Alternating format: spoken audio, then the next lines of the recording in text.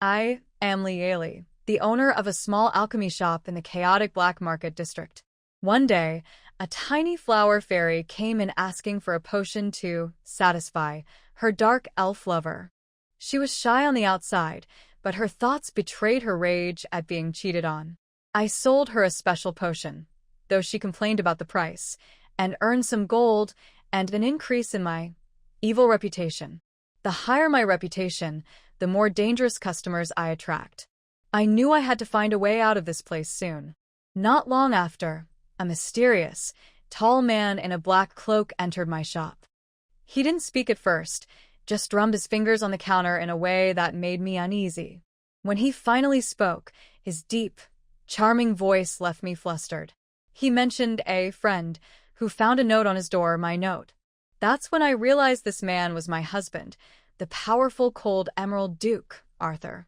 I had written the note to break off our horrible, loveless marriage. But now, Arthur confronted me directly, his piercing blue eyes pinning me in place.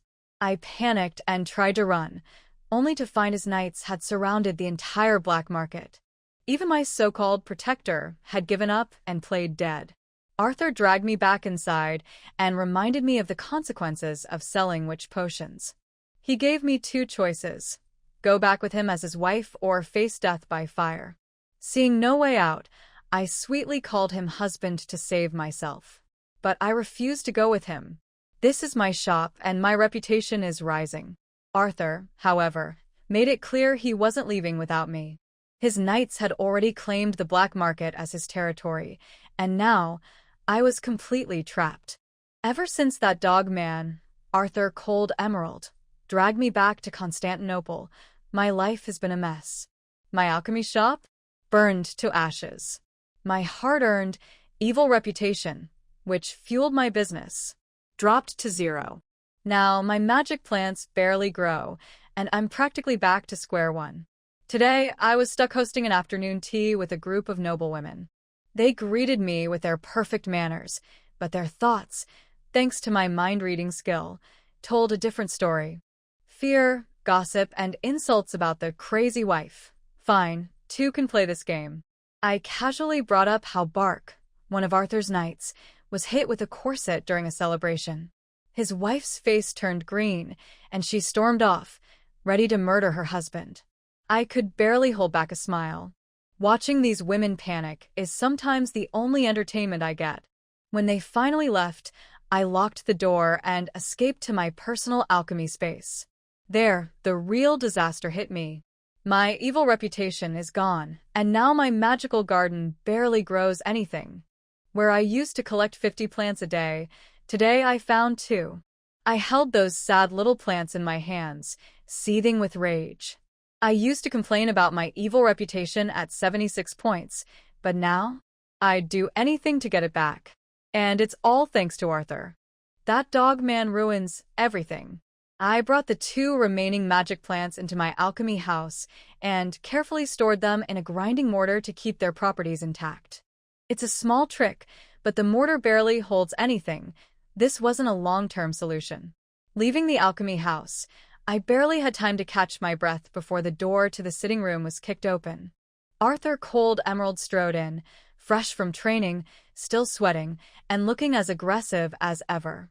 He cornered me against the wall, warning me not to cause trouble under his nose. I pushed him away, pretending not to know what he meant, but his icy stare left me uneasy. Did he somehow know about my alchemy house? The next morning, I stretched by the window, trying to shake off my nerves.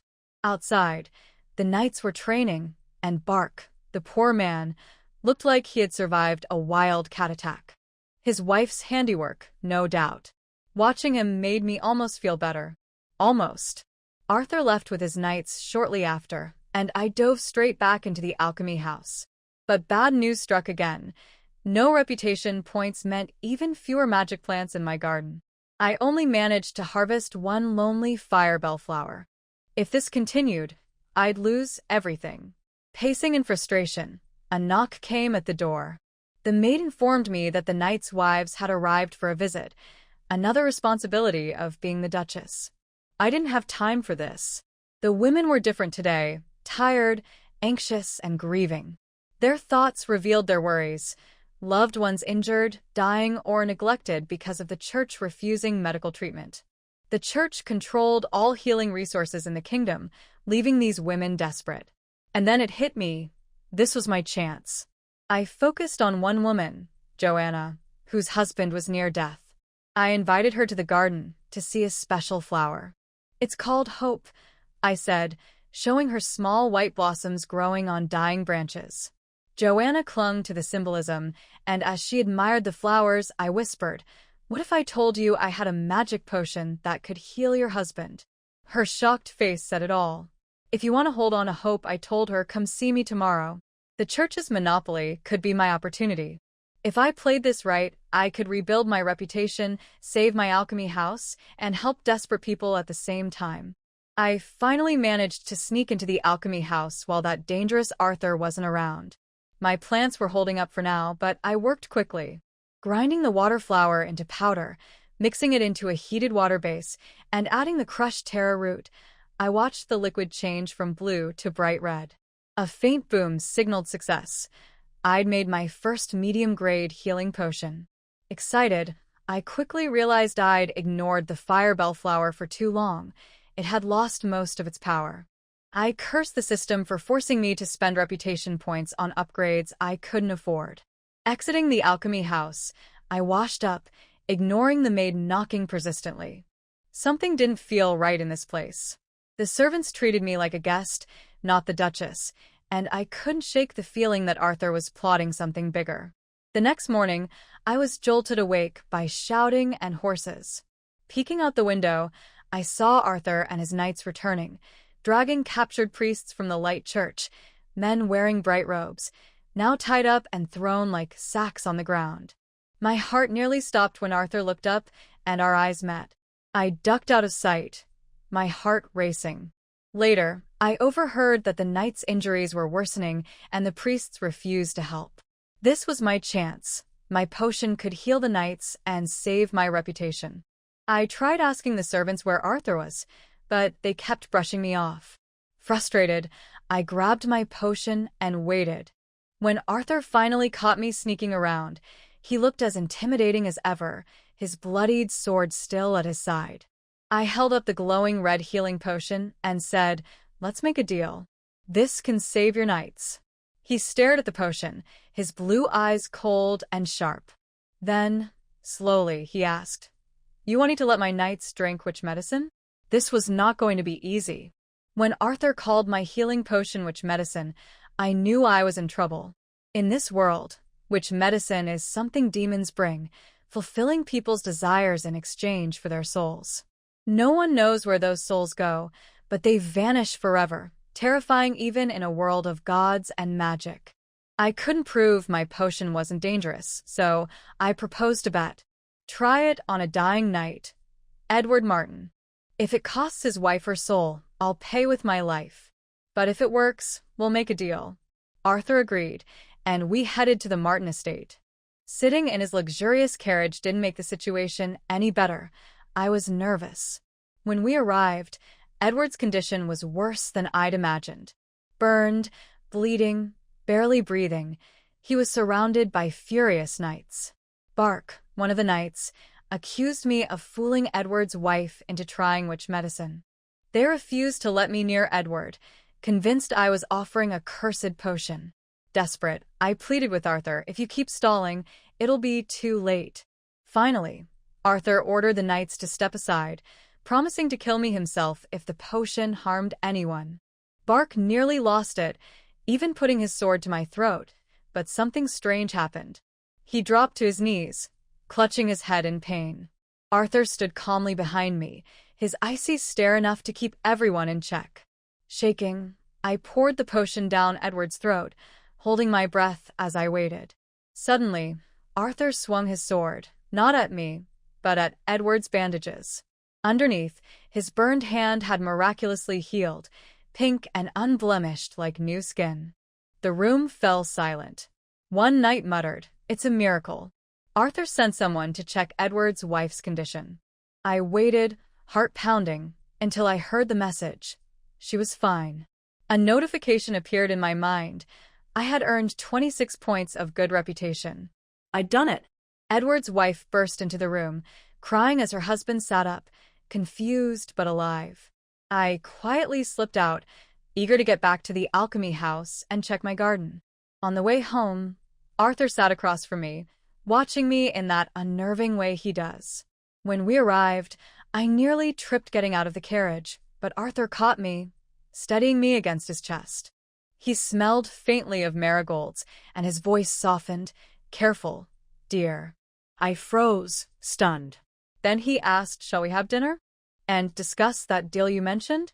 There are 6 or 7 banquet halls of various sizes in Constantinople. Usually, Lee Ailey eats in the small restaurant on the 3rd floor of the south side. Today, she was invited to the 2nd floor of the north side where the Duke lives.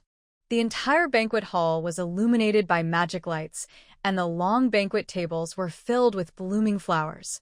Butlers in black tuxedos stood on both sides of the banquet table. A butler came forward respectfully and pulled out a chair for Lee Ailey. As soon as she sat down, the tall and handsome Duke came in.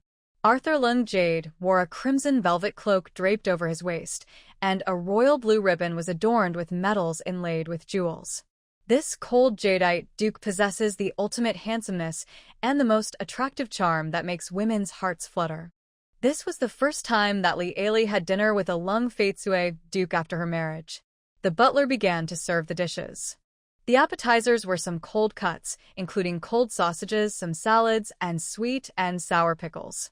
The Duke, who was sitting at the other end of the long table, waved his hand, and all the servants in the banquet hall retreated respectfully.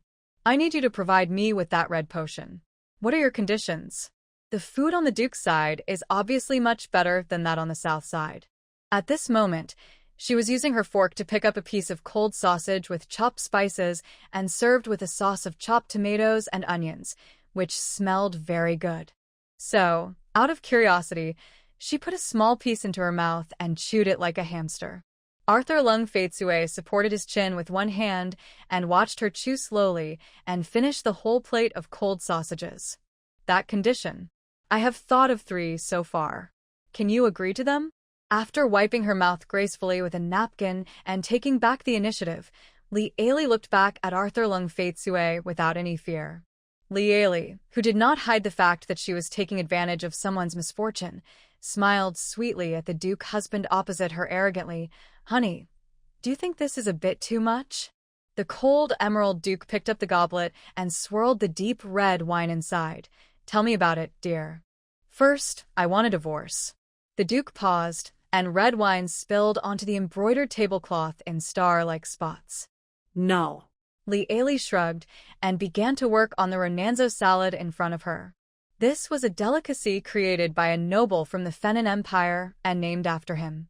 Arthur Lung Faitsue watched Lee Ailey lower her head and finish a small plate of salad. His slender fingers began to tap the table inadvertently.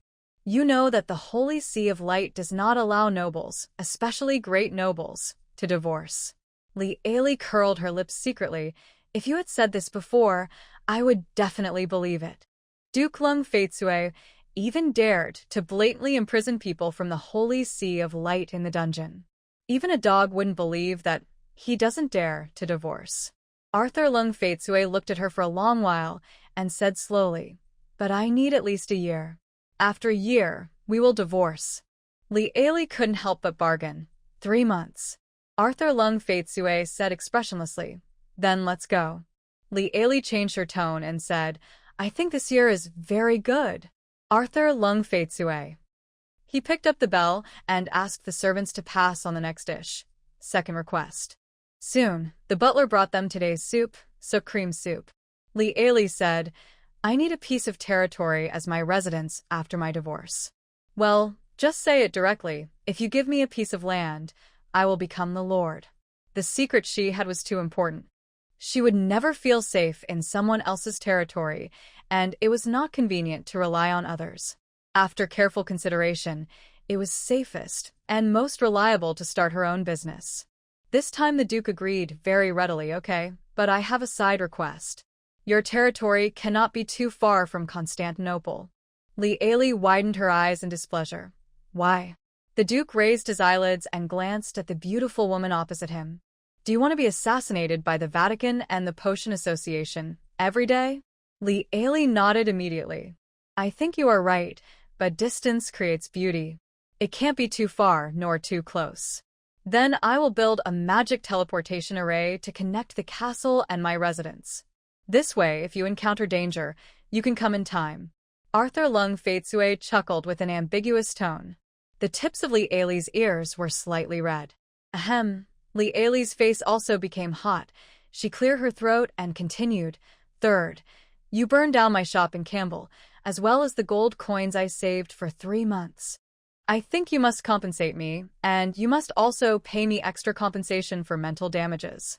Also, for our future potion transactions, you will have to pay with gold coins.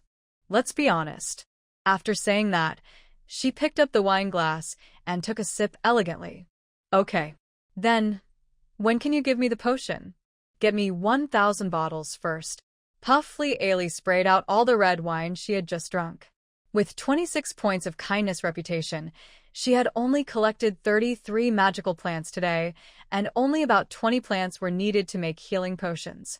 Fortunately, water flower and taro root are both basic materials, but taking into account the harvest from the back garden tomorrow, she can only guarantee to produce 10 bottles of healing potion tomorrow. Li Ali took a deep breath and said, Your Excellency the Duke, do you think I made this thing out of thin air? Arthur Lung Faitsue quietly finished a bowl of sook cream soup, put down the silver spoon and looked up at her. What do you mean? What I mean is that I can only give you 10 bottles at most tomorrow with the materials I have on hand, said Li Ali. With this number, the Knights Templar cannot even treat all the seriously injured knights. Seeing the Duke's face visibly gloomy, Li Ali's brain turned, and she immediately came up with a dirty trick. Well, actually, I have an idea. If Constantinople's luxury is comparable to the Platinum Palace in the royal capital, then its underground dungeons are as terrible as the abyss of Hades. Tick-tock, tick-tock, the muddy water that oozed from the cracks in the rock dripped into the dirty bowl of the gap. Bishop Hillman, with disheveled hair and a dirty face, lay on the ground, staring at the broken bowl. Seeing that the water was almost accumulating to the gap, he greedily picked it up and drank it all. Gurgle, gurgle. The swallowing sound was particularly eye-catching in the dark and silent cell. Who is stealing food? The bishop, whose robe no longer had any white left, climbed out of the pile of rotten grass where rats had made their nest, and cursed. Save your saliva, Lowell. The hoarse old man curled up in the straw pile and said weakly, I can't stand it anymore. The bishop named Lowell lay back in the haystack, his chapped mouth still mumbling. Hold on, Lowell. They don't dare to kill us. Look, except for the archbishop who angered Arthur Lung Faitsue before, we are fine, no one is missing. The old man with silver hair tightened his stinking robe of light. Don't worry, just hold on. Even if we don't save a single knight, they won't dare to do anything to us. After all, we disappeared in the dukedom. The god of light will protect his agents in the world. After that, there was a creaking sound, and then a blinding light illuminated the dark dungeon. A knight walked down the narrow steps holding a torch, and all the torches along the wall were lit. The sudden firelight made the priests in the cage close their eyes one after another. The old Bishop Solomon, with his hair full of silver hair, tried hard to open his eyes a little and look at what was happening outside. The knights carried down a man. He was a seriously injured knight. His stomach was stabbed, and the wound had begun to become inflamed. It would not be long before the knight, without receiving medical treatment, would return to the arms of the god of light.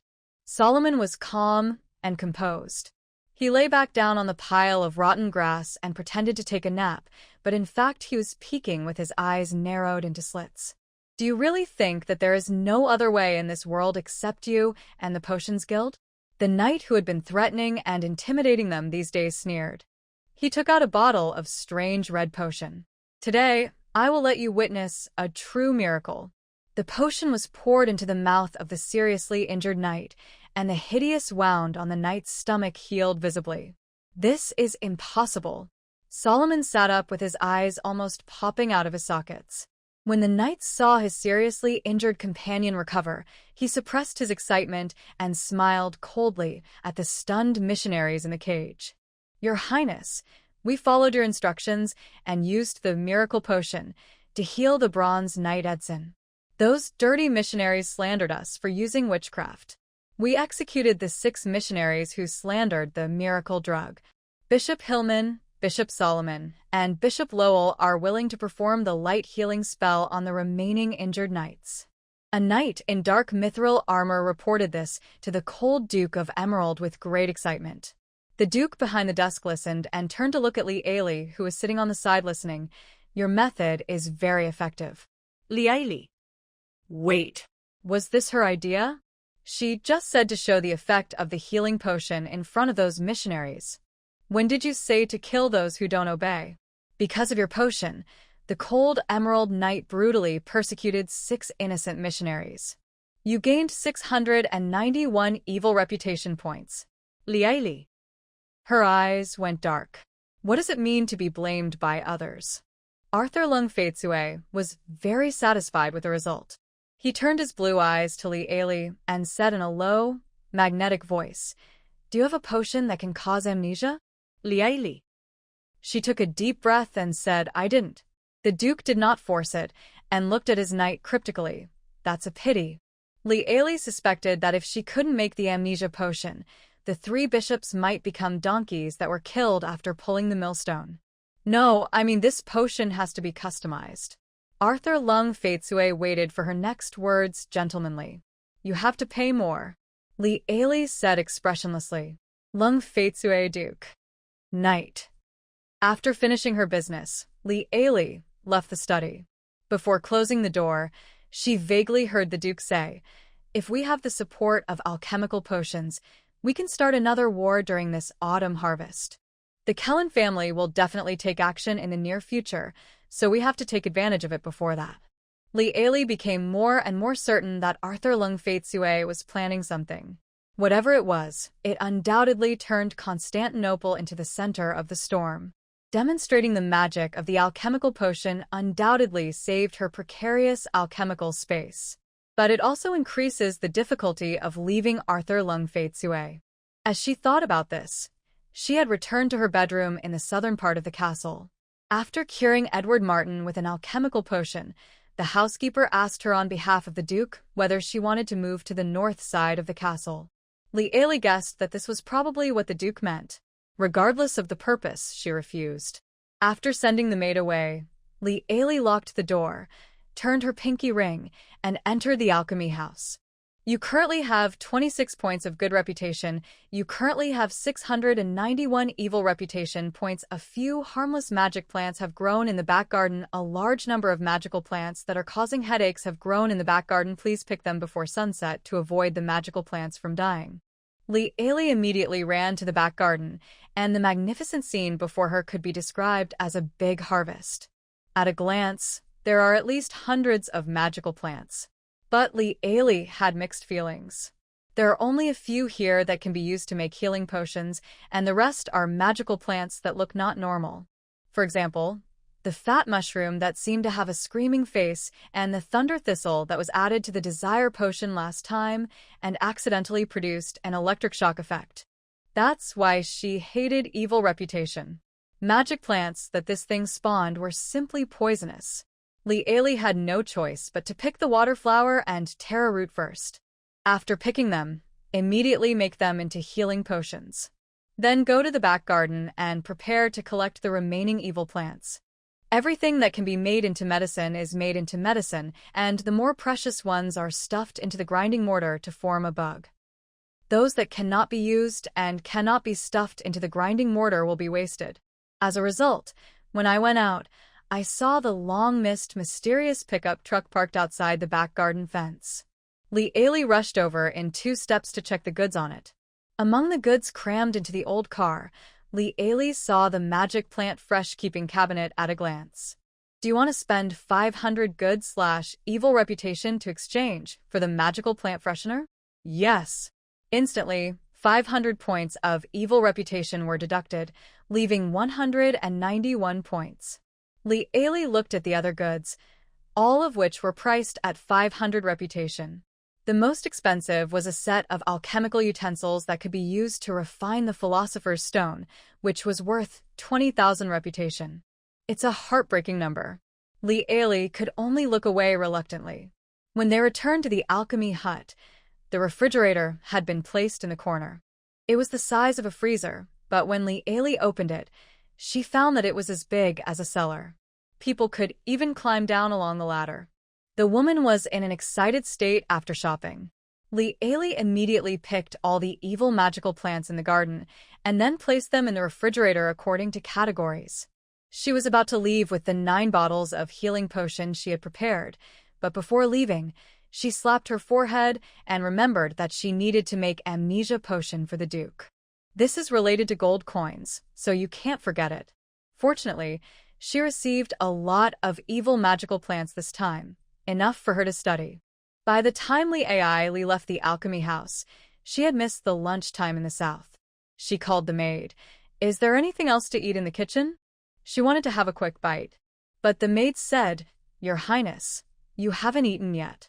Why don't you go to the north side and dine with your Highness?" Li Aili didn't think much about it. Anyway, the medicine she had prepared was going to be sent to the Duke. Li Aili walked into the study room with ease and knocked on the door. "Enter." As soon as she opened the door, she saw a group of tall and strong knights standing in the study. The Duke, Deputy Captain Bulk, and 8 Grand Knights who were surrounding the sand table all turned their heads. Seeing Li Aili coming in, Deputy Headmaster Bulk took the lead and saluted respectfully. "Madam, I'm here to deliver the alchemy potion. By the way, my maid said we can have dinner here." A great knight took the potion from her hand with great reverence. Because Constantinople was so large, there was a kitchen in each of the north and south areas of the castle. Arthur Lung Fei often entertained knights in the grand banquet hall on the north side, so the north side was the big kitchen and the south side was the small kitchen. Only then did Arthur Lung Fei notice the time. "Come here first and go to the banquet hall for dinner."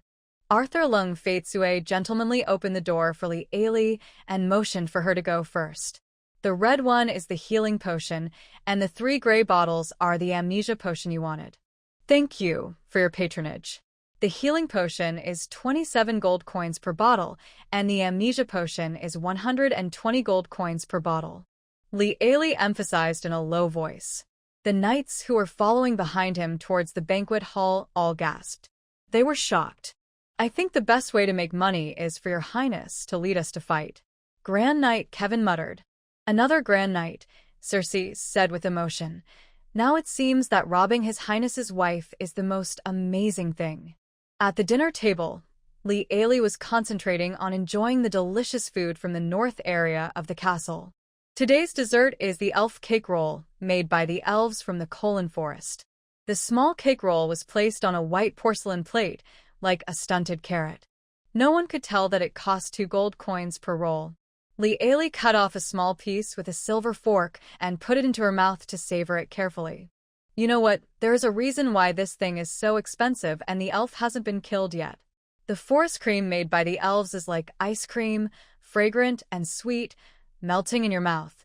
So delicious."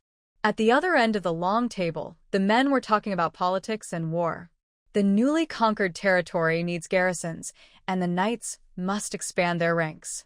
The Duke took a sip of red wine and said, "Just set up a new regiment and transfer Bulk to be the new regiment's leader." Li Aili listened in a disjointed manner. She was more concerned about the Grand Knight Commander, who took the alchemical potion.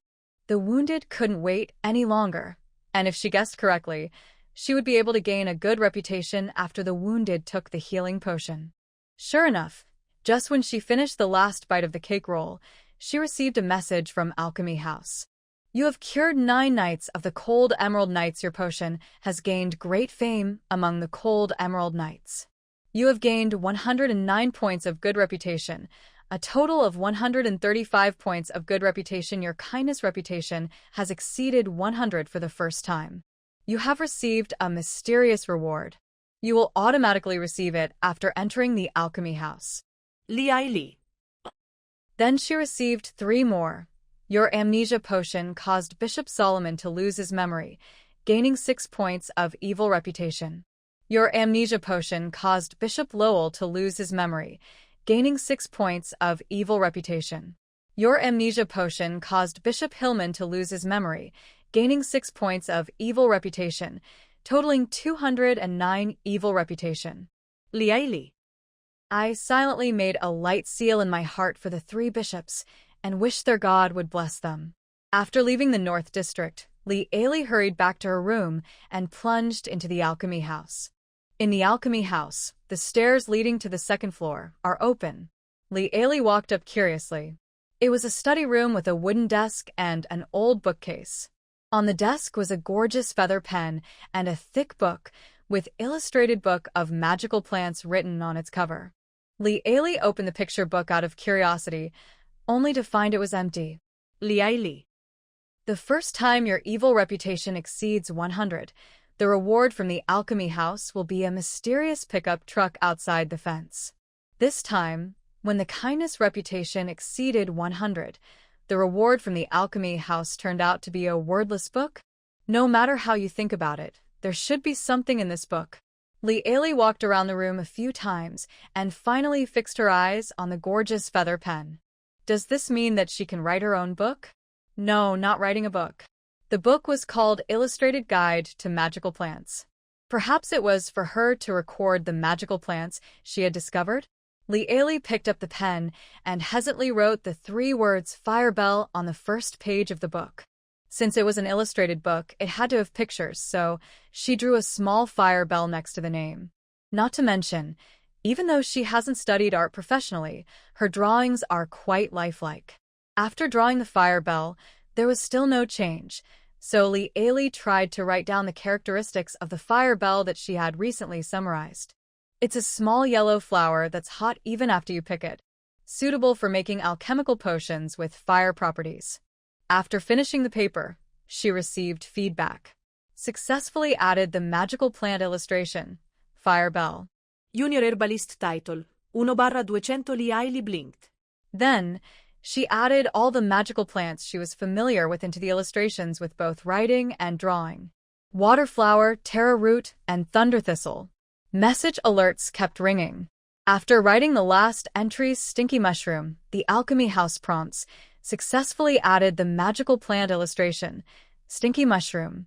Junior Herbalist title, 199 out of 200 today's magical plants have been picked, and new plants will have to wait until tomorrow. But now, she is only short of a new plant, which is really driving her obsessive-compulsive disorder crazy. Fortunately, her current reputation for goodness and evil is more than 300 in total. There will definitely be a good harvest in the back garden tomorrow. But relying solely on the materials produced in the garden is not enough. The cold Duke of Emerald lightly asked, 1,000 bottles of healing potion. No. Liaili thought that she had to find a way to improve the channels for collecting materials. There are so many extraordinary species in this world. Could it be that magical plants are also quietly growing somewhere? Liaili decided to save a water flower and a taro root tomorrow and give them to the Duke, asking him to look for them. When we left the alchemy house, it was already dark outside. When Liaili walked out of the room, the maid who had been waiting outside immediately came up. Butler Kalmbach has just delivered a box, saying that His Highness gave it to you. We have placed it in the small study. Do you want to take a look now? Liaili was a little curious, so she turned on tiptoe and went to her own small study room first. There was a large wooden box on the desk in the study. Liaili walked over and opened it. The box was filled with golden coins, which caught her eye suddenly. The maid behind her exclaimed, "My God of light!" Liaili's heart also beat twice. She immediately closed the wooden box and asked, "Anything else?" The maid came back to her senses and said, "His Highness invites you to have dinner together in the North Wing." The food in the North restaurant was indeed delicious, but she really didn't want to have too much contact with Arthur Lung Faitsue, so she declined and said, "Forget it, I feel a little uncomfortable tonight." The maid said, "The Duke said that today's main dish is carnivorous vine dumplings worth 150 gold coins, note 1. Liaili was silent. "I think dumplings should be able to cure my discomfort." Made. The knights did not stay for dinner. Only Li Aili and the Duke were sitting at the long dining table in the North restaurant. Li Aili hadn't eaten dumplings for a long time, and she was surprised that there were dumplings in this other world. With great anticipation, Li Aili finally waited for the main course, a plate of hot meat dumplings. The white dumpling skin and the bulging little belly made Li Aili pick up a fat dumpling with a fork and put it into her mouth almost with excitement. The taste of this filling is amazing. The carnivorous vine is clearly a plant, but its taste is very similar to chewy shrimps, and it has a peculiar and rich flavor. Tasty. The dumplings are delicious. The meat vine filling is also great. Li Aili eats one fat dumpling in one bite, and her puffy cheeks look so adorable. Arthur Lung Faitsue, who was sitting at the other end, stopped eating unconsciously and looked at Li Aili quietly. After putting the last dumpling into her mouth, Li Aili still felt unsatisfied. She was full, but she wanted to eat a few more dumplings because she hadn't eaten them for a long time and the fillings were new to her. Notify the kitchen to continue to serve this dish as the main course for tomorrow's dinner. The Duke suddenly instructed the butler beside him. Li Aili's eyes lit up, and when she looked at Arthur Lung Faitsue again, she felt that he was much more pleasing to the eye. Arthur turned around and saw Li Aili and said, "Come to my study tomorrow. Edward Martin and his wife want to see you." Li Aili left the restaurant and walked slowly towards her bedroom, but suddenly stopped halfway. The next morning, Li Aili couldn't wait to go into the alchemy house.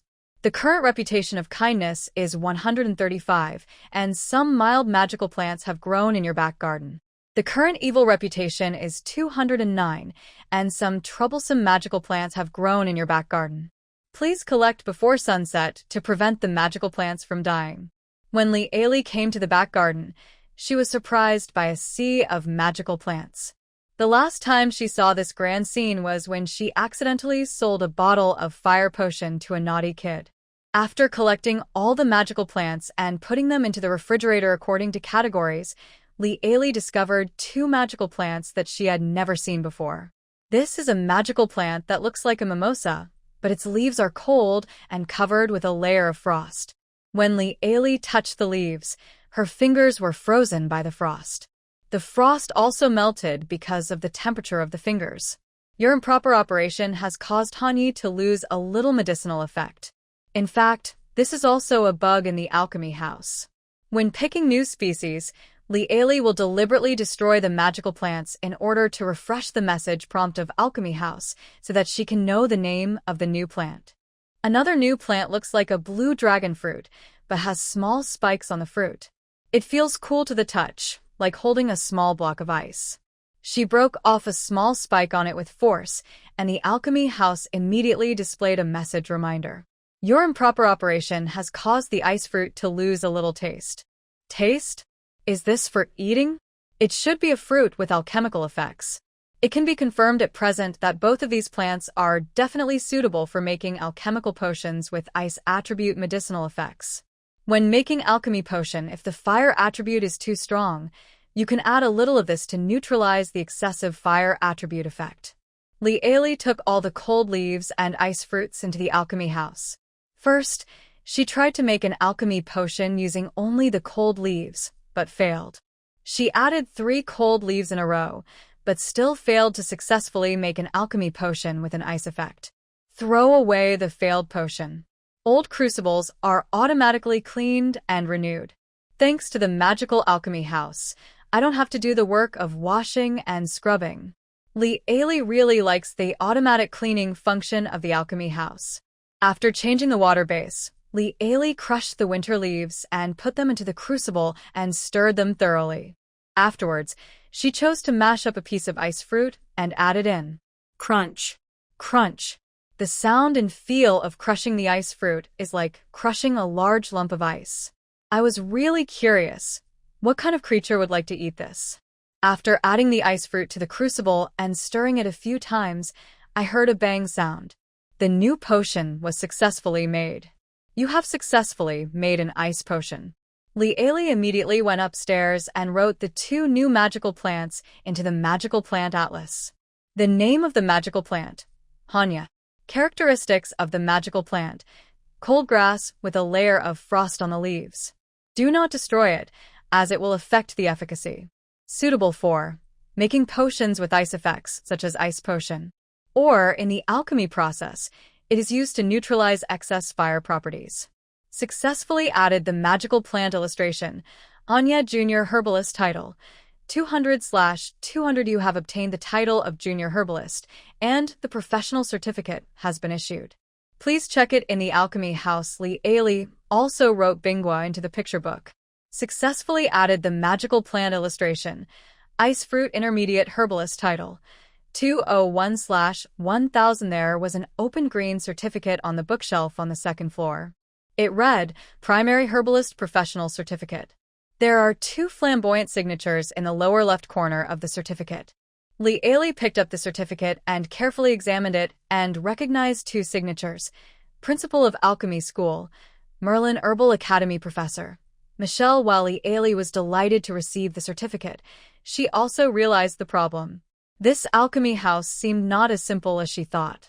But no matter what, the alchemy house is her reliance for survival in this dangerous alien world. Putting down the certificate, Lee Ailey turned around and started to study the newly made ice potion. The potion bottles provided by the alchemy house are made of special materials, and the temperature of the ice blue liquid cannot be felt through them. When Lee Ailey was at a loss, she suddenly remembered a problem that was troubling her. If we ask the Duke to help find the herbs, assuming we find them, how can we keep the medicinal properties of the herbs during transportation? So, Lee Ailey took out the prepared samples from the refrigerator. The water flower and taro root began to lose their medicinal properties after leaving the refrigerator. Lee Ailey immediately opened the ice potion and poured it on. When the dark blue liquid touched the object, it immediately froze it into 2 large lumps of ice. Successfully sealed the medicinal properties of the water flower. Successfully sealed the medicinal properties of the taro root. Lee Ailey left the alchemy house excitedly, carrying a box of healing potions and a big block of ice, and came to the Duke's study. Edward Martin and his wife Joanna Martin were already waiting here. When she saw them, Lee Ailey remembered that the Duke seemed to have mentioned yesterday that the couple wanted to meet her. Lee Ailey, feeling refreshed, was a little disappointed when she didn't see the Duke's tall figure. And the Duke? Your Highness should be busy with the establishment of a new order of knights. Edward replied hesitantly. The recovered Edward Martin was tall and handsome, and there was no sign of the tragic scene 2 days ago when he was lying in bed waiting to die with extensive burns all over his body. At this time, the couple both had huge bubbles on their heads. I've never spoken to the lady before, so I'm a little nervous. How should I tell her? I want to become a knight loyal to her. I'm so nervous. How should I tell my wife that I want to be her personal maid? Lee Ailey was shocked by what the couple was thinking. But on second thought, repaying a life-saving favor with one's own life is very much in line with the values of knights of that era. In particular, she was leaving Constantinople and should start cultivating her own confidence. This couple who came to my doorstep met the requirements perfectly. Madam, I want to be loyal to you and be the sword and shield in your hands. Edward Martin said directly. The young couple held their breath and looked at Lee Ailey nervously, waiting for a reply. Lee Ailey asked, Have you told the Duke? Yes, ma'am. I have already died once for the knights. I want to use my second life to repay you for saving my life. Lee Ailey nodded. Okay, I agree. Knight, you can pledge your allegiance to me now. The tall Grand Knight knelt on one knee and said devoutly, Silver Knight, Edward Martin hereby declares that Lee Ailey Lung Faitsue will be the master I declare my allegiance to. I will be her sword. I will be her shield. If you betray me, your soul will drown in the river of Hades and never come back to shore. After saying the oath of allegiance, the knight respectfully kissed the back of Lee Ailey's hand, completing the allegiance ceremony. Joanna stepped forward. Madam, I want to be your personal maid. In this era, personal maids were often the confidants of female nobles. Lee Ailey was not polite and accepted Joanna. Okay. As long as you don't betray me, I won't treat you and your wife unfairly. Now that she has a new little brother, Li Ailey can finally put some things that she had planned for a long time into action. She immediately took the two of them in a carriage and left Constantinople for the central city. Edward was on horseback, guarding outside. Joanna, who was sitting in the carriage, was a little curious, but she restrained herself well and did not ask Li Ailey, "Do you have any potion that can enhance that function?" The petite flower fairy asked shyly. Li Ailey looked outside the store in doubt. It is definitely the prosperous commercial street in the central city of the dukedom. "Oh, boss, I asked many of my ex-boyfriends before I found a new store." The petite flower fairy shyly drew circles with her little feet. Li Ailey stared at the flower fairy and asked, "You should know that my shop doesn't specialize in selling that kind of potion, right?" The flower fairy blushed. "Oh, I just got a boyfriend.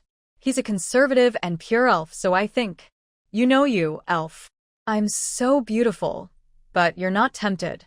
I'll give you a bottle of medicine, and I'll definitely get you." Li Ailey.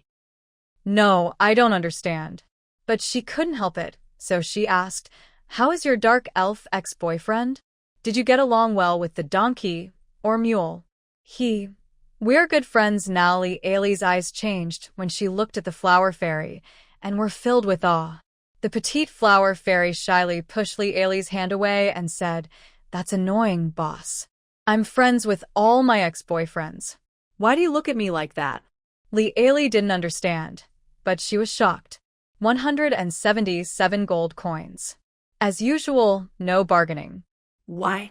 Didn't you say 157 gold coins last time?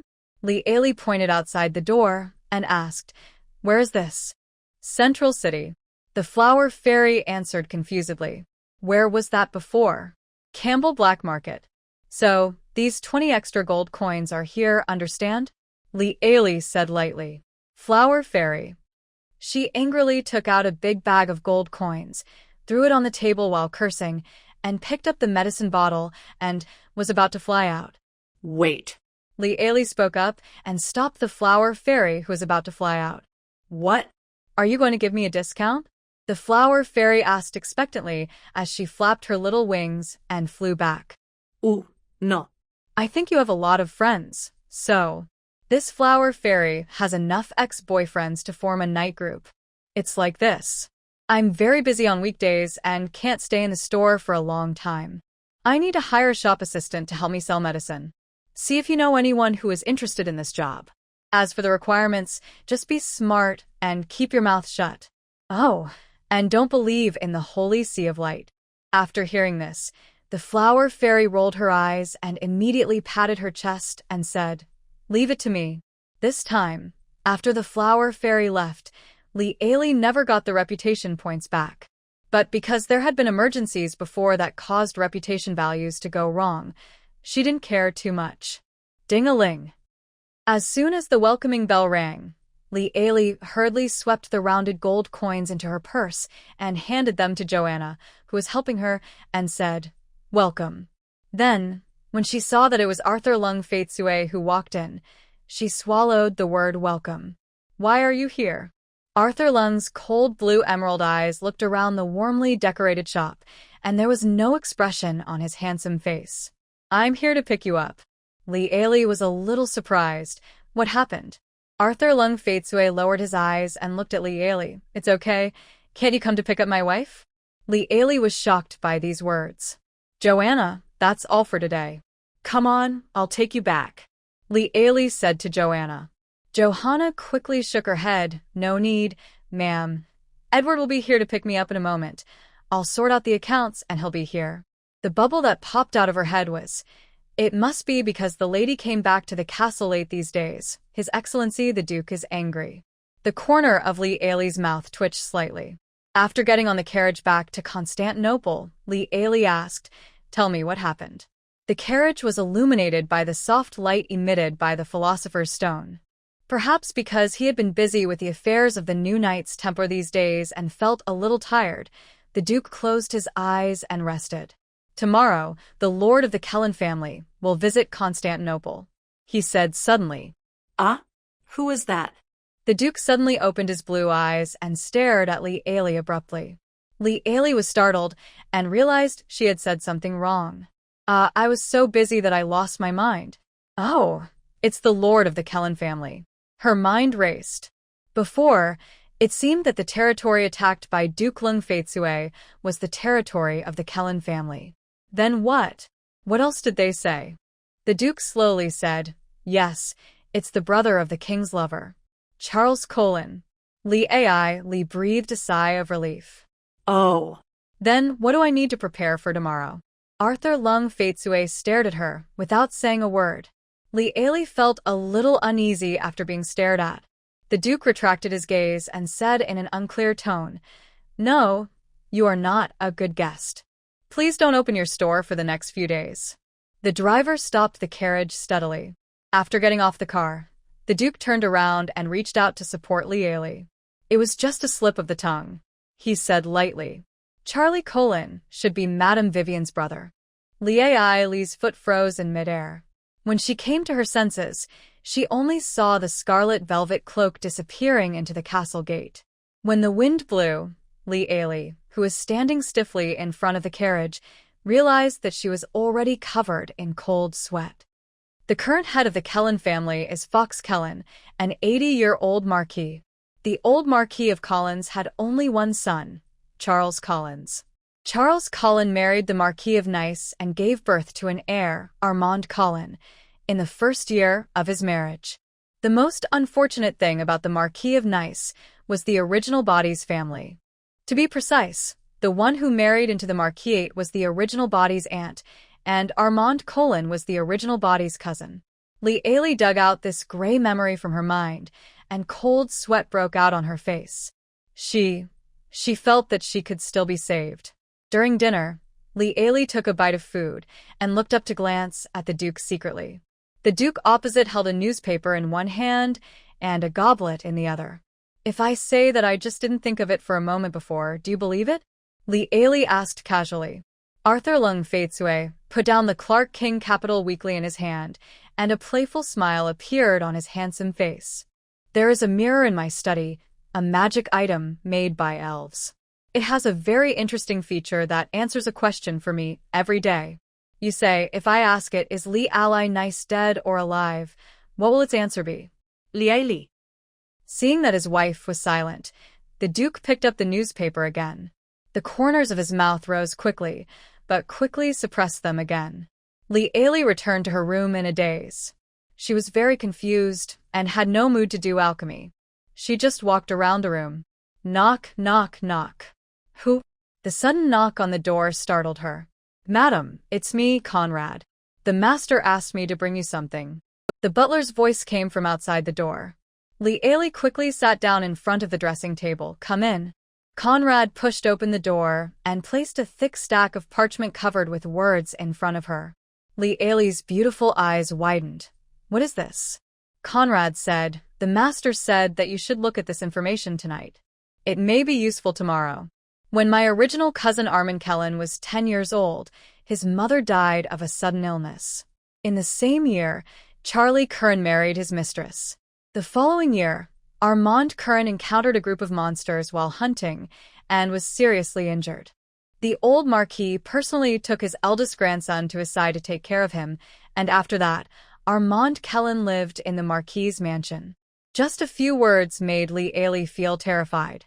The Vatican did not allow great nobles to divorce, but it did not say that great nobles could not lose their wives.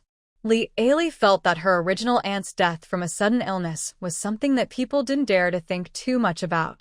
However, in the second year after the mistress entered the house, the legitimate heir was almost fed to the monster. Look further down. Charlie Curran's sister, Vivian Curran, is the highlight of this family. In the year 919 of the colorful dragon era, the current king cheated on Vivian Kellen. The following year, the unmarried Vivian Kellen gave birth to a baby girl. As soon as the baby girl was born, King Harry named her Marquise Marina. She was not given the title of Duke, probably to give some face to the current queen's family. The remaining intelligence is about war. At the beginning of this year, that is, January 938 in the colorful dragon era, Duke Lung Faitsue launched a war against the Kellen family. The result is what is happening now. The Kellen family has been plowed by the iron hooves of the cold Emerald Knights. The son of Charles Cullen's second wife was captured, and a large ransom was paid before he was brought back. Even with all this fighting going on, Charlie Cullen still dared to visit Constantinople? TSK, she is so unscrupulous because her sister gave birth to a marquise for the king. But Arthur Lung Faitsue is obviously not a person who plays by the rules. Thinking of this, Li Ailey lay on the soft big bed and fell into a sweet dream. The next day, Joanna rushed to Constantinople early in the morning and dug the sleepy Li Ailey out of her comfortable bed. What time is it? Madam, the Viscount will be visiting today. You need to take a bath, do your hair, put on makeup, and change your clothes. Joanna counted the time on her fingers. No matter what, there is still the corset. You must wear it today.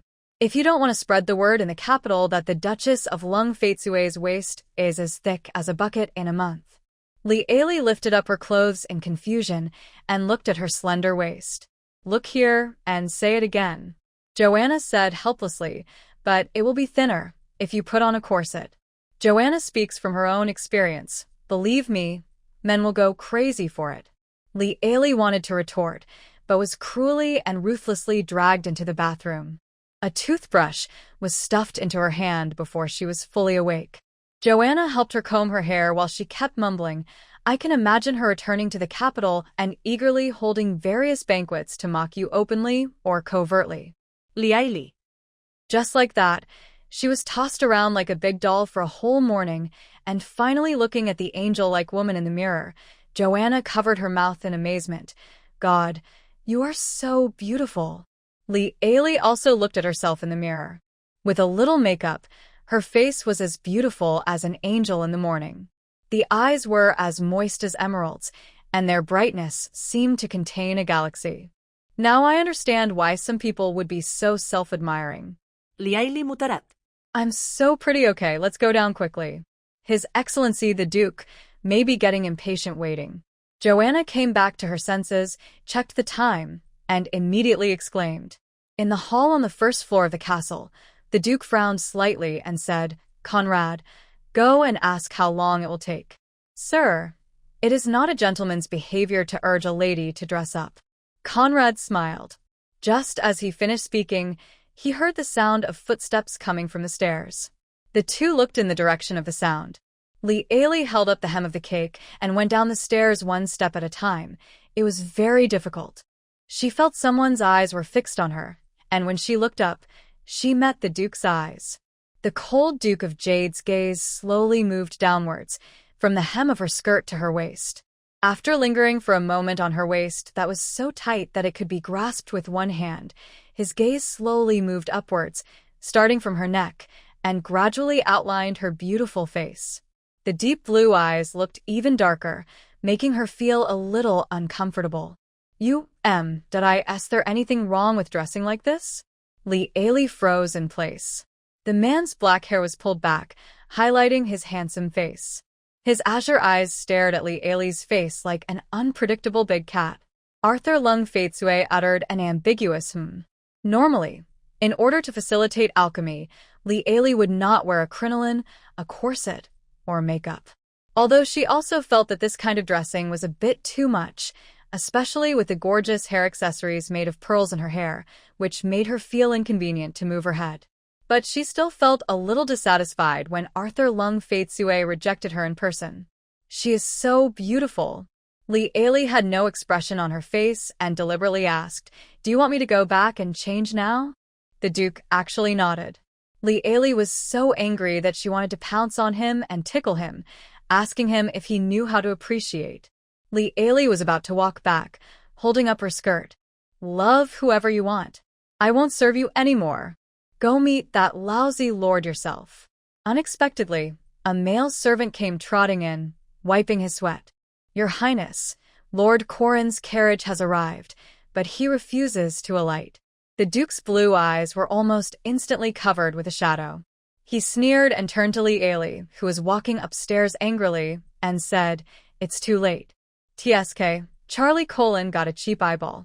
Li Ailey didn't stop and climbed upstairs. Little did she know that the tall duke would take 3 steps at a time and catch up with her in 2 or 3 strides. Then, she felt someone grabbing her waist and lifting her up with force. Ah! Lieli exclaimed briefly. The servants in the castle lowered their heads, their faces flushed, and they dared not look any further. The duke directly carried the angry Lieli on his shoulders and kicked her several times with her kicking feet. "Dear, don't you want to see your uncle?"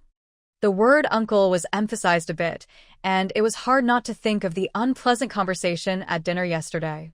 "Put me down, I'll walk by myself." This was her last stubbornness. I don't know what's wrong with the duke today. He has to show his affection to her. For this purpose, he even contributed his arm to let Lieli hold it. Even a cat under the eaves has to bow its head. Lieli pinched her nose and endured it, reluctantly holding onto the duke's strong arm, but the space between them was big enough for Joanna to fit in. Arthur Lung Faitsue lowered his eyes and looked at the space between the two of them, almost laughing out of anger. He pulled his arm free and put it around Lieli's shoulders instead. With his slightly calloused hands, he gently pulled Lieli into his arms. "It turns out my lady likes to be more intimate." Lieli kept smiling and secretly struggled to break free, but the duke held her tighter and tighter.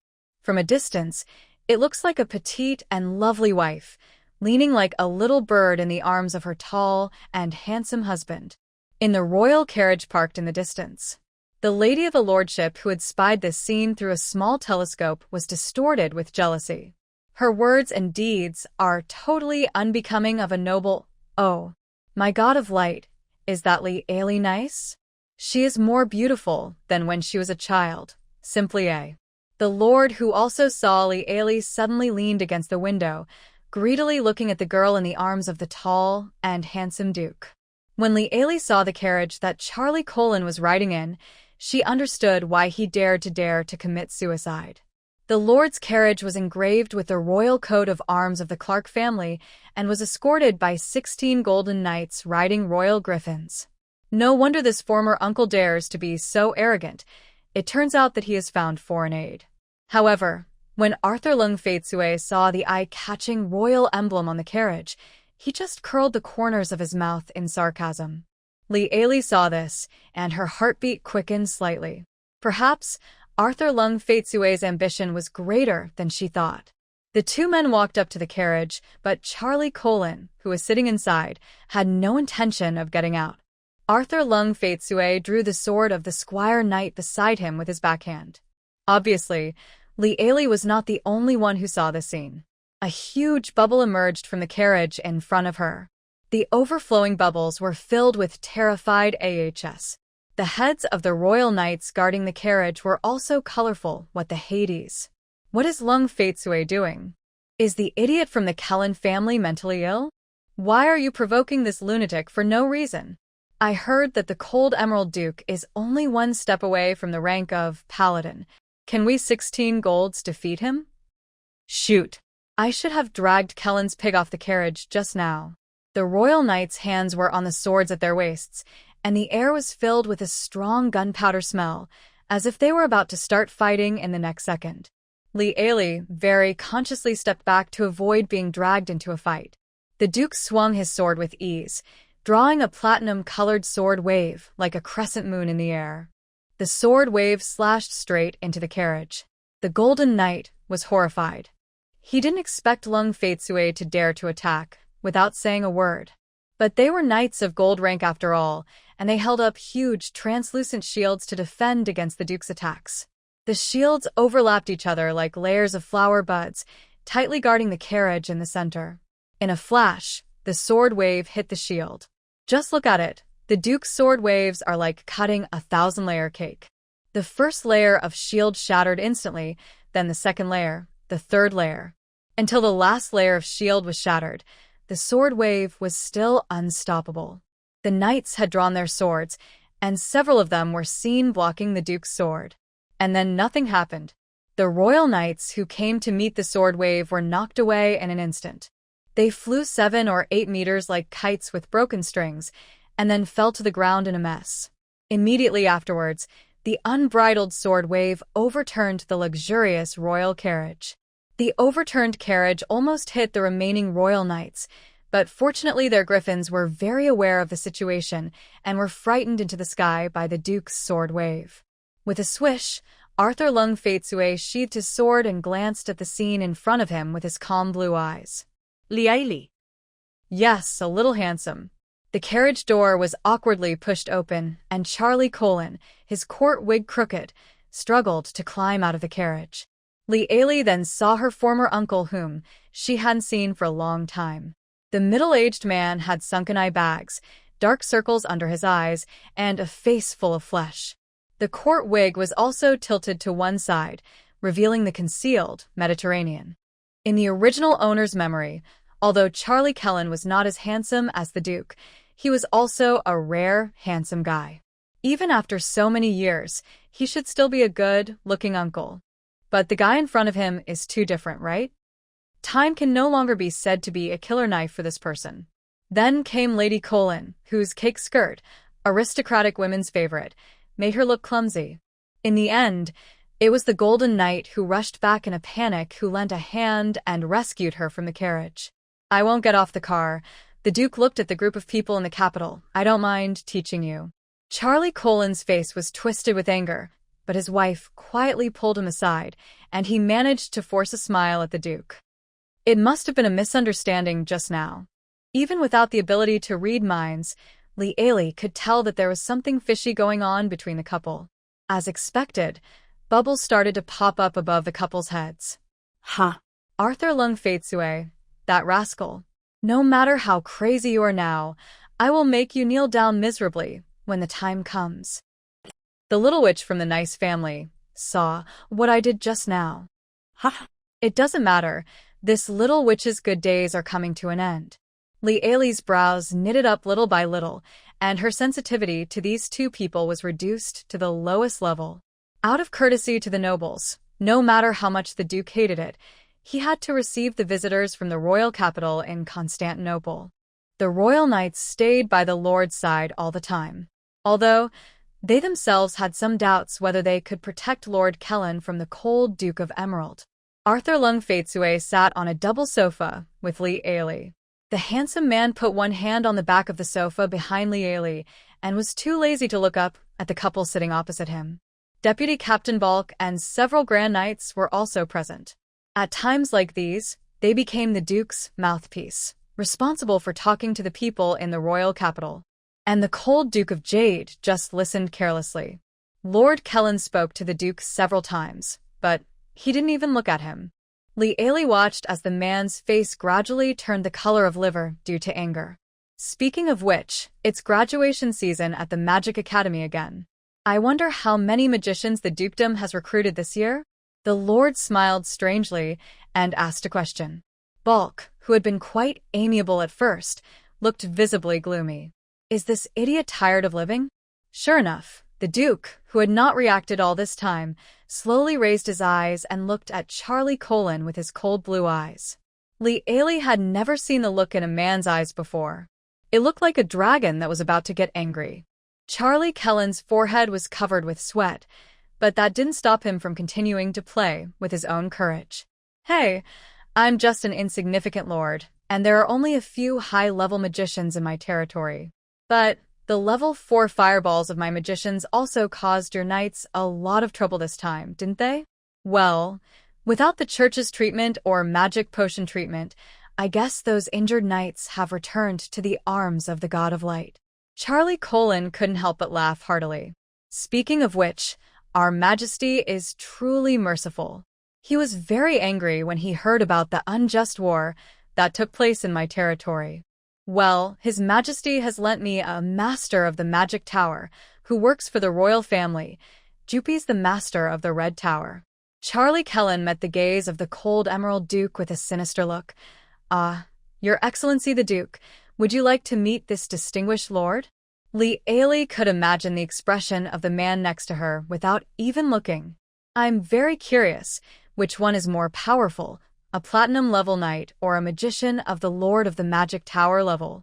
As he said this, he finally couldn't help but grinned and revealed a ferocious smile. As he spoke, he twisted the ring with the magic stone.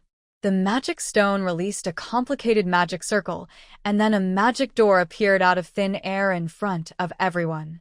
Balky and others immediately stood up and put their hands on their swords. The next second, an impatient old voice came from the magic door. "Oh, how many times have I told you not to come to me when I'm in the toilet? Wait until I get out, do you hear me?" The old voice roared.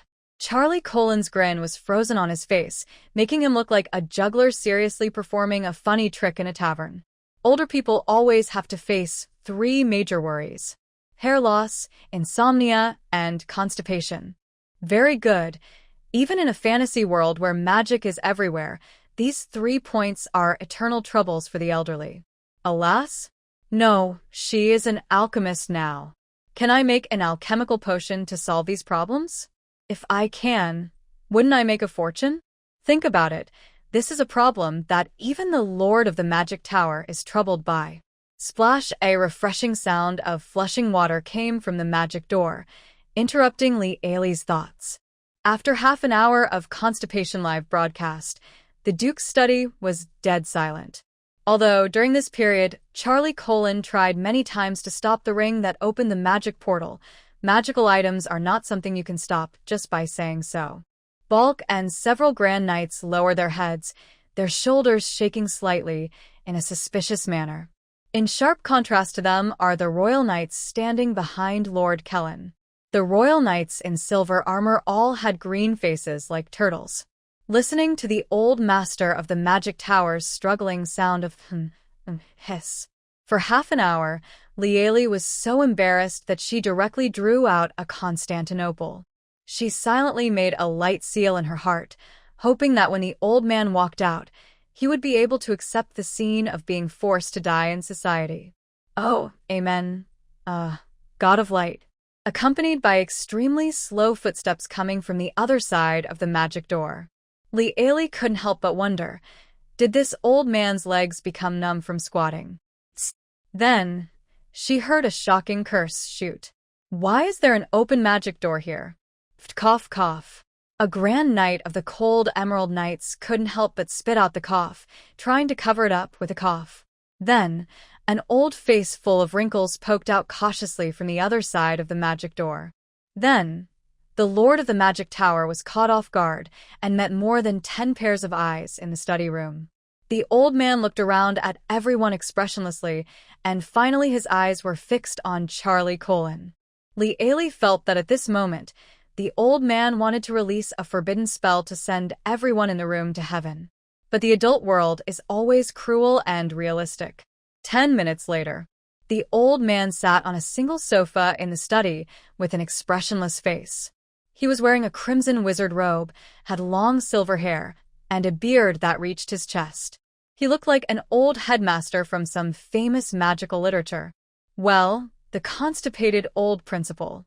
Lieli lowered her head and sipped her tea, pretending to be blind so as not to see the dog shoot all over the screen above the silent old man's head. Charlie Colin changed his previous suicidal attitude and began to flatter the Lord of the Magic Tower, who exuded a low aura. Lieli silently removed the flattery in her mind and silently concluded, "I'm so sorry to disturb your constipation. You see, you are done now, so why don't you perform a magic trick for us to scare the stupid roe deer in the Duke's territory?" Lieli felt that with this talent for languages, he was able to live this long without any trouble, all thanks to his sister, who could make the king of Clark Kingdom fall in love with him. Lieli couldn't help but look to see what the Lord of the Demon Tower thought of these words. What a convenient shoot. I'm going to turn you into a pile of shoot right now. She wanted to laugh, so she quickly lowered her head and pretended to drink tea, but she couldn't help it and blew a bunch of bubbles in the teacup. Gurgle. The Duke, who was sitting next to her, noticed the strange noise, glanced sideways, and then fell silent. The Lord of the Magic Tower named Jupes was silent for a full 10 seconds before he refrained from swearing at Charlie Colin's face. He looked at the Duke of Cold Emerald with cold eyes, his almost completely white eyebrows knotted together. Are you Arthur Cold Emerald? I have heard a little about you. But the bubble above his head reads, unfortunately, The god of magic has issued an oracle, forbidding magicians to pledge allegiance to him. Otherwise, he would be a better candidate than Harry Clark. This is quite a lot of information. Lee Ailey's emerald eyes widened. How did it involve gods? She couldn't help but secretly glance at the top of the Duke's head, but it was still blank. So, here comes the question. If her mind-reading ability could even see through the Lord of the Magic Tower, why couldn't she see through the Duke? Charlie Kellen was really good at flattering, and he said with a turn of his eyes, "The capital is bathed in the glory of your magic, but the Lung Faitsue dukedom can't even see a magician apprentice. Why don't you let the light of magic shine upon the barren, cold emerald dukedom?" Lee Ailey looked at her former uncle, Charlie Colin, in shock, who never stopped dying but lived. However, Lord Colin's words touched Jupi's heart. 10 minutes later, Jupi's the Lord of the Red Tower, dressed in a red wizard robe, appeared at the training ground of the Cold Emerald Knights. Not far away, the newly formed knights were training. Seeing a guy wearing a wizard's robe appear in the Duke's territory, everyone swarmed over to watch the fun. So, in full view of everyone, Jupi's, Lord of the Red Tower, Note 2, released an 8th level fire magic. Suddenly, a 7-meter-high wall of fire rose on the parade ground. The heat wave instantly raised the temperature here to over 50 degrees. The knights looked at this scene in horror, and the newly recruited knights were even more frightened. A huge exclamation mark instantly appeared on Bok's head, and then turned into blood-red bold text, "Not good." Lee Ailey could see that the magic system was definitely good at close combat. The dukedom is not favored by the magic bosses for unknown reasons, and the newly recruited knights have not yet developed a deep comradeship. The Lord of the Demon Tower almost disbanded the Duke's newly established knights with an 8th level fire spell. The Duke's face darkened, and in the light of the fire, it looked terrifying. Lee Ailey looked at the raging fire but was thinking, I wonder what effect my ice potion will have if I throw it in. Hey, this is 8th level magic. The thought of this made her feel itchy. So, in full view of everyone, Lee Ailey pulled the Duke's sleeve. The man glanced sideways, the coldness in his ice-blue eyes still lingering. Lee Ailey stood on tiptoe, and the Duke leaned forward slightly. She whispered a few brief words into the Duke's ear. Then, the cold Duke of Emerald slowly raised his lips, looked at the Lord of Jupi's Red Tower, who looked down on him and said, "Is this really an 8th level magic?" Jupi straightened his back proudly. "Why, Duke, do you want to try its power?" The bubble above his head was saying, "How could a mere platinum knight possibly break the fire magic that I am so proud of?" Then, in full view of everyone, Lee Ailey took out several bottles filled with unknown blue liquid and handed them to Duke Lung Faitsue. The Duke handed it over to Balky and said, "Find some trainee knights." As a result, several knights of the new order who were watching the excitement were captured as conscripts. "Go. Throw this into the fire." Balk handed each of them a potion bottle. Several trainee knights were about to cry, but Arthur Lung Faitsue was watching from the side. Several young men walked towards the wall of fire with the intention of sacrificing themselves on the spot, and then threw the bottle filled with ice-blue potion into the sea of fire with a fearless attitude. Then, the people present witnessed the miracle. Note 1. Tin cans, magicians despise knights, and tin cans are a very discriminatory term on the continent. Never mention tin cans in front of a knight. Note 2. The Lord of the Red Tower is a title bestowed by the Magic Tower Association. Every Lord of the Magic Tower is proud of the title of their Magic Tower and travels around the continent. After a magician is promoted to the Lord of the Magic Tower, he will begin to build his own Magic Tower. Then the 26-seat Council of the Magic Tower Association will give a title to the built Magic Tower. Miracles happen in just a moment. There were some click and click sounds. The spectacular wall of fire was frozen from bottom to top by ice. In an instant, the high temperature of 55 degrees dropped sharply to below zero. The bottles thrown by several apprentice knights actually froze the level 8 fire magic of a Magic Tower Lord. If I say this to others, I'm afraid no one in the entire continent will believe it. But a miracle happened right before their eyes. Everyone's pupils continued to tremble, and no one could recover from the shock. You demonstrated the power of the ice potion in public and gained 100 points of good reputation. Li. Wow, at this time, Charlie Colin's reaction was the fastest. Ah, it must be the devil. The bottle just now must contain which medicine? Yes. It must be. Yes, ha ha ha. Arthur Lung Faitsue was so desperate that he made a deal with the devil. Ha ha. Ha ha ha. However, the one who reacted most strongly to this was Jupes, the Lord of the Magic Tower. He couldn't bear it any longer, so he opened a magic door and kicked Charlie Colin on the ace with all his strength, as if he wanted to kick him into the magic portal. But obviously, the huge weight difference between the two determined the outcome. Looking at Charlie Colin, who didn't move at all, the old man was so angry that he swung his staff. A gust of wind blew the helpless Charlie Colin into the portal.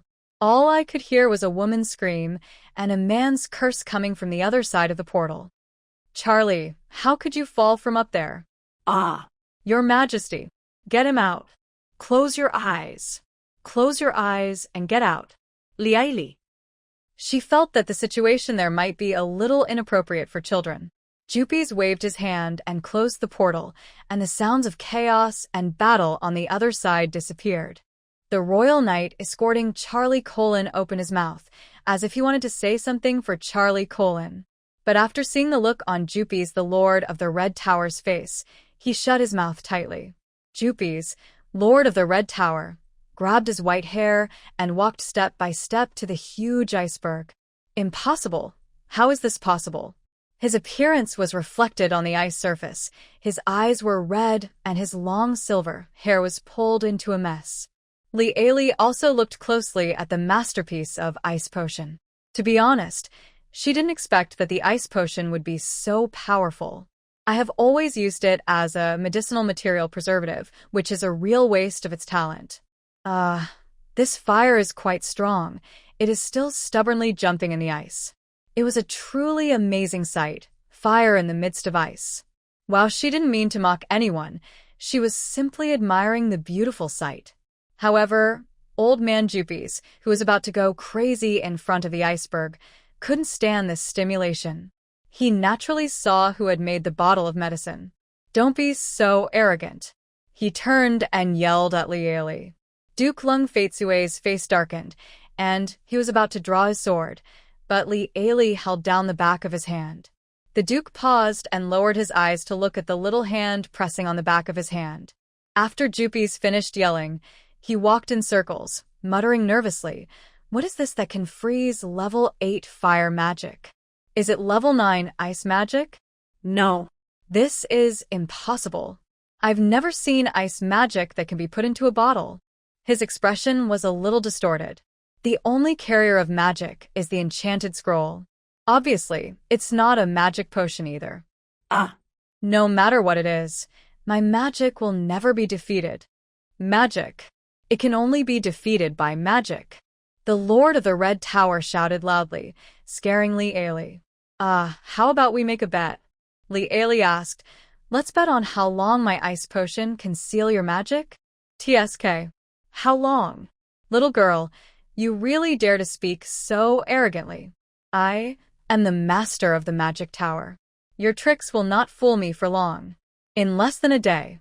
He looked at the flames dancing in the thick ice.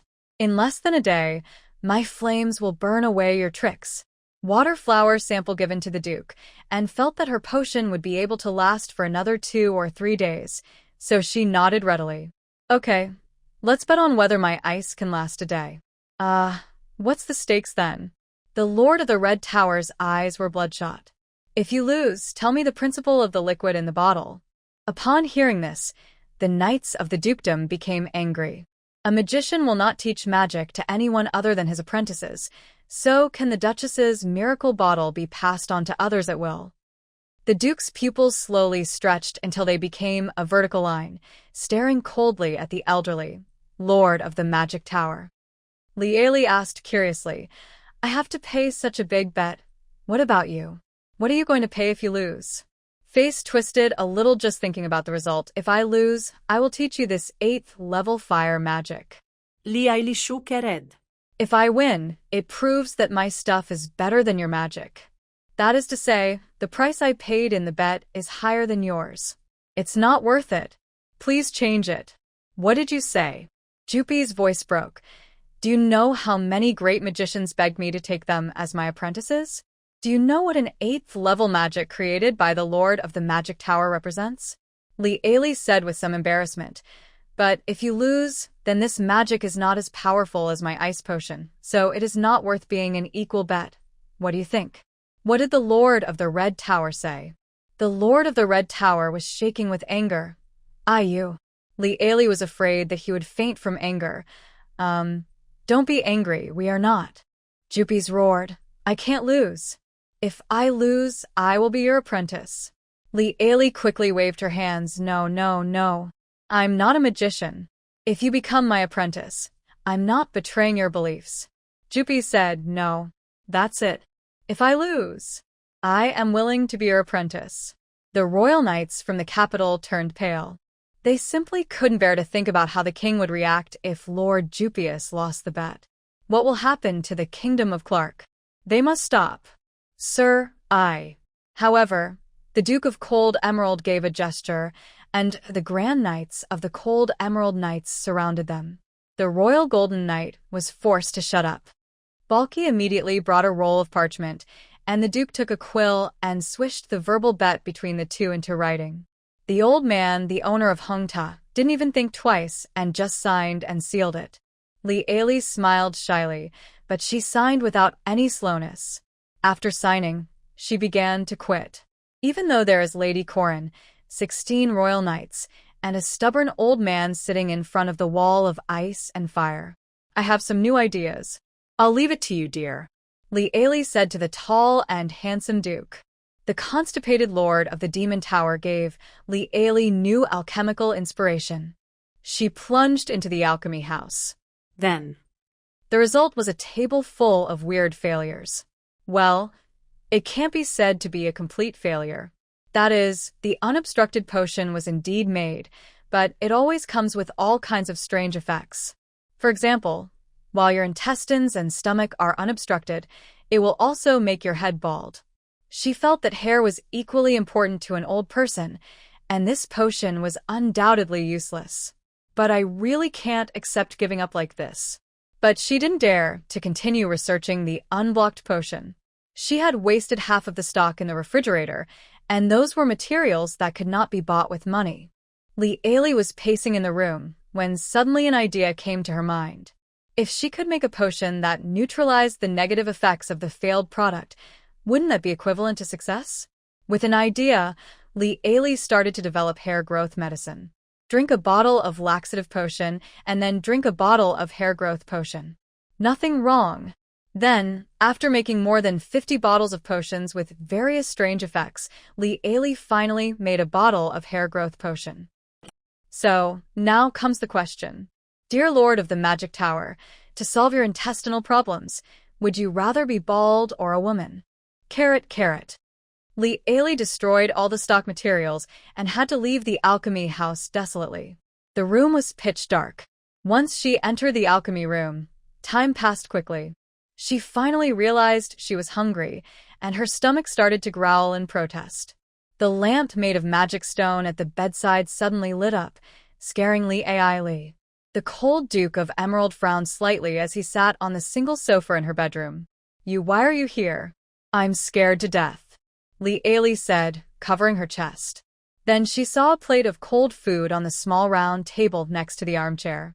The Duke must have fallen asleep before. At this time, he raised his hand and pinched his brows. I'll ask the cook to make you another one. Li Aili immediately rushed to the food. No need. We can eat this just by heating it up. Then, the Duke saw her take out an orange potion. The potion was thrown into the fireplace, and a strong flame ignited in the fireplace without even a piece of wood. Li Aili placed a plate in front of the fireplace to heat it up. That's good. I want to buy the blue potion that freezes fire and this red potion that burns. Li Aili said, No problem. Ice potion is 160 gold coins per bottle. Fire potion is cheaper, 47 gold coins per bottle. I'll take whatever you have, said the Duke. Seeing the food steaming, Li hurriedly raised her hand to grab the plate, but ended up getting her earlobe pinched by the burn. The Duke stood up and walked over, took the hot plate directly to the small round table, and gave up the sofa. Li looked at him with admiration. That's amazing. The character is really thick-skinned, worthy of being a physical profession with strong resistance to impact. Li sat on the sofa and started to eat, and the Duke stood by the window, watching her eat quietly. After finishing a plate of food, Li burped contentedly. Arthur Lung Faitsue then leaned forward slightly and picked up the empty plate. Go to bed early, dear. The man suddenly became so gentle and considerate. Li was a little uncomfortable and said in a tangled way, even if you are like this, I won't give you a discount. The Duke paused for a moment, turned around and asked with a puzzled look, You have never seen my vault. Li. Ah. No, is that something I can see? Then, 10 minutes later, Li was taken to the Duke's private vault with a confused look on her face. The door of the vault was wide open, and the gold coins inside were piled up into several mountains, shining brightly and dazzlingly. Some nondescript wooden boxes were half buried with gold coins. The Duke opened one at random and saw that it was filled with top-quality gems of excellent quality. He opened another one, and inside was a fist-sized magic stone of various types. Arthur Lung Faitsue lowered his eyes and looked at Li. What do you think? Some people researched new medicines and became penniless overnight, while others piled up mountains of gold coins at home. Li said bitterly, I sold the medicine too cheaply. Arthur Lung Faitsue. The door of the vault slammed shut in front of her, and Li looked at the man who suddenly turned against her with a confused look on her face. No. Isn't a man's heart also as fickle as a needle in the sea? Perhaps because of the great stimulation before going to bed, Li dreamed that she was sitting on a mountain of gold coins, counting the gold coins all night. The next morning, Joanna came to the castle excitedly and chattered nonstop while she combed her hair. That ice wall hasn't melted until now. Edward went to find the Lord of the Demon Tower early in the morning. Li had a puzzled look on her face. What does he want to do with the old man? Joanna, do some ideological work on him. In the mirror, Li saw the bubble on Joanna's head. My kind-hearted Edward was afraid that the old man would not be able to accept the gap, so he decided to use himself as an example to explain the truth to him. Imagine that scene. Li fell into silence. She felt that it was more likely that Knight Edward would anger someone to death. Tired, Li got up and prepared to have breakfast, and then see how the old man named Jupiter or Jupies was doing. Ma'am, you will have to dine in the North restaurant from now on, said the maid. Li was puzzled. Why? The maid smiled awkwardly and couldn't answer. There was nothing above her head, and Li was beginning to doubt her life. It seems that she can't read the minds of the servants in Constantinople. Helplessly, Li could only run to the restaurant in the North District. It turned out that the Duke was already sitting at the head seat of the long banquet table, flipping through a newspaper casually. After waiting for Li, he folded the newspaper and put it aside and shook the small bell on the table. Soon, the servants filed in and began serving the dishes. Arthur Lung Faitsue picked up the milk and took a sip. Why don't you put on makeup today? Li? Men, you are really hard to understand, you know that? I don't know if it's because I haven't eaten in the North District for a long time, but Li feels that today's breakfast is unusually rich. After trying hard to stuff the last bite of the honey apple pie, the elegant Conrad walked to Li, bent down, and whispered, Madam, a minotaur came to the castle with a letter, saying that he came to you to apply for a job. Li was confused. What cow? Who is that? The butler directly brought the tray with a letter and a letter opener on it. When Li opened the letter, she smelled a pleasant floral scent. Hello, dear owner of the alchemy hut, I have completed your commission. The guy who came to see you is called Bajin Yo Tizi. He is my ex-boyfriend, very good at swindling, crossed out, and he's very good at doing business. Oh, by the way, as for the commission, remember to give me a discount next time I visit your loyal customer, Flower Fairy Alice. Li. Butler Conrad asked, "Should we politely ask him to leave?"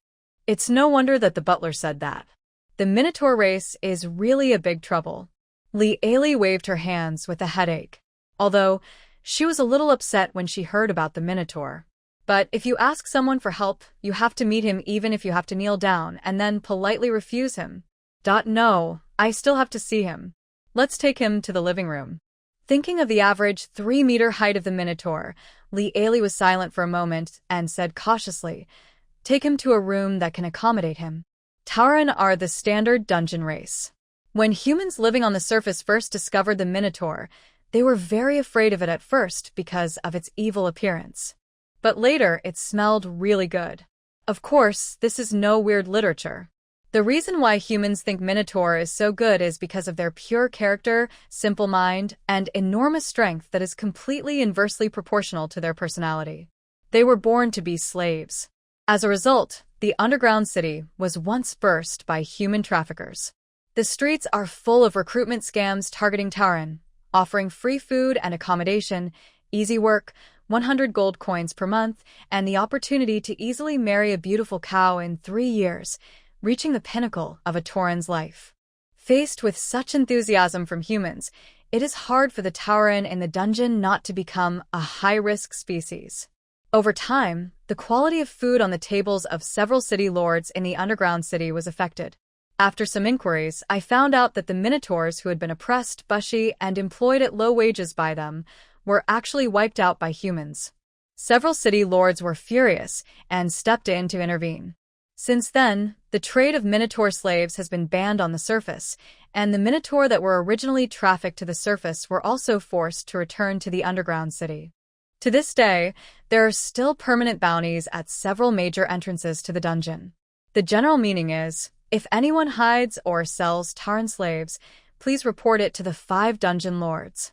If the report is true, the reporter will receive 1 gold coin as a bonus. So, is she worthy of such a troublesome race? Li pushed open the door, and the Minotaur, who was sitting stiffly on the sofa, stood up straight like a spring. Li was a little surprised at the Minotaur in front of her, who was no more than 1.9 meters tall, and subconsciously said, "I don't employ child labor." The shortest male Minotaur is over 2.5 meters tall. Female Minotaurs are between 2 and 2.5 meters tall. Those who are less than 2 meters tall like this are all minors among the Minotaur. No, you misunderstood. I'm already an adult. It's just that I'm naturally shorter. Oh, well, please introduce yourself first. Li said, picking a sofa and sitting down. "Dear Duchess, my name is Barkin Cowhoof, and I came from a rural area in the underground city to make a living." A bubble popped up above his head. I just don't understand. What's wrong with using my brain to trick other cows in the village to work for me? The village chief actually exiled us. Li. Then, I once ventured to the Great Sulphur City, where, with my outstanding personal abilities, I became a small steward directly under the Lord of Sulphur City. Then, because of taking kickbacks and secretly reselling the city lord's minerals, he was permanently exiled from the dungeon. Li. We have finally come to the surface world. We want to show our talents and change everyone's view of the Tauren through our own efforts. The people on the surface are even dumber than the bumpkins in the dungeon. When they see that I'm a Minotaur, they believe everything I say. She listened in silence, and couldn't help asking a question. Are you really a Minotaur? The Minotaur in front of him just smiled naively, stretched out his hoof to scratch the back of his head, and his whole body exuded an earthy and stupid energy. Yes, ma'am. Hey, another idiot who judges people by appearance. Li, big fool. Ellie stood up with a smile. You have entered the second interview. I will get your test paper later. If you pass it successfully, you will be hired. After saying that, Li left the living room. After a while, she ordered the maid to bring in more than 100 bottles of failed potions, all of which were failed products from yesterday's development of the unobstructed potion and the hair growth potion. There are many items that are hard to sell at first glance, such as the crazy laughter potion, which can make people laugh crazily for 3 days after drinking it. Li Ailey decided to teach this two-faced guy a lesson, so she said, you just have to sell all the potions here before sunset today. You get the job. Of course, the selling price cannot be lower than their cost price, which I have written on the bottles. Oh, by the way, you can read, right? The Minotaur nodded naively, then picked up a bottle curiously and read the words on it carefully. Li Ailey just got up and left, forgetting the matter. That pile was garbage anyway, so even if the Minotaur stole it all, she would just treat it as waste disposal. After dealing with the Minotaur introduced by the Flower Fairy, Li Ailey hurriedly took Joanna to the training ground of the Cold Emerald Knights. As a result, the scene in front of the wall of ice and fire was quite harmonious. Jupes, the Lord of the Red Tower, was like a statue in front of the wall of ice and fire, sitting stiffly in front of the wall of ice and fire, motionless. The sun is shining brightly. Edward Martin kindly brought the old man a parasol. Li and Joanna sat in the carriage in silence and watched the scene. Joanna blushed. Edward is such a considerate and good man. Li Ailey nodded slowly, but I am more worried about my first disciple. How about we take him back to the castle and let him take it easy? Joanna shook her head. It's no use. Edward tried this in the morning. He went crazy whenever we tried to get him away from here. Climb, even if you have to crawl back here and continue watching. Li Ailey. Is the Lord of the Demon Tower easy to support? Joanna, what do you mean? Li Ailey had to be more straightforward. I mean, are these great magicians easy to die? Joanna said uncertainly, I heard that the Lord of the Demon Tower has a lifespan of 300 years. I think it shouldn't be easy for them to die. Li Ailey was relieved. Well, let's leave it here for now. Just let Knight Edward feed it with food and water every day. As human beings, it is inevitable that they will suffer major setbacks in life. You always have to give them time to recover on their own. So, Li Ailey returned to Constantinople, entered the alchemy house, and harvested the magical plants that grew in the back garden that day. 3 new types of amazing plants discovered. By the time the 3 new magical plants were entered into the atlas, the sun was setting. As soon as Li Ailey came out of the alchemy house, she saw the Duke sitting in her room, casually flipping through a book. After 2 days of this, Li Ailey was a little confused and asked, How about I give you a 9.5% discount in the future? Seeing Li Ailey suddenly appear, the Duke just closed the book in his hand with a snap. He looked up at her with cold blue eyes. You didn't come over for lunch today. Li Ailey said, Yes, alchemy is very interesting. Once I get addicted to it, I don't feel hungry anymore. Let's go eat now. I think I can eat a cow. Arthur Lung Faitsue tapped the armrest of the sofa with his fingers. This won't work. Wear this next time you go in. After saying that, he took out a velvet jewelry box. Li Ailey took it curiously and was about to open it when she heard a slow knock on the door. Knock, knock, knock. It must be Conrad, Li Ailey said. Please come in. The silver-haired butler pushed the door open politely and said, Madam, you need to go downstairs and take a look. The Minotaur you met this morning brought back a whole carriage of gold coins. Li Ailey was still standing on the stairs when she saw wooden boxes covering the entire first-floor hall. Each box was filled with gold coins. She lost her balance and almost rolled down the stairs, thanks to a strong arm that pulled her out from behind in time. Arthur Lung Faitsue slowly loosened his hands that were restraining her slender waist. Calm down, dear. Li Ailey held the railing with one hand and covered her heart with the other. No, I can't stay calm. If this Minotaur robs the bank, what legal responsibility should I bear? Arthur Lung Faitsue raised his sword-like eyebrows slightly. Goblin Bank? There is no Goblin Bank in the Kingdom of Clark. Li Ailey. Thank you. I feel comforted. Li Ailey walked down the stairs holding the handrail. Her steps were still trembling, for fear that the Minotaur would use a big move on her. Madam, your potion is so powerful. When the Minotaur saw Li Ailey coming down, the corners of his mouth were almost stretched to the back of his head. Li Ailey was confused. What? The Minotaur Bajin excitedly slapped the box of gold coins, making it clang loudly. Look. These are all earned from your potions. My God. They are so profitable. Li Ailey walked to a box of gold coins like a sleepwalker. A rough estimate showed that there were at least 5,000 gold coins in it. There are 20 boxes like this. 10 Ws? Li Ailey was stunned. She worked so hard for so many days to make the healing potion and sold it to the Duke, but only earned 16,200 a month. She felt that she was asking for too much, so she asked the Duke for 50,000 gold coins as compensation for the burning of Campbell's shop. All added up was only 66,560 gold coins, and she still felt like a wealthy woman. But what the Hades is this Minotaur?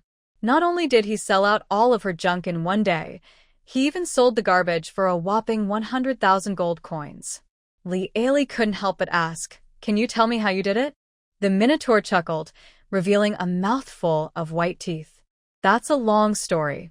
Duke Lung Faitsue looked at the time and said calmly, "Then let's talk about it at the dinner table." Bajin Nyo Hoof was stunned and tugged at his old clothes that had turned pale from being starched. I am just a lowly minotaur in the dungeon. Can I really have the honor of dining with noble masters and ladies? Hey, I've seen a lot of hypocritical nobles. Don't let it be you guys eating while I stand by and watch and drool." Li Ailey's mouth twitched slightly. "Do you have any dietary restrictions? For example, not eating any special meat. For example, beef carrot. Bajin Nyotizi smiled more sincerely. "I'm not picky about food. I'll eat anything." So, there were 3 people sitting at the long table at today's banquet, 2 people and a minotaur. Li Ailey and the Duke sat at the main seats at the 2 ends of the long table, and Bajin Nutizi sat on the Duke's left. After sitting down at the table, Bajin never stopped talking, and he talked incessantly about his experience in selling medicine. Bajin said, "Let's go and ask a fellow villager who is doing well in the Duke's territory about the market." There was a wealthy merchant in Upper Town. He had a problem. His body hair was too abundant. Li Ailey. "Ha! What a coincidence. I think your bottle of unblocking potion is especially suitable for this gentleman." Li Ailey was briefly shocked. "Wait. My potion is for treatment for that." A lady cannot talk too bluntly about toilet matters at the dinner table. Bajin Nutizi shyly picked up a whole piece of steak with a fork, then swallowed it into his mouth with a whoop, chewed it roughly twice and swallowed it. He said straight-facedly, "But it removes hair better, doesn't it?" Li Ailey. She was narrow-minded. She was silent for a moment, then quickly accepted the reality. "Then how do you communicate with customers about the ancillary issues of the product? For example, the main effect of the hair removal potion you sell is actually to relieve gastrointestinal discomfort." Arthur Lung Faitsue on the opposite side glanced at Li Ailey with a complicated expression as she looked serious. Bajin called the butler behind him and whispered, "Hey, man, your steak is great. Can I have another one?" The footman immediately went down to get the steak. Bajin turned around and continued chatting. "Hey, before I bought the medicine, I asked him if he could accept some minor side effects, such as diarrhea." Lung Faitsue threw the fork aside, wiped her hands with a napkin, and ended today's dinner early. "The gentleman asked me which one was more painful, waxing the whole body every 7 days. Hey, I think compared to that, diarrhea is not a big deal. Don't you think so, Li Ailey? Full body waxing once every 7 days? I am even more curious about what species this guest is." While waiting for the steak, Bajin Natizi was not idle. He picked up the Pomporo seafood chowder noodles next to him and started to eat it in big mouthfuls. Slurp, slurp. The Minotaur slurped the noodles unrestrainedly and continued to narrate his legendary sales experience. "Oh. Yes, there is also your hair growth potion, although I don't know why men will turn into women after drinking it. Hey, I don't dare to try it. But the man who is undergoing hair removal said your medicine was really effective. He was completely bald now. I thought your medicine would work. Hey, such a good medicine. What it lacks is a magic customer." Li Ailey pondered the words, magical customer, for a while, and then fell silent. It was my fellow villager again. As soon as I told him about the situation, he immediately recommended a client to me. Hey, you'd never guess that the resident dancer at the hottest tavern in Central City is actually a man. Li Ailey. This customer wanted to become a woman even in his dreams. When he heard that there was a medicine that could make one become a woman painlessly, he gave me all his wealth. Of course, I'm an honest man, so I only took half of the money. Li Ailey was silent for a moment, but still couldn't help asking, how many are there? Not much, really not much, only about 30,000 gold coins. Li Ailey. Ba Jin's second stake came up. Later, the dancer drank the potion. The hair growth effect you showed was really amazing. I watched with my own eyes such a beautiful person, and in the blink of an eye, she turned into a hairball. Twice as much hair as Mr. Hair Removal. Has the first customer become a unit of measurement? Ba Jin sighed. Well, I was really worried that she would change her mind. We don't have any medicine to change her back. Who would have thought that the girl actually cried with joy and told me that she was willing to have her whole body waxed once a day for her current gender. Li Ailey, didn't you introduce the hair removal technician of the first customer to her? Ba Jin slammed his hoof on the table and said, yes, that's what we do. She even happily gave me an extra 10 gold coins as a tip. Li Ailey. Then, the dancer became the stepping stone for Ba Jin to open the door to success. Just like that, all the failed products that had made Li Ailey so worried were sold out. Barkin Yo Hoof asked shyly, so, did I get the job, ma'am? Li Ailey thought of the troubles that the Minotaur had, and said without hesitation, of course, it's you, Pikachu. Ba Jin I ox hoofed ? Li Ailey coughed lightly. What I mean is, work 7 days a week, rest 2 days, a basic salary of 10 gold coins a week, plus sales commission, do you agree? Ba Jin was stunned. Is this true? I'm not going to run into the same professional scam that my fellow villagers often run into, am I? Li Ailey. She immediately took out a bag of gold coins, which contained 40 gold coins. If you are willing, this will be your advance salary. As for the commission, I will go back and calculate it and give it to you. Ba Jin Nutizi immediately snatched the bag of gold coins and said, from now on, you are my boss. After finally getting through this pleasant dinner, Arthur Lung Faitsue gentlemanly escorted Li Ailey back to her room. Arriving at the door of Li Ailey's bedroom, Lung Faitsue, Duke couldn't help himself any longer. You haven't seen the gift I gave you yet. Only then did Li Ailey remember that the Duke had indeed taken a jewelry box before. The jewelry box was placed on the dressing table at this time. She picked up the box and opened it curiously. There was a beautiful ancient silver chain lying inside, with a magic green gem hanging on it. Magic gems cost more than 3 times as much as the Philosopher's Stone, simply because they are more beautiful and full of magical power. According to legend, the magic gem can only be obtained from a dragon, so it is also called Dragon Gem. The Duke's deep and magnetic voice sounded beside Li Ailey's ears. Do you need me to put it on for you? Li Ailey came back to her senses. No, this is too expensive. I can't accept it. However, the Duke had already picked the necklace out of the jewelry box. The tall and handsome man stood behind Li Ailey, put his arms around her neck and gently fastened the necklace clasp. Women are always happy to receive gifts. Li Ailey fell into a sweet dream wearing the dragon gem necklace. In the dream, a huge platinum dragon surrounded her with its huge body.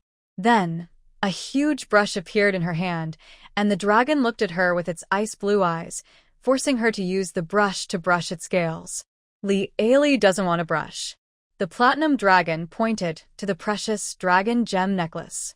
Li Ailey realized that this was not a gift at all, but her labor. So she used a big brush to brush the dragon scales all night long. When she sat up the next day, Li Ailey felt sore all over, as if she had been tormented by 100 flower fairies all night. At the dining table, the couple formed a sharp contrast. One is refreshed, the other is listless. Li Ailey struggled, scooped up a spoonful of oatmeal and milk porridge with a spoon, and put it into her mouth with difficulty. Then she heard the Duke opposite her ask, "Didn't you get enough rest last night?" Li Ailey complained, "I had a very tiring dream." "What about you?" she asked casually. The Duke raised the newspaper in his hand slightly to cover the corners of his mouth. "A beautiful dream." Seeing that Li Ailey had almost finished eating, the Duke put down the newspaper and said, "Charlie Colin's wife wants to see you." Li Ailey looked at the cold Duke of Emerald in confusion. "She hasn't left yet?" Arthur Lung Faitsue turned a page of the newspaper and said calmly, "Balky has sent people to the capital to demand a ransom from the McWill family." "Which company is McWay?" Li Ailey was a little confused. "Yelena Kellen's family." The Duke paused and changed to a more straightforward statement. "Charlie Kellen's current wife's family." Li Ailey. "The Duke is an expert at robbery. What about the 16 Golden Knights? Didn't you send anyone to their homes to ask?" Li Ailey said slowly. The Duke raised his eyes and looked at her meaningfully. "I have to say that the couple have surprisingly similar ideas in some aspects." Arthur Lung Faitsue said with a hint of pity in his tone, "These people are all from civilian backgrounds. The most valuable thing on their body is their equipment." Li Ailey blinka. Huh. "Can't the king pay the ransom for them?" The Duke took a sip of the hot tea and said, "I think this is why he dared to send these people here with such fanfare." Li Ailey understood that she had no money but her life. This is to predict that the Duke of Lung Faitsue cannot kill the knight. Hearing this, the shovel in Li Ailey's heart began to stir. She unexpectedly made a fortune yesterday, which she used as initial construction funds for her future territory. Now that she has the money, as long as she gets divorced, she can quickly get the territory that the Duke promised her. So, what's missing from her future life? Answer: we are short of people. That's 16 Golden Knights. If we can recruit them. Oh. Can I contact them? The king was indeed a very good man. He would give pillows to people when they were sleepy. The Duke looked up at her with a cold expression, threw down the newspaper, and left the restaurant without saying a word. Li Ailey. What happened again? After dinner, Li Ailey went into the alchemy house and harvested today's portion of magical plants. Seeing that the refrigerator was stocked again, I felt relieved. After leaving the alchemy house, she had nothing to do. In the past, she would go to the alchemy shop in the central city at this time. In addition to agreeing to supply the cold Emerald Knights with several strategic potions, she would take the remaining strange or more everyday alchemical potions to small shops in the city to sell. But now the shop is fully managed by the Minotaur. Li Ailey became free. Just when I was thinking about whether or not to pay a visit to the old man who was still struggling with a wall of ice and fire, there was a knock on the door. Come in. Butler Conrad walked into the room and bowed respectfully to Li Ailey, "Madam." What's up, Conrad?" "Well, the lady must see you." "The Duke wants to see what you want." Li Ailey was a little curious. "Yelena Kellen? I don't seem to have much in common with her." "Then I'll help you refuse." "No, I have nothing to do, so I might as well go and take a look." Conrad smiled slightly. "The roses in the back garden are in bloom. It might be a good idea to set up a table of afternoon tea there to entertain the Lady Lord. What do you think?" Just do as you say. Li Ailey has begun to get used to the housekeeper's words. Joanna was worried about Bajin Yotizi, so she went to the city center. So, Li Ailey let herself go. Holding an exquisite lace folding fan, she casually chose a Cloro-style goose yellow waist-length skirt. Even without any makeup, she was still as beautiful as a fairy. She appeared in front of Yelena Colin, like this. Yelena's face twisted the moment she saw her. Li Ailey saw a blood-red bubble appearing above her head. Huff! Look at how thick her waist is. No wonder Duke Lung Faitsue was so cold to her before. Ha! Li Ailey. I'm relieved to see that you look so good, Li Ailey said sincerely. I was really worried about you when I learned this morning that Balk went to your parents' home to ask for a ransom. The Lady Lord, who was cursing Li Ailey in her heart, was stunned. Then, the color quickly drained from her face, and she covered her chest and breathed in desperately, as if she was going to collapse in the next second. Li Ailey picked up the teacup gracefully and took a sip of the hot black tea. In the first round, Li Ailey won. Which? I'll kill you. The Lady Lord suppressed her anger and forced a smile, saying, I was relieved to see you and the Duke getting along so well yesterday. After all, the nobles in the capital are all very worried about the Duke's marriage status. Li Ailey looked puzzled. Charlie Colin had nothing to do with her anymore. What was this former uncle's second wife worried about? The lady found her own rhythm and elegantly picked up the teacup. After all, if the relationship is not good, there will be no children. Unlike me, who has already produced a fine heir for Charles. Lealie looked up in confusion. You mean your son, who was captured by the Duke, and whose grandfather finally raised enough money to ransom him back? The maids around had to lower their heads to hide their faces that were about to laugh madly. Lealie was completely unaware and continued to attack. Maybe I don't know enough about him. So what's so great about him? The way he was captured by the Duke was so unique? Puff, a maid hurriedly covered her mouth. The lady was unable to utter any words for a long time, and she just relied on the bubbles above her head to output frantically. In short, the curse was extremely dirty. Lealie took a sip of tea. In the second round, the Duchess won. The lady's hands were shaking with anger, but she still followed Lealie's example and picked up the teacup. The Duke is not young anymore, isn't he? Hasn't the lady given birth to an heir for the Duke? The Lady Lord looked at Lealie disapprovingly and said, That won't do. How can you not give birth to a child for your husband? Oh, look, I almost forgot. I heard that the Duke still sleeps in a separate room from you. Oh, sorry, I'm so rude. Oh, hee. Lealie really likes the lady's addiction to being a loser look. She smiled very tolerantly. Yes, I should learn from you in this regard. You transformed yourself from a third party in a marriage into a legitimate wife by giving birth to a child. Even if you search the whole country with a lantern, you won't find a mistress as good at giving birth as you are. The Lady Lord was bewildered. After she came to her senses, she stretched out her claws and pounced on Lealie, but was held down on the spot by the maid who was prepared. Like a ghost, she pointed her bright red nails at Lealie's nose and said, How long can you remain so arrogant? Ha ha ha. Which you don't know? Marquis Marina has already written a letter to the Pope. She asked for a bail of indulgence. With the Pope's bail of indulgence, the Duke can divorce you. Will he continue to tolerate you? Ha ha ha. You're going to be kicked out soon. Lealie, who had already stood up and was about to leave, paused. She turned around with her big green eyes shining. Are you telling the truth? Yelena Kellen thought she had touched her sore spot and said with a vicious smile, Of course, just wait and see. The lady thought she had finally turned the tables. That's really great news. Lealie's eyes lit up and she said in surprise, Yelena Kellen? In the study, the maid who had been serving in the back garden leaned over to the Duke and whispered a few words. Several Grand Knights were still arguing over whether to attack the earldom of Rafar or the Marquisate of Soli. After hearing what the maid said, Arthur Lung Faitsue stood up and inserted the Lung Faitsue battle flag on the sand table in a place no one expected. Lealie didn't take the lady's words too seriously. To be honest, if that Marquis Marina could have helped her get an early divorce and taken the territory and left on her own, she would have been too late to thank her. At dinner, the Duke said without thinking, I have nothing to do with the Marchesa Marina. Lealie paused while cutting the butterfly lamb chops and looked at the Duke at the other end of the long banquet table in confusion. Huh? Duke Lung Faitsue took a sip of the red wine and said with an unclear expression, It's okay. Lealie lowered her head and continued to eat seriously.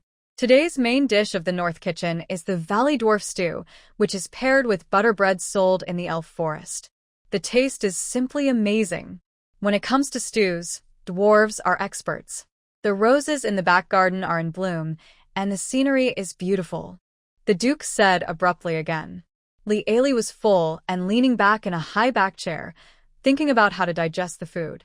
When she heard the Duke's words, she immediately sat up and said, Oh, then I'll go take a walk in the back garden. However, what she thought of as a walk was walking alone under the moon.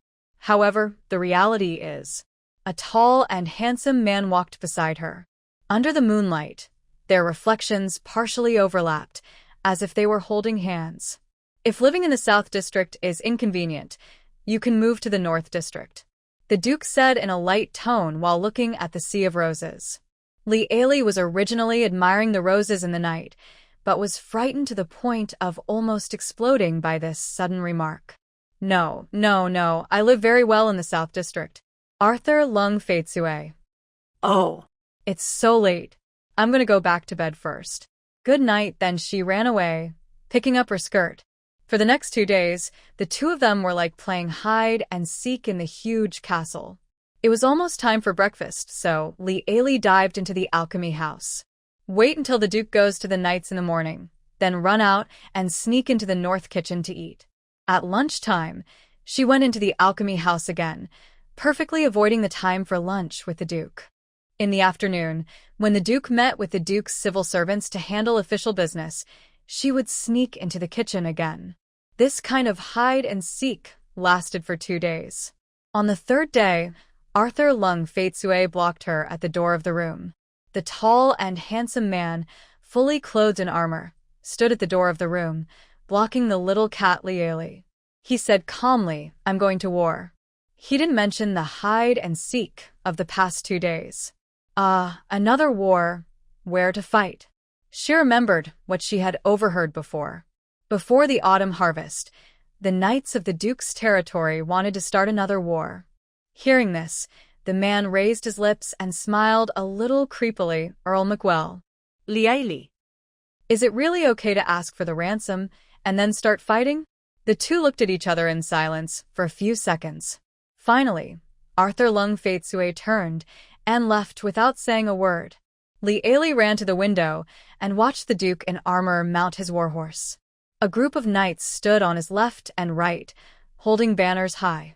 At this moment, Li Ailey felt that their worlds were two completely different worlds. One is full of iron and fire, the other just wants pastoral idle. Therefore, the relationship between them should be limited to transactions, and nothing else should be involved. Before Arthur Lung Faitsue put on his helmet, he looked back and happened to meet Li Ailey's eyes. Li Ailey subconsciously waved at him. The Duke smiled. Although it was only for a moment, it was so beautiful that it was breathtaking. Li Ailey covered her slightly beating heart and took several steps back. She didn't go back to the window until she heard the rumble of horse hooves. A wise man does not fall in love, especially with a man like this. The owner of the castle left. Li Ailey returned to her previous life. Harvest the back garden every day, make alchemical potions, then research new alchemical potions, and hand over the failed new products to the Taran. 3 days passed like this. On this day, the bored Li Ailey finally couldn't bear it anymore and prepared to attack the roses in the back garden. She really had no bad intentions. She just wanted to cut some to decorate her bedroom and collect some to take a rose petal bath. Click, click. Li Ailey took a pair of small scissors and experienced the joy of being a barber in the Duke's back garden. However, the sea of flowers she had visited was like the top of a middle-aged man's head, full of crisis. Madam. Something bad has happened. Joanna ran over, holding up her skirt. Li Ailey's hand was shaking, and she accidentally cut the Duke's favorite Rose King. Faced with the tragic death of the Rose King, Li Ailey was silent for a moment and began to think about the feasibility of saving it with glue. Joanna ran out of breath. Oh no, husband. Oh. My God. This is not the Duke's favorite. Li Ailey changed the subject with a serious face. What are you talking about? Joanna remembered the important matter. The Lord of the Demon Tower. He fainted. Li Ailey calculated the time. The old man had been sitting at the wall of ice and fire for about a week, right? Li Ailey was surprised and said, "Oh, he can really hold up well. If anyone says that the mage is fragile again, she will be the first to say no." Joanna. Li Ailey calmly inserted the Rose King into her flower basket. What I mean is, let's go and see the old man. God of light bless him, and don't let anything happen to him. Joanna asked uncertainly, will the God of light be willing to favor magicians? Li Ailey readily agreed. May the God of magic bless you. Jupes, the Lord of the Red Tower, was carried into the annex in the forest west of the castle. Li Ailey, who came from the back garden, happened to see Jupes lying on the bed like a corpse. Edward Martin stood by his bed, worried. It has to be said that in just 5 days, Knight Edward had already established a solid foundation of friendship with his future colleague. Lee Ailey was frightened by the old man's behavior and called Edward Martin in a low voice to ask about the situation. Edward replied, "At the end of the first day, Jupes was so devastated that he refused to leave the wall of ice and fire and refused to eat or drink. He kept repeating, 'This is impossible. Why hasn't it dissolved yet? I must be dreaming.'" Lee Ailey nodded and analyzed in her mind that this was a refusal to accept reality. The next day, I was very worried about his mental state and tried to counsel him. As a result, he got very angry with me. But I can understand him. If it weren't for your potion, even if I had survived by chance, I would probably have become such an annoying person. Edward said sympathetically. On the third day, he asked me for water, but he still wouldn't close his eyes to rest. On the fourth day, he began to ask me about you. On the fifth day, I thought Jupes was hallucinating. He kept jumping up and saying the ice was melting. On the sixth day, he started crying. Edward described it as vividly as possible with his poor language. He cried loudly. Lee Ailey nudda. Her faith had collapsed, and she could understand how someone cried. The ice just melted and he fainted. Lee Ailey exclaimed, You haven't closed your eyes for sleep in 7 days? Edward shook his head.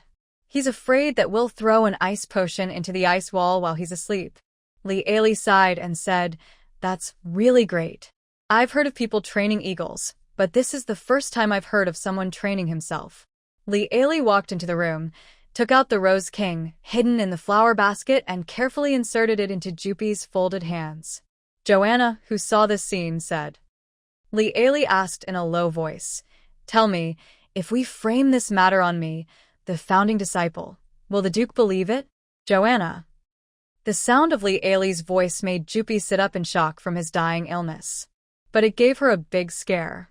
Jupes stared at Lee Ailey for a long time, then pounded the bed, like a hero cutting off his arm, and said, Jupes, keep my word.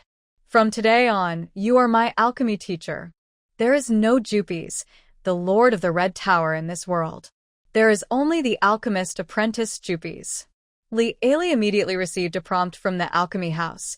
You have successfully promoted alchemy and gained 100 points of professional reputation. You snatched a believer from the god of magic and gained 200 points of professional reputation. Lee Ailey. After shouting loudly, Jupes' neck tilted and he fainted again. Maybe it was because a magic tower lord had changed his allegiance, but Lee Ailey received a lot of visiting cards in the past 2 days. Why haven't they been so friendly with me before? At the long banquet table, Lee Ailey counted the visiting cards in her hands and complained to Joanna silently. Because you accepted the Lord of the Demon Tower as your apprentice. Joanna said excitedly. You don't know that now and Sherman is your... Fen? Is that right? Lee Ailey said worriedly, but such a huge amount of social interaction will slow down my alchemy speed. Joanna used a jeweled comb to comb her long golden hair while offering suggestions. How about a tea party? Catch them all? That's a good idea. Okay, I'll leave it to you. As for how to arrange the tea party, go and discuss it with the housekeeper Catherine. Lady Catherine, the castle's housekeeper, was someone who had a very bad relationship with her in her original memory. After coming through, Lee Ailey took the initiative to avoid her. If you have any questions, just communicate with the kind and elegant butler Conrad. Even now, she did not much like to come into contact with Lady Catherine. But the other party's business capabilities are beyond reproach. In the afternoon, when Lee Ailey came out of the alchemy house, she was informed that the tea party was ready and the guests had arrived. As the hostess of the castle, Lee Ailey's late arrival was actually a sign of aristocratic hospitality. But when she appeared in front of the ladies of the knights in an elegant olive green dress and long golden hair, oh my God! I thought an elf broke into the castle. Ea. The Duchess is so beautiful. When can I become as beautiful as her? It was my fault before. How could I believe such an outrageous rumor? Such a wise and beautiful lady is worthy of our Duke. Lee Ailey. No, you misunderstood. She sat down with a complicated expression. Then a deep red bubble attracted my attention. Dear. You stinky witch. Li Ailey frowned slightly and looked at the person holding the bubble. The smiling woman had an ordinary appearance, and her dressing style looked familiar to Li Ailey. After noticing Li Ailey's gaze, the knight's wife immediately looked back at Li Ailey with sparkling stars in her eyes, with an expression of admiration. The blood-red bubble on her head turned into, "What are you looking at, witch?" Li Ailey withdrew her gaze calmly. "Good afternoon, everyone." Everyone was chattering away in pleasantries, and after a few tiring rounds of socializing, someone finally couldn't hold back any longer. "Ma'am, can you tell us about alchemy? What kind of magical thing is it?" "Stupid Cindy. It's not magic, it's alchemy. Joanna told us about it." Li Ailey thought about her professional reputation that day. So, he immediately began to talk about the foundation of alchemy herbology with great interest. When she finished her enthusiastic talk about fire bells, 50% of the ladies began to nod their heads. It was just like you in college after staying up all night and attending an open class early the next morning. Li Ailey was silent. Li Ailey began to reflect on herself, and she felt that her way of doing things must be wrong. So she began to enthusiastically talk about some very interesting and magical plants, such as the screaming mushroom. After the speech, 88% of the ladies fell into a deep sleep. The way they sleep looks just like Sleeping Beauty in the fairy tale. So much so that Li Ailey had to put down the teacup in her hand and make some noise to wake them up politely. Then these ladies woke up one by one like startled sparrows. After a brief moment of confusion, they didn't know who took the lead in applauding, and then thunderous applause rang out in the room. Li Ailey. The remaining ladies who were trying hard to stay awake. It's very embarrassing. In short, after talking about the two magical plants, Li Ailey gave up the challenge because she didn't gain anything except a bunch of sleeping ladies. In this case, she might as well talk about something that everyone is interested in, such as, by the way, the knights are off to war. What are your usual entertainment activities? When this was mentioned, everyone became excited. Everyone spoke enthusiastically. I love going to the opera at the theater in Central City. I know. That new actor is so handsome. I love the prince he plays so much. If only Lance could be so romantic to me. I would die right now. Is Lance Knight also so chivalrous? Li Ailey, who was listening to the gossip with great interest, was stunned. What do you mean by also so chivalrous? My goodness, knight is not only a job title, but also an adjective? Several ladies exchanged glances and asked curiously, "Hey, isn't the Duke a knight in private?" Li Ailey thought about Arthur Lung Fei-Tsue. The man's handsome face flashed by, making her ears slightly hot. But quickly, she shook her head and quickly drove the man's appearance out of her mind. However, the ladies misunderstood. I knew that a man like the Duke must be perfect. The lady was halfway through her words when she was rebuked by the lady next to her. The color immediately drained from her face, and she carefully observed Li Ailey's reaction. Li Ailey. She reluctantly accepted the personality that her original body had forced upon her and changed the subject. So, what exactly does knight mean? A familiar voice said, "Take my George for example. I would rather he remember our wedding anniversary than give me weird things every day. For example, he cut off the military flag of So and So from the battlefield." Li Ailey looked in the direction of the sound. A quirky little woman sat alone in a corner and explained to Li Ailey in a leisurely pace. Li Ailey remembered her. Her name seemed to be Lily, the lady who spoke very straightforwardly and told her that the knights drew lots. Of course, she also understood what the ladies meant by knight. "I understand. You mean straight man." The ladies were confused when they heard the unfamiliar words. "Well, he's the kind of man who doesn't understand women's hearts and often uses his own opinions to judge your preferences." A group of ladies nodded wildly. Yes. That's what it means. I hope my luck can be like the leading actor in an opera. Forget it. In order to train my Hardy, I took him to the opera as soon as he came back and hinted at him like crazy. But the result? He lied and pretended to be sick. He would rather go drinking with Lance and the others than accompany him. I watched the opera. My Leonard is the same. Hey. Speaking of it, sometimes I even get jealous of the affection between men. I feel that Pang Sen's relationship with Locke is better than my relationship with Pang Senator Yes. Yes. They also cover for each other. I don't let Vincent drink, but he must drink secretly behind my back, but he always says to go find Locke. I asked Locke if they had been drinking, and Locke told me they were playing Fernandez. Unless that ball was played in a wine barrel. Liaili. She just wanted to change the subject. Why is the tone becoming more and more wrong? The ladies simply couldn't stop complaining about their husbands. After being forced to listen for an hour, Li fell back into her old habit. Her heart actually started to stir when it came to supporting the couple. Speaking of which, I think Knight Locke and Knight Philip have the best relationship. Li. Oh wow, this Locke Knight sounds like a socialite. Oh, write it down, I'll go see what he looks like next time. Nonsense. He and Lance are obviously the best. Li. Oh wow, she remembered Lance, the famous male dog waste in the Knight's Temperance. Hey, male dog waste ex-socialite. Slurp slurp. As a result, she was too absorbed in it and didn't manage her expression well. Ma'am, what are you laughing at? Li was awakened and put away her anti-smile awkwardly. Then she saw a bunch of curious faces, and the desire to recommend her to others began to stir.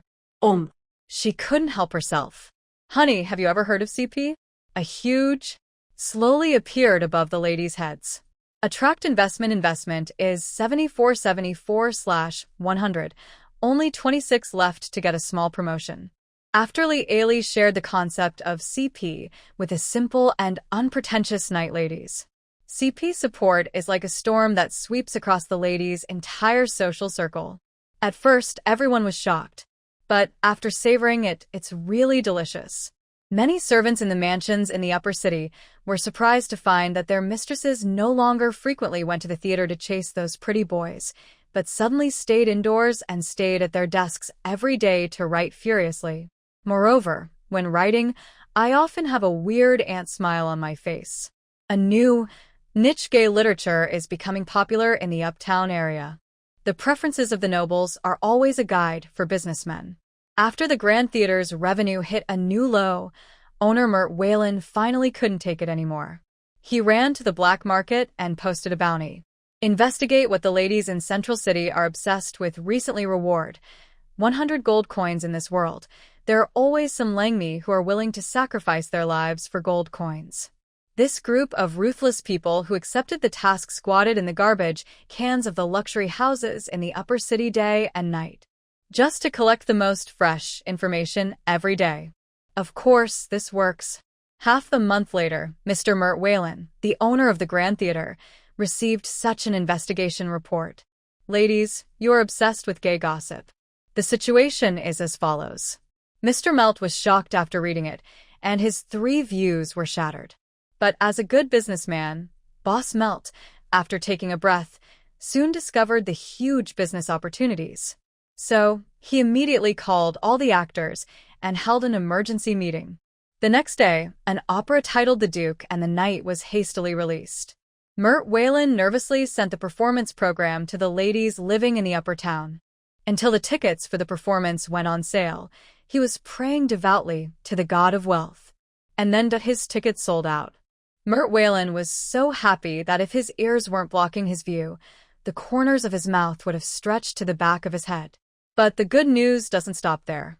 When the audience began to enter, a horse-drawn carriage, which could not be more low-key, stopped directly at the entrance of the theater. The unique coat of arms of Constantinople on the carriage stunned passers-by.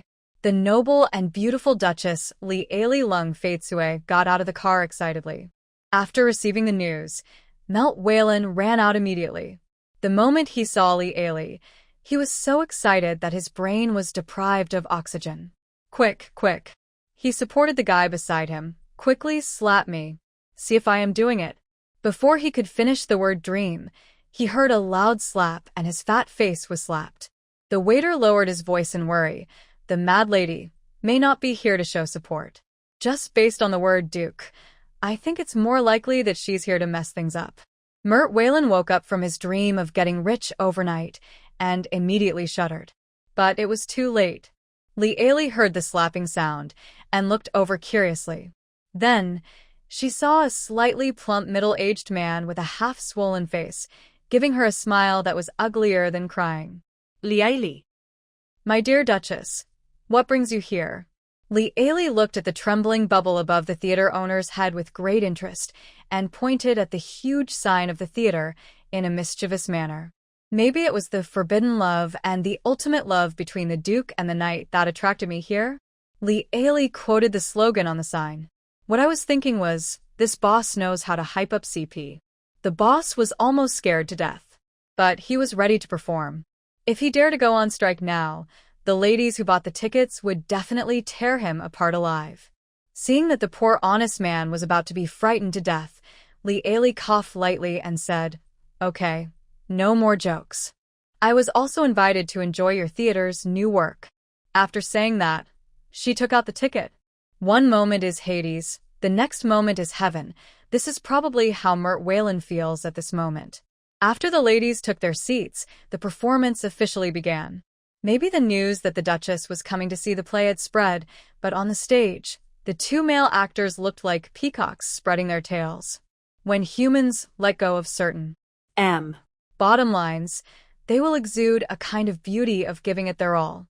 Two handsome actors put aside their past backstage intrigues and performed conscientiously the script written overnight by their boss. They resisted the urge to slap each other with their shoes while reciting those corny lines that neither men nor women in love could say, causing the ladies in the box to scream wildly. Then, the show became a huge success.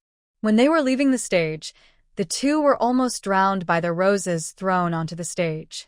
They walked backstage in a trance, feeling that everything was just a dream. Not to mention the ladies. They have only been immersed in niche literature for a few days, but today they saw a live-action gay drama for the first time. How could they withstand such stimulation? Everyone is about to faint from lack of oxygen, okay? Especially after they secretly changed the male lead to the Duke's handsome face. A lady who was walking out of the theater felt a hot nose, and a stream of blood flowed down her nose, which scared the maid beside her. The next day, at Li Ailey's tea party, now it should be renamed as Literary Exchange Meeting, more than a dozen different CPs appeared. The Duke should follow Lance. No. Honey, you don't understand, CP. The Duke and Locke are the perfect match. You don't understand the beauty of CP. Haha, who on earth doesn't know how to appreciate? The two ladies, who were already arguing so much, almost pulled each other's hair. Li Ailey watched with great interest. Then, the two of them suddenly fell silent, and they all looked at Li Ailey. Madam, they both said in unison. Who do you think the Duke is best matched with? Li Ailey. She smacked her lips, and countless CPs flashed through her mind. Then, Li Ailey cleared her throat and said, Don't you think that the Duke is actually the best match for Conrad? The old butler Conrad, who was about to come in to deliver the message, silently withdrew his hand that was about to knock on the door. The ladies fell into a brief confusion. Is there a knight named Conrad in the Knights Templar? A lady remembered something and said with a strange look on her face, Conrad, could it be Conrad, the old butler of the castle? Li Ailey said with great interest, The beautiful love between Sebastian and young master. Do you understand?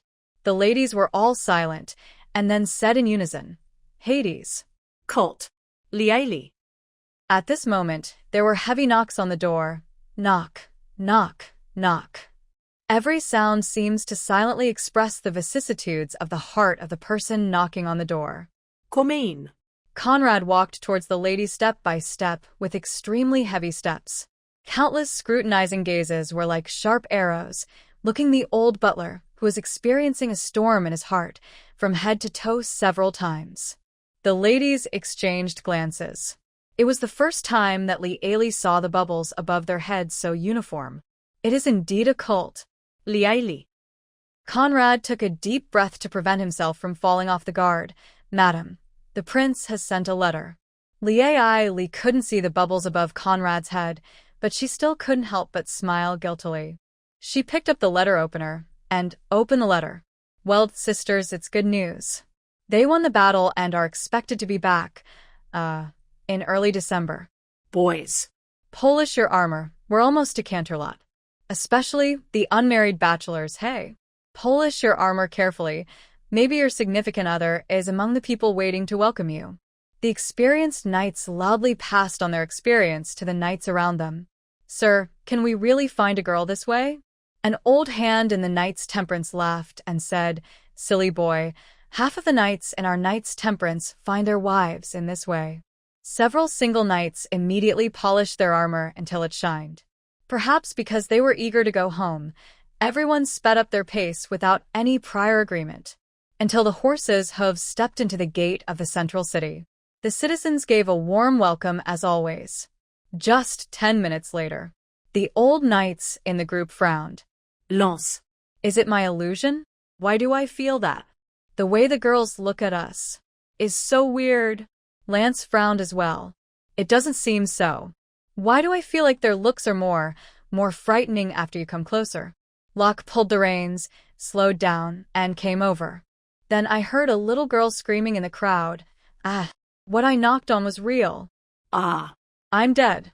Locke's horse was almost frightened. Lance was quick to help. Came back to his senses and punched Lance's arm. Thanks, brother. Then the girls in the crowd went wild. Lance and Locke are the real ones. They are real. What's even more exaggerated is that a few little girls rolled their eyes, had a strange blush on their cheeks, and actually fainted. Lance et Locke. Several young knights who had just been taught experience before entering the city exchanged glances with each other. The seniors really didn't lie. So, they straightened their backs unconsciously, imitated their predecessors, put on serious faces, but their eyes kept searching for the girl they liked in the crowd. When the Duke rushed back to Constantinople without stopping, he did not see his wife coming out to greet him. Conrad, the faithful butler, stepped out from the procession of servants to greet him. Where is the lady? Conrad took a deep breath. Trust me, you don't want to know. Arthur Lung Jade. 5 minutes later, Arthur Lung Faitsue rode his warhorse, still wearing his armor, and galloped out of Constantinople.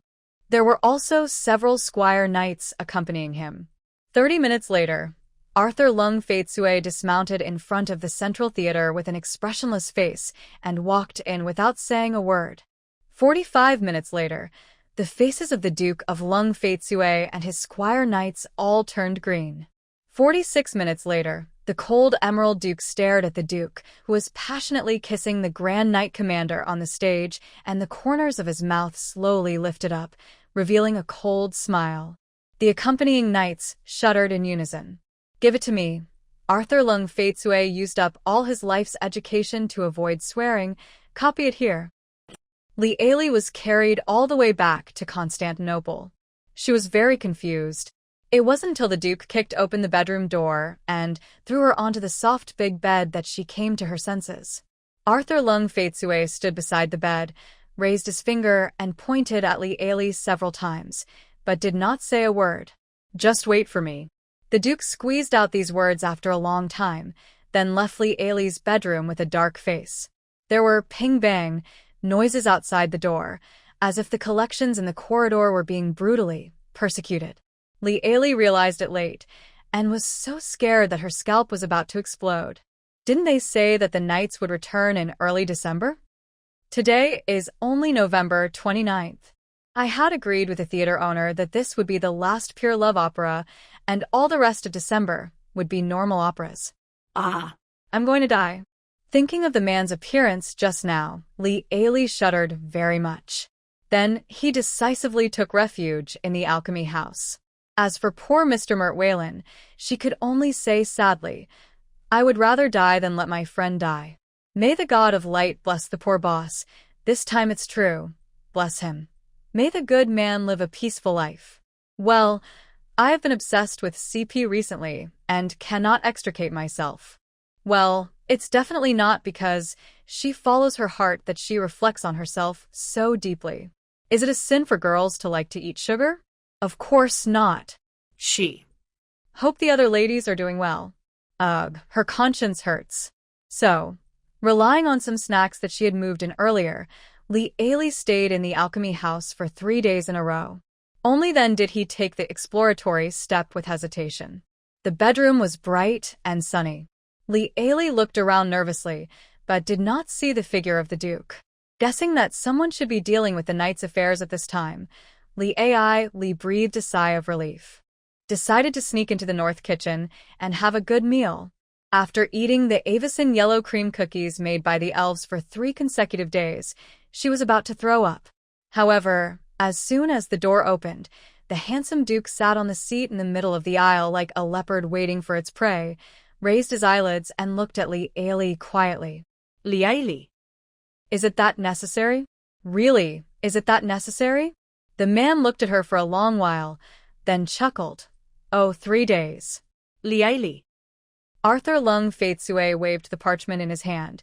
It can be seen that you and the knight's wives had a quite pleasant time while I was away at war.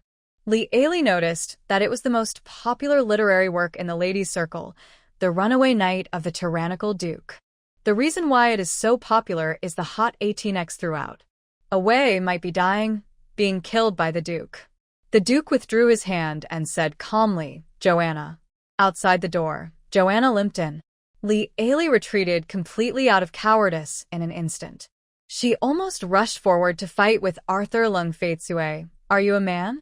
You actually hit a girl.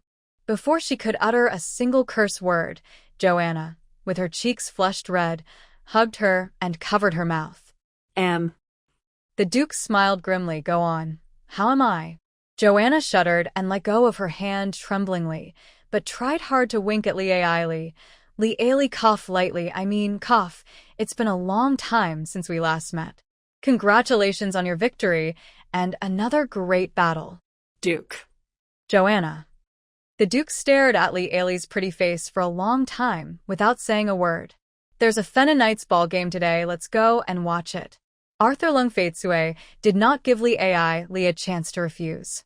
On the green field in front of the castle, the knights put on their protective gear and mounted their horses, many of them swinging their batting hammers from time to time. Today's game is a little special. The knights' wives were invited to sit in the audience and watch the knights on the field with some trepidation. All of these audiences are members of the literary exchange. As the Duke and the Duchess took their seats, a whistle sounded on the field. The fierce Fenna Knight ball game has begun. Lance squeezed the horse's belly, swung the batting hammer, and knocked Rock, who was trying to grab the ball, off his horse. Ah! There was a scream from the audience. Locke's wife stood up with red eyes. Lee Ailey had a bad premonition in her heart. Mrs. Lance tried to hold Mrs. Locke's hand guiltily, but was violently pushed away by her. Lee Ailey. She seemed to hear a boom sound of collapse. What's going on? Oh, it's the CP of Lance and Locke, it's B. At the same time, the friendship boat of the 2 knights' wives also B. Lee Ailey, who was sitting in the audience, had her pupils trembling. The Duke supported his chin with one hand, his mood turned from gloomy to bright. He admired Lee Ailey's expression at the moment and said gently, Enjoy it. Today's game is specially dedicated to you. The knights on the field were crazy. They are not playing with the ball, but with each other. Lance beat Locke. Locke beat Ponson. Ponson beat Lance. Rumble. The ladies in the stands shed tears of despair one by one. Their houses collapsed. Ha ha ha ha, I laughed to death. While writing this, everyone is welcome to guess what drama was performed that day, Duke. You have a plan, but I have a ladder. The ladies who suffered the CP collapse for the first time were like walking corpses without souls. It won't get better in a short while. However, there are also some that are as strong as big nuts. After a period of literary exchange, and Sherman and Lily Winston formed a deep CP relationship with Lee Ailey, crossed out, and a deep sisterhood. And Sherman held her waist and walked slowly into the reception room of Constantinople. Lily Winston was complaining to Lee Ailey. George used to be so close to Lance and Locke, but now they seem to have severed their friendship. I feel so sad. Lee Ailey advised. It's not your fault. You've read a lot of literary works with your colleagues, so it's inevitable that you'll feel awkward when you see your colleagues again. After a while, when this matter is over, they will reconcile. Unexpectedly, Lily's eyes welled up with tears. Who is sad here? I am heartbroken for my CP. It's all over. As she spoke, a tear fell, and I felt pity for her. Liaili. She adjusted her mentality, then changed her perspective and counseled her with the tone of someone who had experienced it. Everyone has experienced a few house collapses in life. At this moment, Anne Sherman sat down slowly on the soft sofa, as if she had been tortured. Captain Bulk let you go? Liaili asked with half sympathy. The person who suffered the most from this incident was Anne Sherman. Anne Sherman rolled her eyes. If you don't let go, I'm going to die in my bed. Right under Bulky's nose, the brotherhood between the knights was rumored to be a scandal, and his wife contributed a lot of disgusting articles to it. This was the first time that Liaili saw such a rich expression on Captain Bulk's face. Then, Anne Sherman was carried back home. Captain Bulky also asked to be punished at home. Liaili was so scared that she almost thought Annie was going to be abused. As a result, Barkin Bullhoof was sent to see Sherman's mansion. According to the Minotaur, even when standing downstairs in the room, one can hear sounds that are not suitable for children, which is really stimulating for the bulls. Liaili was in a very complicated mood at that time. This is also another form of domestic violence. She could probably guess what Captain Bulk was thinking. As long as the lady who is causing trouble is made to have no energy to cause trouble, no one will cause trouble in the future.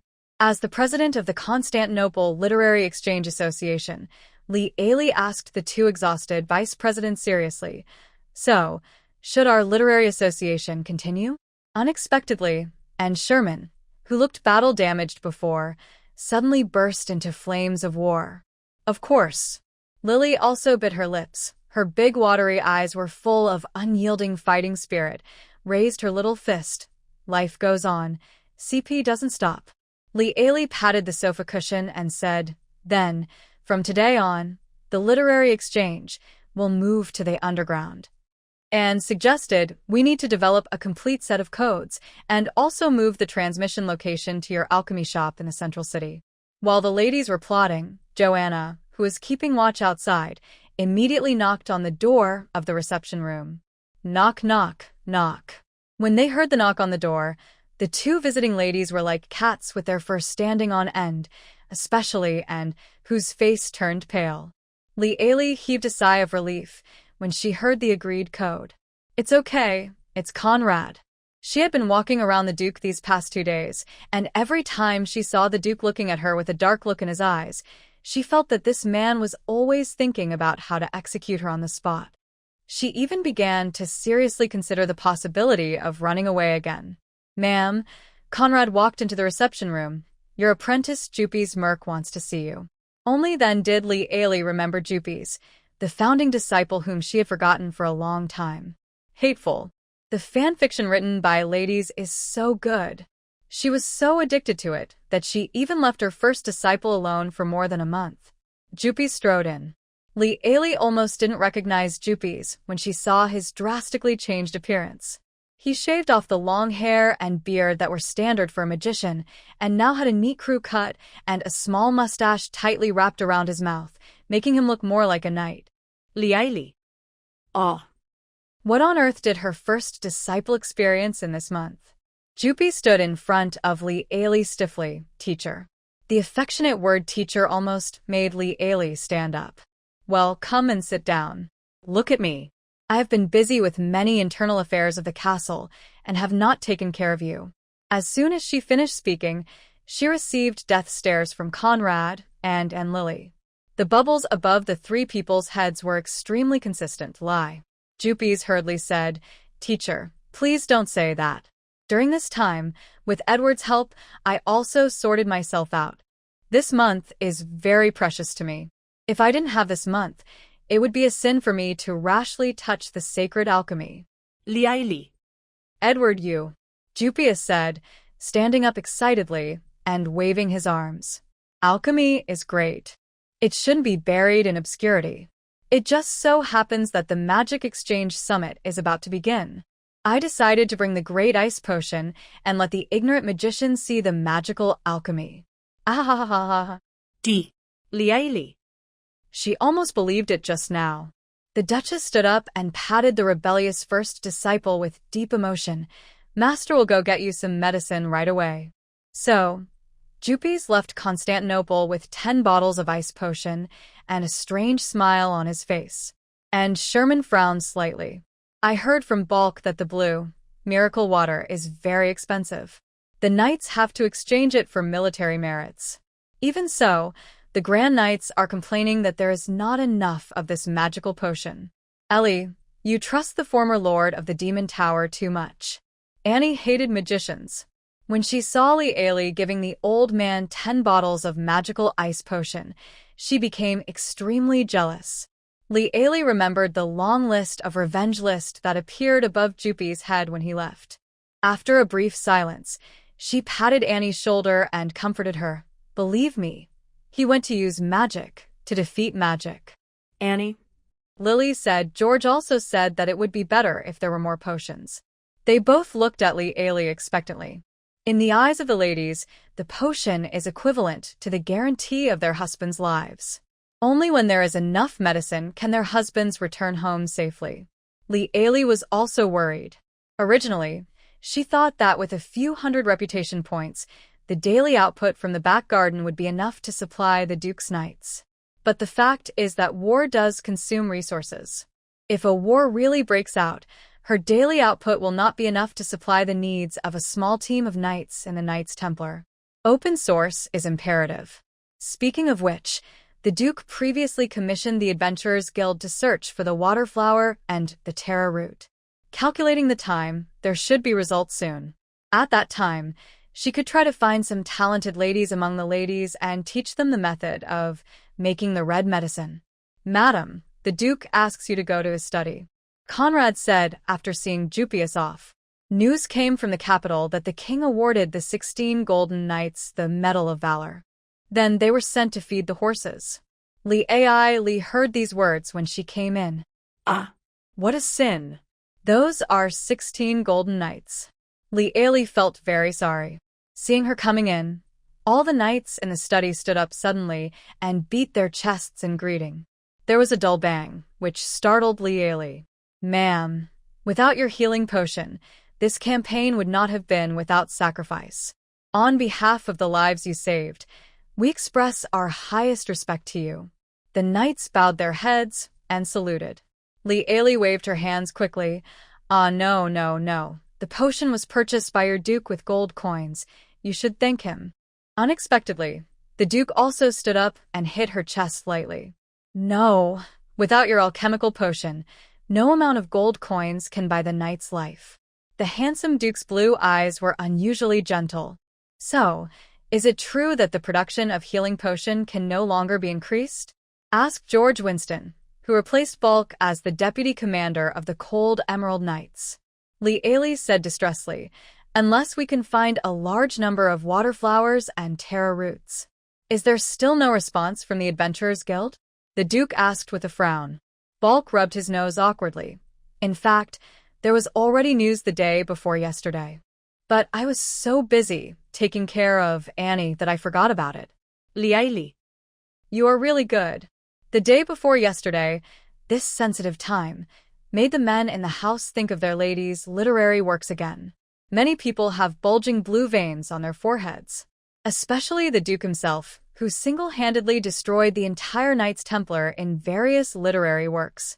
He looked at Li expressionlessly, with bulging blue veins all over the back of his hands. Li was about to get angry again, so she clapped her hands and said, Ah. Then let's go to the Adventurers Guild now. If they find the flower of water and the root of Terra, then your healing potion will be guaranteed. The mention of the healing potion calmed the knight's turbulent emotions a little. The Duke sneered, as if he had seen through someone's little thoughts. Conrad, prepare the carriage. The Duke rang the bell to call the loyal butler outside the door. Li, who was relieved, stood up immediately and said, That's great. I'll go change my clothes. I can also send Lily and Annie back home. Balk and George stood up almost at the same time and said in unison, No need to bother. I'll go get her. Huge black bubbles appeared above the heads of both of them at the same time. If and hadn't threatened to sleep in separate rooms, I really didn't want her to have any contact with the Duchess anymore. If Lily hadn't insisted, I really didn't want her to come to Constantinople again. Liaili. The Underground Literary Society's first article will use you two as sacrifices. Seeing Liaili leaving angrily with her skirt lifted up, Arthur Lung Faitsue couldn't help but smile. Liaili changed into a chloro-style outfit and casually clipped her silky golden long hair with a jewel hairpin. The Duke was already waiting in the lobby on the first floor. Seeing Liaili skipping down the stairs like a joyful little bird, a hint of disappointment flashed across his sapphire eyes. In the carriage, the two sat side by side. Liaili leaned on the window, humming a song while looking at the scenery outside the window.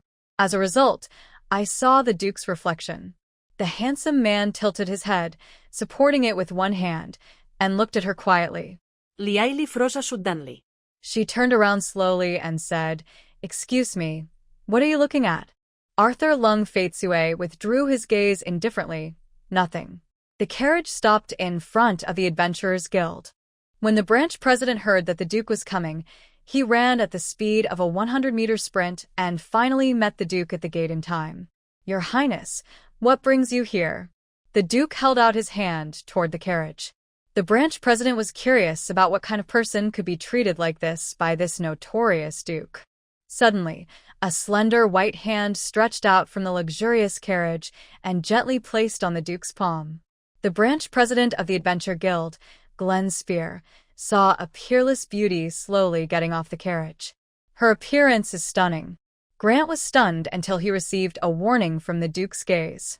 Just a glance from those icy blue eyes was enough to make Grant, a mithril hunter, break out in a cold sweat. Golan hastily withdrew his gaze and stared at his toes. The Duke, with a somewhat cold expression, took off his blood-red cloak and covered Liaili's head with it. Then he took her hand and walked into the president's office of the Adventurers Guild. After entering the door, Liaili immediately pulled the cloak on the Duke's chest. How shameful am I? The wings of her nose were filled with the cold scent of a man, and her white jade earlobes turned red. The Duke took his cloak, casually put it on the hanger beside him, and said slowly, "No, you are too considerate." Liaili? Did anyone say that? After Golan followed in, he managed his eyes very well and resolutely did not look in Liaili's direction for more than 1 second. Before, Balk issued a mission in the name of Constantinople. "I stopped by to see if there's any news on the mission." Golan's eyes flashed with surprise, and then he said quickly, "Ah, yes." Branch President Golan immediately stood up, walked quickly to the outer room, and gave a few instructions to his secretary. Soon, the secretary brought in a wooden box. "This is the quest item brought back by the Green Hat Adventure Team." Liaili felt like she seemed to have heard a remarkable name. However, when the branch president opened the wooden box, a whole box of frozen water flowers and taro roots successfully caught her attention. The adventure team used her potion, so the medicinal properties of the magical plant were well preserved. Her heartbeat could not stop accelerating. There really are magical plants in this world. There are at least hundreds of water flowers in the box, and even more taro roots. Liaili immediately closed the box and nodded to the Duke. Duke Lung Faitsue said calmly, "Call the team of adventurers who have completed this mission over here." Golan said, Just in time, they just came to ask about the mission settlement." "I'll call them up now." This time, Golan went to invite people in person. Liaili couldn't help but walk back and forth in front of Arthur Lung Faitsue excitedly. "This is great. Do you know what this means?" The Duke raised his eyebrows slightly and looked at her with interest. "Maybe I can entrust adventurers to find all the alchemical materials." What has been the reason for her research and development of potions? It's the daily limited materials. If this problem is solved, won't her alchemy growth rate take off? The production of healing potion will increase, and the Duke is in a very good mood. "We can celebrate tonight. Inform Balk and his team to hold a banquet in the castle." Liaili nodded happily and agreed. The man slowly raised the corners of his mouth. The cuckold adventure team followed Grant incautiously. It seemed that he had been given some instructions before coming in, and he never even glanced at Li Ailey. Li Ailey sat back next to Lung Faitsue with dignity. "Good day, Your Highness." The captain held his hat with one hand and put it on his chest, then bowed slightly and saluted. "I'm Hosen, the captain of the Green Hat Adventure Team." After seeing that the team was composed entirely of men, Li Ailey fell silent. "Your team name is really auspicious. Can I ask a question?" Li Ailey couldn't hold it in any longer. "Why did you choose this team name?" The captain stared at the floor, remembering the president's reminder that the big shot in the room didn't like others looking at his wife. "It's because of the goblins.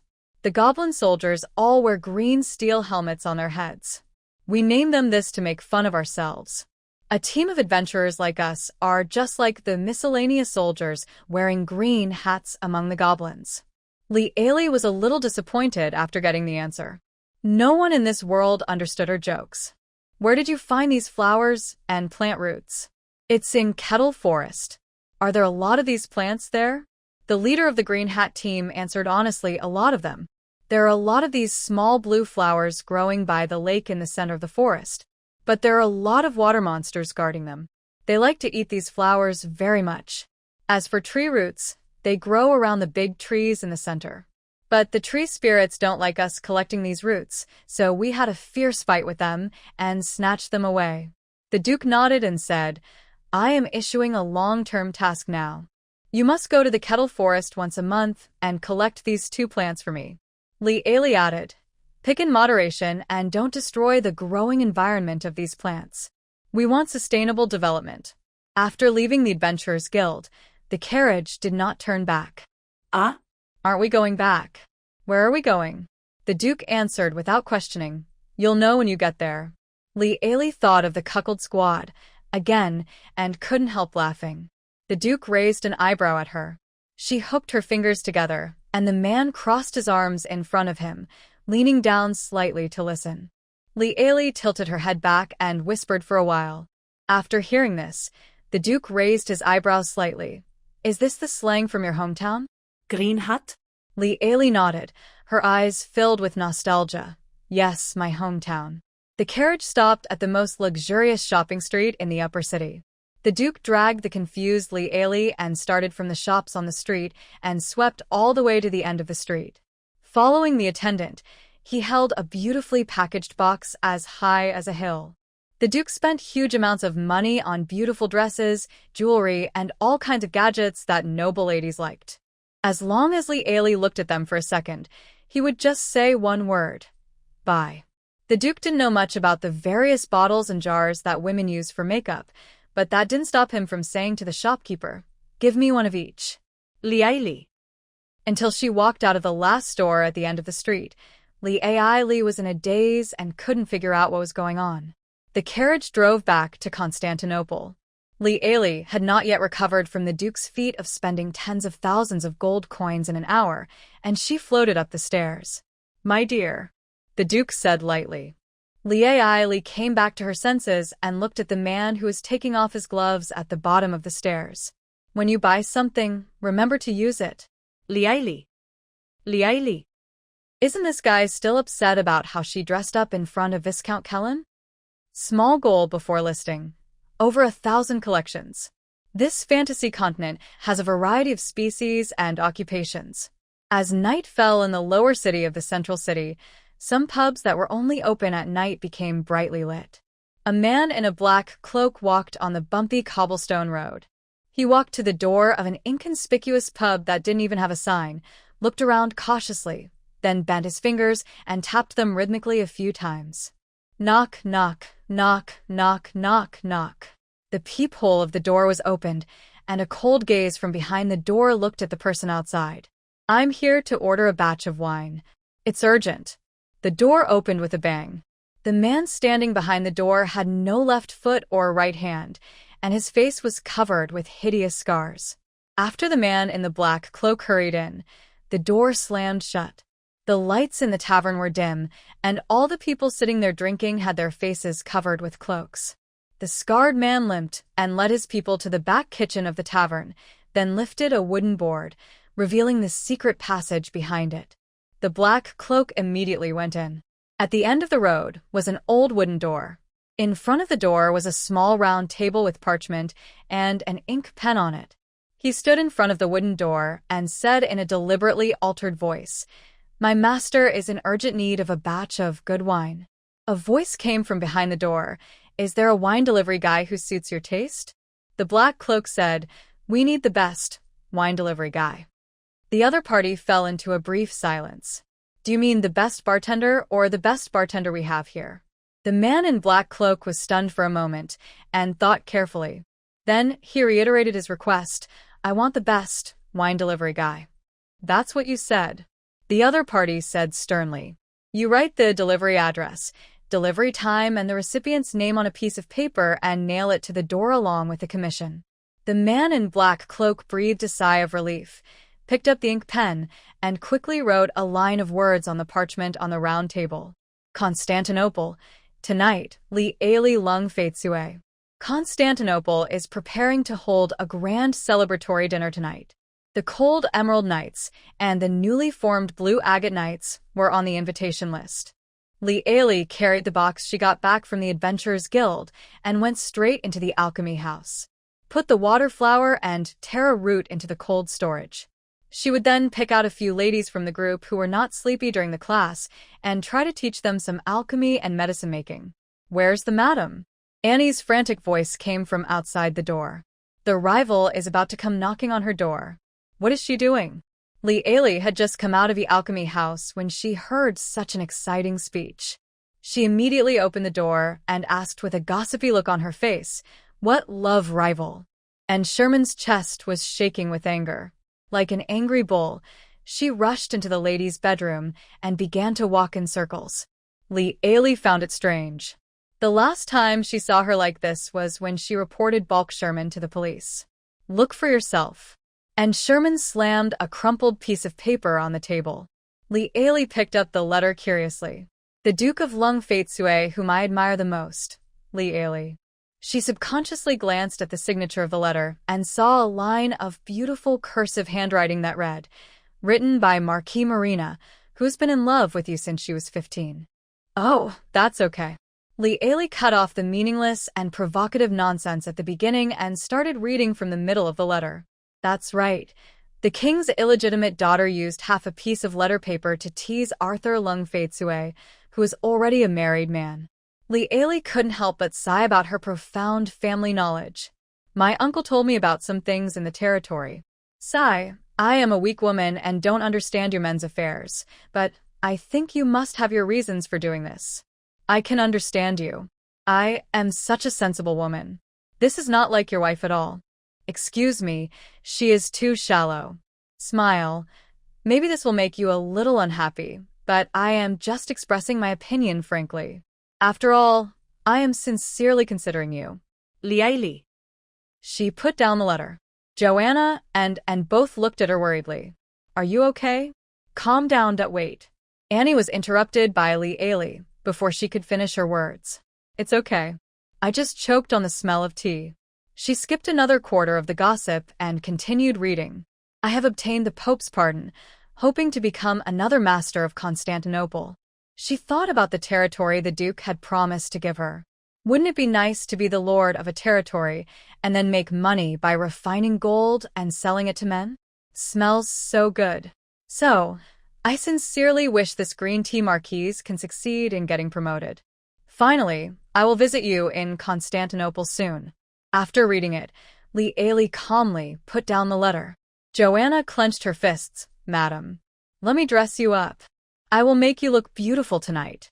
Li Eli rolled her eyes and said, "What a waste to dress up for that rascal," and narrowed her eyes slightly. So, did the Duke cheat on her or not?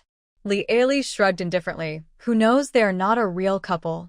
Besides, there's no guarantee that they're really a couple, right? The young and beautiful illegitimate daughter of the king was made a marquis as soon as she spoke. Look at what the letter said. She was already secretly in love with a rascal at the age of 15, TSK, and suddenly grabbed Li Eli's wrist and dragged her to the dressing table. "Put on makeup. You must put on makeup. He's looking for you too." Li Eli. Sister, now that you said that, the situation has been opened up. Joanna said weakly. But the Knights of the Knights Templar are not as handsome as the Duke. Lee Ailey and Annie said in unison. Shut up. So, 2 hours later, the Duke in his best attire waited for the glamorous Lee Ailey in the lobby on the first floor. He was almost stunned by the amazement. Arthur Lung Faitsue took a step forward and held out his hand to his wife, who was walking down the altar, with her skirt lifted up. However, the woman turned a blind eye. Lee Ailey lifted her skirt and brushed past the Duke's outstretched hand. The Duke chased after Lee Ailey helplessly. Dear, did I make you angry in any way today? Lee Ailey said nonchalantly. No, you are fine. Arthur Lung Faitsue humbly asks for advice. Then what are you doing? I just think that I should make some preparations for my future divorce. The Duke's face darkened for a moment, but he quickly recovered and asked casually, for example. The two walked side by side into the castle's largest banquet hall. The banquet hall could accommodate thousands of people, and the 10 banquet tables lined up side by side could seat 200 people from beginning to end, just like the long tables in some famous magical literature. The main seat is a long horizontal banquet table, with the main seat in the middle. After taking their seats, Lee Ailey lowered her voice and whispered in the Duke's ear. For example, look for your next husband in advance. Arthur Lung Faitsue. He pushed the chair towards Lee Ailey, like a gentleman. Under the magic crystal chandelier, his expression was somewhat gloomy. Then you must take a good look at it, he said cryptically. Lee Ailey felt a little uncomfortable with the hot breath he exhaled and subconsciously moved away. Then an interesting thing happened at the party. Whenever Lee Ailey looked at a knight, that person would immediately turn pale, break out in cold sweat, and tremble like a sieve. For once, she didn't care. But after several times, even though she was slow, she realized that someone was playing tricks. Is it you? Lee Ailey looked expressionlessly at the man beside her, who was shaking the wine glass with one hand. The man smiled gently. What? Lee Ailey. Honey, have you found someone you like? The man came closer and asked clearly. Lee Ailey. She found nothing. Look who peed their pants. She felt embarrassed for those nights. The man's expression remained unchanged. Enough is enough. Give it to me. Lee Ailey smiled and squeezed out a breath from the corner of her mouth. The Duke was about to reply when the wooden door of the banquet hall was kicked open. The originally noisy banquet hall suddenly became silent, and everyone looked towards the door. A female centaur was seen holding a silver sword high up. Who is Lee Ailey Lung Faitsue? Stand out. The most powerful assassin in the Assassin's Guild is here. Come to take your life. Lee Ailey. Arthur Lung Faitsue. 2 knight orders, more than 1,600 knights. The centaur girl who saw the situation clearly. The scene was deathly quiet. The centaur calmly retracted his sword and said, If I say I took the wrong path, would you believe me? The Duke's face darkened. Catch her. I saw hundreds of strong men nearby rushing forward together. The scene was so brutal at one point that Lee Ailey couldn't bear to watch it. The celebration banquet ended hastily. Lee Ailey returned to her room, changed her clothes, removed her makeup, and hurried to the Duke's study, holding up her skirt. Because the assassin was very cooperative, the Duke simply interrogated him in the study. A great knight asked in a gruff voice, Tell me, where is the most powerful knight? When Lee Ailey walked in, she heard the centaur girl complaining, Oh, I am the most powerful assassin. The knight was furious. I think you will not behave yourself unless you go to the dungeon. No. The person who wants to assassinate Lee Ailey Lung Faitsue specifically wants to find the most powerful assassin. A great knight asked coldly, Where is the most powerful assassin? Lee Ailey pushed the door open and walked in. The centaur girl was about to cry, I am the most powerful assassin. Arthur Lung Faitsue drew his sword with a cold face. Lee Ailey finally couldn't help but say, Is there a possibility that she is indeed the most powerful assassin? The knights said in unison, Impossible. I mean, everyone in this business has a nickname, and her nickname is not likely to be the greatest assassin. The centaur almost rushed over to hug her thighs in excitement. Yes, yes. That's what I mean. Arthur Lung Faitsue. A group of knights. Li Ali analyzed. The person who wanted to kill me said, "Find the most powerful assassin here." It just so happens that her name is the most powerful assassin, led by the kind-hearted centaur girl. The Duke destroyed the Assassin's Guild stronghold in the central city in one fell swoop. The branch president of the Assassin's Guild resisted desperately, but in front of the cold Duke of Emerald, the Duke chopped off his head with one sword.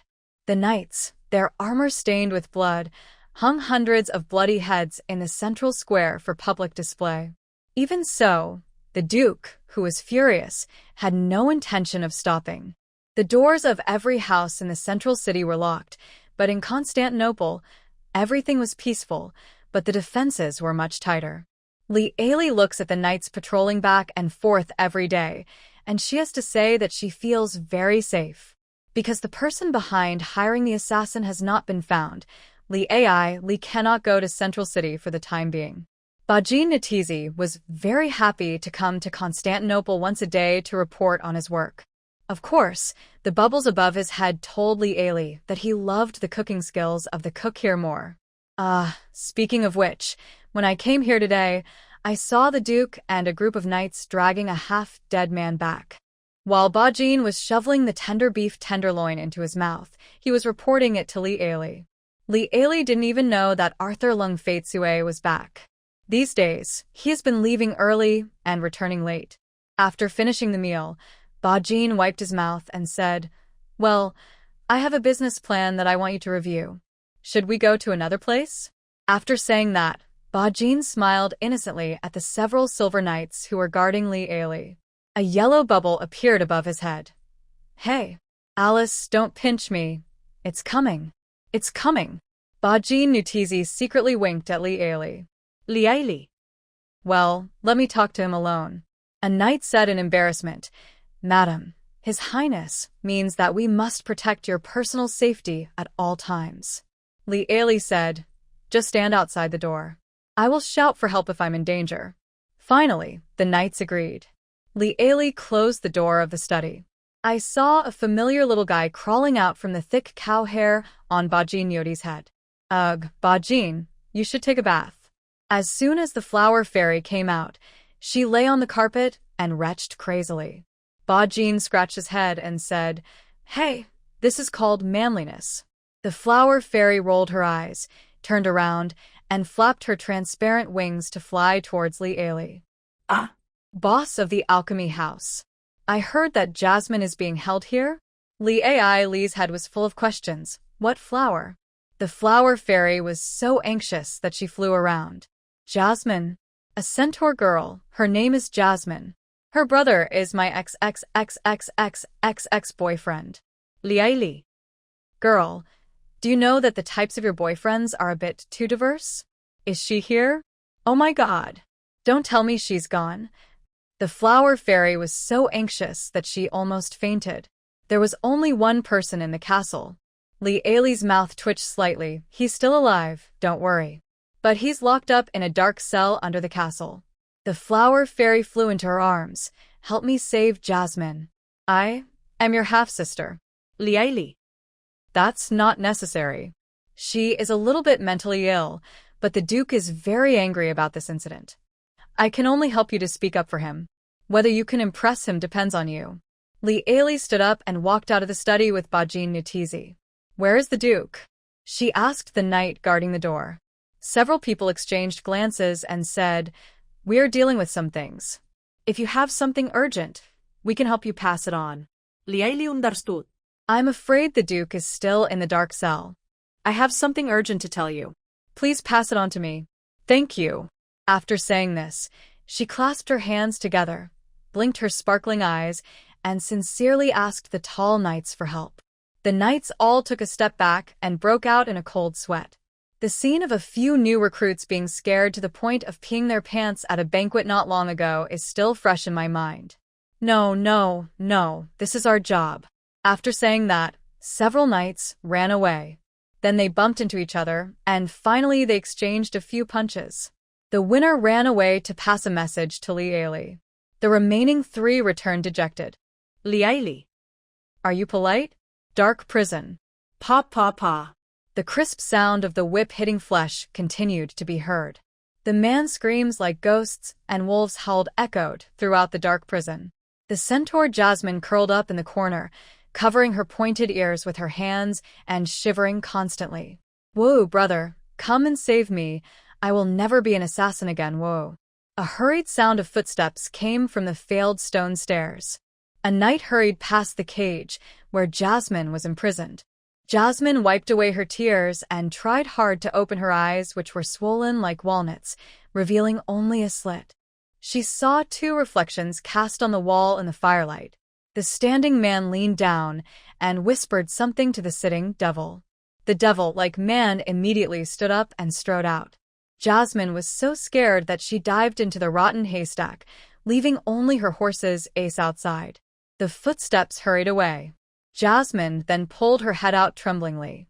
And, inside, the sound of whips hitting flesh never stopped. What do you want from me? The Duke came to the study in the South District. He simply ignored the Minotaur in the study, who was smiling at him in a flattering manner, and asked Liaili in a gentle tone. Liaili awkwardly showed her hands hidden behind her back. Actually, she was the one looking for you. On her palm, the tiny flower fairy fluttered its wings and flew up. Hey, brother-in-law, I have something to ask of you. The Duke's cold expression warmed up again, and his sword-like eyebrows slightly raised. Brother-in-law? The flower fairy waved her hand and said, You're so annoying. This is my sister, but you're not my brother-in-law. As she spoke, the flower fairy flew to Liaili's cheek and rubbed it intimately. Duke Lung Faitsue said slowly, This is the first time I've heard that a flower fairy and a human can be sisters. The flower fairy Alice said shyly, I, a brother-in-law, we are half-sisters. The calls of brother-in-law melted the ice on the Duke's face. The Duke walked to the sofa and sat down, tapping his fingers on the table. I wonder what the name of the lady's younger sister is. The flower fairy was very understanding.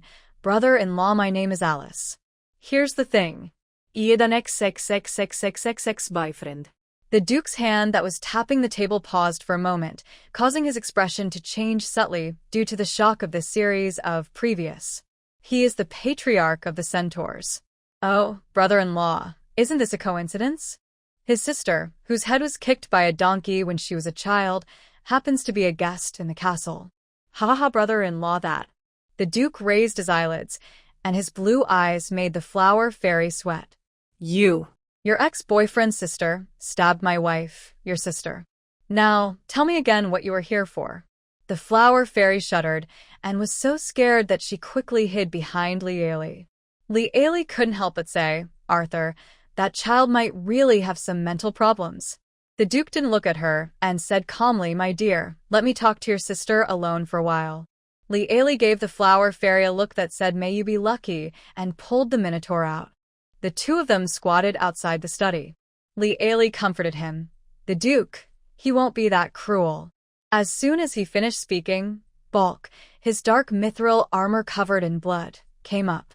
Madam, tell the Duke that the boy below has confessed. This is his confession. The parchment on which the confession was written was covered in blood. Liaili. Balk wiped the blood off his hands, turned around and said to the knight behind him, According to the Duke's order, you go to the dark cell and chop off the boy's head and hang it in the central square. Liaili. Bajin Nyohuf. After Balk and the knights he brought left, Bajin's legs were shaking. Boss, what did you say about the Duke? Liaili. Half an hour later, the flower fairy flew out of the study with a blank look on her face. In her hand, she held a piece of parchment. Liaili asked in a worried voice, Are you okay? The flower fairy shook her head slowly, then nodded desperately. Liaili, are you okay?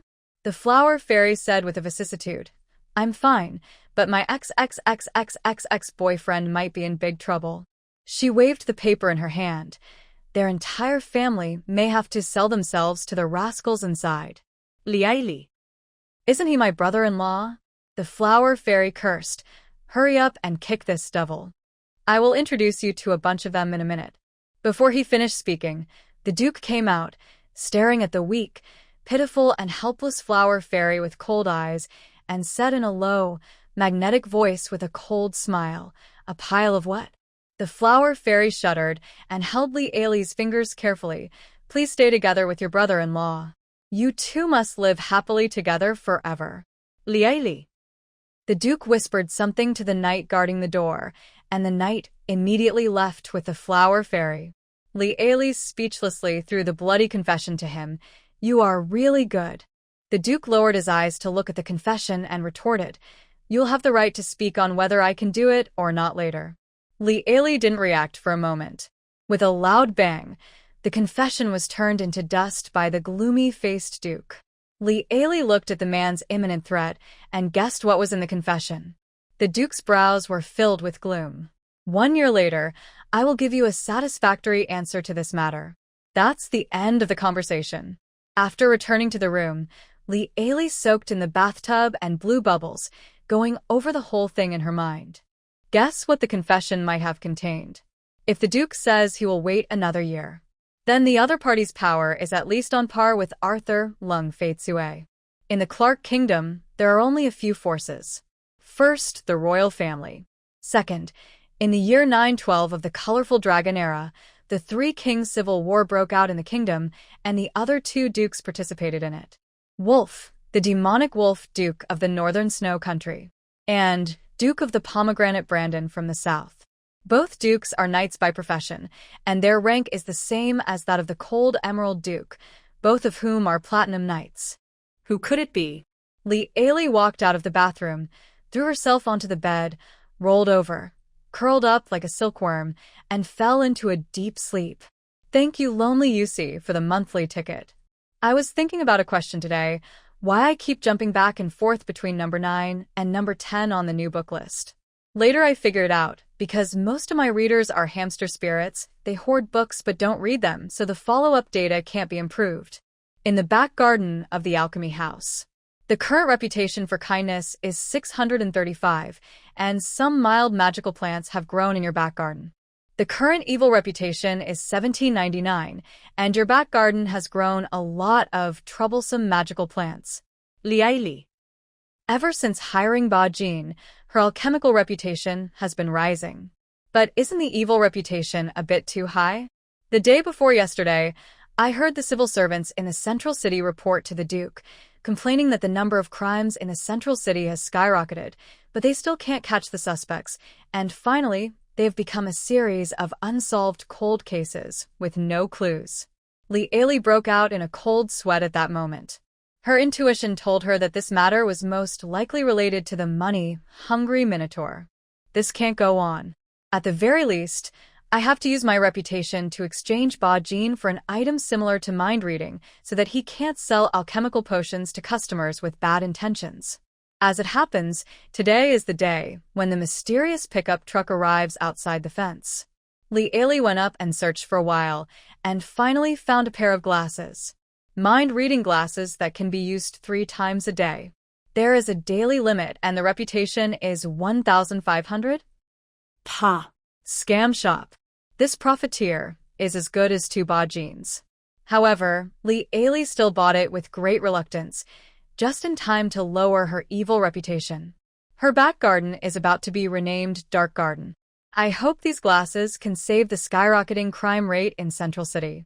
You spent 1,500 evil reputation to buy a pair of mind-reading glasses. Currently, evil reputation is 299. Starting tomorrow, the production of the troublesome magical plants will be greatly reduced. Please gain more corresponding reputation as soon as possible. After they got out, he told Ba Jin that those customers who are buying fire potion, toxic potion, or ice potion must use this pair of glasses to identify their purchasing motives. After Li Ailey solved the troublesome problem, she had to start working. The back garden has been taken over by wildly growing magical plants. There is no land to be seen anywhere and there is no place to step on. Li Ailey bent down and began to harvest the magical plants. During this collection, a new magical plant was discovered, a kind of curled bramble. It is very prickly to pick, so you have to wear thick gardening gloves and cut it off from the root with a pair of scissors. Li Ailey broke off a small piece of the new variety and the alchemy house immediately displayed an error prompt. Due to your improper operation, the golden thorn has lost some of its medicinal properties. The next step is to study the medicinal properties of this magical plant and what new alchemical potions it can be used to make. An afternoon just passed like that, until the Duke's voice suddenly came out from the dragon gem necklace she was wearing. Come out. As luck would have it, she developed a new potion, weak, gigantic potion. I am currently entering Golden Thorn into the Atlas. Ah. How can this necklace transmit sound? The Duke said, come out first. What the Hades is this? Come out quickly. The Duke's voice urged from the necklace. Not long after leaving the alchemy house, the Duke arrived. The Duke crossed his arms over his chest and looked down at Li Ailey. You know what? Martin's 3-year-old son doesn't need to be urged to eat. Li Ailey rolled her eyes. You talk just like my dad. The Duke raised his eyebrows slightly. Scream. Let me hear it? Li Ailey. Let's go to the dining room. I'll ask the kitchen to bake you a sweet berry cream cake. Li Ailey immediately bargained. I also want a small honey pudding and a cocoa layer cake. The Duke refused coldly. No. Stingy. On this point, when it comes to health, the Duke will never compromise. At the dining table, the new waitress brought Li Ailey's dessert first. How could Li Ailey bear this? She picked up the spoon and started to clean up impatiently. The Duke glanced at the maid indifferently, and the housekeeper Catherine beside him immediately understood. The housekeeper silently took the maid out. Let's have dinner first, the Duke said helplessly. Li Ailey ate a large piece of sweet berry cream cake in one bite. I want you are really as willful as a little girl. The Duke pinched the corners of his eyes with a headache. I made a giant potion today. Li Ailey changed the subject. Well, if people drink it, they should be able to turn into giants. I think this is great for land reclamation or infrastructure construction. Giants moving bricks is definitely much faster than ordinary laborers. The Duke said, it is more suitable for war. Li Ailey. How can you relate everything to war? She asked speechlessly. The Duke elegantly cut the fried lamb chops on the plate. 1 bottle of giant potion can make 1 person do the work of 100 people. Then those businessmen would hire 1 person and have him drink the drug. The remaining 99 people would lose their jobs. People who are unemployed cannot support themselves and their families, and such people are prone to committing crimes. But if I use it in war, I have an army of giants. You're right, but I'm considering my future territory. I need to open up new land and build a lot of infrastructure, so I definitely won't have enough manpower. Li Ailey counted on her fingers. The Duke paused while cutting the lamb chops. But you don't have any territory now, so you won't need it. Li Ailey. So, sell all of this giant potions to me and don't let it circulate on the market. Afraid that Li Ailey wouldn't understand, the Duke simply said, I don't want my sheriff to come to me tomorrow and say that there is a giant doing evil in Central City. Li Ailey. She buried her head in her meal with a guilty conscience. But, as the Duke said, 1 cake left her with no room for a proper meal. Then she started to dawdle, cutting a salad leaf into a dozen small pieces with a knife and putting them into her mouth little by little. Arthur Lung Faitsue almost made her laugh out of anger. If you can't eat, don't force yourself. He motioned to Conrad beside him to bring the remaining food of Li Ailey to him. Li Ailey looked at him curiously. I thought nobles would not eat other people's leftovers. The Duke raised his eyes and glanced at her. Indeed. The Duke said this, without explaining. Li Ailey. Arthur Lung Faitsue eats very quietly and elegantly. With his outstanding appearance, just watching him eat is a pleasure to the eyes. Li Ailey was bored, so she started talking about alchemy. She cut out the beginning and the end and briefly talked about the promotion of herbalist title. The Duke just finished the last bite of food on his plate. Then there must be some conditions. But what is certain is that it should be related to herbs. You can try to start from here. After dinner, the 2 of them went their separate ways and went about their own business. Li Ailey has made an appointment with the knights' wives. While eating, Joanna had already asked the maids in the southern area of the organization to copy dozens of copies of the illustrated book of magical plants. When the ladies arrived in Constantinople, Each of them received a copied textbook and a test paper prepared by Li. Only if you get a score of 60 or above can you learn how to make potions. Otherwise, the potion you make will have no effect. The ladies were very excited as they held the textbooks or test papers they received, but they couldn't help but doubt themselves. I really want to be an alchemist like you, but can I really do it? The lady who was speaking had some freckles on her face. Li spread her hands and said, "Give it a try. No matter what the result is, it's better than giving up without even trying. Don't you think so?" The hesitant lady immediately nodded firmly. As long as we can produce 3 alchemists here, the production of healing potion can be tripled. Sisters. Come on. A few days later, Li received the answer sheets submitted by the knights' wives. There were dozens of copies, a thick stack in my hand. Based on the ratio of 10 to 1, she should be able to pick at least 4 or 5, right? So she couldn't wait to mark the test papers. There was no other way. Supplying medicine to the knights alone was almost exhausting her. Ellie's alchemy workshop is in urgent need of a group of coolies, crossed out, and a group of apprentices. Make dozens of healing potions every day. She is now so skilled that she can make medium effective healing potions with her eyes closed. But the strong ones still don't work. Her proficiency wouldn't improve any further, and she could feel that she was just one step away from a more powerful potion. The production of fire potions and ice potions must also keep up. However, there is only one Li.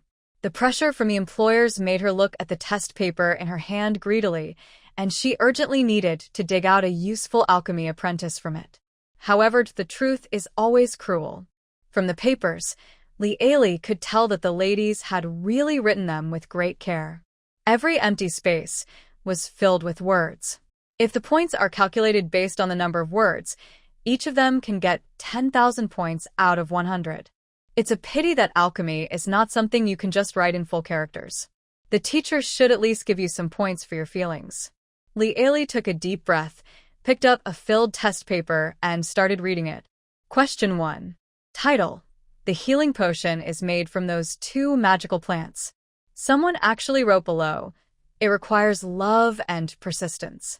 Li? Then the lady timidly added another line of words at the end. Sorry. I remember it when I read the book.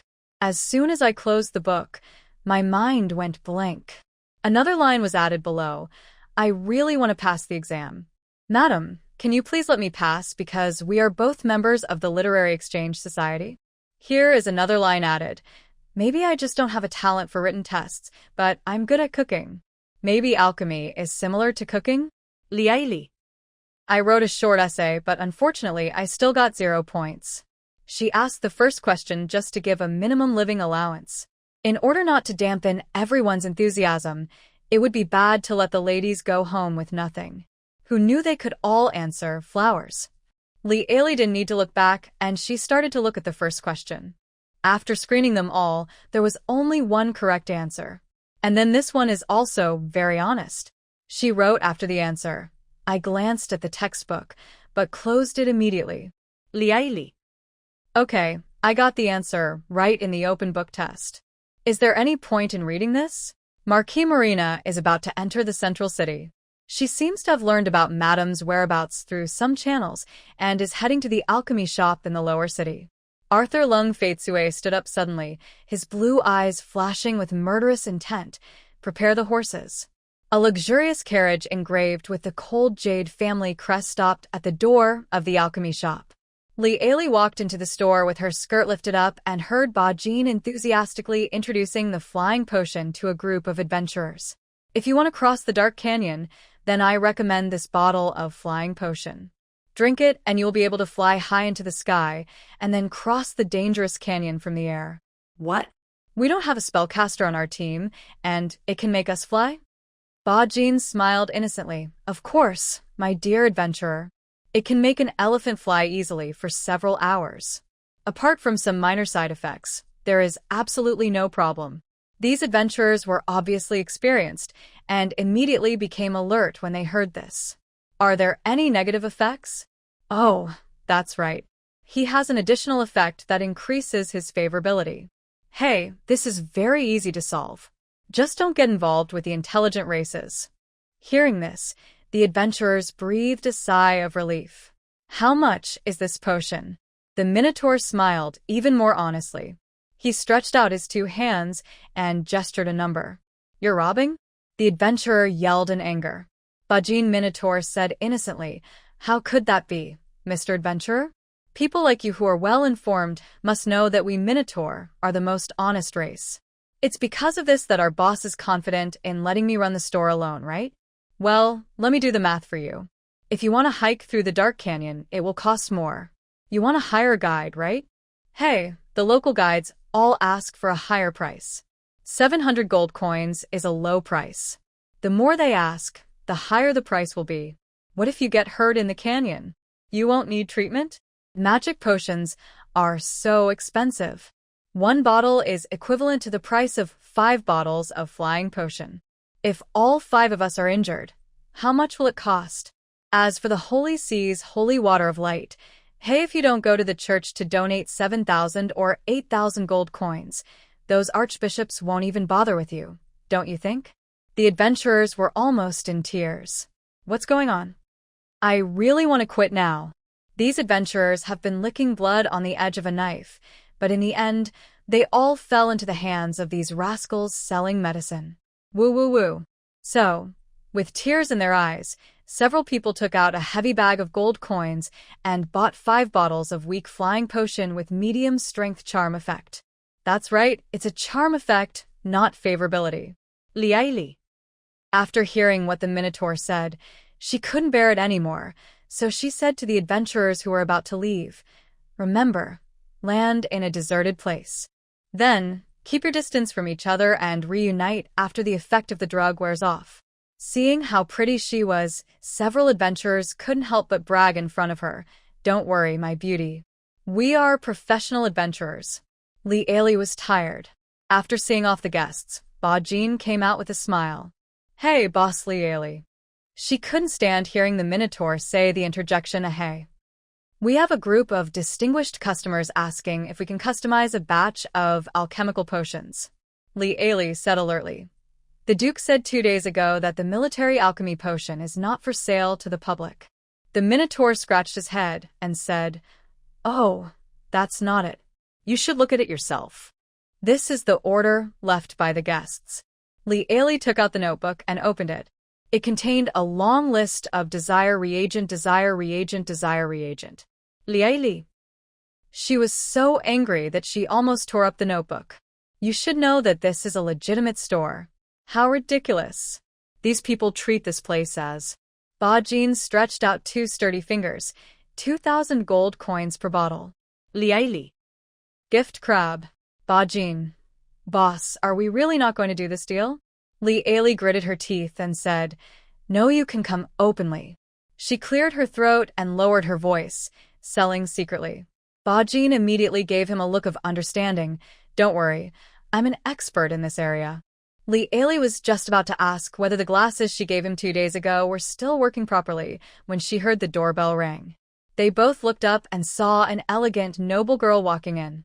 The girl had long flaxen hair, and although her clothes were deliberately low-key, she still could not escape Bajin's golden eyes. A big bubble appeared on his head. Wow, fat sheep. Liaili looked at Bajin's face again, and his eyes had turned into the shape of gold coins. Liaili. Under the cash register, she kicked Bajin lightly, trying to warn him not to go too far. Unexpectedly, Bajin obviously misunderstood her meaning.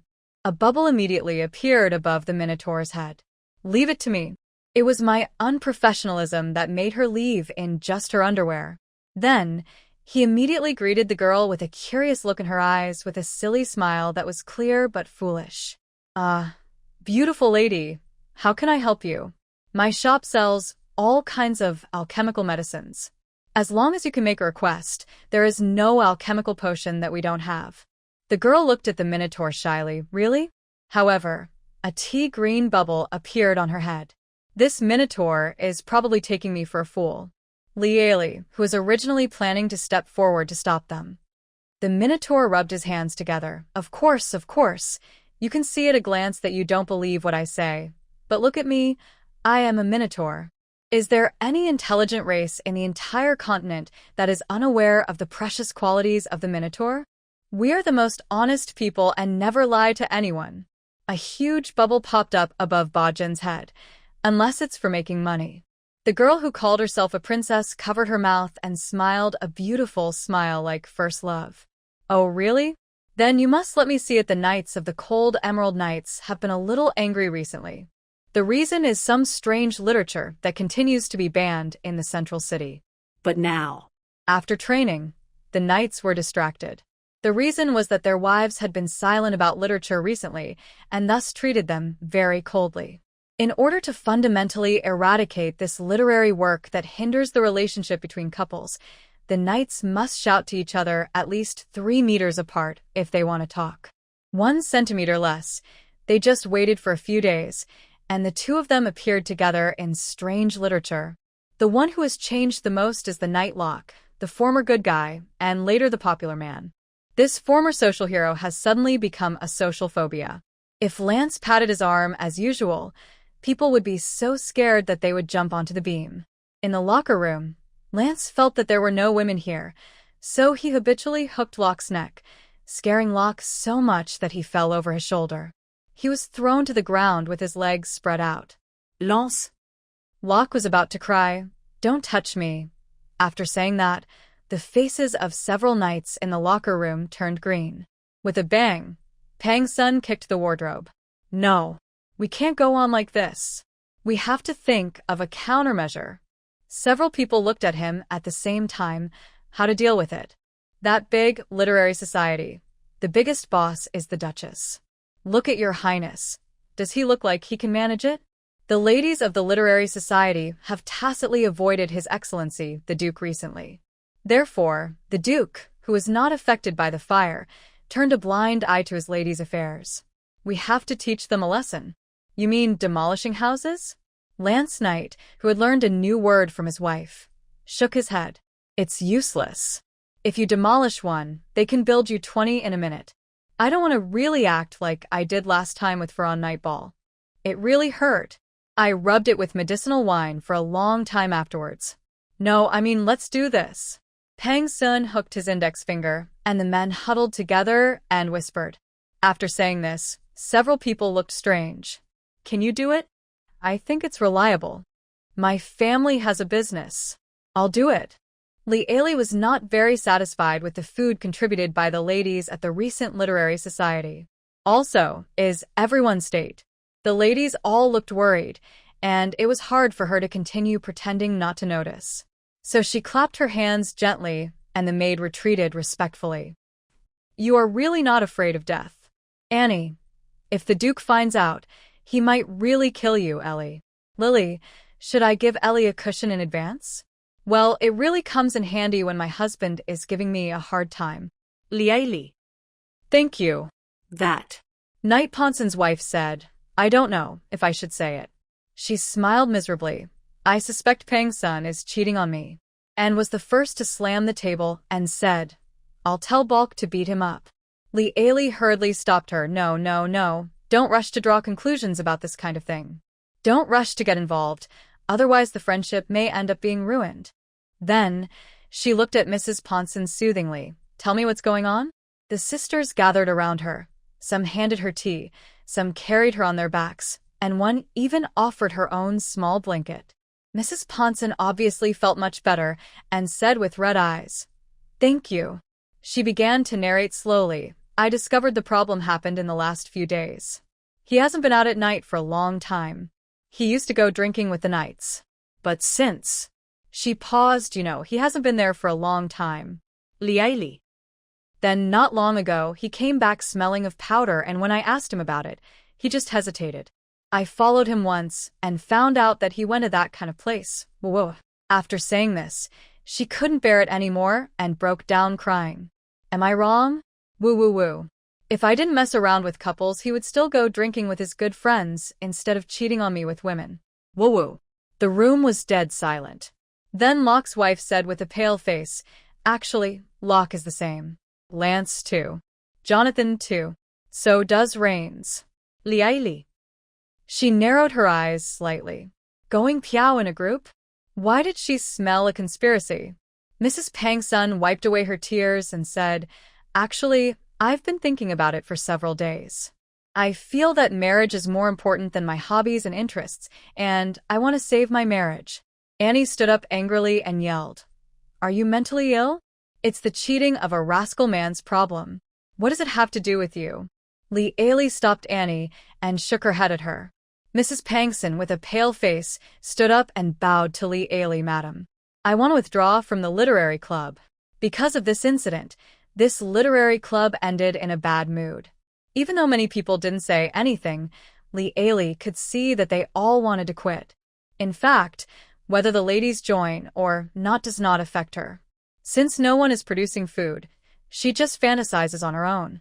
Is there anyone who can control her mind? But she just couldn't swallow this breath. Li Ailey went into the alchemy room and sneered, "Knights, please don't let me catch any evidence of you doing something wrong, otherwise." Next week, it's time for the ladies' literary gathering again. But this time, there were only 4 or 5 people in the room. Compared to their peak, the wives of all the married knights in the order are now in a miserable state. Annie was shaking with anger. "Humph. Fire them all. Cut off all ties with them." Lily calmly analyzed the situation.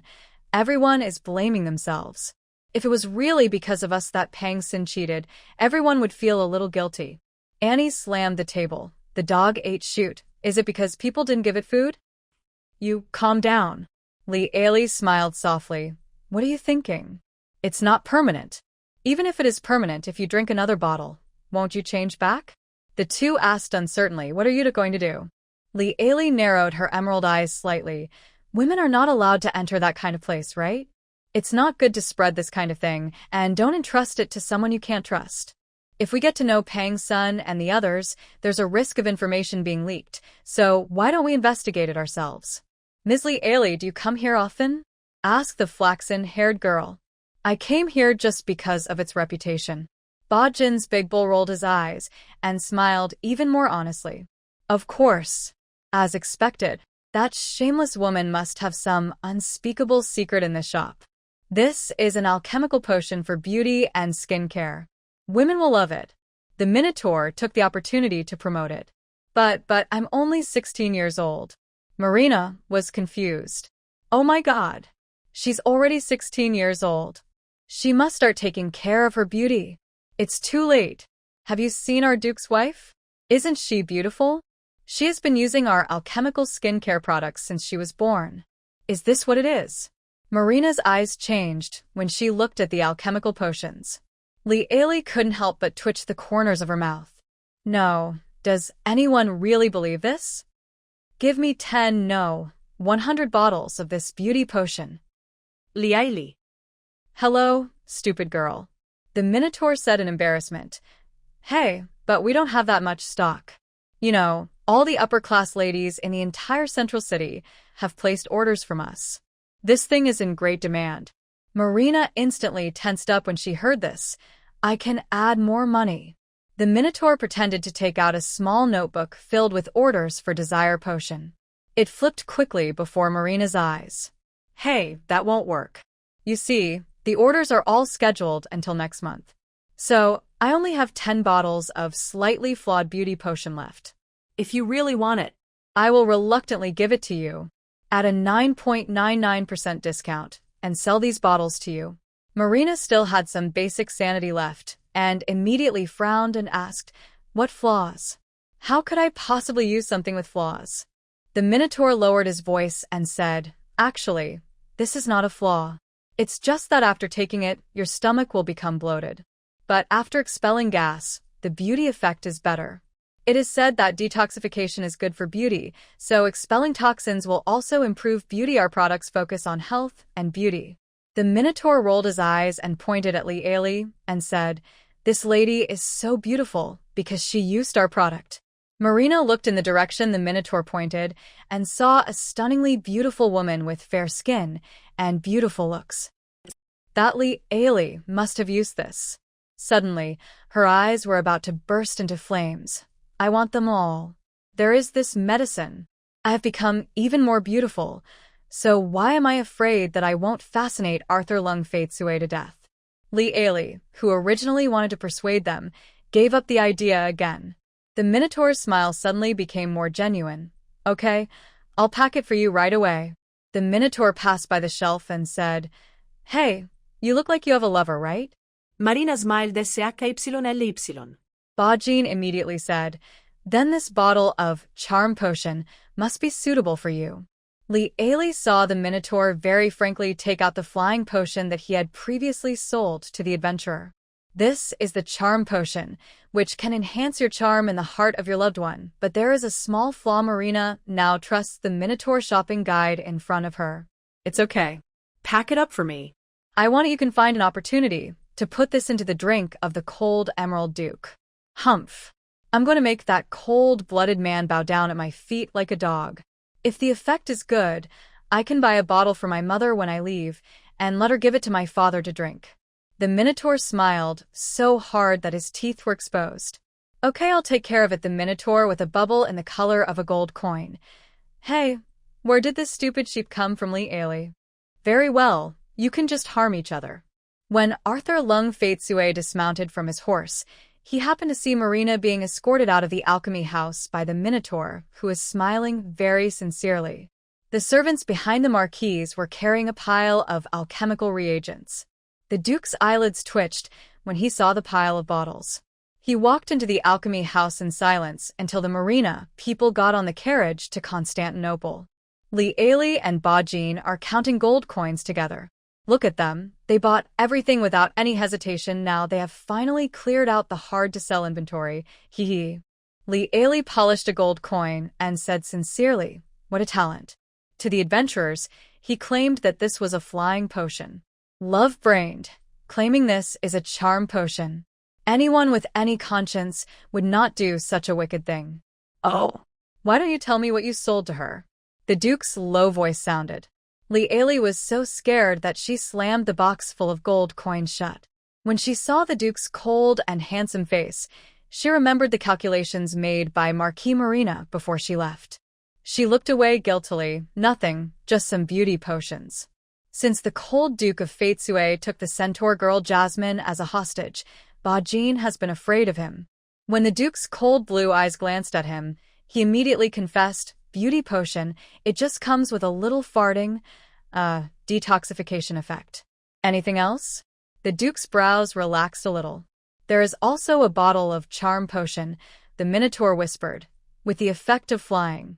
Hearing this, the Duke sneered. Charm potion? He stared at Li Ailey coldly. One dares to buy, and the other dares to sell. Li Ailey felt a little guilty. Arthur Lung Faitsue turned and left with a sullen face. The Minotaur asked in a low voice, Is the Duke angry? Li Ailey held her forehead with her hand. Just now, that little girl wanted to send him to the sky. Do you think he can be happy? Back at the castle, Butler Conrad informed Li Ailey that the Duke was meeting with Marquis Marina in the reception room. And for various reasons, Marchesa Marina will stay in Constantinople for a few days. Li Ailey listened in a disjointed manner. If the princess really gets what she wants, can she immediately take the territory and leave? Only then did I develop feelings with the friends here. But... If compared to being the lord of a territory, being the lord is definitely better.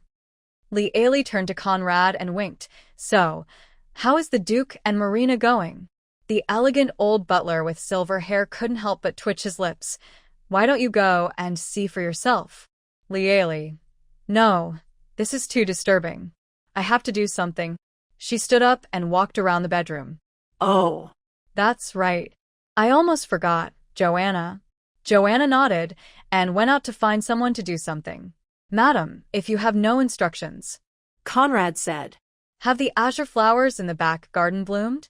Set up a dining table among the azure flowers and let the Duke and the Marquise dine there in the evening. Conrad's expression was a little broken.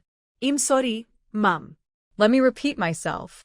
You want me to set the table in the back garden for your husband and the Marquis? Li Ailey blinked. Yeah. What's the problem? Conrad. The old housekeeper couldn't understand the world of young people. Do you have any other instructions? Li Ailey thought hard and thought about the charm potion. Well, you can remind the Duke in a subtle way. Conrad listened attentively with hope in his eyes. If the Marchioness gives him something to drink, well, if he doesn't want to go to heaven, he should pretend to drink it and act like he's in love. Conrad left the southern area of the castle like a sleepwalker and went straight to the large study on the second floor of the northern area where the Duke was. As soon as he raised his hand to knock on the door, the Duke pushed it open from the inside.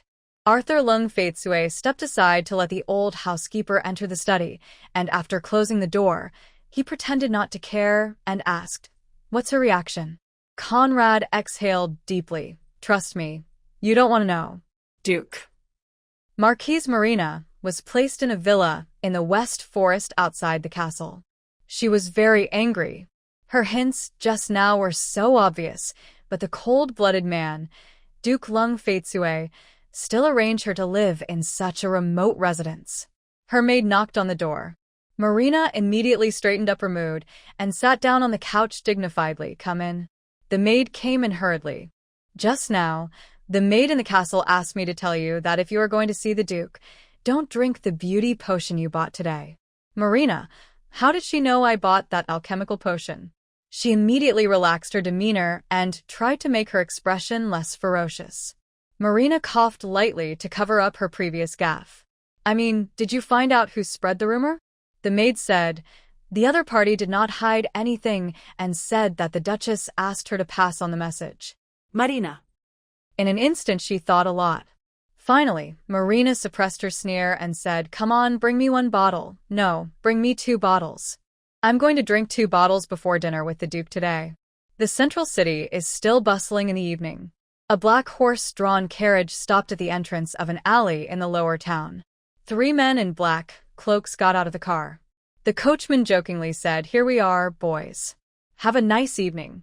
After saying this, he waved the whip and drove away with a snap. As soon as she opened her mouth, a deep male voice came out, and Lily screamed. And, who was very used to her new gender, rolled her eyes. "Ehe? Look at you." "Lily. It's right here," Locke's wife, Milia, said so, and said with a gloomy face. Sure enough, not long after, the small door in the dark alley opened, and a bald, muscular man looked around, and seeing that there was no one inside, he immediately made a big gesture to the inside. Several drunken men immediately walked out, some of them holding hands, but as soon as they left the house, they immediately let go and maintained a safe social distance of more than 2 meters from each other. Those are Eddie and Mihawk from the Knights. Annie was so angry that she wanted to beat them to death. But he was held down tightly by Lee Ailey and Lily on the left and right. "Why are you holding me back? I'm going to teach them a lesson." Lee Ailey lowered her voice. "A little impatience can ruin a big plan." Lily was less tactful. "Are you sure you want to attack the 2 Bronze Knights?" She said slowly. "You are a man now. Rush over and attack them. They only have 1 hand each and can beat you into a pig's head." "Annie." Lee Ailey. "Hide quickly, they're coming." But it was too late. Mihawk and Eddie came out of the alley and saw the 3 men acting stealthily. Suddenly, their alarm bells rang. "Stop." The 3 of them stood still.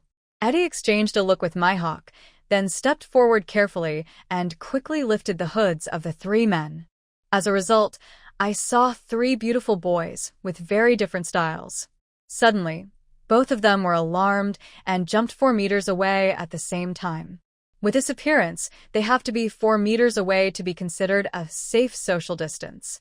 3 people. "You are?" Eddie asked uncertainly. He had never seen these 3 strange faces before. "We are from the 2nd Regiment," Annie said quickly. Fortunately, Eddie and Mihawk were so drunk that their mother could hardly recognize them. Her muddled mind worked for a moment, and she accepted this reality. "Hey. Newbies, huh?" Mihawk looked at the 3 people's faces sympathetically. Eddie gave him the same look. "TSK, to look like this, he must have suffered a lot, just like Knight Commander Locke." Lee narrowed her eyes slightly. "Go ahead, it's inside." The 3 of them nodded like chicks pecking at rice, and quickly slipped into the alley as if there was a ghost chasing them. "Stop," Eddie said suddenly. Li's body froze, and her hand sneaked into her cloak. If the situation was not right, she would go all out. A large bottle of fainting potion is guaranteed to make both of them faint until the next day. TSK, do you know the code? The three of them turned around and shook their heads. Mihawk had a look on his face that said, I knew it, and the code was, the Literature Society must die. Liaili, Anya Lili. Okay, go ahead, you poor new recruit. After saying this, the two of them stopped a horse-drawn carriage. Li watched the rental carriage leave with an expressionless face. The three of them walked to the door of that kind of place with cold faces, and Annie raised her hand and slammed the door, making it make a loud bang-bang sound. Secret code. A muffled voice came from the door. The Literature Society must die. The three said in unison. The door creaked open. The bald, strong man frowned and looked at the three people. Take off your hood. The three of them slowly took off their hoods, revealing three beautiful young faces. The bald man asked suspiciously, Why haven't I seen you before? Li put a hand into her arms and said, We are the new members of the second group. The bald man's alarm bells immediately rang. Why would the second group recruit ordinary people? Don't lie to me. Lily hurriedly tried to make amends, a newly hired errand boy. The bald man immediately relaxed and looked at the three of them with sympathy. Poor thing, they're not even letting the chores go now. Come on in, kids. Having said that, he made way. They were sitting together smoking and playing cards. When she saw the three handsome boys coming in, her eyes immediately lit up, and she began to flirt with them. The bald, strong man rolled his eyes and said to them, They're going to the back too. Several women immediately lost interest, and one of them even spat at Li and the other two. Li narrowed her eyes slightly. Seeing that it was their first time here, the bald man enthusiastically led the way for them. After passing through the disguised indecent tavern, the bald man pushed open a secret door, revealing the debauchery and noisy scene behind. Gift crab, the three people said in unison. I saw that the lights were on behind the secret door, and almost half of the men in the Knights Templar were there. These straight guys are letting themselves go here. Lance took off his shirt and kept showing off his bulging muscles. The people below were hugging each other's shoulders and laughing, asking him to show off his muscles like this on the training ground tomorrow. The men standing under the table shouted, lifted him up, and then threw him into the air. Liaili. Annie. Lily. You rascals, you are dead. The three of them left the knight's happy house with cold faces. The next day, at the same time, a black horse-drawn carriage stopped at the same alley. Four men in black cloaks got out of the car. The coachman winked at the four men in black cloaks. It seems that the girls here are very charming. Look, you have even asked your buddies to come and enjoy it with you. The three of them sneered, and the other one had a pale face. My dear, you have already drunk the potion and come here, so don't back down. Li advised after the carriage left. Nina encouraged herself firmly. I won't. I want to meet that woman. I want to see. Woo-woo. She cried. I want to see how she is better than me. Flames of anger burned in the eyes of the three men. They all thought Pang Sun must die. They came to the secret door, and the bald man still asked for the secret code. Signal. Literature must die. That was yesterday. The bald man said coldly. Liaili. The anti-reconnaissance ability is quite strong. Boss, it's us, the ones you met yesterday. Annie took off her hood in annoyance. The boss hesitated, but still opened the door for the three people. This won't happen again. After saying that, he opened the door, only to see four people outside, and frowned slightly. Lily immediately pulled open Rainina's hood. He was written about badly by the Literary Association today. He is traumatized. Look at the child crying. The bald man immediately showed sympathy. TSK, what a sin. You know the way, go there by yourselves. The three of them carried the confused Nina after her gender change and dragged her to the secret door leading to the Happy Land. Li suddenly stopped and turned around and asked, By the way, what is the secret code for today? Night falls. Beautiful magic lights lit up in the back garden. In a sea of flowers, there is a romantic dining table. A handsome man and a beautiful woman were sitting at the two ends of the long table. The magic light shone on Marquise Marina's face, making her skin look as moist as a peeled egg, without a single pore visible. After taking 2 bottles of beauty potion, Marquise Marina was indeed radiant and beautiful. Moreover, she did not feel any discomfort after taking the medicine. She reasonably suspected that this was the Minotaur from the alchemy shop, who refused to sell the beauty potion to her, an outsider. Under the moonlight, in the sea of flowers, the magic light slowly changed colors, and everything was so romantic and beautiful. Marquise Marina looked at the man sitting opposite her, Arthur Lung Faitsue, with amorous eyes. The man possessed an invincible and powerful army, a vast fiefdom that occupied 1/3 of the kingdom, a family fortune that was rich enough to rival a country, and a handsome appearance that made countless girls toss and turn. How could God give such a great favor to a man? Marquise Marina cleared her throat gently, then pinched her throat and uttered a sweet and beautiful voice like a lark. "Brother Arthur, you are having dinner with me alone. The lady won't mind, right?"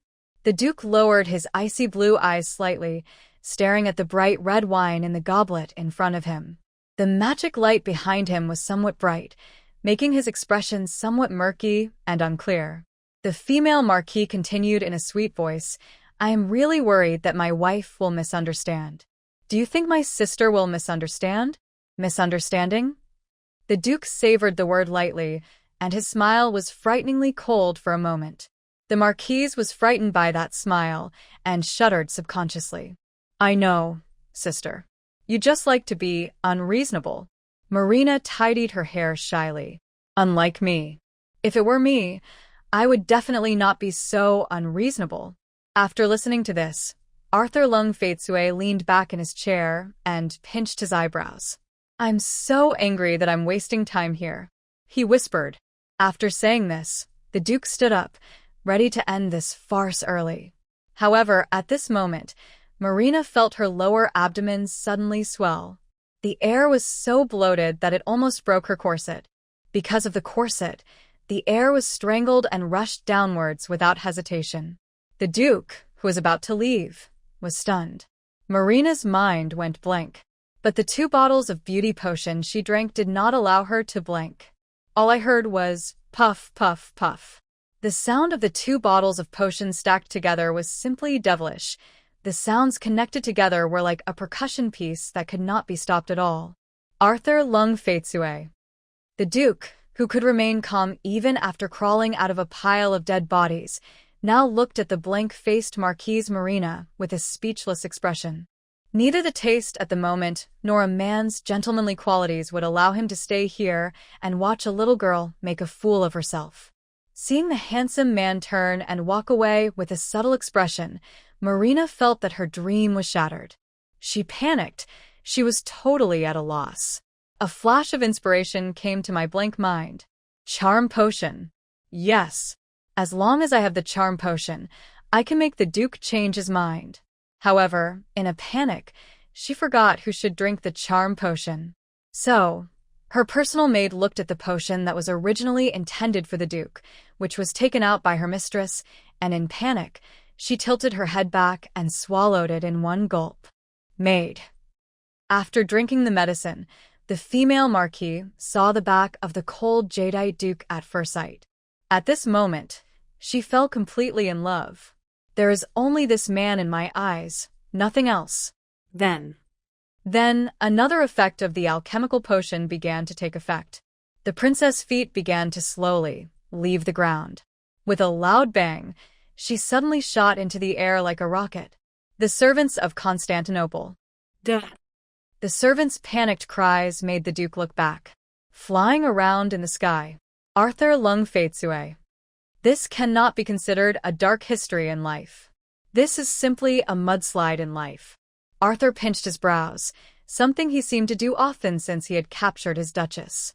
However, the man who turned and left couldn't help but raise the corners of his mouth slightly. In the castle, Li Ailey was lost in thought in front of a table full of delicacies. In front of her, there was a bowl of bluish-purple unknown solid liquid mixture. What did you just say this dish is called? Li Ali asked the butler who served the dish.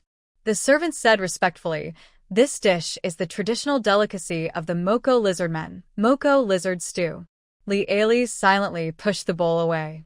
She didn't want to see a whole Moko lizard floating in the soup anytime soon. Then she looked at the second dish in front of her. On the expensive porcelain plate were several slices of thinly cut raw meat. The butler introduced dutifully, "This is cave python sashimi." Li Ali. Did the meat slice twitch just now? She immediately asked the butler to take the plate away. If she looked at it for a second longer, she would not have to eat tonight. Finally, the butler placed the evening's main course in front of her. A basket of white bread and a small dish of pathetic pickles. Li Ali took a deep breath. What about dessert? What's dessert? The butler said, "No dessert today." No dessert. No dessert. This sentence completely ignited Li Ali, and she slammed the table and stood up.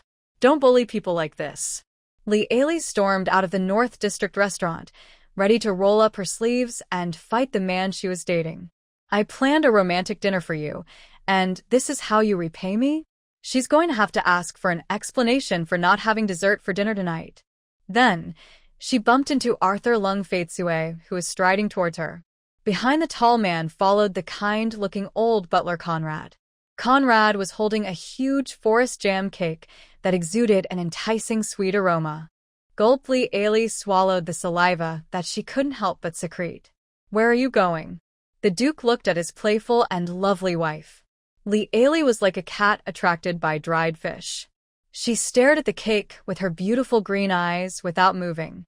"Ah, are you ending your date with the Marquis so soon?" The Duke chuckled. "Thanks to someone. The Marquis is still in the sky, enjoying the pleasure of flying."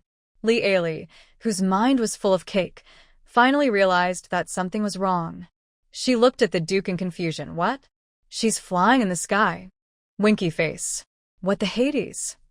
Marquis Marina drank the charm potion herself? That stuff only works when the other person drinks it. Li Ali subconsciously looked out the window.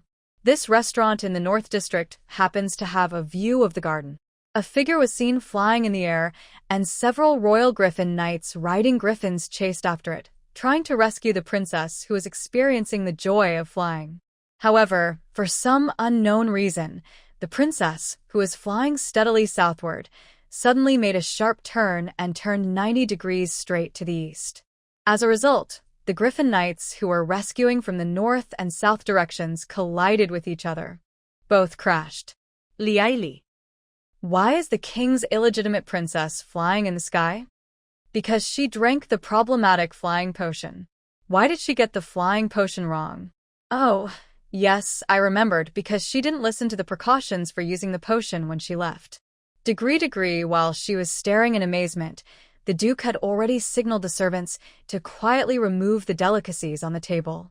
When Li Ali sat back at the dining table in a daze, a sumptuous meal that suited a normal human appetite was already placed in front of her.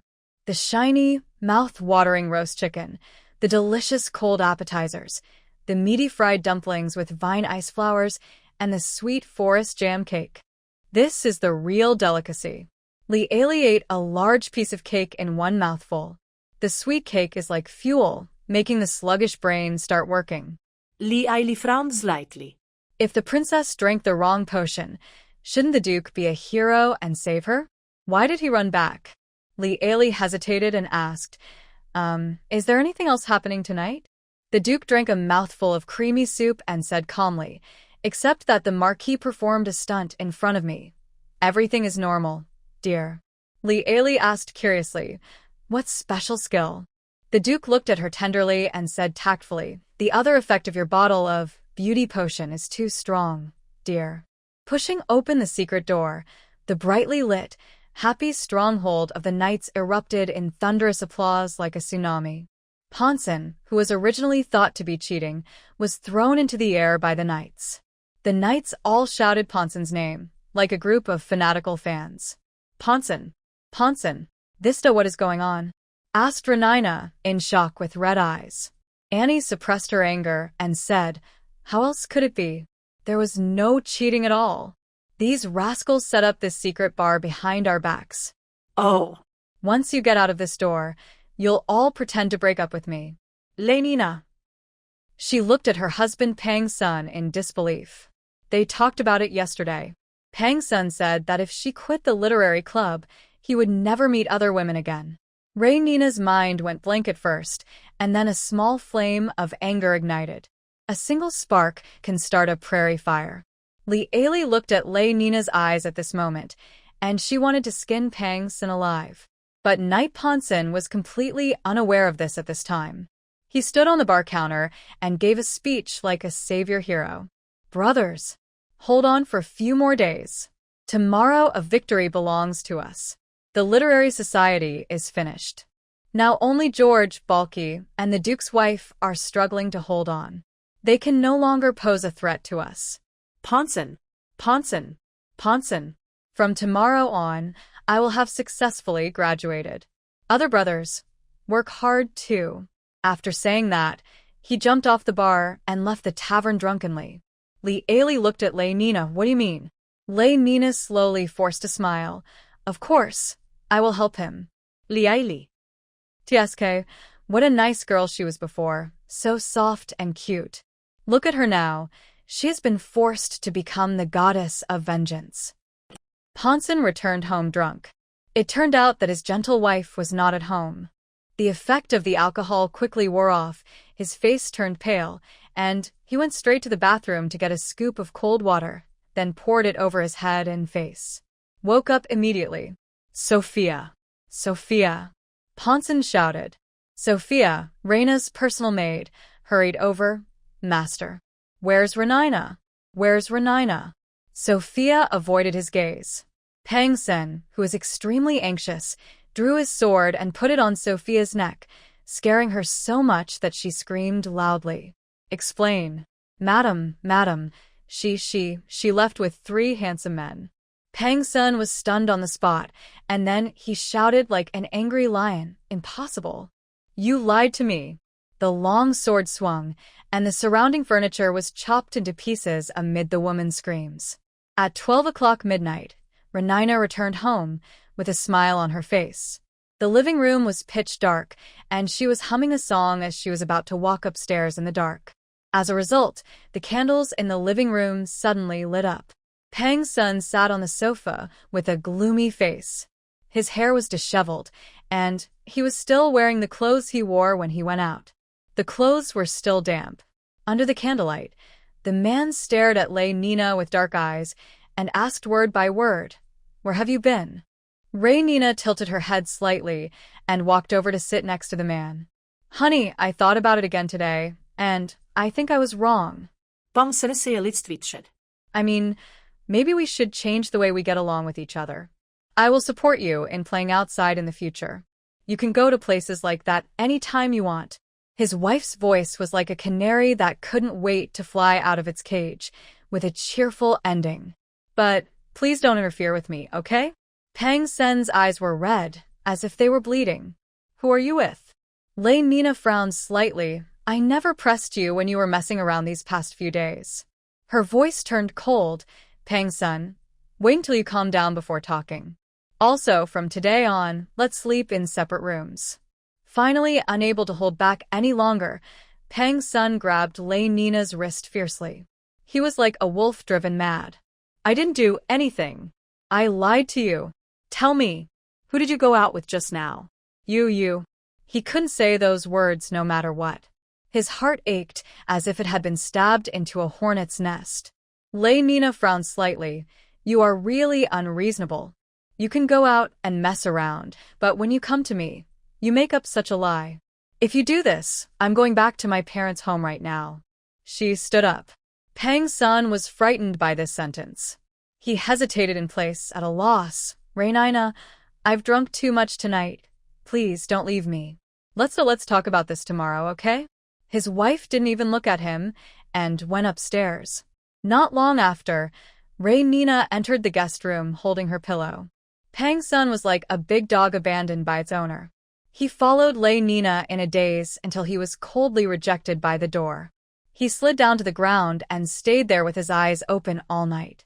The next morning, he washed his face, without bothering to tidy up his appearance, mounted his horse, and headed straight for the training camp. The Knights of the Cold Emerald Knights were all shocked when they saw his horrible appearance. Deputy Head George came over with a slightly frowned brow. "Ponson, what's wrong with you?" Pang's son wiped his face and said, "Deputy Captain, help me check a few people. It's not time to train yet." George frowned and pulled the man aside. "What's going on?" Pang's son gnashed his teeth and said, "Someone is messing with my wife." Hearing this, George's face darkened. After the training that day, several knights who had changed into casual clothes gathered together. They came to Ponson's house. Rainina had not yet gone out. Soon, a black rental carriage stopped at the door of Renina's house. Soon, Renina came out of her house and got into the carriage. The car windows were blocked by blackout curtains, so I couldn't see clearly inside. Pangson put his hand on the hilt of the sword and almost rushed forward. He was held down by the shoulders by the calm George. George's eyes were cold. Catch him in the act and kill him right away. A few people also rented a black carriage and followed the carriage that Renina was sitting in at a distance. Soon, the carriage stopped at the entrance of a familiar alley. Pangson, Lance, and Locke's eyelids all twitched. Soon, many carriages gathered in front of their happy nest. The car door opened and a group of handsome boys got out. Pangson stared at the car his wife got into, but after half a day, only a teenager got out of the car. Etc. Doesn't this man look too much like his wife? Lance wiped his eyes. Wait. Why does that man look so much like Bella? Locke was confused. Is this a man who looks like my Milia? Or is this my Milia wearing men's clothes? Your Highness. The lookout tower outside the city is reporting urgently. Knight Bulk didn't bother to knock on the door and just pushed it open and walked in. Li Ailey placed a dozen bottles of newly made giant potion on the Duke's desk with a numb expression. Last night, her alchemical potion killed an innocent girl. But no matter how she explained, the Duke just didn't believe her.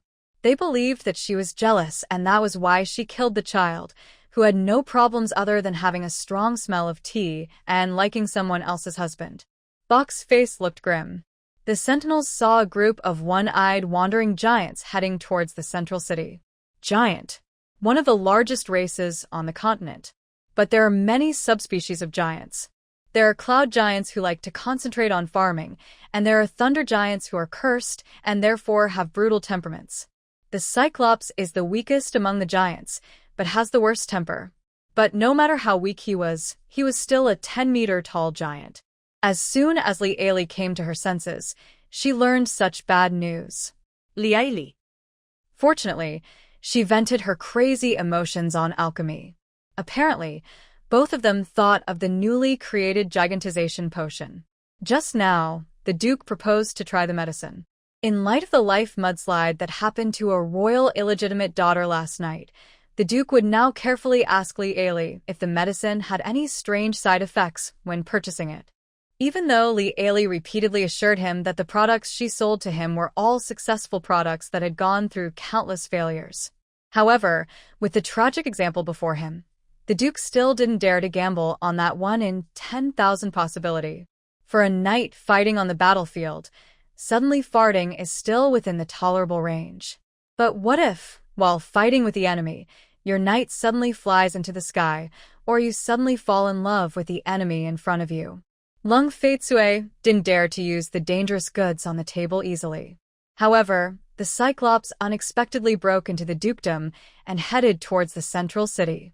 There was no time to experiment with new potions now, so the Duke directly picked up the giant potions on the table and said, "Call all the Silver Knights and follow me out of the city to fight." Bulk doubted his ears. What? Only the Silver Knights? They are a group of Cyclops. The Duke didn't have time to explain. There is a new alchemical potion. Because of the healing potion, the knights have a mysterious admiration for Li Ailey's alchemical potion. Upon hearing this, Bulky said no more and immediately turned around and ran to call for people. Soon, a raiding team consisting of 120 Silver Knights rushed out from the gate of the central city. Cyclopses, over 10 meters tall, roamed in the dense woods. Even from a distance, their figures were clearly visible. Li Aili climbed up the tallest arrow tower in Constantinople, stood there and opened the monocular, and immediately saw a huge group of giants. There are about a dozen of these cyclops. They are like a group of house-destroying huskies. They will uproot any giant tree in their way and kick down any house in their way. With bodies as huge as mountains and innate supernatural powers, these giant creatures are invincible. Wherever they passed, people could only scream and run for their lives. The giant moves very fast. Just as they were getting closer and closer to the central city, a man as tall as a cyclops appeared out of nowhere. Li Aili put away the telescope in a flash. It's too hot for the eyes. Etc. That one just now, that one was the Ponson knight who drank the potion, right? The Duke took away 12 bottles of giant chemical. Does that mean she can also see someone making a fool of themselves? Li Aili smiled evilly and opened the monocular telescope again. Then, she saw Bok's white buttocks, Lance Knight's dog waist, and Locke's leg hair. There is no Duke. Haha, you dog man. Li Aili sneered and put away the monocular. Balky pounced on a cyclops like a tiger pouncing on its prey. Li Aili was surprised to find that after the people became giants, the bubbles above their heads still did not disappear.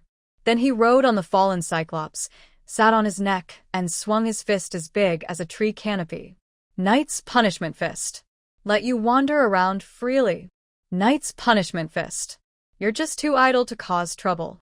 Ultimate Knight's Punishment Fist. Li Aili. What kind of debuff is this that you'll get every time you draw a lot? The giant's limbs twitched after being hit, and he lost consciousness on the spot. That was not the end of it, as Balky actually started to pull off the giant's pants in broad daylight. Li Aili was so scared that her face turned green. Li Aili, my god of light, even I can't tolerate such a heavy sea. I hope and didn't see it, otherwise Night Bulk would be kicked out by and... Fortunately, Bulk just tied the animal skin that the giant had wrapped around his waist to cover his private parts. Li Aili just breathed a sigh of relief. As a result, she relaxed too early. When the remaining 11 fruit men saw this scene, the dead eyes of the others started to light up with a little spark of life again. They found their targets one by one, and then pounced on them with ferocious expressions. The scene was very abnormal. The ugly cyclops were knocked down by the knight's fruit men in a daze. Press him to the ground and start attacking like crazy. Li Aili. The remaining cyclops were all scared crazy. I have never seen so many perverts in my life. They teamed up to rob the giant's fig leaf. It was so scary. The cyclops turned around and ran away. That speed was much faster than when they came. Li Aili. Your giant potion has established a great reputation among the North Wind Cyclops community, and your evil reputation has increased by 100 points. Li Aili. This is really a compliment to her. Does she have that ability? But whether she is willing to take the blame or not. The knights were indeed brave and good at fighting, even without clothes. It's hard for the Cyclops who was running as fast as he could. Maybe they were just out in a group for a trip. As a result, he ended up in the Duke's territory. As luck would have it, he ran into her just when she had refined the giant potion. Then, the giants were beaten so badly that they couldn't even recognize their mothers by a dozen fruit men who suddenly appeared. Moreover, the beating of the fruit men was not enough. They also took off the only trousers they had on their bodies. Li Aili. Just thinking about it, she felt that 100 points of evil reputation was really too little. The Cyclops ran while letting out a heart-wrenching howl. But the Knight Commander, who didn't get the pants, was even angrier and more anxious than them. He really ran after him like crazy, shouting as he chased, "Don't run if you dare." Even though she was hundreds of miles away, Li Aili seemed to hear the Cyclops' cry from the depths of his soul. "Ah, don't come over here." Li Aili. Actually, is it possible to pour the giant potion on her head so that both the person and the armor can grow larger? Forget it.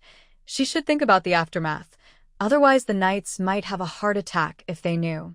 Li Aili plunged into the alchemy house. Although I don't have the magical plants to make the giant potion at the moment. But she can do the opposite. using magical plants that have completely opposite medicinal properties to the giant formula to make a shrinking potion. The problem would be solved if we just made the giant smaller. Otherwise, once the effect of the giant potion wore off and the knocked-out giant opened his eyes, there would be no giant potion for the knights to use. As Li Ailey prepared the shrinking potion, she said with emotion, "I am such a clever little ghost." With the giant potion in hand, Li Ailey quickly developed the shrinking potion. Then she took 26 bottles of shrinking potion and got on the carriage and asked the driver to drive as fast as possible towards the giant knight who had not yet shrunk. The coachman swung the whip very quickly. The 16 purebred horses pulling the carriage had never been whipped like this since they were born, and they ran as fast as they could. Half an hour later, Li Ailey jumped off the carriage. The Duke was just about to deal with these Cyclops. Hey. Don't cut yet. I have a shrinking potion here. Who would have thought that when Arthur Lung Faitsue heard her voice, his first reaction was to yell at her. Close your eyes. Don't look. Now the situation here is a bit special. All in all, this place is somewhat unsuitable for ladies. Li Ailey only dared to look down at her toes.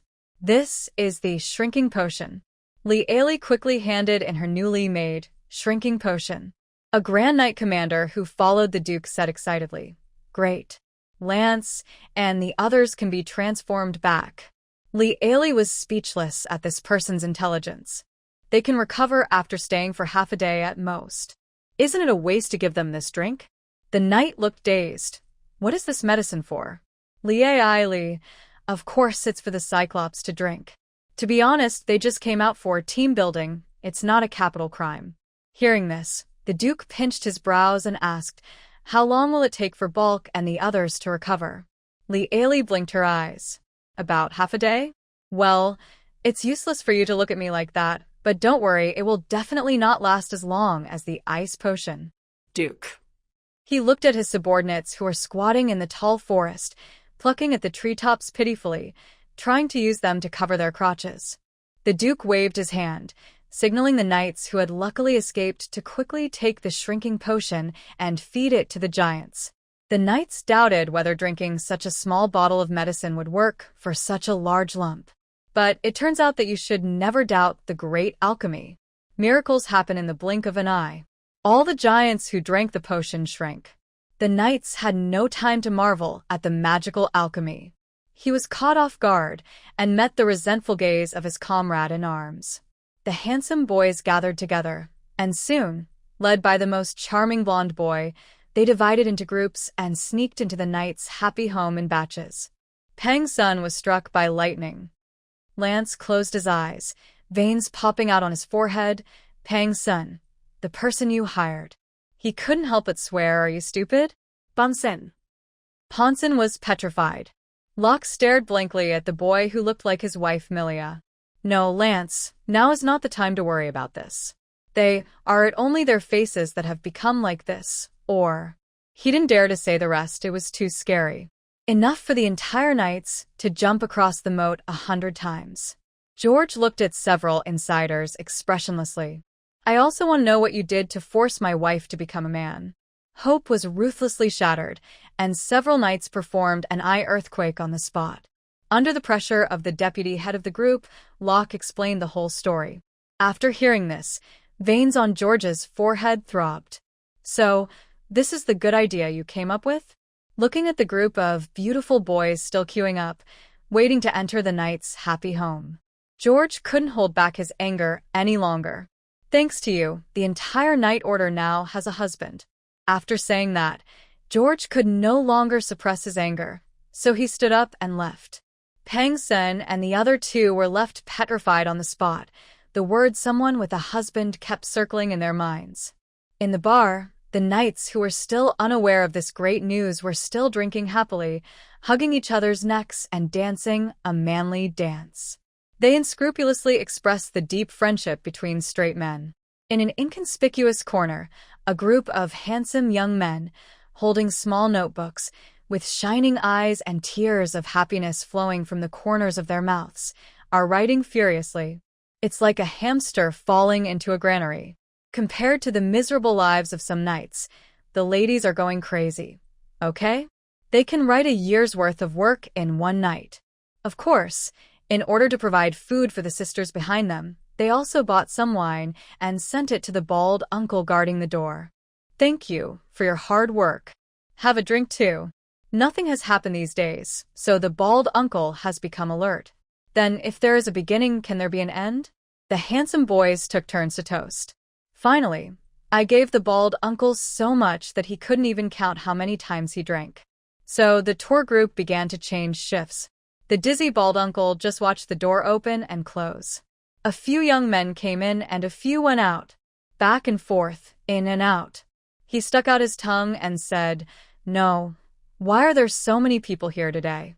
In the evening, the ladies who had had so much fun finally went home. Many people awkwardly bump into their husbands who have just returned home at their doorstep. Both sides felt guilty, then they smiled at each other, pretended nothing had happened, and went in together. Lily went home humming a song. As soon as she entered the door, she was pressed against the door by a strong force. She screamed, and a big hand covered her mouth again. In the moonlight, she could see clearly that it was her husband George. George was the only one who did not participate in the night's insane behavior. So Lily felt a little guilty. Then she saw her husband's face turned pale, his eyes closed, and he stretched out a hand to touch her below. "Lily?"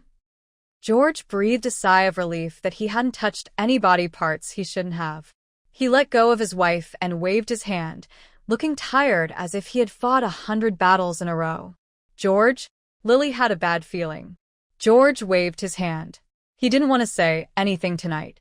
The next day, early in the morning, the Duke was blocked in the locker room of the training ground by his deputy commander, the commander of the Blue Agate Knights, and several Grand Knights. There is no way. Now the Knights feel unsafe wherever they go. Whenever she saw a strange man around her, she would suspect that he was the wife of one of her colleagues. He slowly lifted his eyelids. "Did you take the wrong medicine?" George kicked away Ponson, who was almost going crazy. Then he explained the whole process of the incident at the fastest speed and in the most concise language. After hearing this, even the Duke needed to hold on to the wall to stabilize his blood pressure, which was about to explode. You. He looked around at the desperate knights. "Did you find it?" "That word is hard to say." George shook his head heavily. "I'm lucky I didn't. But Balky was quite traumatized yesterday." Bach's expression was numb. He didn't say a word from beginning to end. When his name was called, his face turned blank. Refusing to speak, refusing to recall the nightmarish feeling last night. His life had been a nightmare of dire straits ever since the Duke brought his wife back from Campbell. The Duke stood up and said, "Balky, George, you are in charge of today's training. I will go talk to her." The Duke mounted his horse and rode back to the castle. Because the ladies ate a lot last night, they were full of inspiration today. Lee Ailey received more than 1,000 chapters of 18x essays early in the morning, and the ones who were suppressed were all Ponson Knights. Very good. Lee Ailey picked up the teacup and took a sip with satisfaction. Contact the underground printing house. I want to see Knight Ponson's essays all over the place tomorrow. The Duke who came in heard this. He felt that the problem was serious. The Knights might not have told him something. So, he sat down with a headache and tried to corrupt Lee Ailey with gold coins, 100,000 gold coins. Lee Ailey? What? "Let's leave it at that," said the Duke. Lee Ailey pointed at the door and said, "Get out." "Lee Ailey, that's fine deal." The Duke said, "I don't know what Ponson has done, but would you like to sit down and talk with the Knights?" Lee Ailey raised her eyebrows slightly and looked at the Duke. So, with the promotion of both parties. At the negotiation table, the Knights sat in one row and the ladies sat in another row. After the verbal battle, Pang Sun and others pretended to have an extramarital affair, threatening the ladies' harmless hobbies and causing mental damage to several ladies such as Renina. Finally, as the judge, Lee Ailey sentenced Pang Sun and several knights to perform a pure love play at the Central Theater for free. The Duke, who was on the jury, agreed unconditionally. The knights got a bunch of dead eyes. Backstage. Pang Sun, why am I the one being oppressed? Lance kicked him in annoyance. "I don't even think you're disgusting. What are you complaining about? If the performance is unsuccessful, you will have to perform an extra penalty. Locke, on the other hand, accepted the best. Ponson tried to make an ally. Locke, what do you think? The Duke immediately asked someone to make a grass skirt to cover these one-eyed monsters who were walking their birds. Several knights who didn't drink the giant potion went there happily. When colleagues passed by and squatted in the woods, trying to use the trees to block the view, he whistled at them maliciously. Li asked the Duke curiously, "By the way, why did the Cyclops suddenly appear here?" Speaking of this, Arthur Lung Feitsue's face immediately turned gloomy. A great knight took out a piece of tender green grass with many small blue and purple fruits hanging on it. This grass is called giant rosemary.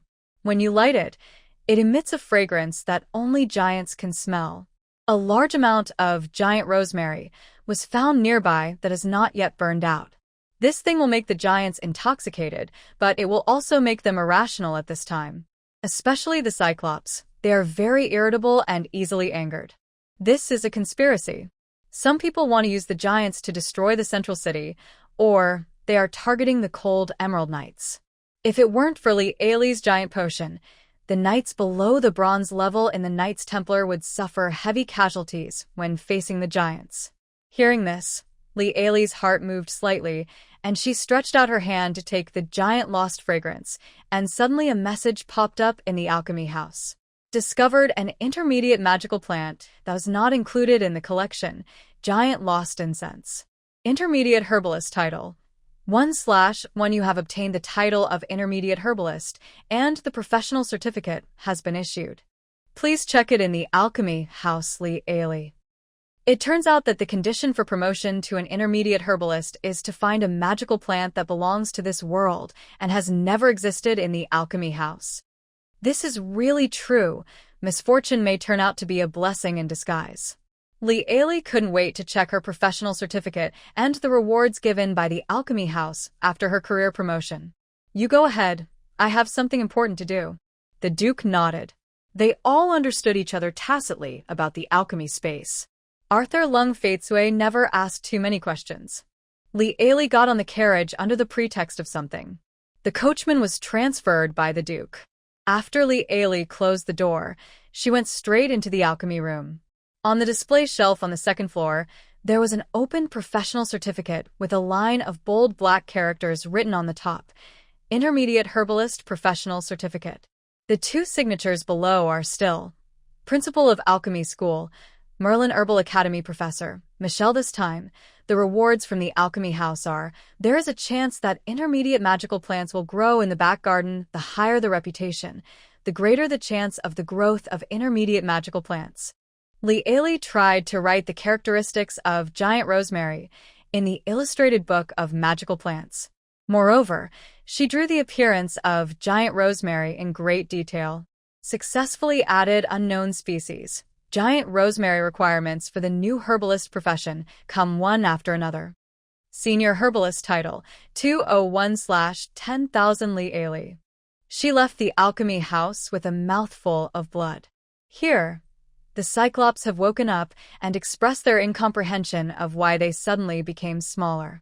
They were wearing crudely made grass skirts around their lower bodies, and a dozen of them were huddled together, shivering. The Duke obviously had other plans for them. From those cold blue eyes, Li saw the calculation of making the best use of waste. It's all right here, I'm going back first. The carriage arrived in Constantinople, and Li was intercepted by Joanna as soon as she got off the car. And, Renina, the ladies are here. Li paused as she was about to walk into the castle. Did they all see it? Joanna nodded sadly. Li asked carefully, how are they? Referring to their condition. Annie is mad, Joanna confessed. She's been swearing for an hour. Li took a deep breath and said, I'm going to hide in the back garden. You haven't seen me, okay? Joanna nodded. Li turned on her tiptoes and ran to the back garden. The sea lilies in the back garden are in full bloom, and the blue-purple sea of flowers is refreshing. She had been forced to watch a lot of irritating scenes today, and she needed such beautiful natural scenery to refresh her eyes. Unexpectedly, Li, who had just taken a deep breath, heard soft sobbing coming from the flowers. Woo-woo, woo-woo. Lieli followed the sound and parted the dense bushes of Hylon flowers, and unexpectedly found an illegitimate daughter of the royal family with eyes swollen like walnuts from crying. Lieli. Marina was so frightened that she suddenly stopped talking. Lieli heard a little about the tragic date last night. Anyway, she said everything she needed to say, and she had no guilt at all for ruining someone's marriage. Marina, on the other hand, felt a little embarrassed and put on a paper tiger disguise, saying fiercely, Who asked you to disturb this princess? The Marquise was an illegitimate daughter. Although everyone knew that she was an illegitimate daughter, the king never publicly acknowledged her identity as a princess. Of course, at this time, Lieli would not take her self-proclaimed position seriously and poke the lungs of Marquis Marina. She considerately let go of her hand, allowing the flowers that had been pulled apart to close again. Then walk out as if nothing happened. The back garden is so big, she can always find a place where no one is. Unexpectedly, before he had taken 2 steps, the angry female marquis called out to him, Stop. Are you laughing at me too? Are you also secretly calling me farthead behind my back? Lieli. Her few remaining feelings of conscience ached for a moment. Girls of this age are already extremely proud and extremely inferior because of their inferiority complex. Unfortunately, because of the defective medicine she made a huge fool of herself in front of the guy she liked. Judging from what he said, he might have been ridiculed behind his back by people around him. If someone has a weaker tolerance for this, they might even commit suicide. Thinking of this, Lieli's heart softened. She simply sat cross-legged on the ground and patted the grass beside her. Come sit here, let's talk. Lieli has a magical power. When Marina came to her senses, the man was already sitting next to Lieli and began to tell her about his life, like a revolving lantern. I was diagnosed with a gift of light when I was 5 years old. I was baptized by Cardinal Paul when I was 6 years old. At the age of 12, I became a candidate for the saint. Lieli was stunned when she heard this. Wow, so impressive. Why don't you just concentrate on being a career worker in the Holy Court? Working hard. Marina was pulling at the grass around her and was about to pull it all out. It's useless. The Holy See selects a candidate for the saint in each country on the continent, also known as a saint candidate.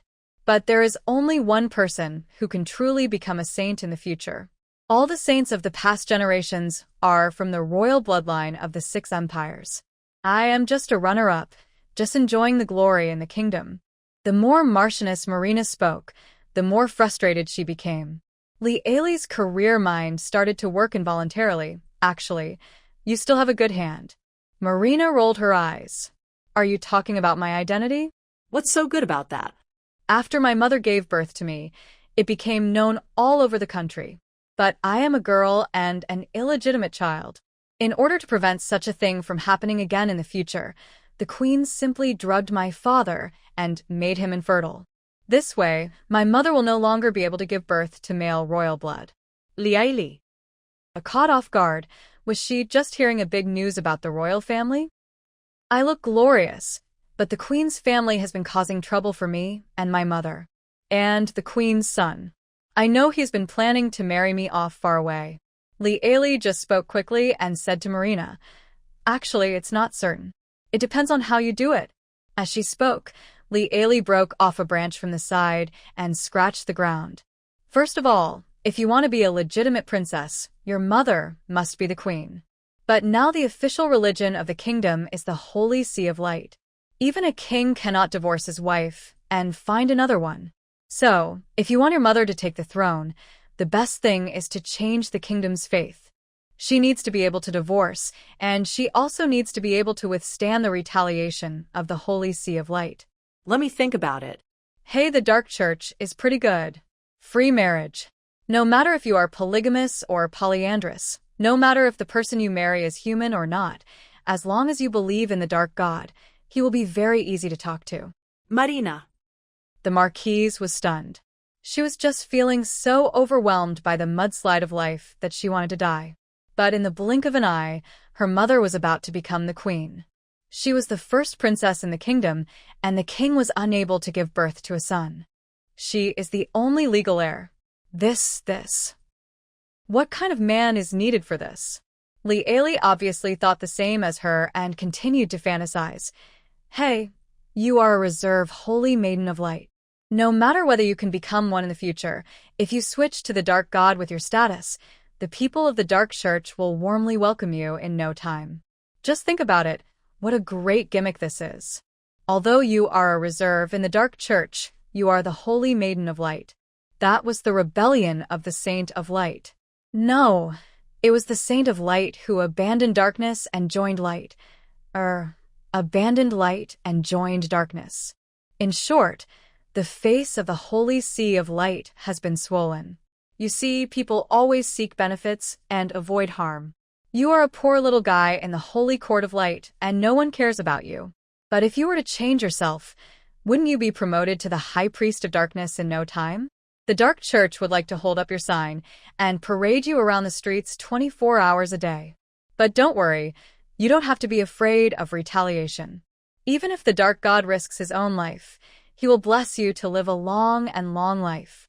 Otherwise, who would dare to rely on him in the future? Marina burped a little, her expression a little dull. Hiccup, don't disbelieve me. Instead of taking revenge on you, the holy sea of light might as well hook up with the two high priests of the dark church and make them the next holy maiden of light. Li Ali imagined the scene herself. Tisk, double the slap in the face, double the happiness. The Marina people are already numb. Li Ali concluded. So, you see, with that said, your life can be much more exciting. Why do you have to worry about whether a man loves you or not? Marina. See the light of awakening in the woman's eyes. Li Ali's slight guilt finally dissipated. Well, now it's not her responsibility. It was definitely not the side effects of her alchemical potions that caused the girl to commit suicide at such a young age. Li Ali originally thought that after Marquis Marina cheered up, she would continue to stay in Constantinople and then engage in a bloody chase and escape plot with the Duke. Who knows? Marquise Marina hastily packed her luggage that day and set off for the capital. Of course, she left a note for the Duchess before she left. Joanna handed the note to Li Ali. After reading it, Li Ali fell into silence for a long time, and then she asked uncertainly, "Does Marquis Marina not know me?" Joanna said uncertainly, "I don't know much about the capital, but when you married the Duke, she had just entered the social scene not long ago. Probably, I don't know him." "What's the matter, ma'am?" Joanna asked. Li Ali speechlessly forwarded Marina's message to Joanna. "I saw a line of words flying above, which seemed to have broken out of the cage, just like the mood of the writer. To my former rival whom I have never met, I have forgiven your conspiracy, because I see that you are a frog trapped in the backyard, with only one man in the world. How pitiful and how sad it is. I am a divine bird about to take off, but you can only spend your whole life trying to please a man, crying for him and laughing for him. Goodbye, pathetic woman. Goodbye, frogs in the well of Constantinople. I can't believe that in such a narrow place like yours, how can there be such a beautiful, kind, generous, wise, gentle, and warm lady like the sun? Oh, my life mentor, when I reach the peak of my life, I will come back to take her away." Li Ali. She hoped that the lady she was talking about at the end was not herself. She had a hunch that she had made some serious trouble. The Duke and his party did not return until the evening. Furthermore, these 12 warriors refused to see anyone. After returning, they locked themselves in the guest rooms of the castle. When eating, the servants would place the food at the door. Only after the servants left would a hand reach out from the room and quickly drag the food into the room. After listening to the report, the Duke waved his hands in pain. Li Ali, who had done something wrong, didn't behave herself. She squatted beside the Duke and waited for him to deal with a bunch of follow-up matters before she asked reluctantly, "Well, what if I got into trouble? What will happen to you?" The Duke was writing a document with a quill, and the tip of his pen paused when he heard the words. He put down his pen. After thinking about his subordinates who were now locked up in the castle guest room and had suffered some trauma, he spoke cautiously. It depends on how much trouble you've made. Li Ailey stretched out her hand and gestured a little, about this much. The Duke breathed a sigh of relief and leaned lazily on the soft back of a chair. Oh, what is it? Tell me about it. Li Ailey took out the princess's letter and handed it to the Duke. The Duke looked puzzled. That's it? Li Ailey thought about it and decided to confess and get it over with as soon as possible. Then he pointed to the words divine bird about to take off on the letter and said solemnly to the Duke, "Please think about it carefully." Duke. He asked uncertainly, "Did she drink the flying charm potion again?" Li Ailey. No, I guess she wants to switch to the Dark Church, use the Dark Church to overthrow the Holy Sea of Light, and then find a new wife for her father, change the kingdom's faith, and then make herself the heir to the kingdom. Of course, if she really becomes the high priest of the Dark Temple, I guess she won't care about Clark's land. Duke. Duke.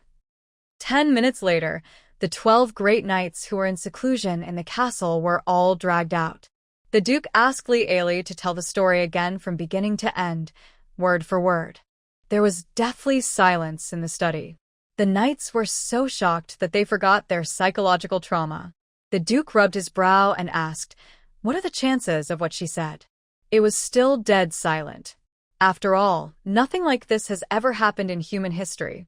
As people who have experienced history firsthand, we all need time to digest it. Then, Bulk said in a very slow voice, "The main reason is, no one has ever done this before. I mean the candidate for the Holy Maiden of Light, surrendering to the enemy. So we don't have a lot of experience. No one would be so suicidal as to persuade a candidate for the Holy Maiden of Light to switch to the Dark Temple. The most outrageous thing is that the candidate for the Holy Maiden of Light is actually tempted and has already started taking action."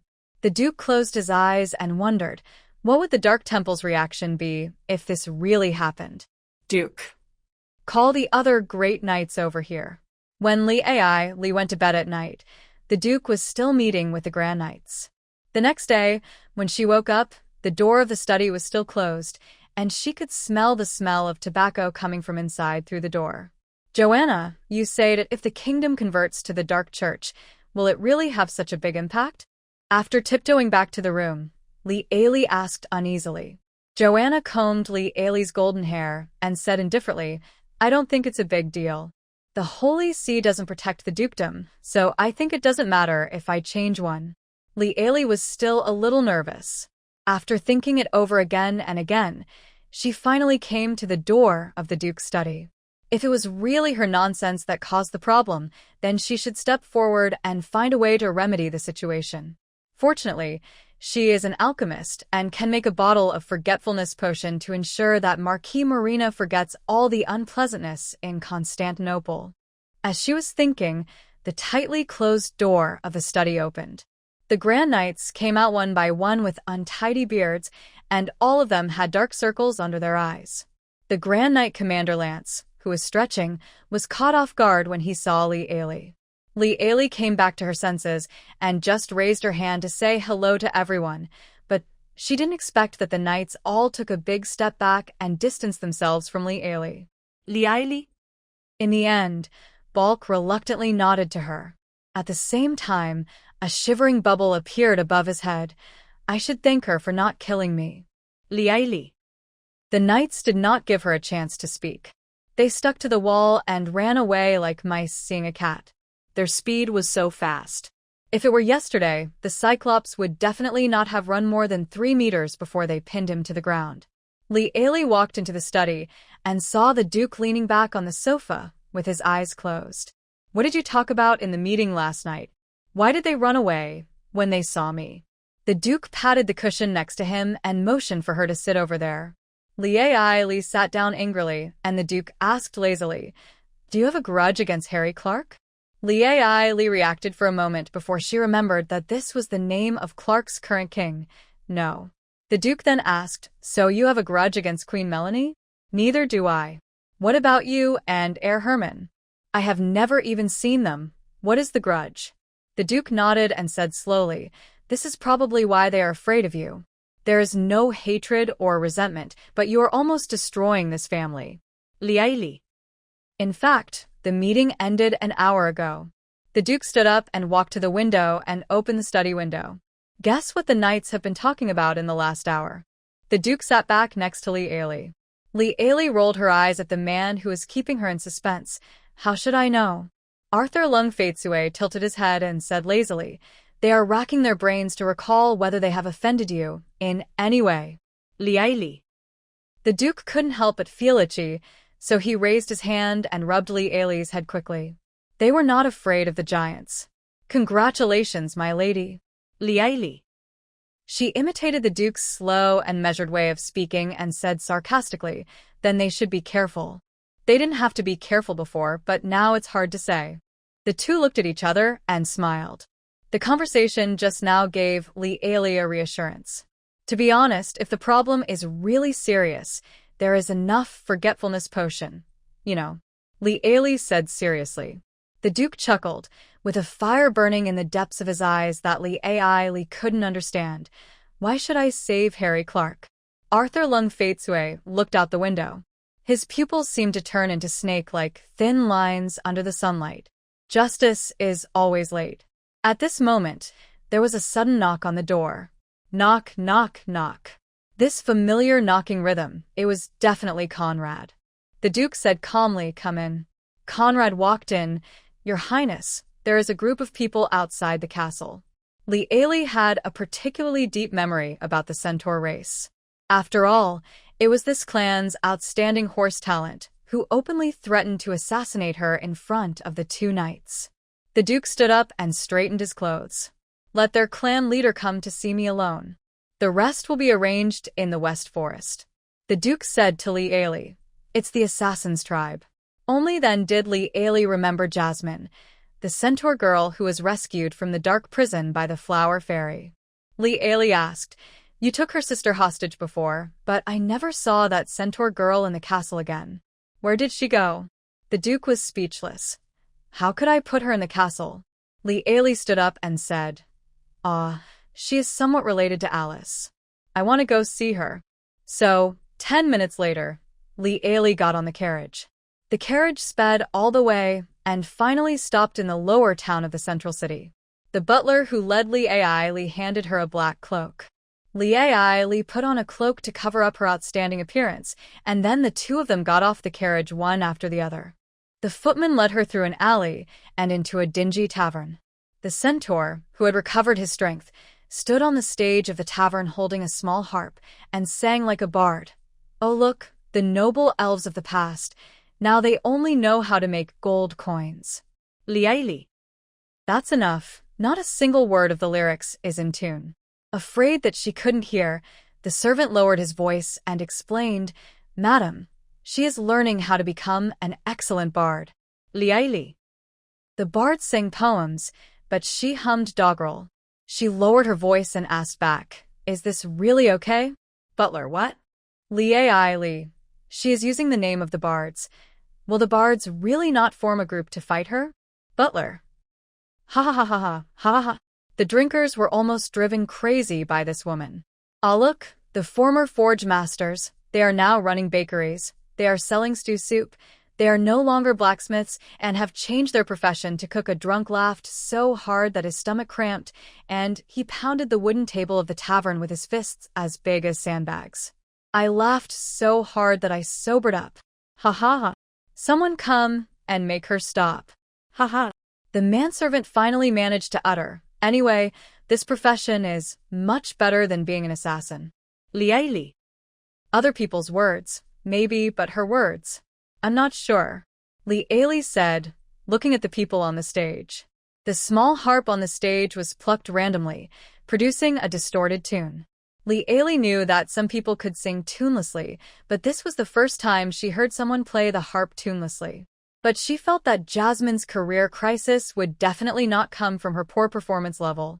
She whispered to the male servant beside her, I have never heard of the bard songs, but do all serious bards seek death like this?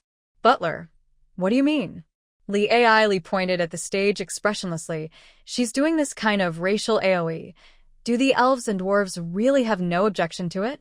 Just then, the centaur Jasmine sang loudly again, as if to echo her words. The Holy Dragon Empire has become history that cannot be told. How many people still remember the glory of the Golden Dragon clan? Ah là là là, the pub sudan libekam dit likie. Sure enough, her hunch was correct. Others sing for money, but this girl sings for her life. The drunkards, sobered up instantly by the shock, fled out of the tavern in a swarm. The tavern owner's face turned pale. He took out a crossbow from under the bar table and aimed it at the confused centaur girl. He threw a coin to the horse Jasmine and said gloomily, "You sang very well. You don't need to come tomorrow." Liaili. The centaur girl's ears were pressed into airplane ears, her tail was tightly clamped in the chubby horse's ace, and she walked out pitifully, holding the little harp. Liaili followed the butler out. "Why is the drunk so frightened?" The servant whispered, "Because it is a taboo buried by the gods in the long river of history." Liaili stopped talking about this topic and caught up with the dejected centaur girl. Jasmine. Jasmine's ears instantly stood up. Ah, who are you? She saw two people wearing black cloaks. Liaili loret herhud. Her appearance was unforgettable, especially after seeing this face. Jasmine was tackled by a group of strong men, ending her short assassin career.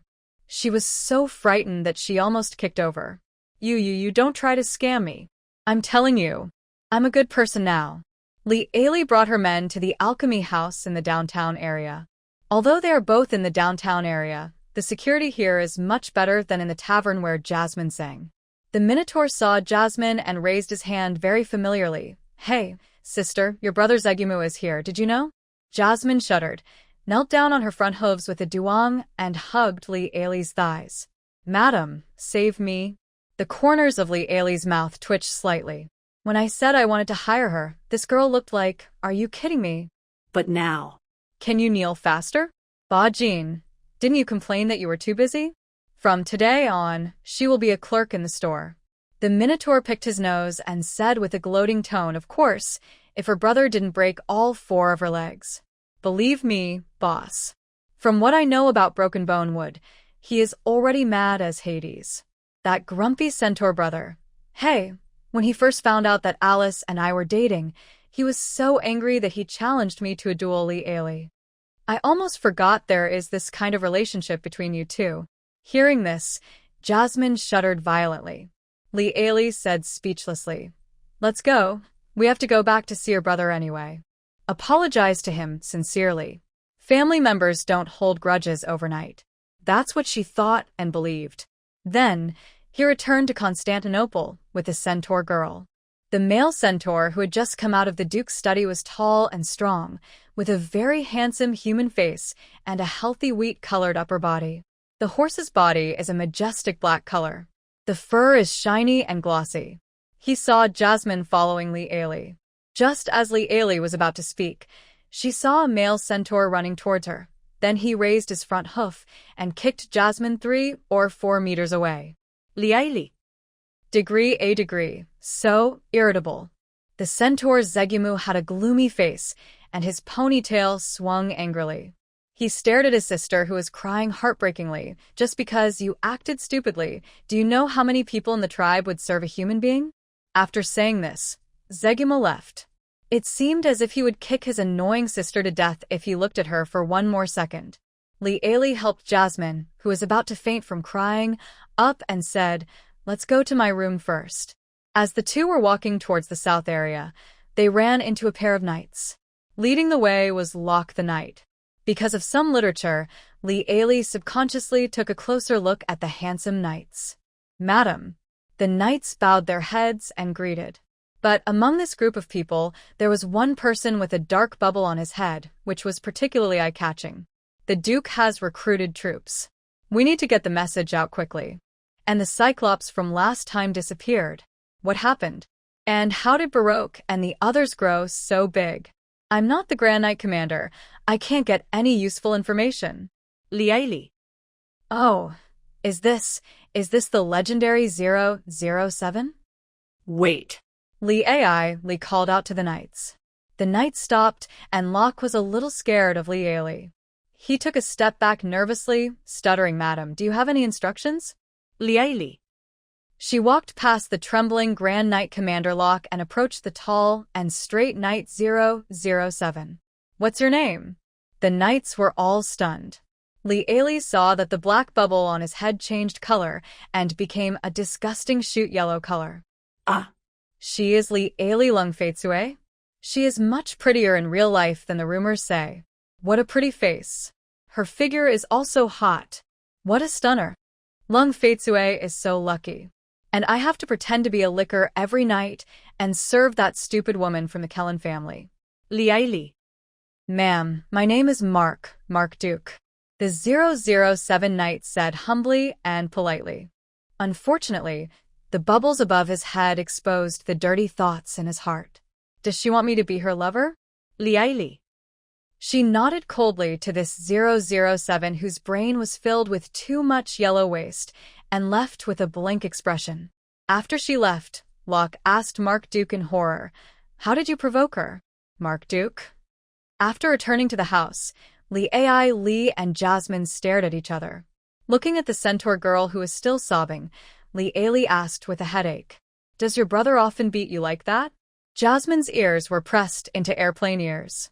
"I only get mad when I'm mad." The people and horses living deep in the forest follow a tribal system. "So, do you often drive him crazy?"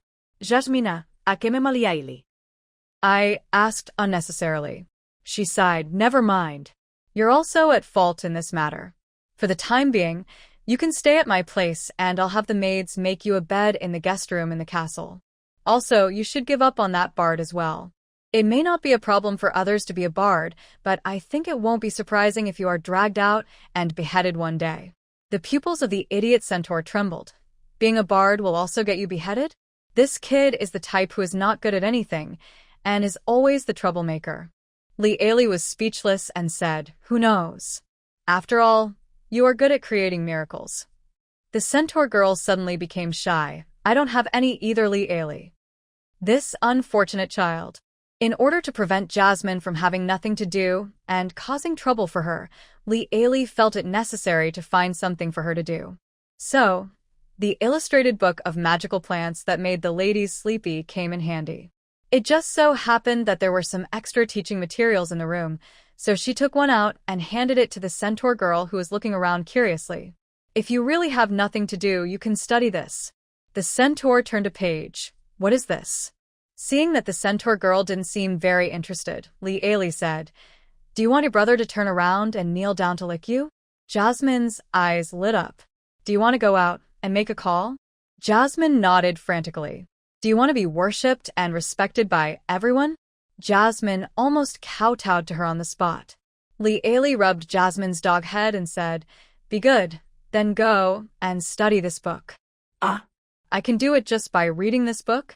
The centaur girl couldn't believe it. Li Ailey rubbed the dog head again and said without any guilt, "Of course." The centaur left the room happily with the book in his arms. Li Ailey twisted the ring and stepped into the door of the alchemy house.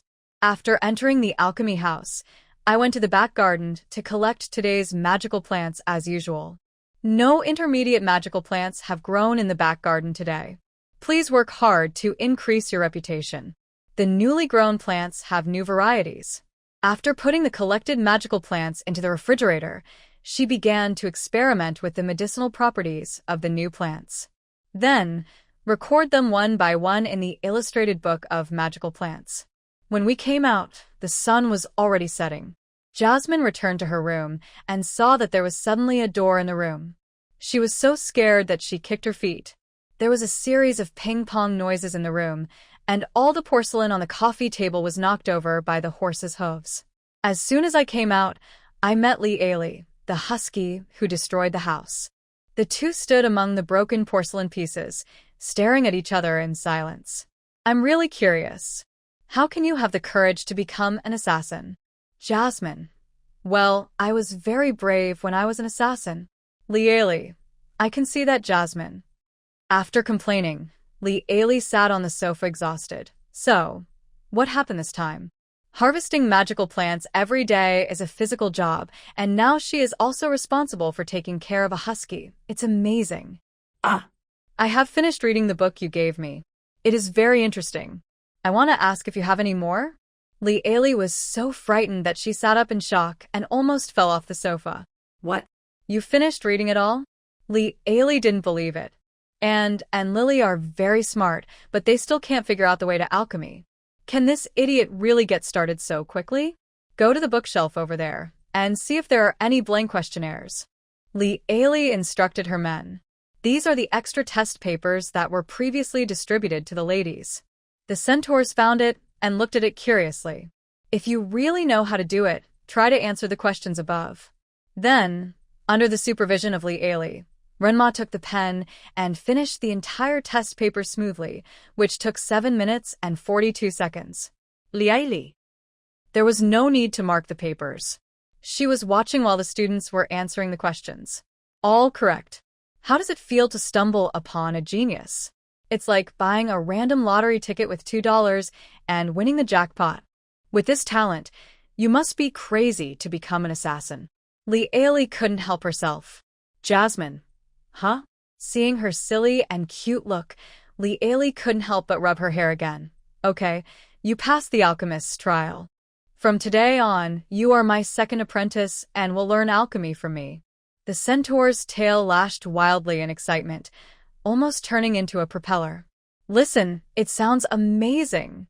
She didn't know what alchemy was, but she knew that the beautiful woman living in this huge castle was a very powerful noble. Such a noble lady wants to be her teacher. Lee Ailey. Yes, you are much more pleasing to the eye than your senior brother. Jasmine asked innocently, do I still have a senior brother? Where is he? Lee Ailey rubbed the silly apprentice's hair again. He went to the Western Paradise to cause trouble. In order to teach the ladies alchemy, Lee Ailey had temporarily built an alchemy workshop on the southeast side of the castle. When Butler Conrad walked into the alchemy workshop, she was teaching the centaur Jasmine how to make a healing potion. Yes, it only took 1 day for this centaur girl with amazing alchemical talent to get started. The ladies stayed up late to study hard, but in the end they couldn't even make a bottle of weak healing potion. The centaur girl got started and used the first bottle of potion to directly produce a medium effective healing potion. Lee Ailey was stunned by what she saw. Don't be fooled by this centaur's silly and cute appearance. His talent in alchemy is simply unrivaled. Seeing that the matter was over, Conrad said at the right time, Madam, the branch president of the Adventure Guild, Glenn Spear, wants to see you. Lee Ailey's eyes lit up. Is he here to deliver the magical plant? He got it again so quickly? Conrad said solemnly, I'm sorry, I'm afraid not. It seems that something went wrong in the forest. The master has gone there. Hearing this, Lee Ailey couldn't sit still any longer and ran to the living room with her skirt lifted up. She pushed the door open and saw that the adventurers of the cuckold team looked more miserable than each other. Some had their arms in slings, some had their legs in splints, and the one with the least serious injuries had lost 2 front teeth. His face was swollen like a pig's head, and his voice was lisp. This is what the paper looks like. She was shocked to see the neatly arranged row of disabled people. Oh my God, God of Light, what's going on with you? He was beaten by a group of tree spirits in the Kettle Forest. Branch President Glenn replied, wiping his sweat. The Duke looked coldly at Mr. Grant, the president of the Adventurers Guild. I will send 3 teams of knights to you. Can you promise to bring back what I want? He asked. Lee Ailey was speechless about the man's habit of sending troops when they disagreed with something. Can't you use more peaceful means? Arthur Lung Faithsue humbly asks for advice. For example, ask the centaurs. Jasmine said that the centaurs are natural forest defenders. Obviously, they should be better at this than us, right? If money can solve the problem, why rely on knights? Man and nature should be in harmony. As for the environment in which magical plants grow, try not to destroy it. It is not advisable to exhaust all the fish in the pond. Grant stared in amazement as the Duchess scolded the vicious Duke. The Duke just listened quietly, looking very harmless. He actually thought the cold Emerald Duke was harmless. After hearing this, the Duke asked his butler to call for Jagumu. Golan was stunned. What the Hades? The Duke actually made the arrogant people surrender. Don't these centaurs always disdain to deal with humans? After hearing the whole story, Zeguma shook his horse's tail unhappily. Tree spirits are a very kind race. They will not attack humans unless these humans do something that makes them very angry. Li Ali thought for a moment and took out a piece of taro root. They only picked this. Zeguma took a look and snorted coldly. Humph. This is the food of the tree spirits. If humans take away all the food of the tree spirits will have no food to feed the young saplings. Anyone would be furious if this happened to them. Translation: you humans deserve a beating anyway. The tree spirit didn't hit you lightly. The captain of the cuckold squad, no. We just arrived and were hung in the air by vines. And was beaten up. Zegumu ignored him completely. Quibbling. Greedy human. Li Ali has a headache. Li Ali. Do they eat anything else besides these taro trees? I mean, I want to make a deal with them, and if we do a deal there won't be any conflict, right? So, can I exchange something else with them for the taro wood? Zeguma thought for a moment and said, they should be very happy to use the crops grown by the elves. The crops grown by the wood elves are rich in natural elements, which are very beneficial to the growth of the young tree elves. The food made by the wood elves, or the crops they cultivate, are the favorites of the tree elves. Li Ali. A wood elf that sells a piece of white bread for 2 gold coins? But let's do some calculations. A piece of wood elf's white bread costs 2 gold coins. If 1 elf white bread can be exchanged for 1 taro root, then the cost of a bottle of healing potion is 2 gold coins. Thanks to the undeveloped intelligence of the magic fish on Waterflower's side, she saved some money. The wholesale price she sold to the knights was 25 gold coins per bottle. This business is a sure win. Just think again about how to get large quantities of wholesale goods from the elves. What a coincidence! Li Ali suddenly remembered that the last time the flower fairy came to her to buy the desire potion, wasn't it for her not-so-good elf boyfriend? Hurry up, while the flower fairy Alice hasn't broken up with this elf yet. Get in touch with this line and do business. She suddenly stood up and said, Conrad, get ready. Oh. I'm so busy. Li Ali suddenly stared at the confused person Jagumu. By the way, you are also Alice's ex-boyfriend, right? Are you still in touch with Alice? Zegumu's swinging ponytail became stiff, and she turned her head away unnaturally. I have nothing to do with that wanton flower fairy any longer. Humph. And above his head, it had already started to rain. Oh. I heard that Alice has a new boyfriend. I won't talk to that wanton flower fairy. Never. Oh. Li Ali. Forget it. She should go find the Minotaur. Arrived in Central City, Li Ali encountered a terrible scene. Her Minotaur potion sales master was trying to sell a bottle of sleeping potion with an electric shock effect to a bald man who had been suffering from insomnia for a long time. Li Ali. She stopped the Minotaur from doing evil in time. She also explained in detail the difference between sleep and electrical syncope to the middle-aged man who insisted on buying medicine. Nyo Tz didn't really care about losing this business. With him, he never had to worry about not being able to sell his products. I heard from my fellow villagers that some people in underground clubs like excitement. I can find a way to sell this drug to underground clubs. Li Ali. She closed her eyes and no longer wanted to know what the reputation of the alchemy house in the central city was. Does she deserve fame? Li Ali, can you contact Alice? There's something urgent going on here. Speaking of Alice, the Minotaur's face drooped. She's been under a lot of scrutiny from her new boyfriend lately. She hardly talks to us anymore. Li Ali didn't want to delve into who we were, as she felt her worldview would be shattered. Please try to contact her for me. By the way, is her new boyfriend still the elf? Bajin said. It's not that elf anymore, but the new one is still an elf. Li Ali. It's a blessing in disguise. In the afternoon, Bajin brought the flower fairy who had fallen into the elf's nest and was addicted to male beauty to Constantinople. Unlike the last time they met, this time the flower fairy was clearly in an abnormal state. Hey, isn't this my half-sister? Where's my brother-in-law? She was flying in the air like a headless fly. Li Ali frowned. Is this fake wine? Ba Jin Yo Hoof was very worried. She started talking nonsense when she came over. We don't know what's going on. Li Ali was in a great headache. She wanted to solve the problem of the tree spirit, but how did it get involved in so many messy problems? Just then, the housekeeper came running over. Conrad looks to be in his 60s or 70s, but the fact that he can walk so briskly shows that the problem is quite serious. Ma'am, there is a group of elf rangers outside the castle. Elves, a very powerful force on the continent. No one wants to offend the elves because they are very protective of their own people, and each of them is very good at fighting. Why did they suddenly appear in the Duke's territory?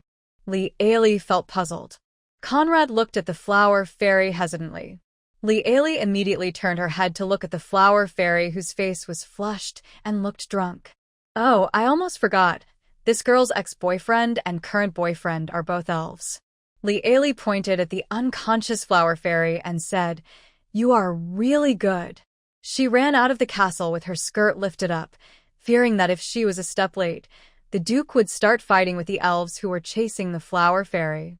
When I ran up the castle's drawbridge, I saw. The Duke pointed his sword at the elf riding on the giant deer and said in a grim voice, "Elf, say it again. Go back to your forest." The leading elf wore a crown of golden laurel branches. He was handsome, cold, and had a pure look in his eyes. The voice was as cold as ice and snow that had just melted.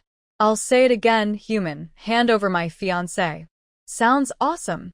Because she was thinking about business, Li Ali was very happy to see the elf.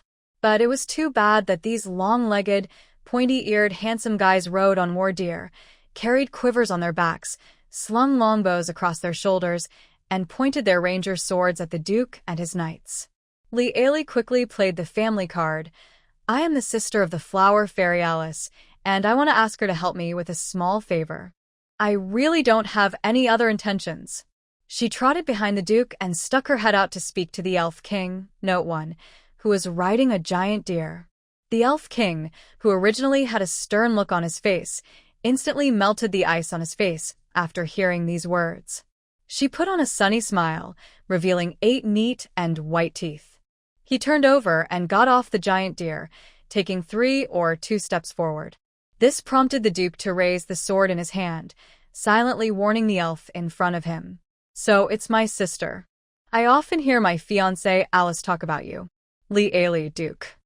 This elf's face-changing speed is comparable to that of a Sichuan opera master. Li Ali gave him a way out and said, "I've heard Alice talk about you a lot." The Elf King smiled slightly, "Sister." Li Ali? The Elf King was as tall as the Duke, with long legs and a narrow waist, and long platinum hair adorned with a golden laurel crown. "My name is Fishernanke, Note 2. Tanker, the king of the Tanker Forest, the king of the Tanker Elves." The elegant Elf King said in a gentle tone, "If Alice is here with my sister, I will feel relieved." He smiled gently at Arthur Lung Faitsue again. "I guess this is my brother-in-law. No fighting, no acquaintance. I hope my brother-in-law won't mind. Elves are indeed born etiquette masters and darlings of nature." Arthur Lung Faitsue sheathed his sword with a swish. Li Ali. "Can your position be a little more fragile?" Like the Duke, the top of the elf's head is unusually clean, and no bubbles can be seen. Li Ali withdrew her gaze from the top of the elf's head. "How about we go into the castle and talk?" Li Ali glanced at the Duke, and after getting his approval, she took the initiative to invite him. The Elf King smiled slightly, accepted the invitation, and left the guards he brought outside the castle. He didn't embarrass his brother-in-law, whom he had just met for less than 5 minutes. 10 minutes later, the Elf King Tanker, who was accompanied by only 2 personal guards, sat in the highest-level reception room of the castle. The magnificent hall demonstrates the power and wealth of the castle owner. Although Li Ali was worried about the abnormal condition of the flower fairy, there were urgent matters at hand. "So, I came to Alice because I actually have something to ask for." Li Ali talks about the difficulties she encountered in Kettle Forest. The Elf King maintained a polite smile and listened to what Li Ailey said. Oh, I see. He spoke softly, no longer as cold as the wind. You are Alice's sister, which means you are also my sister. The Elf King smiled. The tree spirits like the plants we grow very much. How about I send a batch of crops to Sister Ellie as soon as I bring Alice back? Li Ailey, no. How can I let you deliver something for free? The Elf King smiled and crossed his long legs. If you're sorry, sister. I heard from Alice that you have a very magic potion. I wonder if I would be honored to see it? Li Ailey. She asked tentatively, you also want to buy that medicine that Alice often comes to buy? And he politely restrained himself from looking at the elf's lower body. The elf asked with interest, oh, which one does she usually buy? Li Ailey said seriously, she often buys healing potions. But now these have been designated as military alchemical potions. What I have is only enough to supply the Duke's knights. The Elf King continued to smile. Oh? Let me guess why. Because of those tree spirits? They have the raw materials you need. For making potions? Li Ailey looked like she had seen a ghost. The Elf King smiled and said, this is not difficult to solve. Sister knows that we are wood elves who are good at planting. Perhaps. Ellie, the Elf King must be worried about his fiancée. Why don't you go tell Alice that her fiancé is here? The Duke stared at the Elf King in front of him. Li Ailey was stunned, but quickly realized that the Duke wanted to send her away and talk to Fisher Nanki alone. That's right. Then you guys chat, I'll go get Alice. The Elf King stood up politely and did not sit down again until Li Ailey left the study. Brother-in-law, do you have something to say to me alone? The elf said gently. The Duke sneered, still pretending. Hearing this, the smile instantly disappeared from the handsome elf's face. The Elf King looked grimly at the human Duke sitting on the main throne. In that case, I'll get straight to the point. Get my fiancé back. You set the conditions. Don't interfere in unnecessary matters. Li Ailey came into the room. Alice, is that elf named Fisher Nanki Tanker really your fiancé? She felt that this matter was very strange. The flower fairy looked like the kind of little white dragon of the waves who only wanted love and would never enter the grave of marriage. The news of her engagement came as a surprise to everyone. Bajin Natizi in the room was already squatting in the corner, crying himself to death. Whoa, you actually want to be faithful to one person? You are no longer the Alice we knew. Whoa, you have no heart, flower fairy Li Ailey. The veins on her forehead were bulging. Drag him out. The maids rolled up their sleeves. The Minotaur pounded the ground and was dragged out effortlessly by two maids. Even with the door closed, you can still hear his screams and howls. Li Ailey rubet her temples. This morning, there has been a lot of chaos. So, Alice, what's going on? Flower fairy. Hee, sister no. Sister hiccup, good sisters Li Ailey. Hee. There must be something fishy about her sending such a flower fairy back to the Elf King. But how to make the flower fairy return to normal? I don't know if the healing potion will work. Never mind. Let's try a bottle of healing potion first. Li Ailey took out a bottle of healing potion, pinched the flower fairy's nose, and poured it down her throat. After drinking a bottle of potion, the little flower fairy was filled up. The flower fairy began to sneeze. Then another burp. Hiccup with a sneeze, some pink, shiny, and glittering dust was sprayed out. After sneezing more than 20 times, the flower fairy became much more normal. Hiccup sister. Why am I here? Alice was like a drunk after a hangover, holding her stomach. Why do I feel so full? Li Ailey. She turned her head away guiltily. Maybe for a palm-sized flower fairy, the dosage of the potion should be reduced as appropriate? Fish and Angie, do you remember this fairy? The flower fairy rubbed her dizzy little head. I remember, my new boyfriend. Oh, not the elf I told you about last time. This is another elf. He is my ex-boyfriend's cousin. Li Ailey, you have been so carefree until now and have not been beaten to death. It is truly a miracle. Without time for nonsense, Li Ailey hurriedly asked, he is coming to pick you up now. Do you want to go with him? The flower fairy was a little slow to react. Well, I wanted to break up with him last time, but then I don't know what happened. Well, my mind is a mess. Wait a minute, I'll go over and explain it to him. Liaili. She seemed to have solved the case, the reason why the flower fairy became strange. She grabbed the flower fairy who was about to fly out and said, "Wait. What's the matter?" The flower fairy looked silly and cute. Liaili said in a daze, "Is there a possibility that you became the way you were before because you broke up with him?" Liaili. "What's that expression on your face?" Alice said infatuatedly. "Ah, so he's this type. I wanted to break up with him because I thought his personality was too not interesting at all." Liaili. The flower fairy slapped her thigh in regret. Why should I have said it earlier? Why would I have broken up with you, Liaili? Forget it, just lock it. Liaili brought the flower fairy back to the reception hall. Unexpectedly, the Duke and the Elf King got along well. One was polite and courteous, and the other played the role of a good host. The two outstanding men stood up at the same time and greeted their wives/fiancés who came in. Arthur put his arm around Li's shoulders. The elf king Fishernanke held the tiny flower fairy in his palm, as if he had found a treasure again, and gently rubbed it and kissed it tenderly. Arthur looked at Liaili slowly, his eyes wandering over her face. Liaili rejected him with her eyes. "Don't even think about it." The flower fairy lay on the shoulder of the dignified elf king softly, looking like a demon concubine who is causing chaos in the court. "Dear, sister has something to ask you, Liaili. Seriously, you two are both immortals, so your combined age is more than 1,000 years old? Don't you feel any psychological pressure when you call me sister?" Fishernanke gently touched the small flower crown on his lover's head with his fingertips. "I know. I have already talked to our brother-in-law. In the future, we will cooperate more deeply."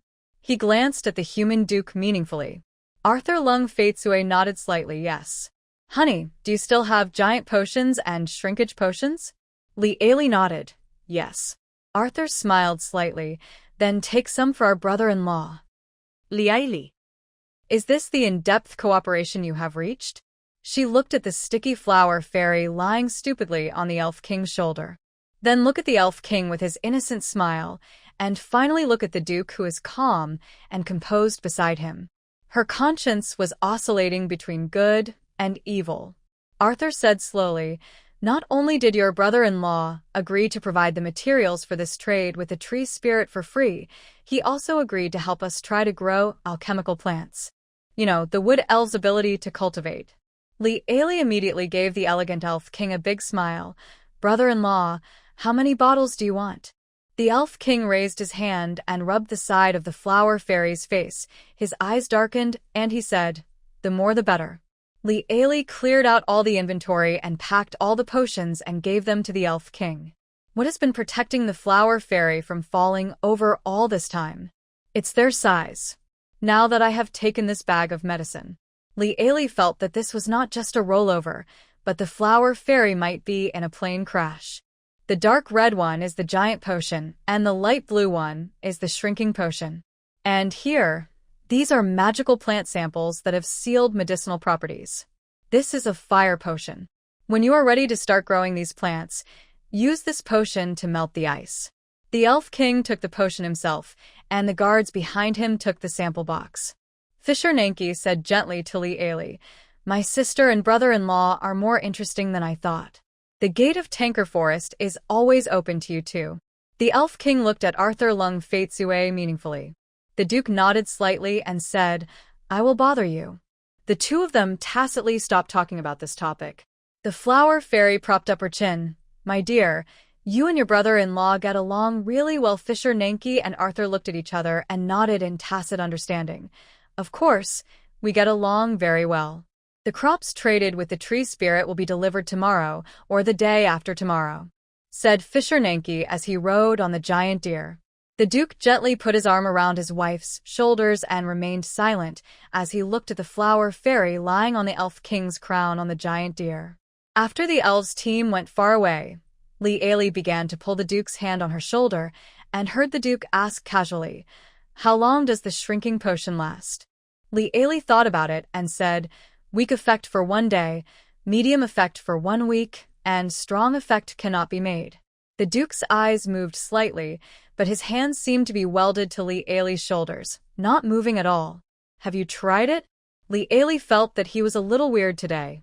No, but I dripped it on the plants in the back garden as an experiment. The Duke said. Drip? Does drip work? Li Ailey didn't react. Of course, the effect of drinking or applying this potion will not be much different. The Duke was silent for a moment. Then he let out a long sigh and said, Speak about this kind of thing earlier, next time. Li Ailey was confused. What? Duke, nothing. I think you should test it yourself. Li Ailey. The Duke said, I still have a bottle of shrinking potion. This hint made it difficult for Li Ailey to understand. Li Ailey responded to this rascal with 2 words, haha. A few days later, a team of elven cavalry came escorting several carts of their crops. A whole truck was filled with the finest golden rice of the Wood Elves. There are also many plants and vegetables that Li Ailey has never seen before. Li Ailey was very curious and wanted to go with them, but was ruthlessly rejected by the Duke. She just stayed by the man's side and refused to leave. Let me go. You have no right to restrict my freedom. The Duke raised his eyelids and responded with the new words he learned yesterday, haha. Li Ailey. She took a deep breath and decided to pay a price for this outing. Well, I'll drink a bottle of weak shrinking potion. The Duke tapped his fingers on the table. Medium effective. Li Ailey, don't go too far. If you become so small, who will make alchemy potions for you? The Duke said slowly, I can sacrifice myself. Li Ailey. In order to prevent someone from turning against him after returning from the forest, the Duke actually took out the contract scroll. Li Ailey was so angry that she laughed. But I still pressed the fingerprint of humiliation. She could finally go with the team to the Kettle Forest to see the tree spirits. Because Li Ailey was temporarily added, the Duke simply waved his hand and funded them to use the underground portal of the Adventure Guild to travel back and forth. Centaurs are the inhabitants of the forest. After returning to the forest, they all had a great time, kicking a few times after taking 2 steps. Li Ailey was thinking about whether she should go back and discuss with the Duke about expanding the western forest area of the castle so that the centaurs could live more comfortably. Jasmine didn't cause you any trouble, did she? The hard voice of the male centaur came from the side. Li Ailey came back to her senses and saw Zegumu had walked up to her side without her noticing. She's very good. I have accepted her as my disciple. Zegumu raised his hand and naturally pulled down a fake vine snake from the branch in front of him, then threw it into the grass on the side. Really? She's a troublemaker. You don't have good taste. Li Ailey was almost scared to death by the snake just now, but she still pretended to be calm. You're so good at talking. No wonder Alice broke up with you. The valiant centaur chief froze in place. It was visibly clear that it was raining heavily above his head. Soon, the sad chief fell behind the team. Hee, you are really interesting. This is the second time I see the clan leader being humiliated. It goes without saying who was the first. The one who came over was a female centaur warrior. Her horse's body was pure white, and her hair and eyelashes were all white. She looked prettier than Jasmine. My name is White Rose, and I'm Jasmine's best friend. Li Ailey looked at the centaur girl's strong body and could hardly suppress her desire to commit a crime. Do you want to ride on me? I'll carry you. It must be very tiring for you to walk. The centaur girl said generously. Li Ailey's heart was beating wildly. Ah, is this really okay? The centaur girl smiled nonchalantly. I like you very much and you are very nice to Jasmine. So, no problem. As she said this, she pulled Li Ailey onto her horse. See, I told you that women can't be warriors, right? White Rose, what are you doing? Working as a mule for humans? Ha ha ha, several young men shouted loudly from behind. Li Ailey froze and whispered, I'd better go down. Bai Meguei protected her with her hand and said nonchalantly, don't worry about it. You know, some guys will always have such a stage in their lives. Li Ailey asked curiously, what stage? White Rose turned around calmly and gave a slap to the young male centaur who was walking forward with a smile. You deserve a beating. Then, there was a scream, startling countless birds in the woods. During the short journey, Li Ailey forged a deep friendship with a centaur girl, by Manga. They met too late. Especially when talking about jasmine flower, the two always have endless complaints. Help! Do you know what happened? There were more than 1,600 knights sitting in the banquet hall. Your Jasmine kicked in the door and confused more than 1,600 knights. Haha, it is said that the Assassin's Guild used an expensive magic teleportation scroll to send her in.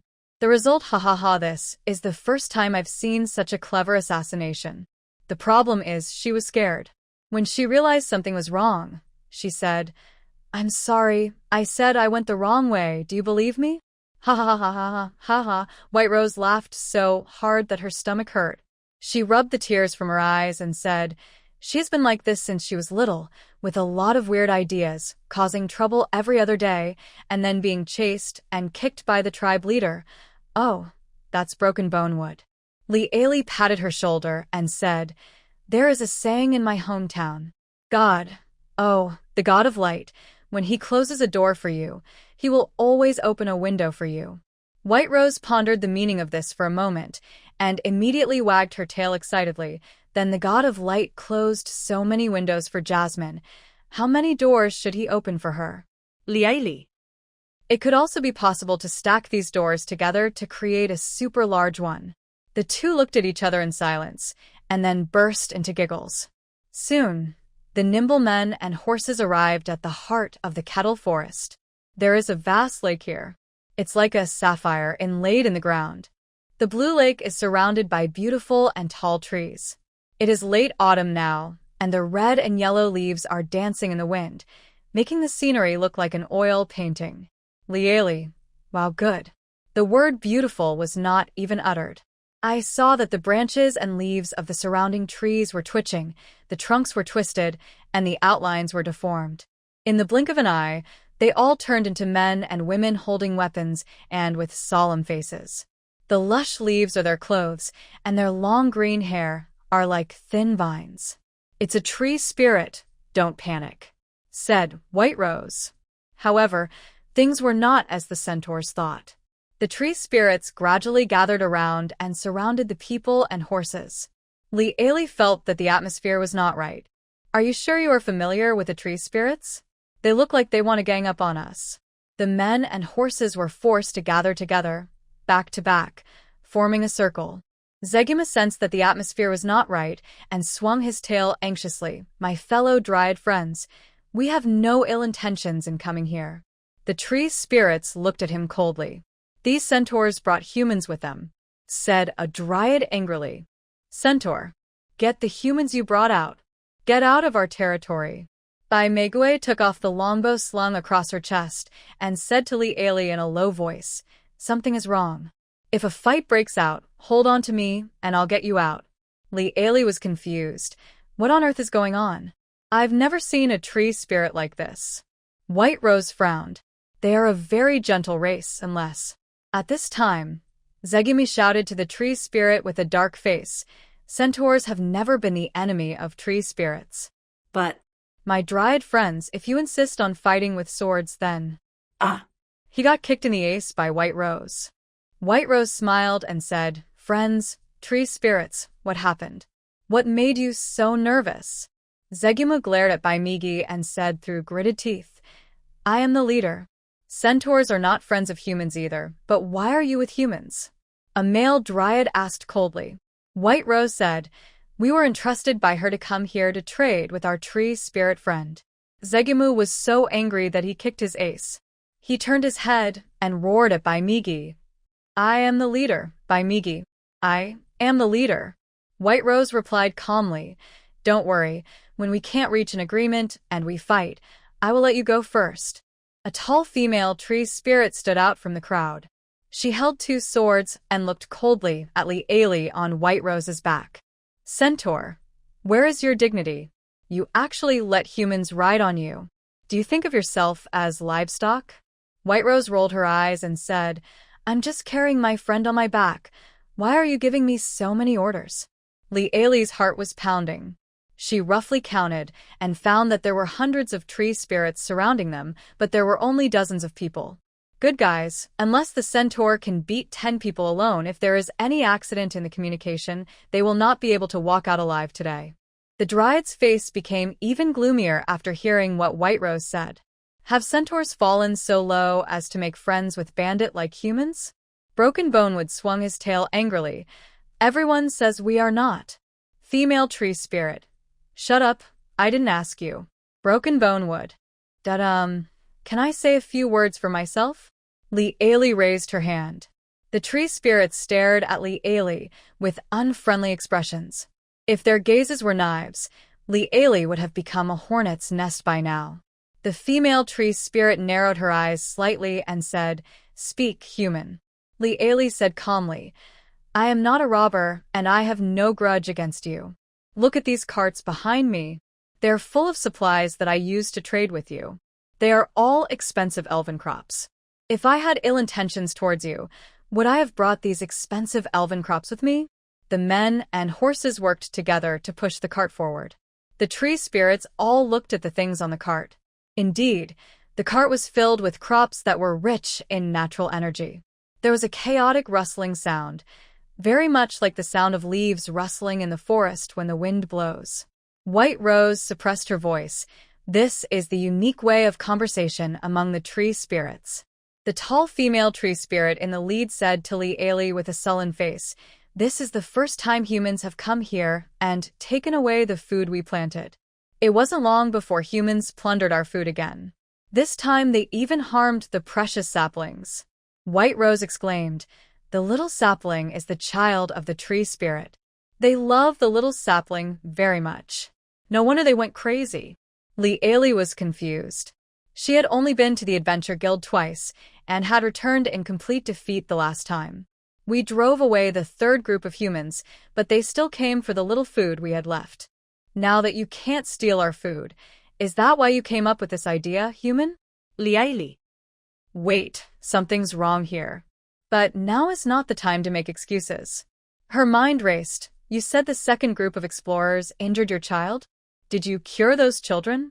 The female tree fairy's face was so gloomy that water could drip out of it. "That is the magic of the caster. We don't have magic potions or holy water from the holy sea. What do you think, human?" Lee Ailey immediately took out a bottle of healing potion. "Here, use this to heal your child." But the tree spirit no longer believed the human's words. "How are you going to prove that what you said is not a lie?" Hearing this, Lee Ailey did not hesitate and directly pulled out the dagger from by Megue's waist. Suddenly, blood gushed out like a fountain. White Rose opened her mouth and finally used the new words she had learned. "Sister." "Awesome." Lee Ailey's face turned pale with pain. The tree spirit was stunned. Lee Ailey bit her lip, opened the healing potion with one hand, and drank it all in one gulp. Miracles are happening right before our eyes.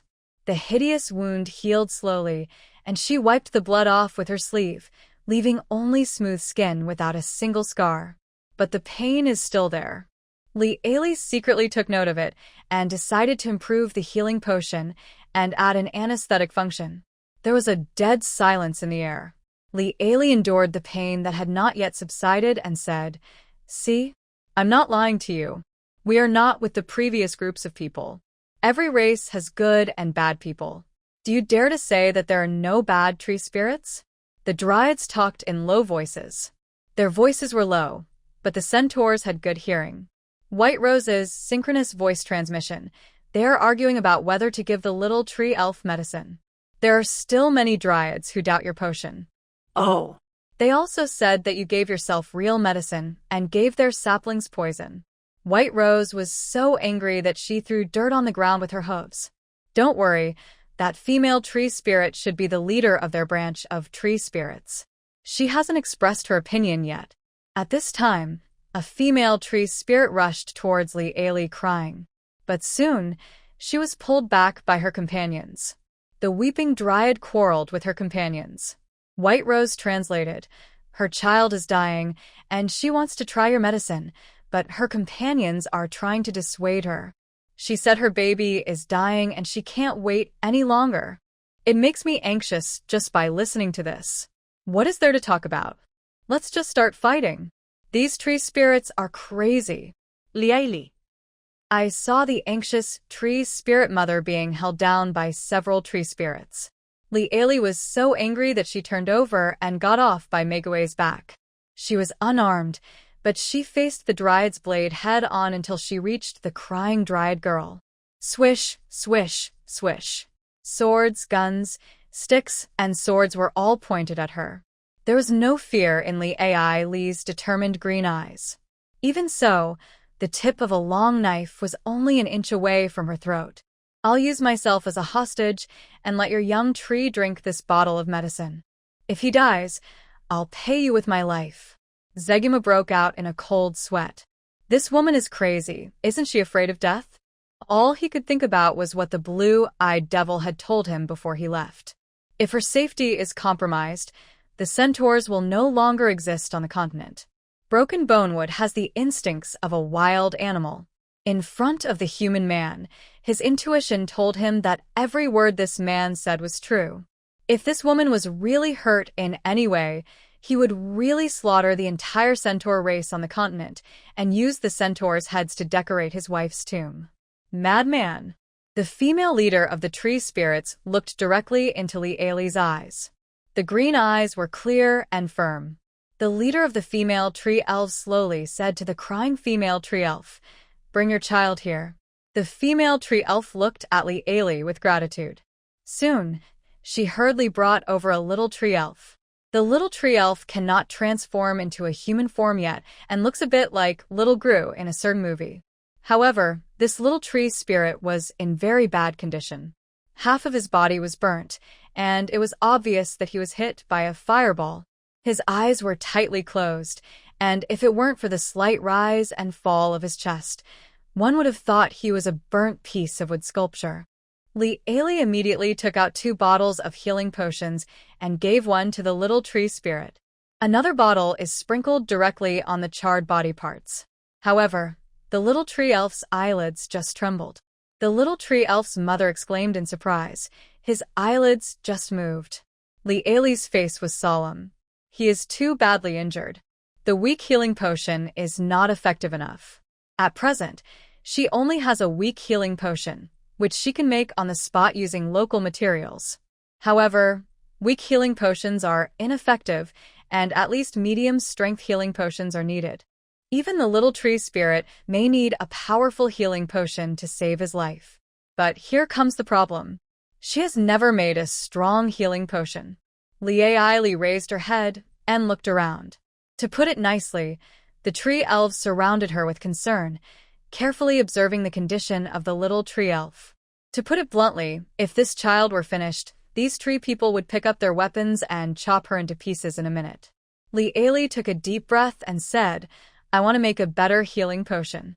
The female treeman leader's eyes flashed with ferocity. "Human, do you want to escape?" Do. Li Aili interrupted her irritably. "Why are you running?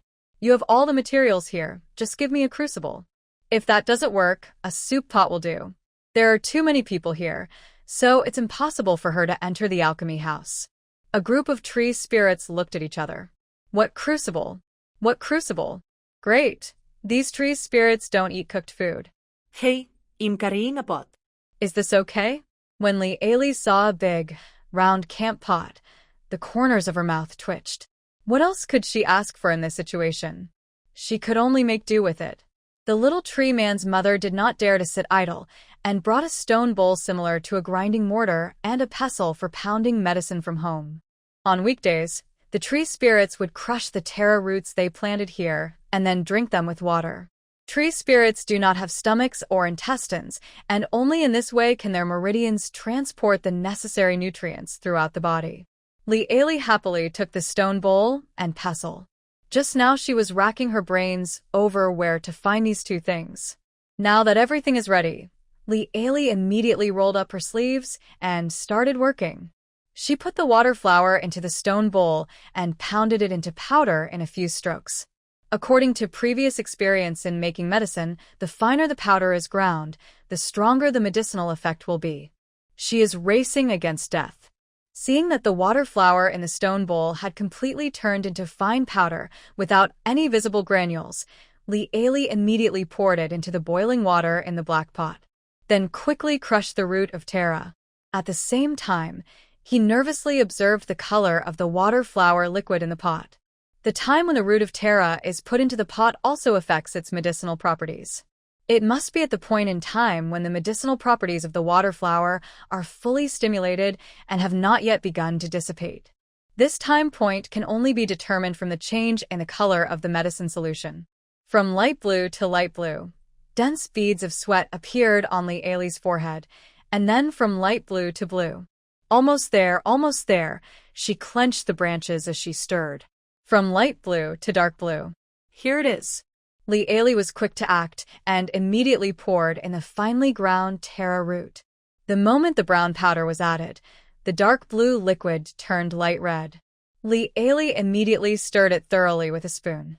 Soon, the potion in the pot began to bubble. Then there was a puff of green smoke and a soft bang sound. Li Aili herself couldn't believe that this medicine was actually made with a camp pot and a large soup spoon. This cannot be called refining, this has to be called endurance. No matter how much she complained, it did not slow down Li Aili at all in pouring the medicine into the medicine bottle. The potion bottle she used was the same one that was used to hold the weak healing potion. Alchemical potions can be made without a crucible, but they must be made in potion bottles to better seal the medicinal properties. Quick, give him the drink. The little tree elf's mother was even more anxious than her. She snatched the bottle of red potion, pried open her son's mouth, and poured the red potion into his mouth. Gurgle, gurgle. The bottle of medicine is empty. The torso burned by magic did not regenerate, but it did not take the life of the little tree elf either.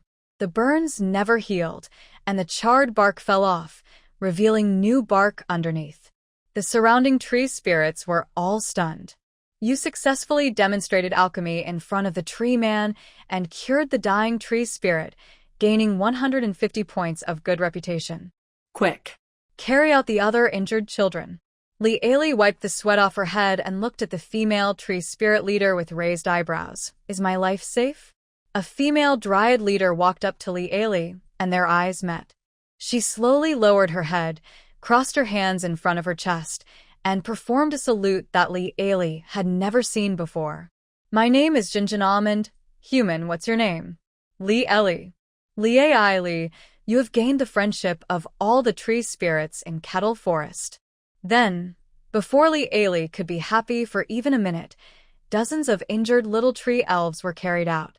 The miserable little tree people, some had frostbite on their bodies, some were charred by lightning, and some, like the little guy just now, were burned. Li Aili's blood pressure rose after seeing this. This was definitely not done by the cuckold team from the Adventure Guild. There is not a single spellcaster in the entire duchy. She took a deep breath, took out all the weak healing potions she had prepared in advance, and fed them to the less injured tree elf first.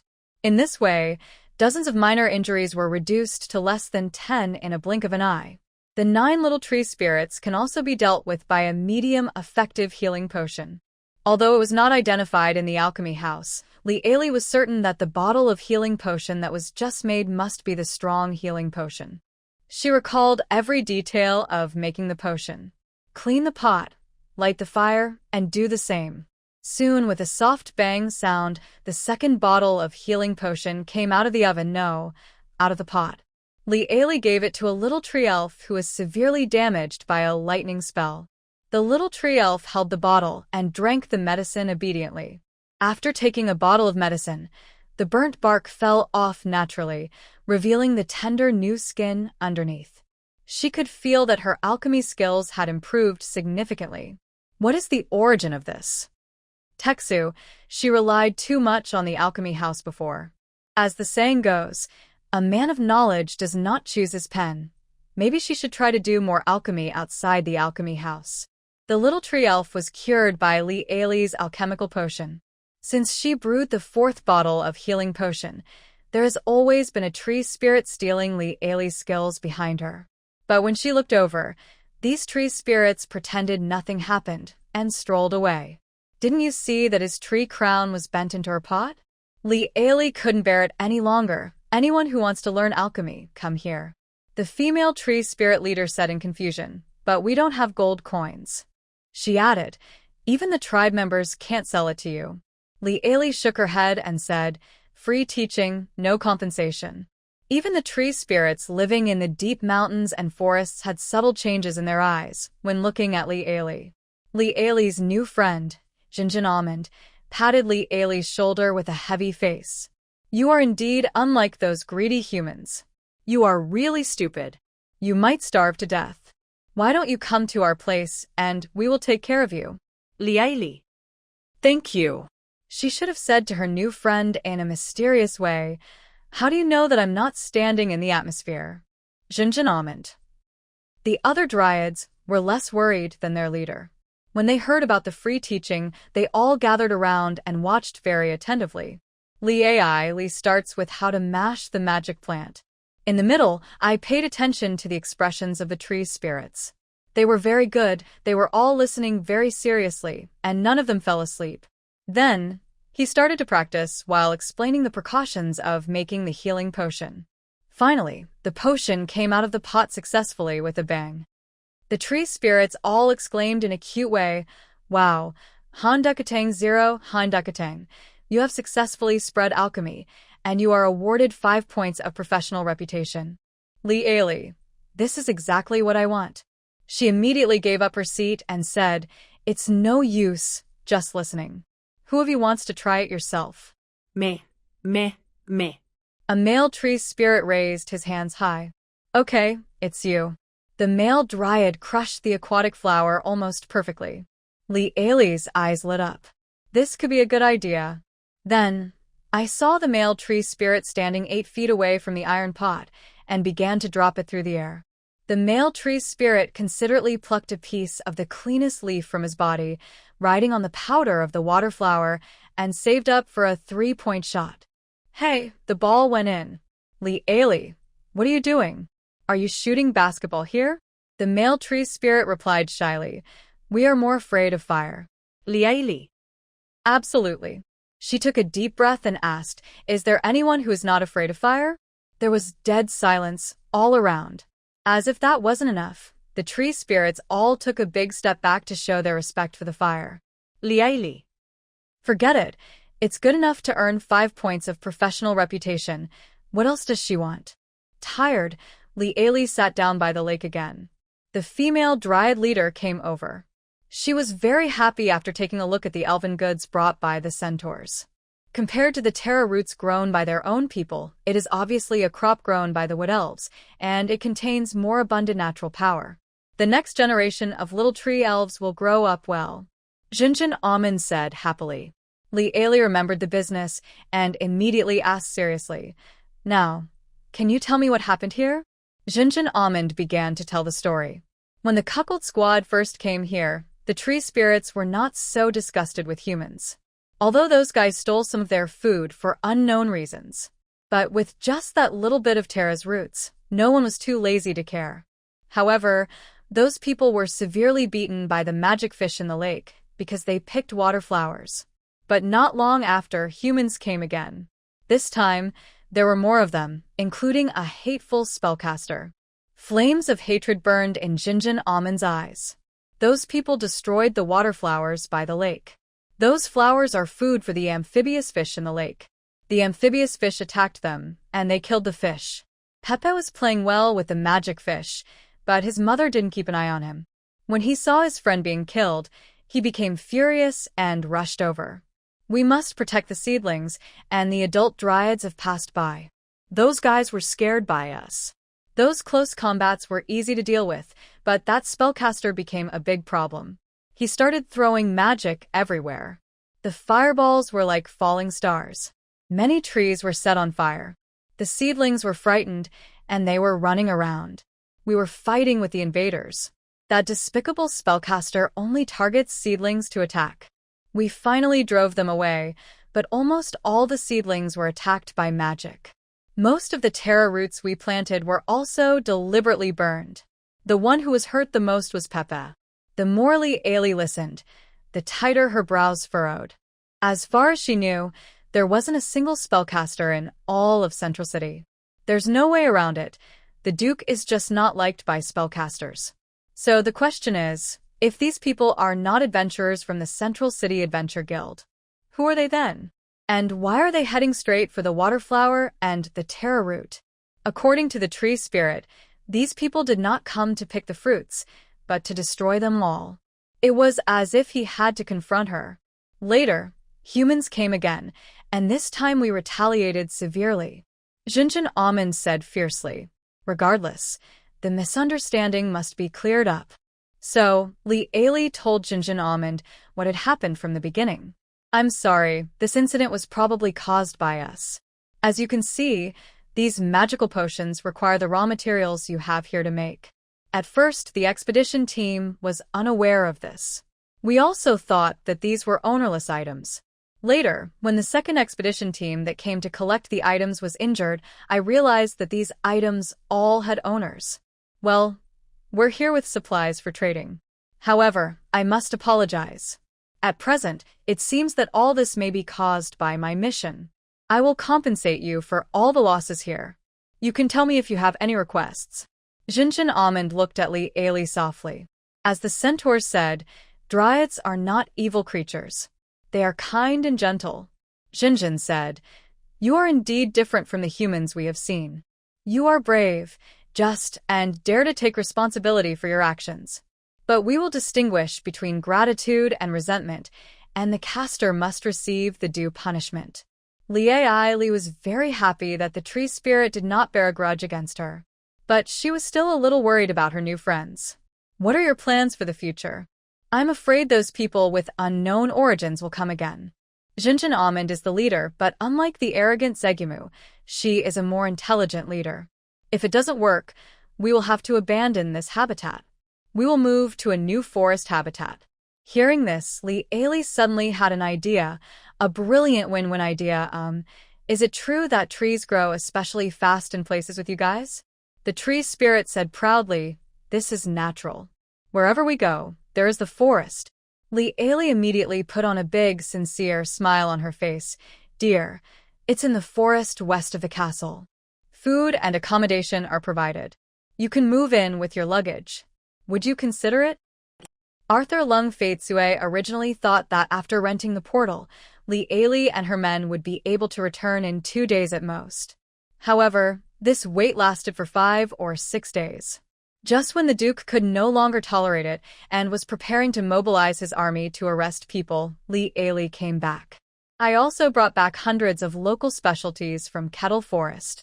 Lung Faitsue sat behind the large desk in the study with an expressionless face.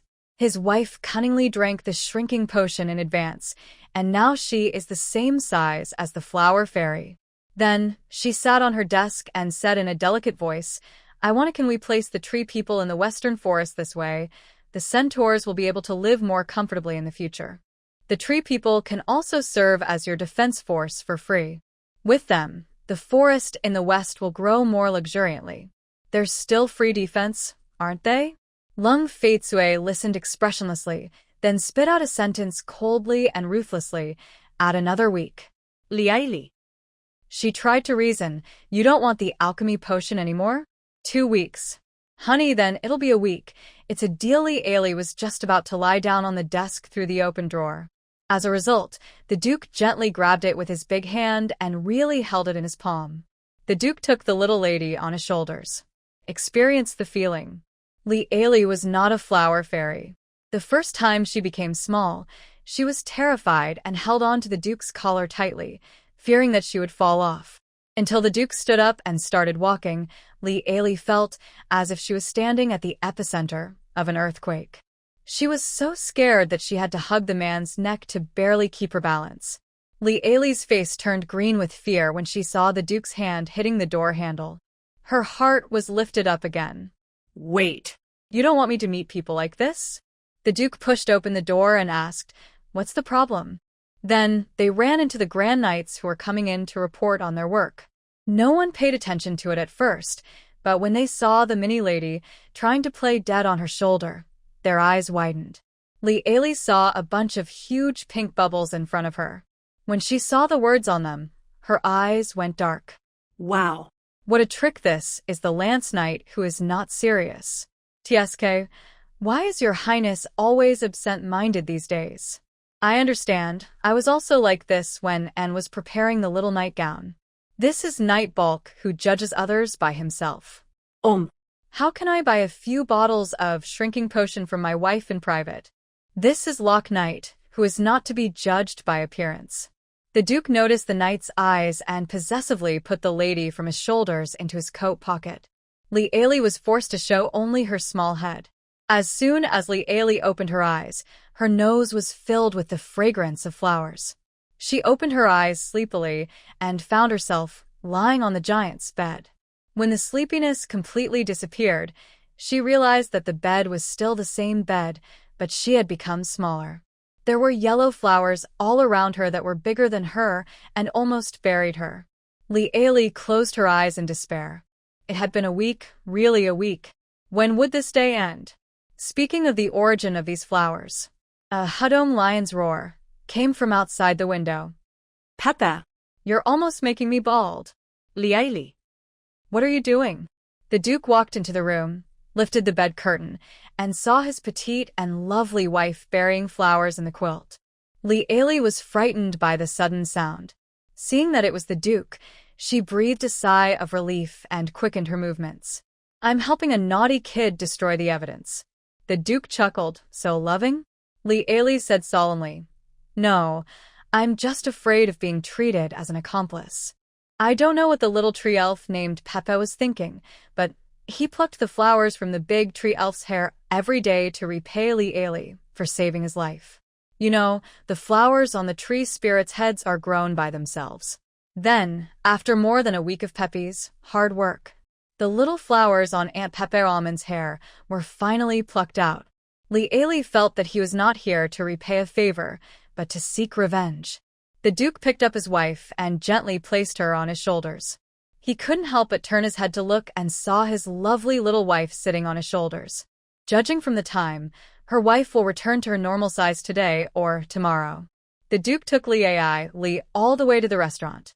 At the dining table, Conrad bent down and placed a set of miniature dining table, small chairs, and miniature tableware in front of the Duke's dining table.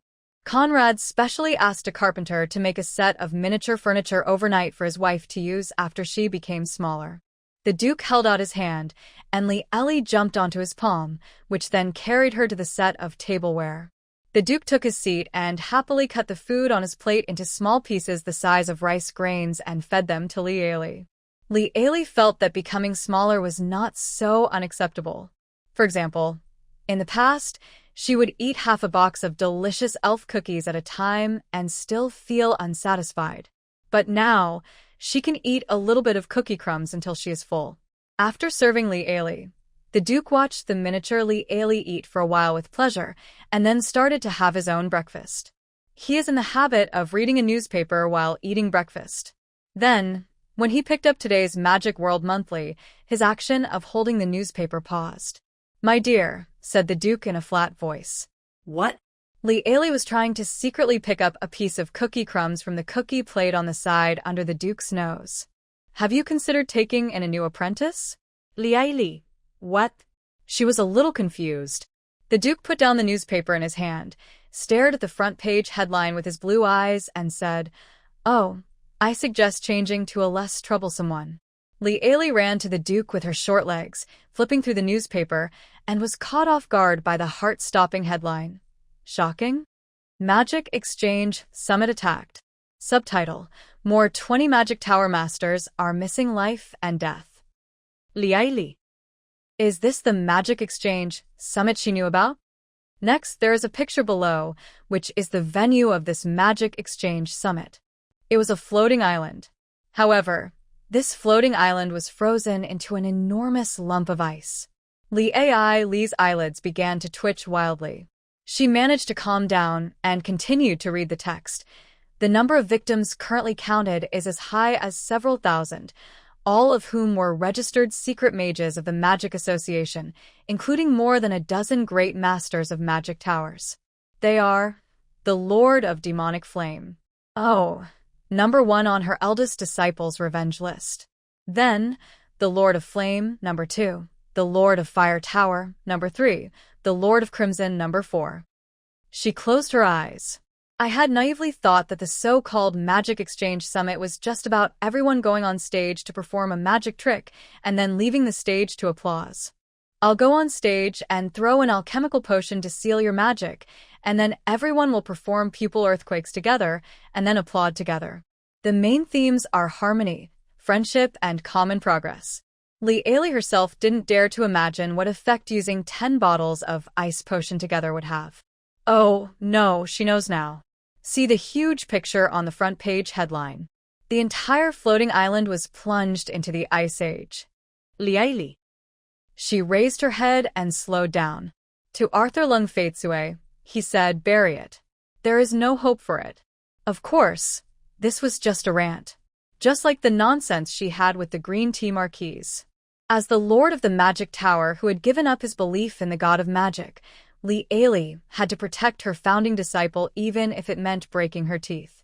The Duke immediately called a team of people. These people were not knights. They were dressed in Black Ranger costumes and gave off a gloomy feeling that came from being associated with darkness for many years. Lee Ailey is all too familiar with this kind of person. When Campbell opened a shop on the black market, almost all the people who came to her shop were people like this. However, unlike those in Campbell's black market, Lee Ailey couldn't read the minds of these people. There was nothing above their heads. Lee Ailey glanced at the Duke, and a thought flashed through her mind quickly. Now that the situation was imminent, she didn't think too much about it. There are two possibilities now. One is that this bear disciple has frozen himself on the floating island. Another possibility is that he slipped away. But once the floating island thaws, his great achievements will be known to everyone. The Duke said solemnly, "So, your mission is to find Jupes before then, and bring him back to the territory immediately and secretly at all costs." Lee Ailey took a deep breath. She feels that bears really have no age limit. But as a teacher, she needs to teach every student who behaves beyond belief a lesson they will never forget. Then she smiled sweetly at the Duke's dark minions. "Before you go, please go to the alchemy shop in the lower city and find the clerk Ba Jinyo Tizi. Then, in my name, take a bottle of alchemy potion from him. Just say you need a bottle of Bar Dancer, Happy Water." Minions. The Duchess smiled brilliantly. "After you find Mr. Jupes, please make sure to give him this bottle of medicine as soon as possible." Upon receiving the order, everyone left Constantinople immediately. Lee Ailey was so angry that she didn't even eat her favorite cookies at noon. The Duke could only try to change the subject and let her think of something else. "What do you want to eat for lunch?" Lee Ailey, who was tired, said, "Braised Jupes." Duke. "What was the last potion you asked them to take?" Lee Ailey slowly revealed a smile. "I hope he will think more about the good medicine of the master before he does anything big in the future. You dog apprentice, if you dare to make me worry, I will add an indelible black history to your life. Let's destroy it together. Good." For days after the shadow minions set out, the frozen floating island finally thawed. The next day, this terrible incident once again made the front pages of major newspapers. At least, all of the dozens of newspapers sent to Constantinople put this incident on the front page, without exception. Lee Ailey finished flipping through the newspaper with a wooden face. Her founding disciple Jupes, the former master of the Red Pagoda, has now become completely famous. Single-handedly, he stuffed his past enemies and a floating island weighing tens of millions of tons into the refrigerator and locked them up for more than 10 days. One newspaper even gave Jupes a very appropriate nickname, Ice Crazy Jupes. The Duke saw Lee Ailey, who was sitting across the dining table, calmly closing the newspaper. "Duke. When something happens, just deal with it." Lee Ailey raised a smiling face and said, "I'm not angry. What does the Jupes mentioned in the newspaper have to do with us?" In view of the adverse impact of this time, the Magic Association and the Magic Tower Alliance decided to destroy Jupes' Magic Tower and permanently revoke his title of Lord of the Red Tower. At the same time, the Adventurers Guild received a long-standing bounty from the Magic Association. A bounty of 500,000 gold coins is offered for Ice Maniac Jupes. Even the nobles of some small kingdoms don't have so many gold coins. There was no mention of alchemy in the newspaper. But the backstage of Li Ailey's alchemy house is not so calm. Since yesterday, she has started to receive notifications about her reputation growth.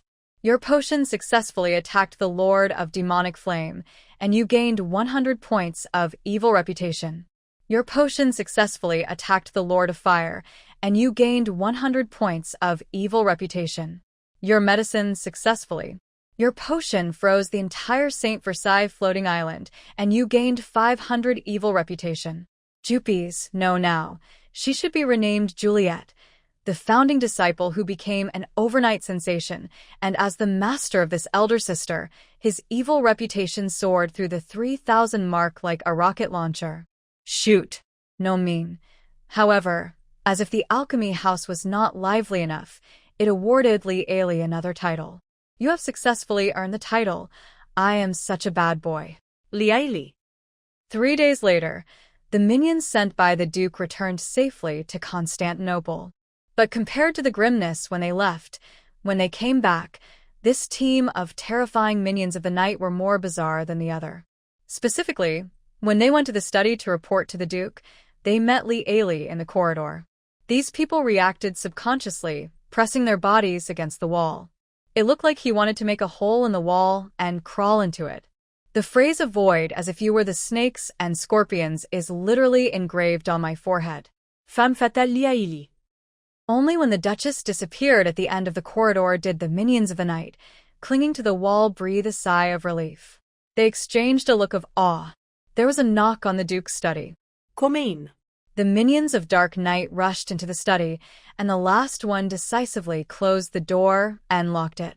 It looked like there was a ghost chasing him. The Duke looked up from the documents and saw this scene.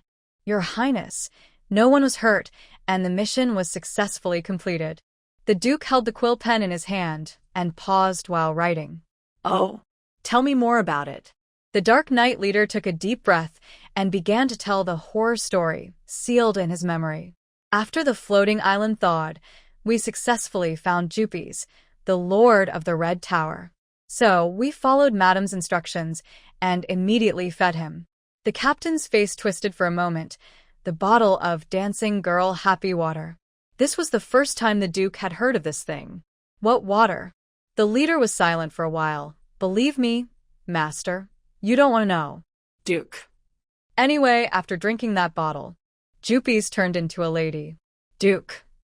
That, a hairy lady. The deputy leader beside the leader added in a low voice. The Duke.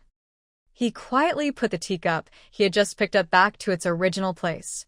Yes. That's why neither we nor Jupies himself know, because there are so many hairs that we can't even tell that he was once a human being. Duke. On the way, we encountered the Magic Association and the Magic Tower Alliance. Jupies aroused suspicion and they asked to shave him. The captain of the Dark Minions took a deep breath and said, at that time, we were ready to fight to the death. But no one expected that after shaving Mr. Jupies would become a woman. Duke. Not to mention the enemies on the opposite side. Even their own people were so shocked that they couldn't recover. The shadow leader even suspected at that time whether there was a problem in some step, and the target was replaced by someone else. Then, Jupies himself discovered the problem. She frantically looked in the mirror. And then she started screaming and rushed towards the people from the Magicians Association, saying that she was Jupies. Then, I was severely ridiculed. It is said that the old lady is crazy about the reward. It was a 2-day journey, and whenever Jupies caught any opportunity, he would run to the local adventurers guild to report himself. Of course, without exception, they were all kicked out as lunatics. Or maybe there are doubts. But at this time, the minions of Dark Knight only need to send a friendly-looking young man over and then say naively, Mom, it's time to go home and take medicine. This doubt will be dispelled. So, this team took Jupies back to the territory in a complicated way. After hearing the story, the Duke was speechless as he looked at his loyal dog in the darkness, his minions living in the shadows. You. Thanks for your hard work. The shadow leader said solemnly, we are fine. But Mom. Mr. Jupies, no, Ms. Jupies. Anyway, his mental state may not be very good. Duke. The Duke waved his hand. Let my lady deal with him. He paused and changed the topic. Lee Ailey sat in the courtyard, picked up a cup of hot black tea, and blew gently. The old lady sitting next to her had red eyes and messy silver hair, like a vicious dog crawling out of Hades. There was a bloody red bubble on his head. How dare you humiliate a former master of the Demon Tower like this? Relax, Gooden. Lee Ailey vitrey her gaze. Relax, Jules. My name is Jupies. The short old lady's eyes almost popped out as she spoke each word through gritted teeth. Lee Ailey took a sip of black tea and said, Hey, you are wrong. Jupies is a wanted criminal who attacked the floating island, but he has nothing to do with our dukedom. TSK, as expected, how could the Lord of the Demon Tower come so easily for nothing? This eldest disciple is really a monkey king. They were talking nicely at first, but then he poked a hole in the sky for her. Hey, she has to teach this eldest disciple a lesson today. Otherwise, it would be better not to have this founding disciple. Lee Ailey turned her head and looked at the stiff-faced old lady with a smile. You are my first disciple, so you must have nothing to do with this matter, right? Jupies. Lee Ailey said in the most normal tone. Well, it will be difficult if there is a relationship. The magic association's wanted notice is almost all over the world. I don't know what methods they have. But if you don't want to be my apprentice, haha. She took out a bottle of potion and placed it on the table. After drinking this bottle of forgetfulness potion, you can leave. Your life or death will no longer have anything to do with me. Jupies. He spoke in a dry voice. Give me the potion to change back.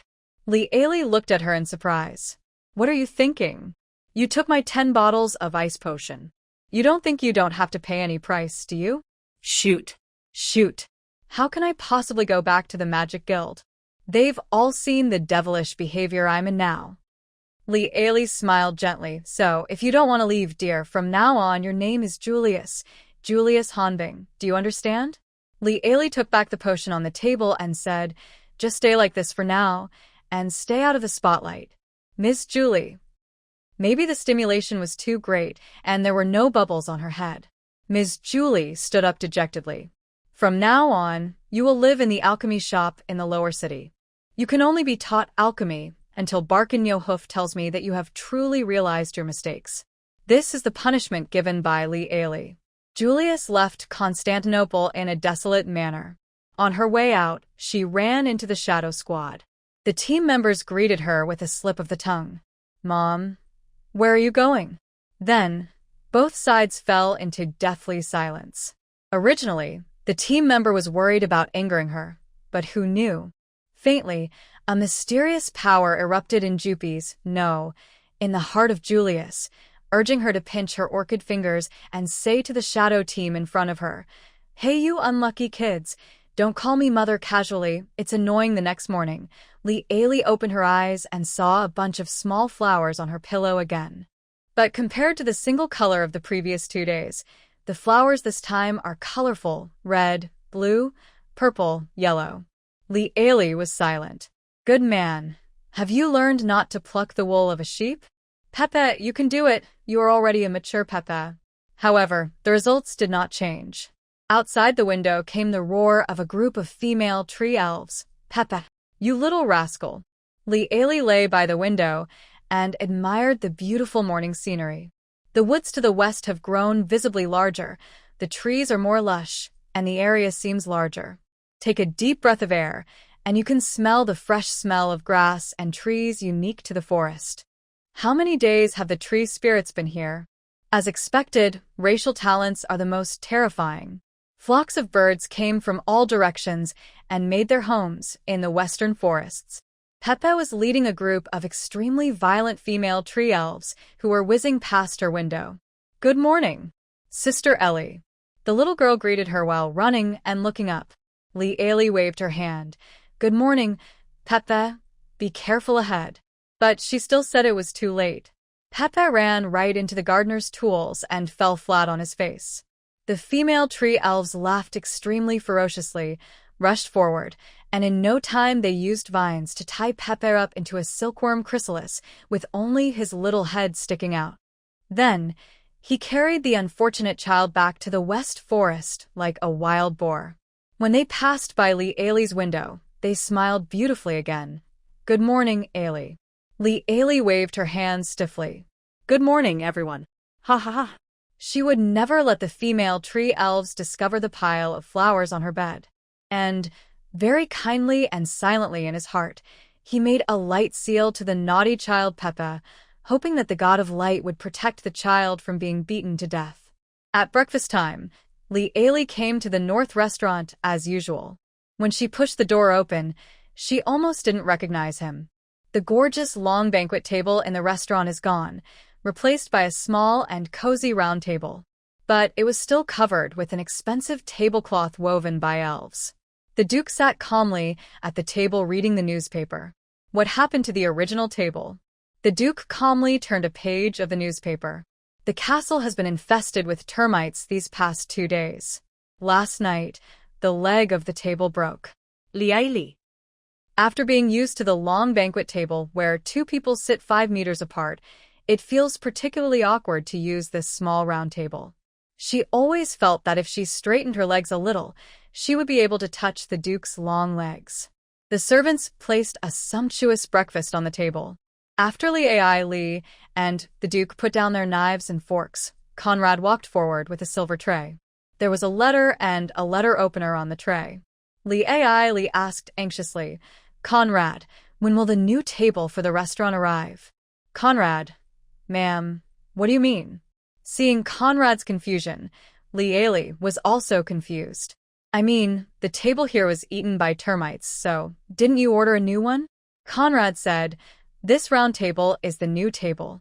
It is made of dragon blood wood, and the craftsman is Master Kaka." Lee Ailey. I didn't ask you that. Dragon blood wood? Oh, so this is what it looks like. Lee Ailey looked at the man beside her expressionlessly. The Duke pushed the unfolded letter in front of Lee Ailey just at the right time. "A letter for me?" Lee Ailey's attention was diverted, and she picked up the letter. "To Arthur Lungfaitsue, I sincerely invite you to my birthday party this year. Please be sure to come. Your friend, Brandon Pomegranate." Lee Ailey. Pomegranate? Duke of Southshire? Brandon the Shining Sword? At a time when 4/5 of the letters passed between nobles are social nonsense, the letter from the Duke of Red Pomegranate is as short as the notes passed in class at school. You want to go?" The Duke stood up and straightened his heavily embroidered navy blue jacket. "It's not me. It's us. Go pack up. We'll leave this afternoon." Lee Ailey was slightly surprised. "Are you in such a hurry?" No. Why should I go too?" The Duke hummed softly. "I will go and arrange the affairs of the territory. We will probably stay in Swan Castle in South County for 4 days." Lee Ailey. The Duke glanced at her calmly and said, "A box of gold coins." Lee Ailey. "Okay, I'll go pack my luggage now, Duke." After getting the news, Joanna was busy like a top.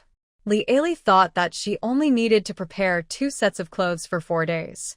As a result, Joanna managed to pack away 7 or 8 luxurious dresses for the party and 5 or 6 for everyday wear. Including sets of jewels and jewelry, the luggage was so heavy that it looked like moving house rather than visiting a castle in the south. Lee Ailey was stunned. "No, honey, I'll only be gone for 4 or 5 days. You. Joanna took a break from her busy schedule and said with her hands on her hips, "Let those little girls in Nanjun open their eyes so that they won't go around the Duke for no reason. Madam, the Duke of Nanjun is a well-known party maniac. Promise me that you will never wear the same clothes to his party, okay? Otherwise, those people in Nanjun will think that the Duke is too poor to support you." Lee Ailey. Is her skirt related to the Southwest War? A uniform set of dark mithril armor with black military flags and a ceremonial guard of 36 silver knights. Even when the royal family of the kingdom traveled, they did not spend so much money. The 16 black horses pulling the carriage galloped wildly. Lee Ailey looked at the scenery outside the window that was rapidly receding. "The south is very far from here, right? How many days will it take to travel there?" The Duke is still in the habit of using his spare time to handle official business. He put down a parchment scroll and said, "It will take about 4 days. Once we reach the Cathedral of Light in Ely City, we can use the church's portal to reach the southern part of the kingdom." Because it was a long journey, space magic was used in the carriage. It has everything you need, including a bedroom and a bathroom. It's like a magic RV. The Duke picked up the new parchment roll and said, "After we reach the south, it will take about 4 or 5 days to reach Swan Castle." Ely felt a little sleepy. I'm going to take a nap. Looking at the pile of parchment scrolls next to the Duke, she said with sympathy, "Keep up the good work." Ely lay on the soft big bed in the middle of the magic folding carriage, searching through the memories of her original body. As far as she could remember, she seemed to have never seen this Grand Duke of the South. When Ely woke up, the carriage was still galloping. The Duke was lying on the other side of the bed with his eyes closed, which frightened her so much that she sat up straight and picked up a big pillow to use as a self-defense weapon. The man opened his eyes, slowly turned sideways, supported his head with one hand, and watched her performance quietly. "Ely, why are you lying here?" the Duke asked slowly. "Then where do you think I should lie?" "You should lie under the car," Ely politely reminded. "With our relationship, it's not a good idea to lie together, right?" The Duke nodded thoughtfully. "So, I will generously not argue with you." Ely. She had to hold it in because she couldn't beat him. The Duke dropped his joking attitude and said nonchalantly, "When we get to the Duke of Red Pomegranate's castle, do you still want to continue sleeping in separate rooms from me?" Ely asked blankly. What's the problem?" The Duke chuckled. "Then, by the next day, the news of our emotional discord will spread throughout the kingdom. On the 3rd day, the Duke of Pomegranate will be able to stuff a woman into my room. It is clearly written in our contract that while our marriage is still ongoing, you have the responsibility and obligation to help me avoid this kind of trouble." Ely.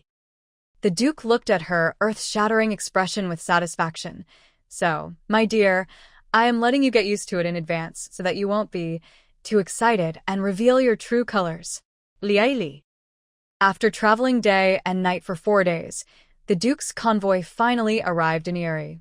When the city lord learned that the Knights of the Cold Emerald Duke were at the gates of the city, he was so scared that he almost peed his pants. The city lord, who was only wearing a nightgown, crawled up the city wall and bumped into the Bishop of the Cathedral of Light, who was also wearing a nightgown. The two of them almost rolled down the stone steps together. After seeing that the other party was the city lord, Bishop, they suppressed the curse words that were about to slip out of their lips. "What's going on? Why would the Cold Emerald Knights come here in the middle of the night? Why did you provoke that evil spirit?" the bishop asked angrily. The city lord was about to cry, I don't have any. Then he said something that immediately put the bishop's doubts to rest. "Do I dare?" "Bishop." The two of them took a deep breath at the same time, supported each other, and climbed up the city wall together. They cautiously poked their heads out and looked down. All I saw was a mass of dark mithril armor under the city. The two men immediately retracted their heads, and the bishop closed his eyes in despair. The lord of Ely City burst into tears. I just found a mistress, who has only been with her for a few times. She is still 90% new. At this critical moment, this idiot's mind is still full of women. The 70-year-old bishop was so angry that he trembled all over. "If you don't think of a solution, 50% of your new head will be moved." The city lord trembled and said, I don't dare. "How about you come? You're the bishop. How about you persuade them to go back?" "Bishop." The bishop's wrinkled face flushed red with anger. He stamped his foot, stretched out his neck, and roared with a deep breath. "Your Excellency the Duke of Lung Faitsue, it's so late, look what wind brought you here, oh he city lord." A knight rode forward and shouted to the bishop on the city wall, "Open the city gate. The Duke wants to use the church's portal to go to the south." The bishop and the city lord both breathed a sigh of relief. Both my life and money were saved. The bishop retracted his neck and kicked the useless city lord. "Tell your people to open the door quickly and let these evil stars pass quickly." The city lord trembled as he grabbed the bishop's sleeve. What if he deceived us? He tricked us into opening the city gate, and then he made a gesture of wiping his neck. The bishop was silent. The bishop said expressionlessly, "What you said makes sense." The city lord nodded excitedly. The bishop said, "Then go up now and tell the people below that you won't open this door." City lord. Without the city lord shouting, the impatient knight shouted again, "The duke has ordered that if the city gates are not opened within 3 minutes, we will begin the siege. It's so domineering. If you don't open it, I'll blast it open for you. By then, it won't be a matter of borrowing a portal. Can the lord of Erie City open this door?" A large number of knights entered the city, guarding the low-key and luxurious black and gold magic carriage in the center.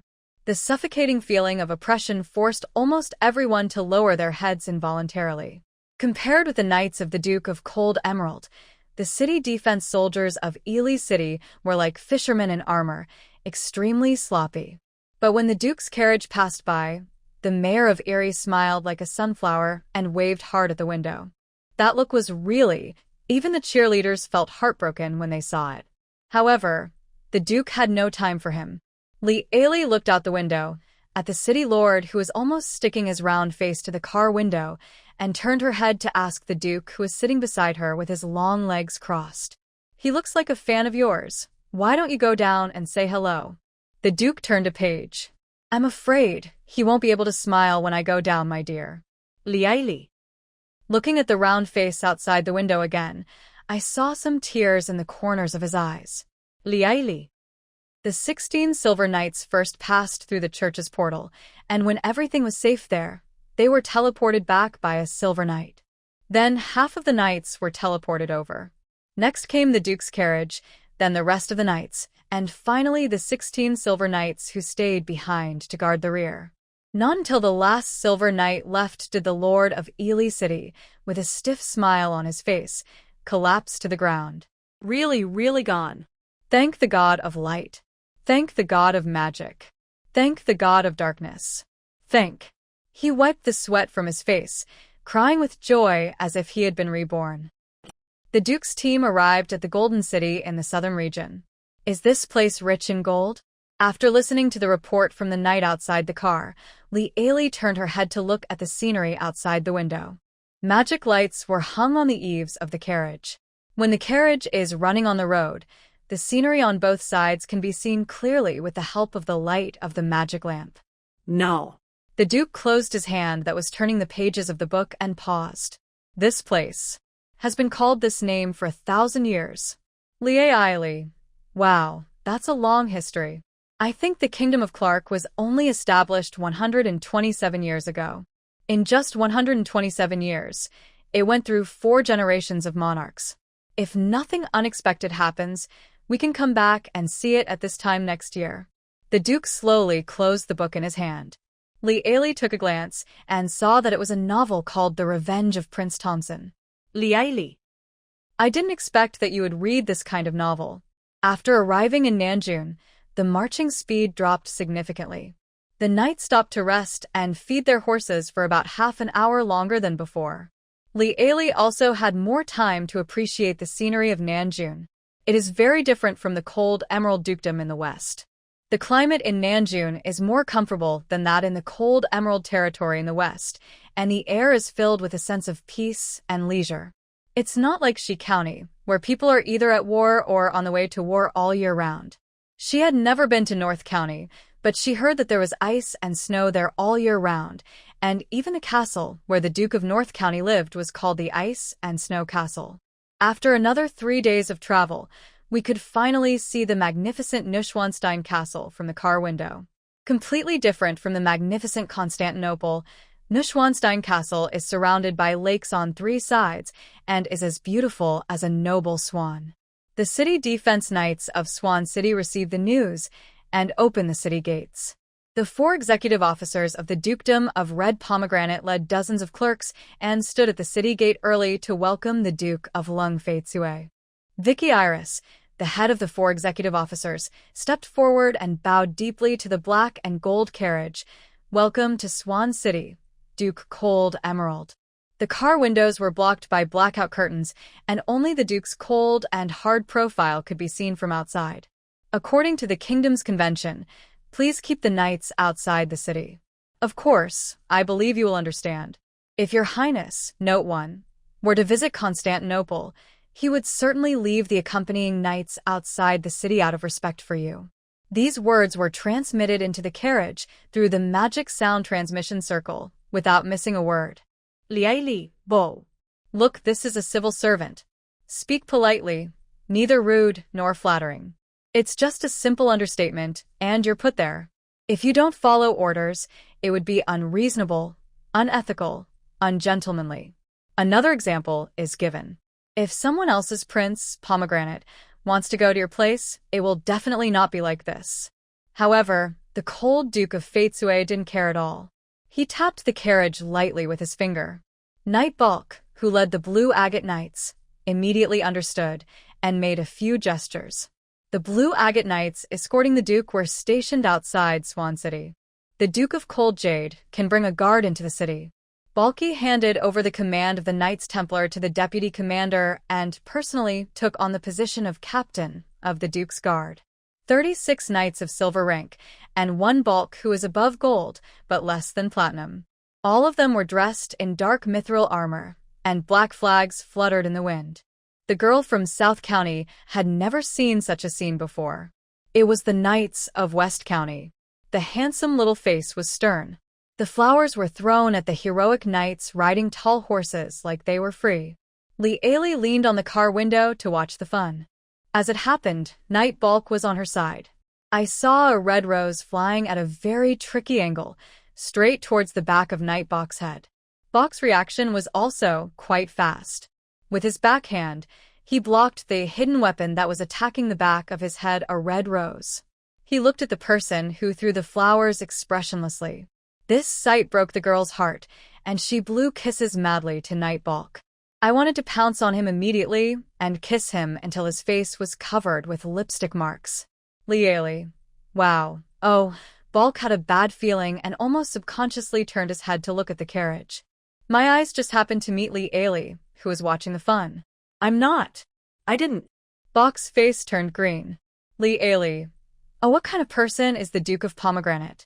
They are about to arrive at Swan Castle. As the Duke of South County, one of the 3 dukes of the Kingdom of Clark, what kind of person is Brandon Red Pomegranate? Cold-blooded? Cunning? Insidious? Or kind? Upholding the spirit of chivalry? Or like Arthur Cold Jade, who can crush mountains and rivers with his iron hoofs when he puts on a military uniform and is invincible? However, the man beside him remained silent. Liaili became even more curious about a person that even Arthur Lung Faitsue could not evaluate. The carriage stopped in the courtyard of Neuschwanstein Castle. Mark, the internal affairs officer of the Duke of Red Pomegranate, stepped forward, bowed and opened the car door to welcome the Duke of Cold Emerald and the Duchess of Cold Emerald. The tall and handsome Duke of West County got off the carriage, turned around, and helped his wife get off the carriage like a gentleman. Good day, Your Excellency the Duke of Cold Jade.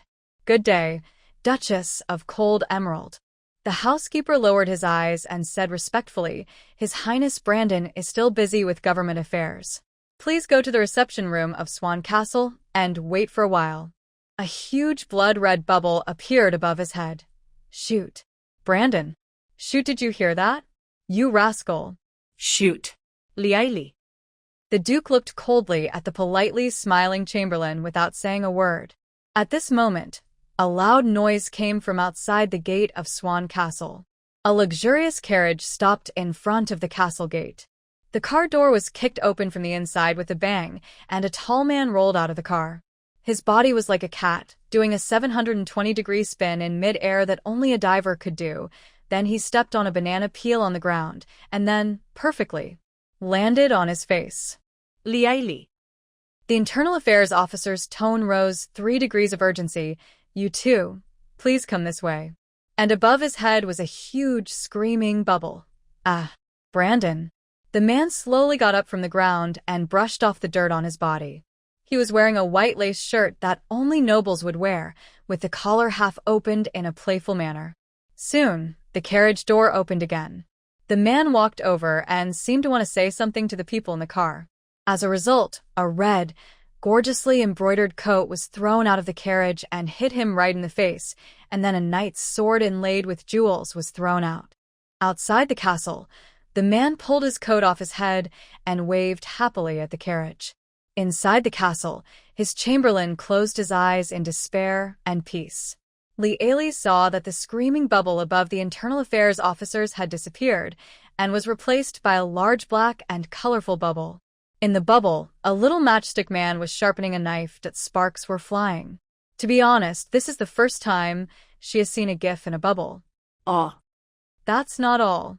The door of the carriage outside the castle gate opened again, and a slender white hand stretched out from inside, hooking the index finger at Brandon Pomegranate. Then the tall Duke of Nanjun came over attentively. Then, the hand turned into a ruthless slap, hitting Brandon Pomegranate's left cheek with a slap. With a bang, the carriage door closed and drove away coldly and ruthlessly.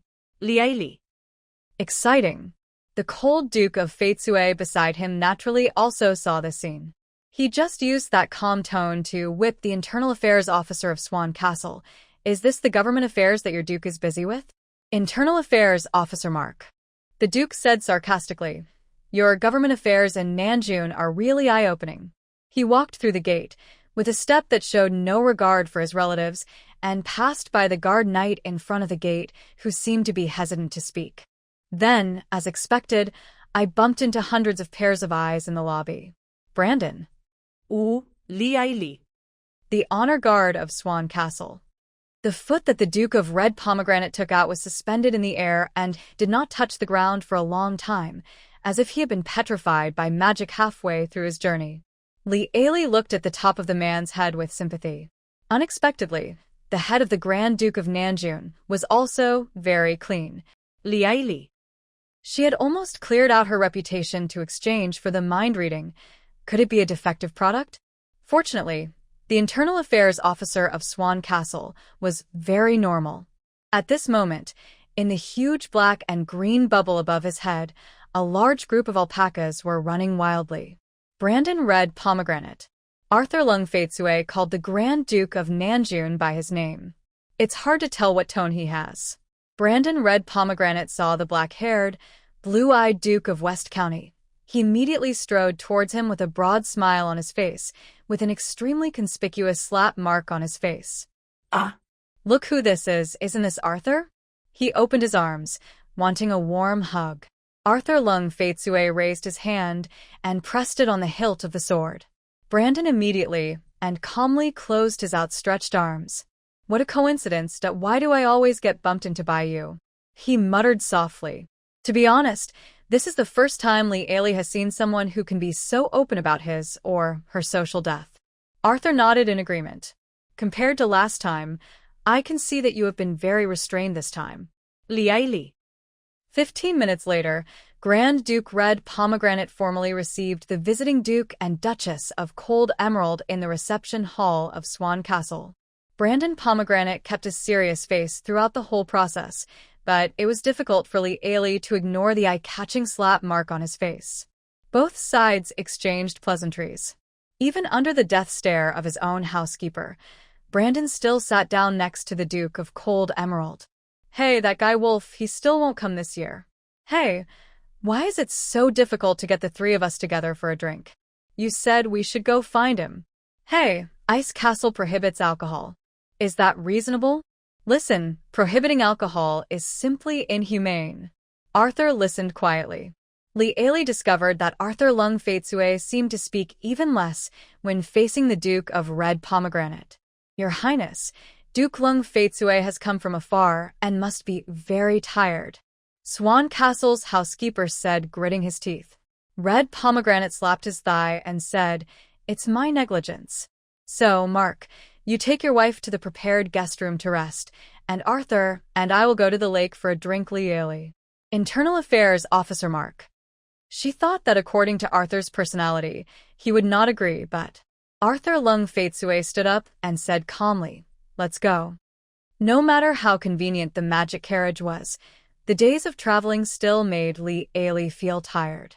She followed the first-class maid of Swan Castle, who led the way, and came to the guest room on the second floor on the north side of the castle. The maid prepared a flower-petal bath for Li Ailey, and after she said she did not need any service, the maid left respectfully. Li Ailey took a comfortable hot bath. During the trip, she always felt very cramped when using the bathroom because of the Duke, who was just across the door, etc. She raised her hand suddenly, creating a series of splashes of water. It seems that the situation has not changed now. Habits are really terrible. She leaned back in the bathtub. Anyway, with the magic contract in place, there shouldn't be any accidents with regards to divorce and taking the territory and leaving after a year. Rose petals floated on the hot water surface, and the bath water was added with rose dew made by the elves, which filled the air with fragrance. After taking a comfortable bath, Li Ailey wrapped herself in a bath towel and came to the window of the room. Swan Castle is surrounded by the lake on 3 sides, and you can enjoy the beautiful scenery of Swan Lake by opening the windows. Li Ailey leaned on the windowsill. Huh? Arthur and Brandon were sitting side by side on chairs near the lakeshore. They were holding wine glasses and seemed to be chatting about something. Clearly, both of them had their backs facing her. Li Ailey just glanced at them, but Brandon noticed it and turned his head sharply. Those cold gray eyes looked directly at Li Ailey. When he saw it was her, Brandon immediately put on a big, bright smile and seemed to whistle, causing Lung Faitsue to look back. Only then did Li Ailey remember that she was only wrapped in a bath towel. But Arthur Lung Faitsue's reaction was much faster than hers. He kicked his drinking and eating buddy, Brandon, directly into Swan Lake. He turned around and sternly gestured to Li Ailey to pull the curtains. The next day, the Duke of Pomegranate was having breakfast with the Duke and Duchess of Cold Emerald.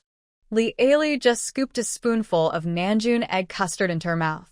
At the dinner table, Brandon Pomegranate kept talking nonstop, so much so that Li Ailey's ears were buzzing. It's true, you can't judge a book by its cover. He's such a handsome guy, but unfortunately, he has a big mouth. With a loud bang, the door of the restaurant was pushed open forcefully. Li Ailey was so scared that she swallowed the egg custard in her mouth in one gulp. Fortunately, it was just egg custard. A plump and beautiful woman rushed in with her skirt lifted. The Duke of Nanjun was surprised and said, "Oh, My dear, Belle. why are you here?" Then, the beautiful lady raised her hands high, and a blood-red bubble appeared above her head. "My name is Bella. You son of a witch." Li Ailey. Snap! A loud slap landed on the face of Brandon, the Duke of Pomegranate, as expected. Ha! Bah! The beautiful young woman sneered, spat at the Duke of Nanjun, turned her head, and walked away. Li Ailey. Brandon covered his face sadly. "Oh, my dear Arthur, I have to hide, otherwise I'm afraid I won't be able to keep my face." Li Ailey. "I've heard of the number plate for love, but why do you have a number plate for slaps?" "Let's go find another place to have a drink," Brandon said to Arthur. Li Ailey looked out the window in shock. The sun has just risen, and I've been working for less than an hour, and I'm already drinking? What shocked her even more was that Arthur actually agreed for the first time. What the Hades? After breakfast, Li Ailey strolled in the front garden, and she felt that these two people were sneaky. Hurry up! Hurry up! There was a lot of noise ahead. The housekeeper, Mr. Mark, hurriedly pulled out the Neuschwanstein Castle Knights Guard of Honor, which had received them yesterday. Oh. "Is there another distinguished guest coming?" Li Ailey asked the maid, following her curiously. "It's the Cardinal of the Holy See of Light, Saint Michel of the Cathedral of Saint Cyr." The maid replied in a low voice and made a seal of light on her chest. Saint Cyr's Cathedral? It was the first time that Li Ailey heard the word cathedral. The maid's face froze, and then an unstable bubble with a trembling frame appeared above her head. "Oh no! I forgot that the Duke of Lung Faitsue expelled Cardinal St. Paul. Ah. What should I do? What should I do? Will this anger the Duchess of Lung Faitsue? Where is the God of Light? Will the Duke of Lung Faitsue send troops to attack Nanjun because of this?" Li Ailey. Expelling the Cardinal? Who?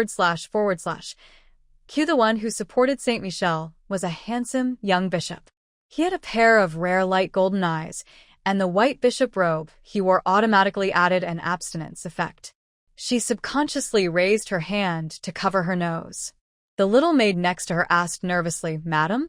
Lee Ailey waved her hand. "It's okay. It's just an old problem."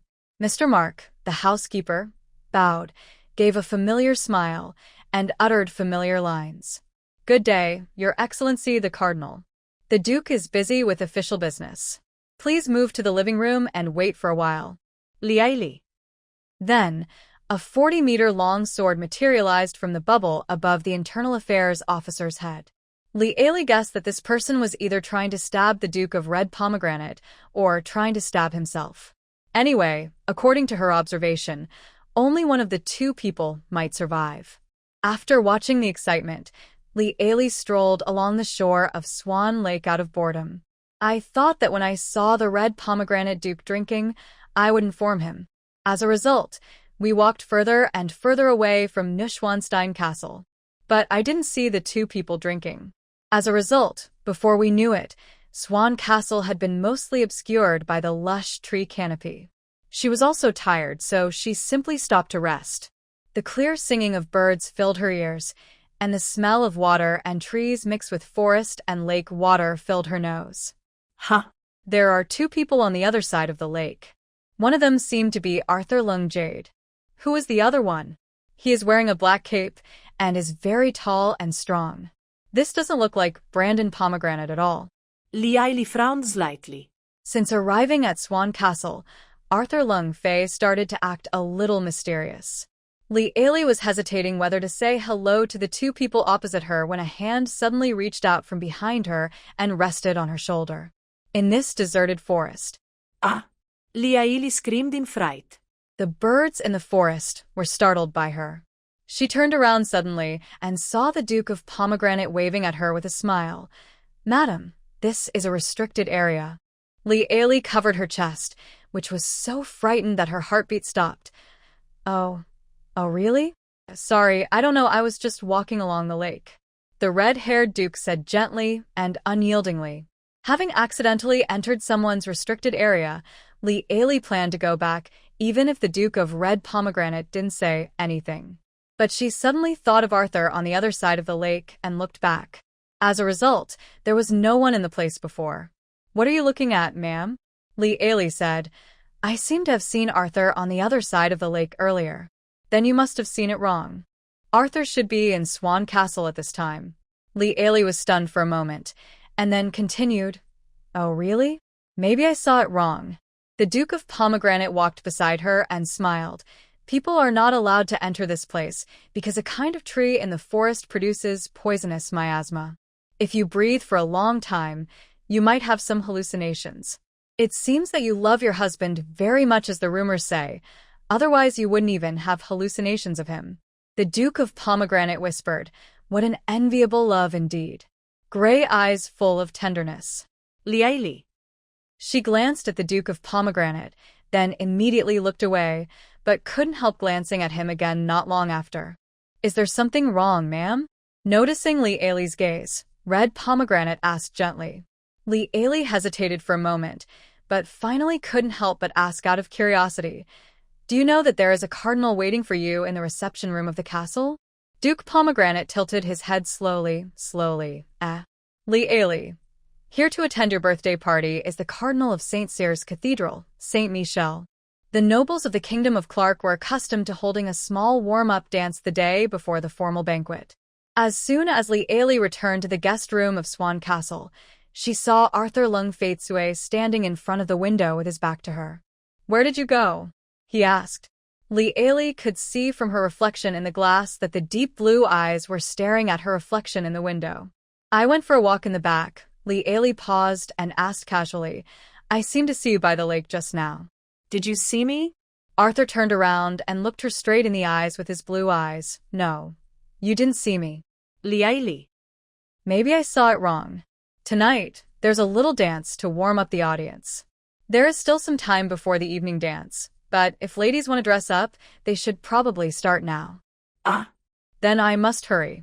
Li Ailey was about to start changing her clothes, and at this time, the man in front of her, who was over 1.9 meters tall, became a nuisance. "Aren't you planning to go out and find someone to have a drink with?" Li Ailey smiled at Arthur Lung Fei. Hearing this, Arthur raised his eyebrows slightly, then slowly walked to the sofa and sat down, showing his firm stance. Li Ailey. After 3 hours of hard work, Li Ailey finally completed the dressing up without Joanna's help. It is no exaggeration to say that the process was a chaotic one. Fortunately, Arthur Lung Fei finally called a maid from Swan Castle for help. Otherwise, Li Ailey really felt like she was going to die in the bathroom, and she wouldn't be able to wear the tiered skirt to the party. When the maid came in and saw Li Ailey's messy appearance, her face suddenly turned pale. She lowered her head and quickly helped Li Ailey to comb a beautiful hairstyle, and then neatly tidied up her intricate and beautiful skirt. "Looking at my incredibly beautiful self in the mirror."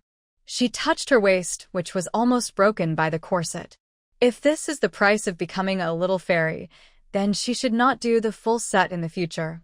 She was almost sent away just by the corset. The Duke had already changed his clothes. A gorgeous navy blue fully embroidered jacket, a beautiful lace white shirt, a blood-red ribbon, and finally a few jewel-studded medals. The man put on his white gloves elegantly and slung his sword over his shoulder. "My princess, please." He extended his arm gentlemanly. Li considered the polite distance in her mind and gently placed her hand on the man's arm. When they left the room, they looked like a perfect couple. There was no sign that they would use 4 or 5 pillows to create a 38th parallel between them when they slept. The Duke of Cold Jade, "Bring the Duchess of Cold Jade," here the etiquette officer of Swan Castle, said loudly. The originally bustling hall suddenly became quiet, and the guests' eyes were all focused on the closed door. With the dull sound of the ceremonial staff, the white flamboyant wood door creaked open. Then, they saw a perfect couple that amazed them for the rest of their lives. Is this really a crazy lady? If the crazy lady looks like this, I'm willing to be crazy for her forever. I'm so jealous of the cold Duke of Jade. If I could hug a beauty like this to sleep at night, I would die now. Looking around, the pink and yellow ones are all bubbles above the men's heads. The ones for the female guests are easy to recognize. They are all blood red. Ah, Didn't they say that Mad Lady and the Cold Emerald Duke are not on good terms? Why are they here together? I'm so mad. Where are her hands? ah. Go to Hades. Go to Hades. Why isn't the Mad Lady dead yet? Go to Hades now. So, I can marry the Duke. Li. She rubbed her eyes. Alas. We are all a group of lambs who have lost their way in life. It's a pity that this is not She County, otherwise, she could have a heart-to-heart talk with them all night long. Talk about life, talk about ideals, and inspire the ambitions deep in your heart. Isn't it nice for us to be good friends and work hard together? Then, these people with various ideas came forward with a polite smile and greeted her or the Duke beside her warmly. Of course, there are also those who do not curry favor with the powerful. In the center of the hall, the Grand Duke of Pomegranate was holding a wine glass and chatting and laughing with a smiling cardinal. The people of the Holy Court really wanted to draw a 38th parallel in front of Duke Lung Feitsue. Especially Saint Michel. The moment he saw the cold Duke of Emerald, he performed a smile disappearing technique on the spot. Li. Duke Lung Feitsue used the excuse of he took the left foot first to expel a cardinal from his territory, which really broke the hearts of the Vatican staff. Oh. My old friend, come quickly. I have something happy to announce to everyone. The Duke of Pomegranate came over enthusiastically. He raised his glass high. Everyone listen, I want to announce a good news. The guests gathered and kept a polite silence. I'm getting engaged. Engaged. It was like dropping a bomb into a calm lake. Everyone in the audience was shocked. This also included Li, but of course, she was shocked by something else. Li. Let me count how many women I have seen running over to slap the Duke of Pomegranate in the face. 1, 2, 3, 4, 5. Wow, it's not even 2 digits yet. That's enough. Oh, Othen. She glanced at the whole audience calmly. The male guests were all in a state of great joy.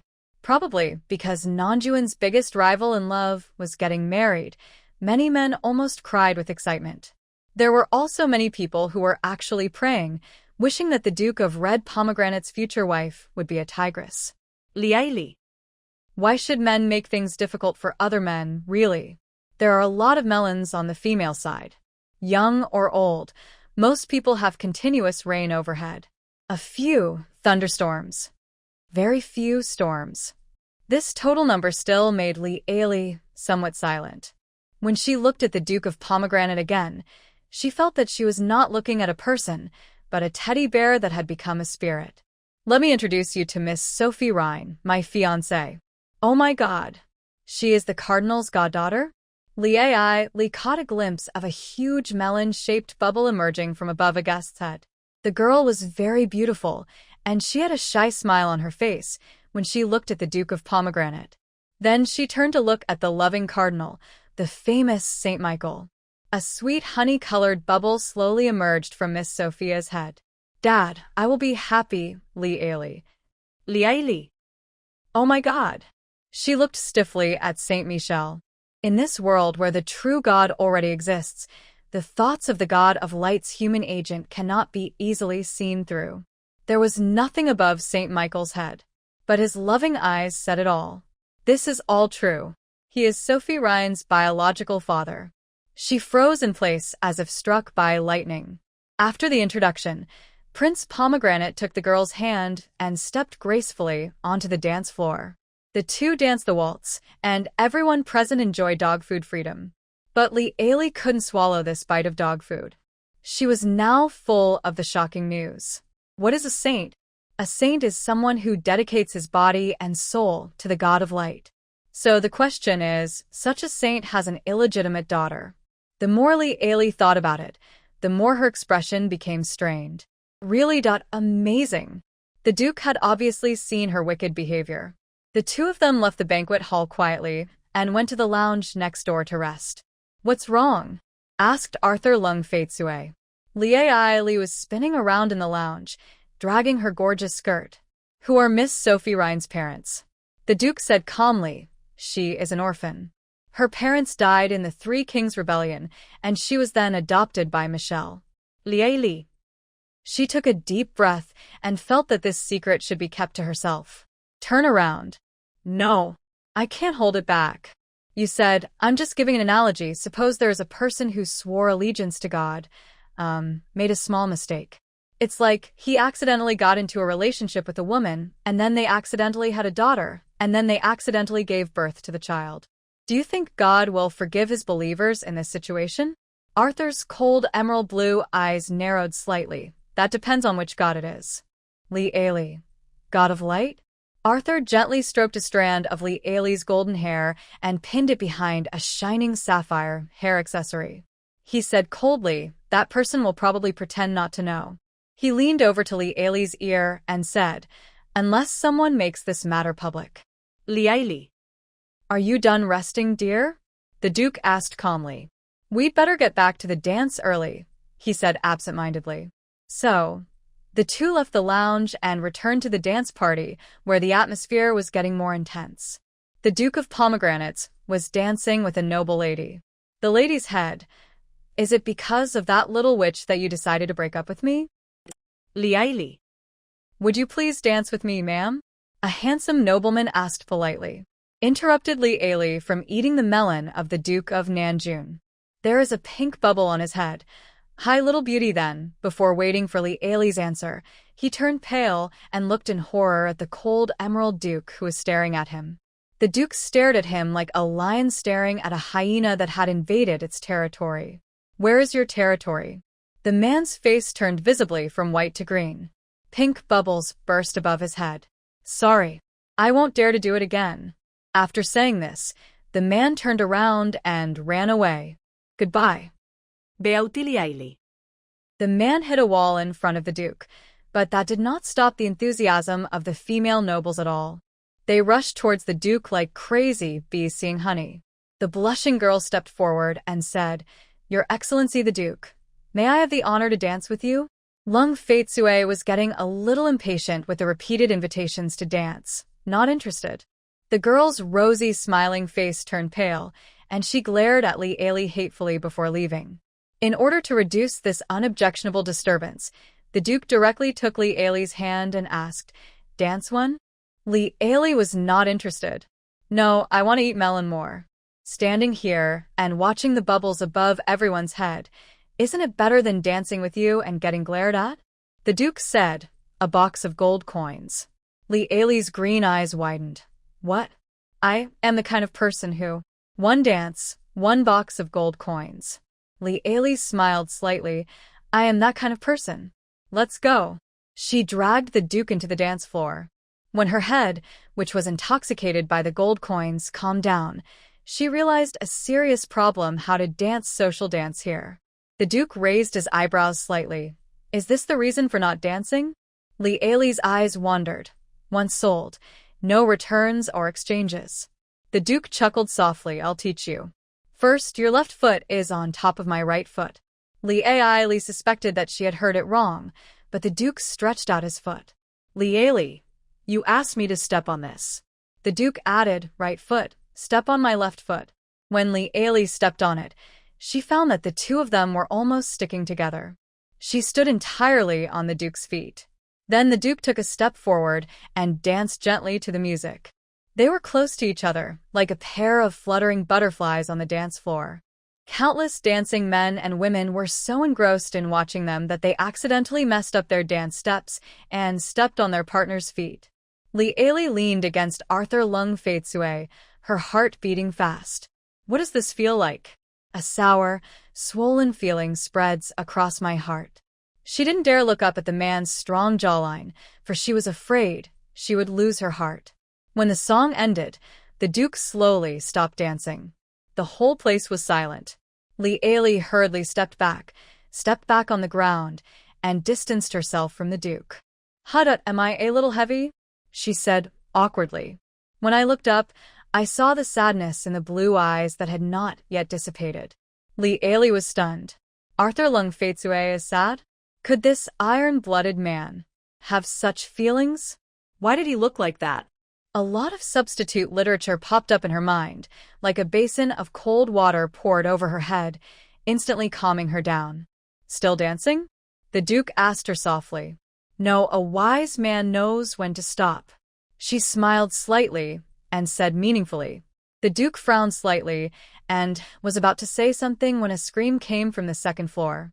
The band stopped playing and the guests gathered in front of the stairs curiously. It's Sophia. The face of the Duke of Pomegranate in the dance floor suddenly darkened. He rushed up the stairs, taking 3 steps at a time. After going up to the second floor, he drew his sword. The Duke of Nanjun, sword in hand, disappeared around the corner of the stairs. The guests were whispering, wondering what had happened. Was that Miss Sophia's cry just now? I just saw His Excellency, the saint, go upstairs as well. Li looked around the hall calmly, looking for the cardinal.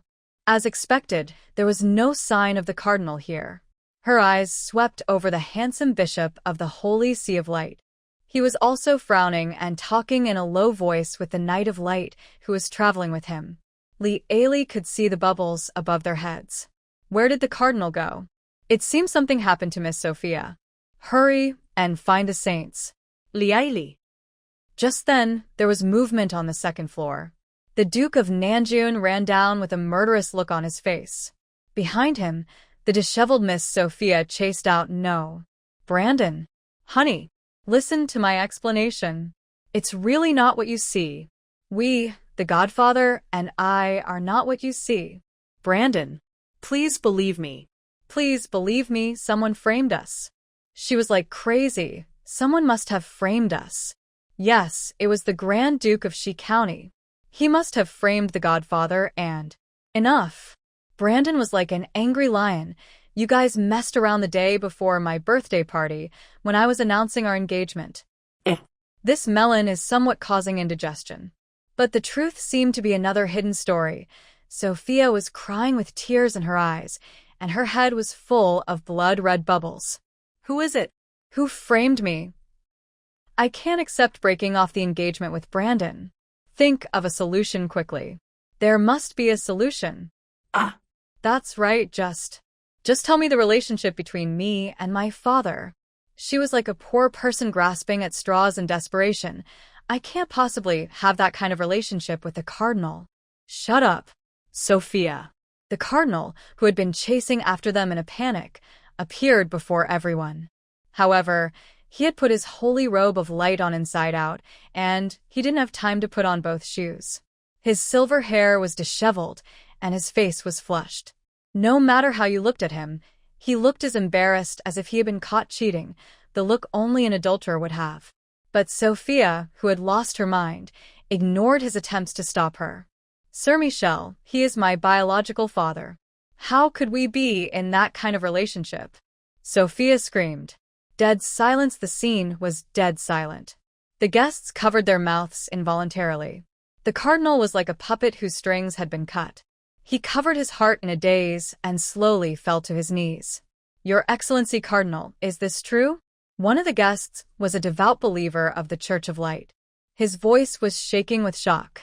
This devout noble believer probably never imagined that the one who answered him would be the God of light whom he revered. Countless white holy lights were seen being drawn away from the cardinal's body like silk threads.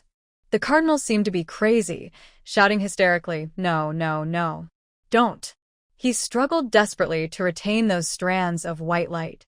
But alas, his God had already made his judgment. The God of light took away the mark he left on the saint. Hypocrite. Liar. After realizing what it was, all the believers of light present went crazy. As devoutly as they had kissed the old man's hand before, they now wished him to be burned to death with as much resentment as before. The knights of Neuschwanstein Castle had to rush in and take control of the scene. Sophia laughed crazily.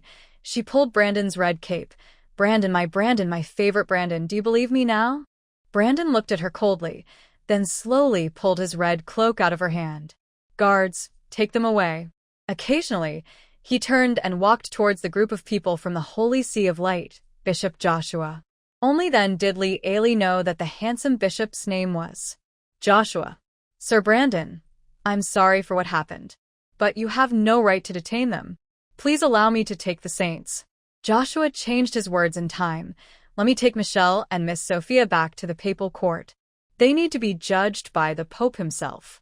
Brandon said coldly, "I'm afraid not, Your Excellency." Brandon glanced around at the silent guests. All the guests who attended the warm-up ball were able to stay in Swan Castle as a blessing in disguise. Although many guests expressed their gratitude and said that they did not want such a great blessing. But after the knights of Swan Castle showed their swords, these people still thanked them with tears in their eyes. As soon as Lee Ailey returned to the room, her eyes were fixed on Arthur Lung Fei-Tsui. The Duke calmly hung the ribbon and coat on the hanger, then sat on the sofa, picked up The Revenge of Prince Thompson, which he had read twice, and continued to read it. "Lee Ailey, are you?" The Duke looked up at her. Lee Ailey asked hesitantly, "Do you have the talent of a crow's mouth?" "Duke." Lee Ailey sighed and said, "Hey, I always feel that this matter will never end. Others may not know, but she saw it." Miss Sophia was set up. Did the Duke of Nanjun also guess it? Otherwise, why would he detain everyone? Today, Lee Ailey asked tentatively, "Aren't you going to drink with him?" The Duke calmly turned a page of the book. "The situation now is that I know he has just been cuckolded. He knows I know he's cuckolded. Do you think that, under these circumstances, Brandon can calmly sit down and drink with me?" "Lee Ailey." Lee Ailey weakly took off the hair accessories on her hair. Why did he detain the people from the Holy Court of Light as well? The Duke turned a page of the book and said, "If I were Brandon, I would not let the people of the Holy See of Light go either." "Why?" "Wouldn't that offend the Church?" She swallowed the rest of her words. "I forgot that the person in front of me was Langme, who got angry with the cardinal because he took his left foot first when he entered the door." After lights out, Lee Ailey lay in bed, tossing and turning, unable to sleep. She gently patted the 38th parallel between the two of them, a huge pillow. "Are you asleep, neighbor next door?" "Duke." "Oh, I'm just asking, do you think the Duke of Pomegranate will let us go tomorrow?" "Duke, tomorrow is his birthday. If all the guests leave for his birthday, this scandal will be all over the newspapers in the kingdom the day after tomorrow." "Well, then you say he." "If you don't want to sleep, I'd be happy to throw away the pillow that's in the way, and then we can talk. Good night." The next day, the servants of the castle were busy as a top since early morning. If it weren't for the watermelon-colored bubbles above their heads, Lee Ailey would have thought that what happened at the dance yesterday was an absurd dream. Breakfast was served in the room. Obviously, the Duke of Pomegranate did not want the guests who were forced to stay to leave their rooms without permission. Lee Ailey picked up a piece of crispy baked croissant with a fork and asked, "What on earth is he planning to do?" Arthur came out of the bathroom after shaving his stubble. Lee Ailey, who was holding a croissant in her mouth, saw a very obvious blood stain on the left side of his lower jaw. Can a platinum-rank knight scratch his face while shaving? That's as ridiculous as saying a chef doesn't know how to use a kitchen knife. At this moment, Lee Ailey thought a lot. Arthur Lung Faitsue was not as calm as he appeared. This suddenly made her a little worried. What exactly was the Duke of Pomegranate going to do? She was agonizing over this for the entire morning until there was a knock on the door at noon. In addition to the servant who delivered the meal, there was another person outside the door. Internal Affairs Officer Mark had dark circles under his eyes and gave Li Ailey a smile that made people feel inexplicably distressed. "Your Highness, please go to the study for a chat." These words were spoken to Arthur Lung Faitsue. Arthur picked up the coat and ribbon hanging on the rack, hung them on his arm, and said calmly, "I'll be back in a moment." Li Ailey frowned slightly and looked at the ribbon. "Do you need to dress so formally for private conversations?" Li Ailey said, "Then I'll wait for you to come back and have dinner together." The Duke standing at the door paused slightly and then left without looking back. Soon, the door opened. The Duke returned to his room in his coat and sash. Li Ailey put down the Nanjun Weekly in her hand that she was using to kill time. The food is a little cold. Do you need someone to heat it up for you?" The Duke walked directly into the bedroom and whispered as he took off his coat, "I'm a little tired. I need to take a nap." Li Ailey reminded, "Duke Pomegranate's birthday party will be held tonight. Don't sleep too long." She wanted to say that she was careful about not having enough time, but the fact was that even though the clothing of male nobles was complicated, it was really much easier than the equipment of women. The Duke slept until the banquet began. Li Ailey has already started sitting in front of the dressing mirror to carry out the final procedures. After struggling with the complicated hair accessories for a long time, it got dark. The servants of Swan Castle knocked politely on the door to inform them that it was time for the Grand Duke's birthday party. The Duke stood up and walked out of the room first. On the way, Li Ailey walked quickly to the Duke's side and said in a low voice, "I don't think this is a banquet." The Duke frowned. "Oh, what does that look like?" Li Ailey complained, "It's more like a prisoner taking a walk." The Duke chuckled, "Ha." Li Ailey frowned slightly, having a very strange feeling, but she couldn't tell exactly what was strange. In the magnificent Neuschwanstein castle, the nobles were all dressed up. They toasted each other, chatted happily, and enjoyed the wine and food. It doesn't look like he was being forcibly detained in Neuschwanstein castle for a day. Li Ailey. She looked around, but didn't see the host of the birthday party, the Duke of Pomegranate.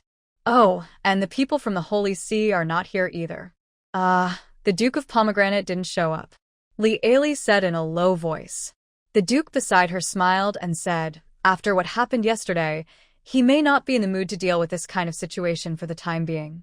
That strange feeling came again, and Li Ailey frowned slightly. "I mean the Duke of Pomegranate. Originally, I wanted to sell my alchemical products to him." The Duke beside him asked with interest. "Oh? What alchemical product?" Li Ailey said, "Haven't you used it before? Last time, you gave it to the 3 people in the dark cell. You know." The Duke suddenly realized, "Oh, that. I remember that one is called Li Ailey Raminda Silanli, Furjatfulnas Pution. She glanced at the guests around her, 1 bottle per person. "I guarantee no one will remember that the Duke of Pomegranate wore a green hat the day before his birthday. No need for this time. You can do this business with him later." At this time, the band began to play beautiful dance music. The Duke said, "Since the protagonist is not here, let us perform today's opening dance, dear." Li Ailey recalled the scene of the 2 dancing yesterday, and her cheeks flushed. "Are we still going to do it like yesterday?" The Duke suddenly remembered something, looked at her, and smiled. "No, let's do an easier dance today." After saying that, he walked over to the band and talked to the conductor. Soon, the dance music changed to a very cheerful tune. The Duke pulled Li Ailey to the center of the dance floor. They intertwined their arms and began to spin in circles. Li Ailey lifted her skirt, and the strange feeling in her heart reached its peak. Can Arthur Lung Jade dance this cheerful and passionate dance? Once the seeds of doubt are planted, they will take root and sprout. Li Ailey looked carefully at the Duke, who was dancing happily. He still had that handsome face, but his whole body gave her a sense of incongruity. What could be wrong? It was not until Li Ailey saw the man's smooth chin that she realized that the left lower jaw was smooth and there was nothing on it. Of course, drinking healing potions can also heal wounds quickly. But for the current dukedom, A bottle of healing potion is equivalent to a knight's life. The Arthur Lung Faitsue that Li Ailey knew would never waste precious healing potions on such things. In an instant, Li Ailey felt a chill running up from the soles of her feet. Her dancing steps became messy, and if the Duke, who was dancing with her, had not been quick-witted, she would have almost bumped into the person behind her. "What's wrong with you?" the Duke asked gently. After dancing, Li Ailey and the Duke quietly left the stage. Her back was stiff and her heart was beating as if a noisy kitten had been kicked. "Why are you sweating so much?" The Duke leaned forward slightly and squinted his eyes to examine Li Ailey's expression. At this moment, someone shouted loudly, "Look! There is a fire there!" Many people who were near the window came over. "My God of Light! Isn't that St. Cyr's Cathedral?" The guests looked out in shock at the cathedral engulfed in flames. Li Ailey also rushed over. The Cathedral of St. Cyr rises high into the sky, and at this moment, it looks like a burning torch. The night sky was illuminated red by the flames rising into the sky. "My God of Light, it must be because of that hypocrite. This is a punishment from God." A believer of the Temple of Light nearby cursed angrily. Li Ailey looked at the flames rising into the sky, her heart in turmoil. "I'm going to go see Brandon, you wait here," the Duke said. In desperation, Li Ailey grabbed the Duke's hand, etc.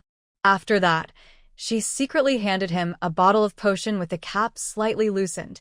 "Take this for self-defense." The Duke did not doubt her, smiled at her and took her into his arms. "Don't worry. Everything will be fine." After saying that, the cold Emerald Duke hurried upstairs. Not long after, Brandon, hastily putting on a coat and reeking of alcohol, staggered down the stairs. Seeing him, the nobles of Nanjun seemed to have found a backbone. "Your Highness, the Cathedral of St. Cyr is on fire." Brandon walked to the window and saw the flames outside. He cursed.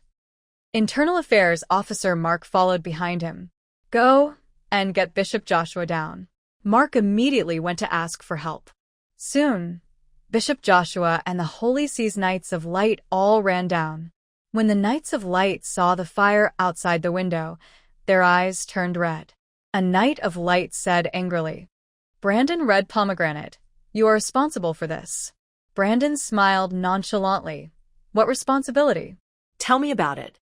"Should I pretend I knew nothing and marry the woman who was having an affair with the cardinal, or should I let you go yesterday and be a coward?" "You!" The Knight of Light's face turned red with anger. "Enough," Bishop Joshua growled. The Knights of Light all looked at the young bishop. He is Michelle's disciple. Although his future is worrying because of Michelle's scandal, he is the only one he can count on now. "What should we do now, Bishop Joshua?" a Knight of Light asked anxiously. Joshua's light golden eyes reflected the flames rising into the sky. "Now we can only pray to God here." "Then wait. The Holy Sea's Inquisition," he said softly. Hearing this word, even the Knight of Light changed his expression. Li Ailey approached the Duke of Pomegranate calmly. Brandon smelled strongly of liquor. "Of course, locking yourself in a room and drinking for a day and a night, or pouring a whole bottle of wine over yourself, will have this effect." Sure enough, amidst the strong smell of alcohol, Li Ailey smelled the extremely subtle scent of passion vine. The aroma potion made from passion vine, just a little bit of it, the rich fragrance can last for 3 days. And the aroma potion was exactly the potion she gave to the Duke for self-defense not long ago. Although it is hard to believe, it turns out that the Arthur Cold Emerald just now was indeed Brandon Red Pomegranate in disguise. Her heart was in a tangle of confusion. If that was the case, then where was Arthur now? The chaotic clues were mixed together, and the scene by the lake that day emerged in her mind. The strange cloaked man, Arthur, Cold Jade, and Brandon. The burning temple. "Oh, my God of Light!" the nobles exclaimed, and many of them covered their mouths in disbelief. The basilica collapsed in an instant. The huge noise of the landslide could even be heard here faintly. "Let us go. This is God's wrath. The God of Light is angry." Someone shouted in horror. A church collapsed right before their eyes, and the guests' panic reached its peak. However, this time, before Brandon could speak, Bishop Joshua said in a cold voice, "Before the Holy Seas Judgment Committee arrives, no one can leave Swan Castle. Those who violate the order will be punished by the Holy Light." The handsome bishop glanced coldly at everyone here. Li took a step back in silence. Obviously, a bishop who was too young could not make the nobles obedient. His prestige is far less than that of his teacher, the former cardinal.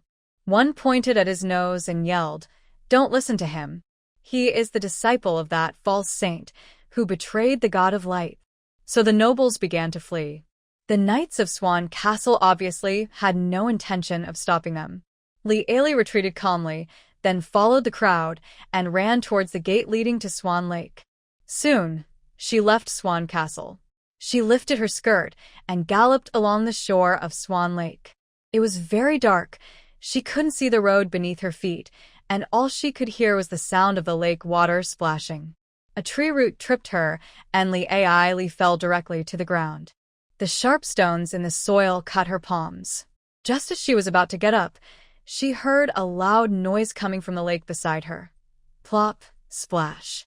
In the dark and deserted place next to the gloomy woods, the sound scared her so much that she immediately took out 3 or 4 bottles of alchemical potions, ready to throw them out at any time if something went wrong. Suddenly, 2 tall men in black jumped out of the lake. She screamed in fear and threw the 4 medicine bottles in her hand away. A familiar voice said urgently, "Don't chop with a sword." "Arthur?" Li reacted and breathed a sigh of relief this time. The other taller figure decisively stopped. The 2 men moved extremely quickly, each holding 2 bottles of medicine, and firmly caught the bottles of medicine thrown by Li. Arthur breathed a sigh of relief. "What is this?" asked the stranger with a hoarse voice. "Take those 2 bottles back and study them," Arthur said hurriedly. "I'll keep him with you first." Li heard the 2 people talking in low voices. "Is she reliable?" the hoarse-voiced man asked as he looked at Li. Li felt like she was being stared at by some ferocious beast. "It's her," Arthur said vaguely. The other man looked at Li in surprise, then said nothing and hurried away carrying a wooden box as big as a suitcase. Li stood up and saw Arthur was soaking wet. She paused, then sat down in the lake. She doesn't care about the life or death of a dog man. The Duke returned to the place where his clothes were hidden, changed into his banquet attire, and walked around the lake again in silence. Then the 2 people returned to Neuschwanstein Castle, dripping wet, greeted with strange looks from everyone. Many of the detained nobles escaped. The Duke of Red Pomegranate's deliberate act of letting them leave completely angered the Knights of Light. They were confronting each other when Li came back. Seeing the return of the cold Emerald Duke, the Knight of Light gave up. Duke Red Pomegranate looked over and saw that the 2 were soaking wet. He asked with a complicated expression, "What are you doing?" Facing countless strange looks, Li said expressionlessly, "I accidentally took the wrong path and ended up at Swan Lake. It was too dark and I fell into the water. Arthur jumped in and pulled me out." Arthur Lung Feitsue plucked a piece of water grass from his soaked white shirt and said coldly, "Any other questions? If not, I'll go upstairs with my wife to change clothes," and gave Bishop Joshua a warning glare. Joshua looked away gentlemanly. The Duke of Pomegranate joked with interest. "At this time, you're still interested in coming to my Swan Lake to have fun?" Li. She glared at Brandon as if she was ready to duel with him at any moment. She didn't notice at all that the Knights of Light had their eyes glued to her. Arthur Lung Feitsue glanced at them coldly, and the Knights of Light were sweating profusely. Their knees went weak, and they all knelt down. The next morning, Bishop Joshua came to the vestibule of Swan Castle with several Knights of Light. The 8 Knights of Light drew their swords and raised them high above their heads. In an instant, the tip of the sword lit up with dazzling holy light, and 8 holy lights converged. Bishop Joshua stood under the huge intersecting light ball and raised his hand to tear off a parchment scroll. A magic circle appeared out of nowhere. Li, who was leaning against the window and seeing the scene, said, "Wow, What is this? Space magic scroll. Arthur walked over and lowered his eyes to look at the space magic circle in the vestibule. 5 judges wearing black robes and holding iron chains and scales walked out of the magic circle. They wore pointed judgment hats, and except for a pair of eyes, their entire faces were covered with a holy scarf painted with a white holy sun emblem. This is the infamous Inquisition of the Holy Sea of Light. Joshua walked up and talked to these people. Are they the judge? It was the first time that Lee saw people dressed like this. Look, they're holding the scales of honesty and the chain of repentance. It must be them. Red Pomegranate came forward and touched his chin. Lee. She looked at Arthur standing on the other side expressionlessly. So, why is he here? Duke Pomegranate blinked and turned to ask Arthur, why can't I be here? Lee.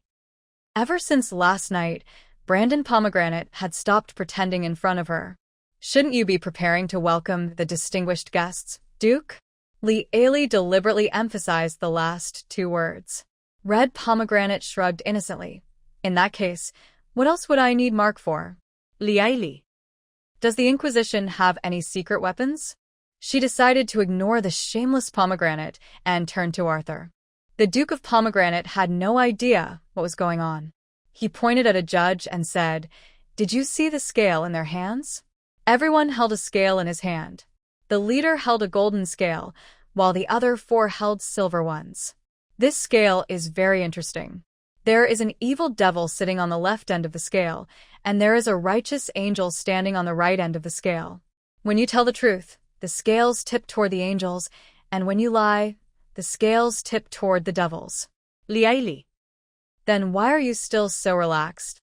She immediately took out 3 bottles of forgetfulness potion. She had prepared the medicine since the day when Grand Duke Red Pomegranate put on the environmental protection hat. Come on, 1 bottle each. Brandon looked at the 3 bottles of forgetfulness potion with a strange look. This is the potion that can make people forget that I'm wearing that hat? Lee turned back angrily and questioned Arthur with her eyes. Why did you tell him all this? Arthur said helplessly, Don't tease her, Brandon.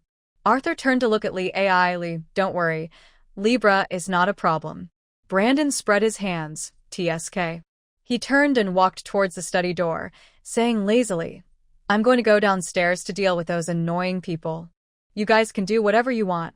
The Inquisition stayed in Neuschwanstein Castle for a day, and in the end found nothing except a crazy, former cardinal.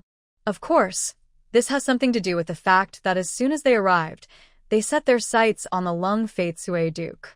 However, even if they questioned everyone who was in the castle that day, the testimony they got was, the Duke of Cold Emerald was present the entire time and never left. Even when questioned by Bishop Joshua, there was not a single testimony against Duke Lung Fei-Sui. But just to be on the safe side, they still held the scales of honesty and politely asked the Duke a few small questions. As expected, the honest scales looked like death in front of the Duke. He neither sided with the devil nor turned toward the angels, remaining motionless, leaving several judges with their toes tapping on the ground in embarrassment. Finally, they had to send the Duke away without even looking at them. Afterwards, the unwilling judge caught the Duke of Pomegranate running around in the castle like a wild cat. As someone who had not appeared in anyone's sight on the day of the crime, Brandon was obviously the special attention of the jury, who were holding back their anger. But the result was still gratifying. No matter what questions they asked, Brandon just said, I was in the castle from beginning to end that day, and never left. The honesty scale seemed to have lost its strength and was tilting madly towards the angel side. Silence is the jury today.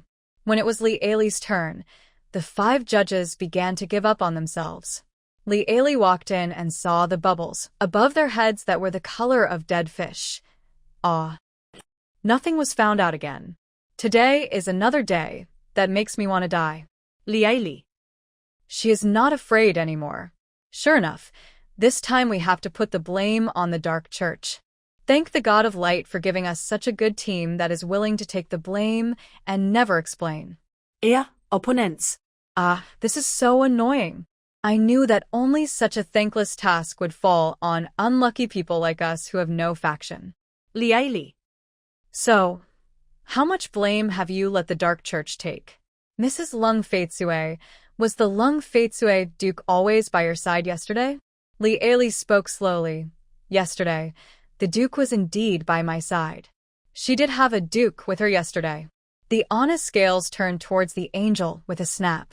The 5 judges nodded with numb eyes. But this further proves that there was nothing wrong with their previous investigation. Ah. As expected, the Dark Church is always the final answer. It really makes me angry. How should I write the dossier this time? Should we focus on Michel? Why not just confirm the scandal between him and his illegitimate daughter and divert everyone's attention? Li Aili. Hey. Look at the honest scale in your hand. It's almost tilted to the devil's side. Obviously, the member of the Judgment Committee also saw it and immediately coughed lightly, and the evil bubble above his head exploded with a bang, and in the end only a piece of pure, praise the god of light Li Aili. Rather than saying that they are the arbiters of life and death who hold the power over life and death in the Vatican, it would be better to say that they are more like a group of hard-working workers. However, their immediate boss is the god of light. The judge sitting in the middle waved his hand in annoyance. That's all the questions, ma'am. You can leave now. Li Aili stood up and walked out holding up her skirt. Wait. Another judge stopped her. Li Aili turned around and asked, any other questions? The judge looked at Li Aili and for some reason asked, who do you think attacked St. Cyr's Cathedral? Li Aili. She already had a guess in her mind, and if she said she didn't know, the scales would most likely tip toward the devil. What to do? Li Aili thought quickly, sat back in her chair, and cleared her throat. Then you've asked the right person. I have a very good idea about this matter. The judges exchanged glances with each other and saw the light of hope shining in each other's eyes. First, I think we need to analyze the situation of the Holy See in the Clark Kingdom. One of the 5 judges raised his hand to interrupt. Wait, why start here? Li Aili asked in surprise, Mr. Judge, before we analyze the enemy, shouldn't we first examine our own situation? Only by thoroughly analyzing our situation can we understand what interests are involved and what enemies these interests will bring us. Judge. Okay, that seems to make sense. Li Aili used the eloquence of a minotaur selling medicine and pulled 5 judges to talk about the history of the Clark Kingdom and the ups and downs of the Holy See of Light in the past 1,000 years. For 3 hours, the scale of honesty in the judge's hand seemed to have a cramp and kowtowed madly to the angel. So much so that the judge's eyes kept swinging between the Duchess's passionate speech and the twitching Libra. When Li Aili finally got to the point, the 2 judges were already holding their sore necks in pain. It was the first time for them to interrogate a person, and the question they raised was about cervical spondylosis. Doubts about life were written all over their faces. Li Aili cleared her throat and said, "Can you give me a glass of water?" One of the judges immediately stood up and stretched his muscles under the angry glares of his colleagues. All you could hear was the sound of cracking and cracking from his old waist. Then, he supported his waist with both hands and walked over with a staggering step to pour a glass of water for Li Aili. Li Aili felt sorry for him and stood up. "I'll do it myself." "Don't move. Madam, please let me come. God of light, my legs are numb from sitting so hard." A sour bubble appeared on the man's head.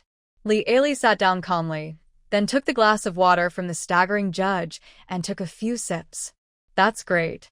With this glass of water, I think I can speak for another 5 hours." The judge stumbled as he was walking towards his seat and nearly fell headfirst onto the ground. The other 4 colleagues gave him death stares again. Li Aili cleared her throat. So, I think that in this case, judging from the benefits and losses, the Dark Holy See has the greatest motive for committing the crime. There is motivation, but there is no need to take action. The 5 honest scales once again point to the angels. Wow, the art of language is profound. A judge quickly wrote down Li Aili's testimony. He was about to announce the end of this nightmare.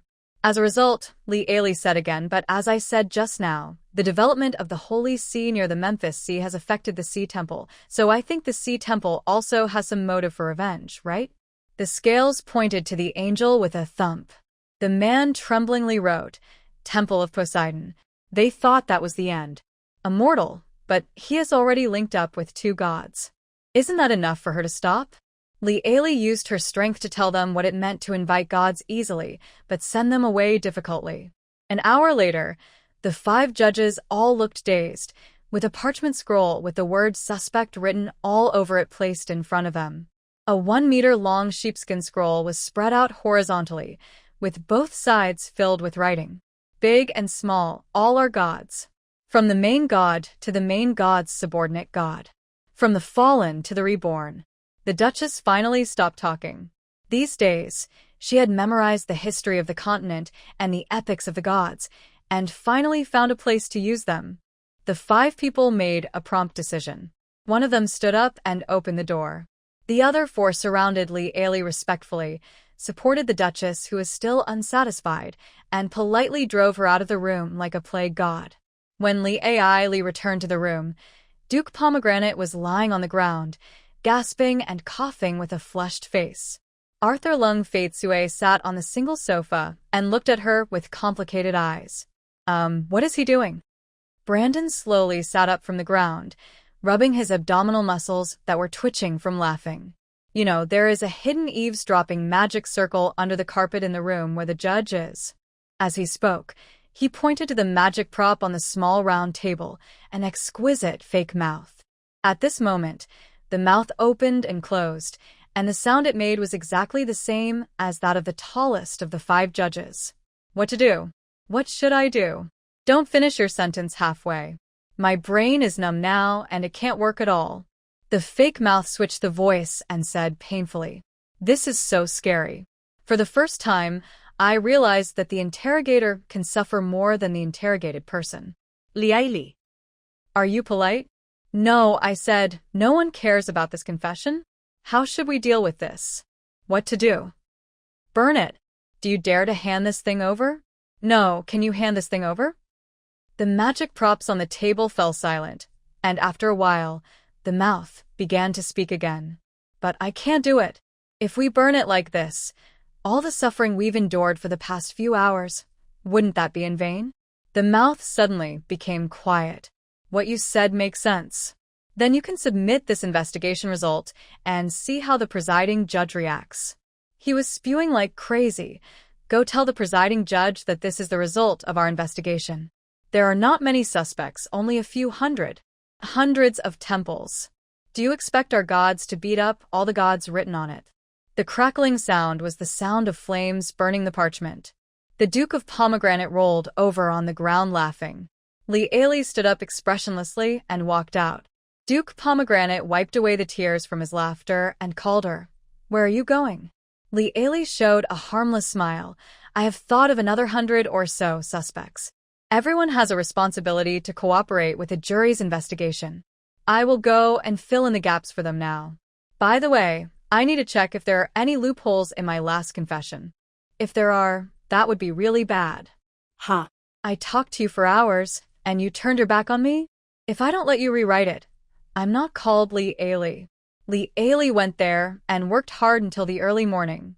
The wicked Duke of Pomegranate would send his maid to bring tea and snacks from time to time. Li said to eat when you are tired and drink when you are thirsty. The 5 inquisitors wanted to drag Brandon Red Pomegranate to death with them. Fortunately, the Duchess could not escape the cycle of life and death of mortals. While a Duchess was in the bathroom, the 5 judges carried the carriage and fled overnight. The crisis at St. Cyr's Cathedral was resolved inexplicably. After the matter was resolved, Li and Arthur got on the carriage back to the Dukedom of Cold Emerald. Duke Red Pomegranate sent them directly out of Swan City. Join up with the Blue Agate Knights, stationed outside the city. The Duke of Shijuan started his journey home. Li thought that they would part ways there, but unexpectedly, the Grand Duke of Red Pomegranate grabbed a horse, whipped the horse whip, and caught up with the Duke of West County's departing convoy. Li looked at Brandon Pomegranate in surprise as he rode his horse beside the carriage. Don't worry about him. He will go back when he reaches the border. Li asked curiously, I didn't realize you two had such a good relationship. The Duke slowly closed his eyes and leaned back in the comfortable chair. You're not here to see me off. On the way back, the Duke did not read any books, nor did he look through the parchment scrolls filled with government affairs. He leaned against the car window and turned his head to look at the scenery outside. When he reached the portal to the temple, Brandon indeed stopped. Along the way, Lee clearly felt that the Duke was not in a good mood either. Everyone needs some tree-hole time sometimes, so she got up considerately and said, I'm going to get some sleep. Arriving at the bedroom next door, she sat on the soft big bed and took off her hair accessories. Even the luxurious Magic Space carriage cannot avoid bumps. Lee didn't hold the hair accessory firmly, and it fell to the ground, then rolled under the bed. She lay on the bed and reached out and touched a wooden box. She frowned slightly and dragged the wooden box out. The wooden box is engraved with the seal of light. Lee wondered why Arthur would put this in the car given his personality. She opened the box without thinking too much. A large hand suddenly stretched out from behind and covered the back of her hand. Lee was startled. Looking back, I met the Duke's deep blue eyes. Arthur didn't explain but pushed the box back under the bed. On the way back, neither of them mentioned the box. When the carriage stopped at the gate of Constantinople, Arthur got off and suddenly said, Some things, not letting you know, is the only way to protect you. Lee smiled at him and turned to go into the castle. Before going upstairs, she turned around and saw Arthur holding the box and walking towards the stairs leading to the underground cellar. Inadvertently, Lee saw Arthur's profile.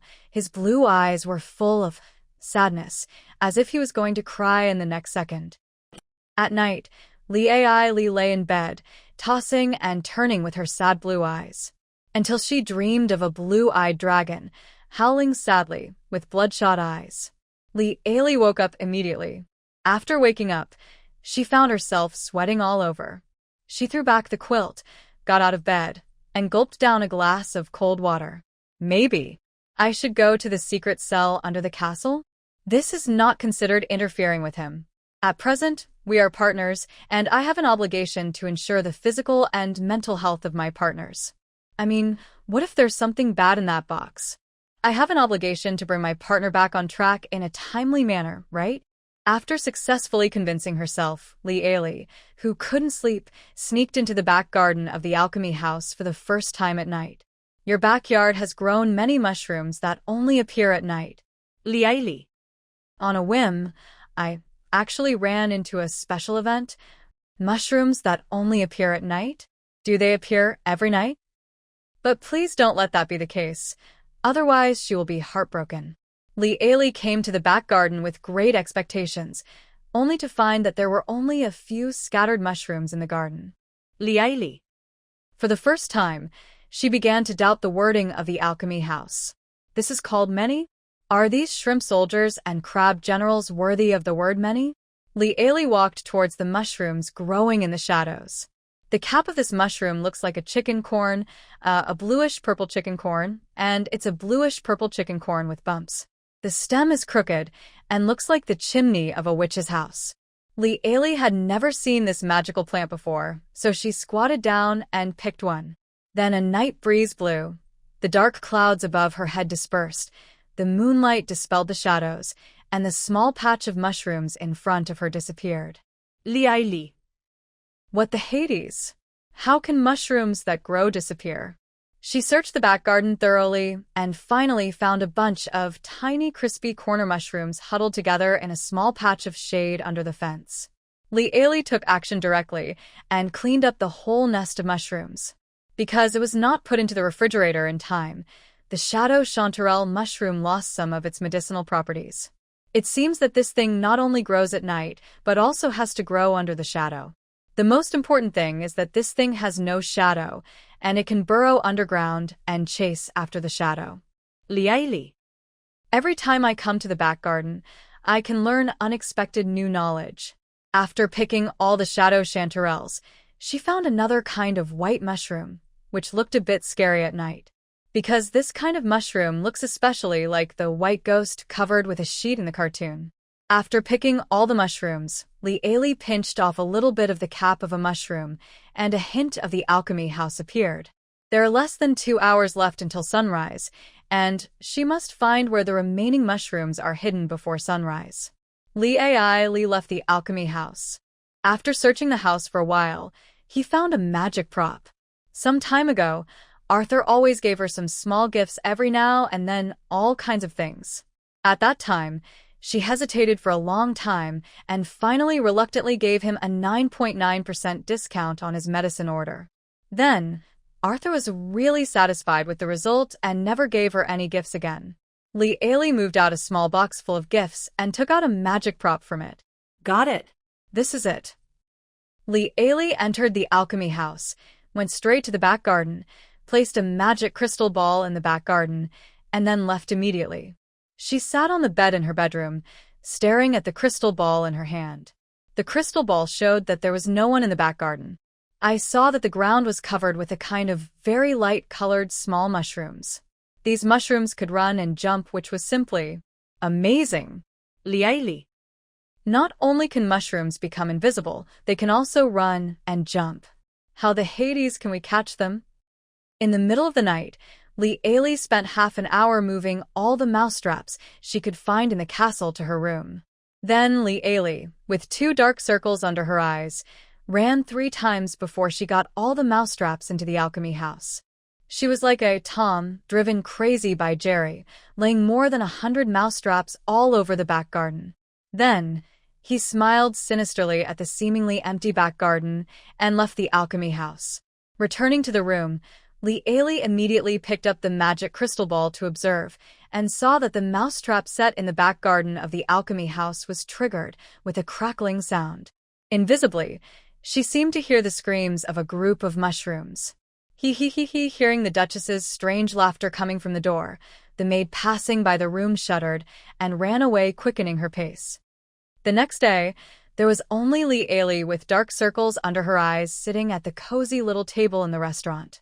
She weakly poked at the plate of grilled mushrooms. Today's breakfast side dish is roasted black pepper mushrooms. Lady Catherine looked as sullen as ever. Conrad asked considerately, "Is this dish not to your liking?" Li shook her head.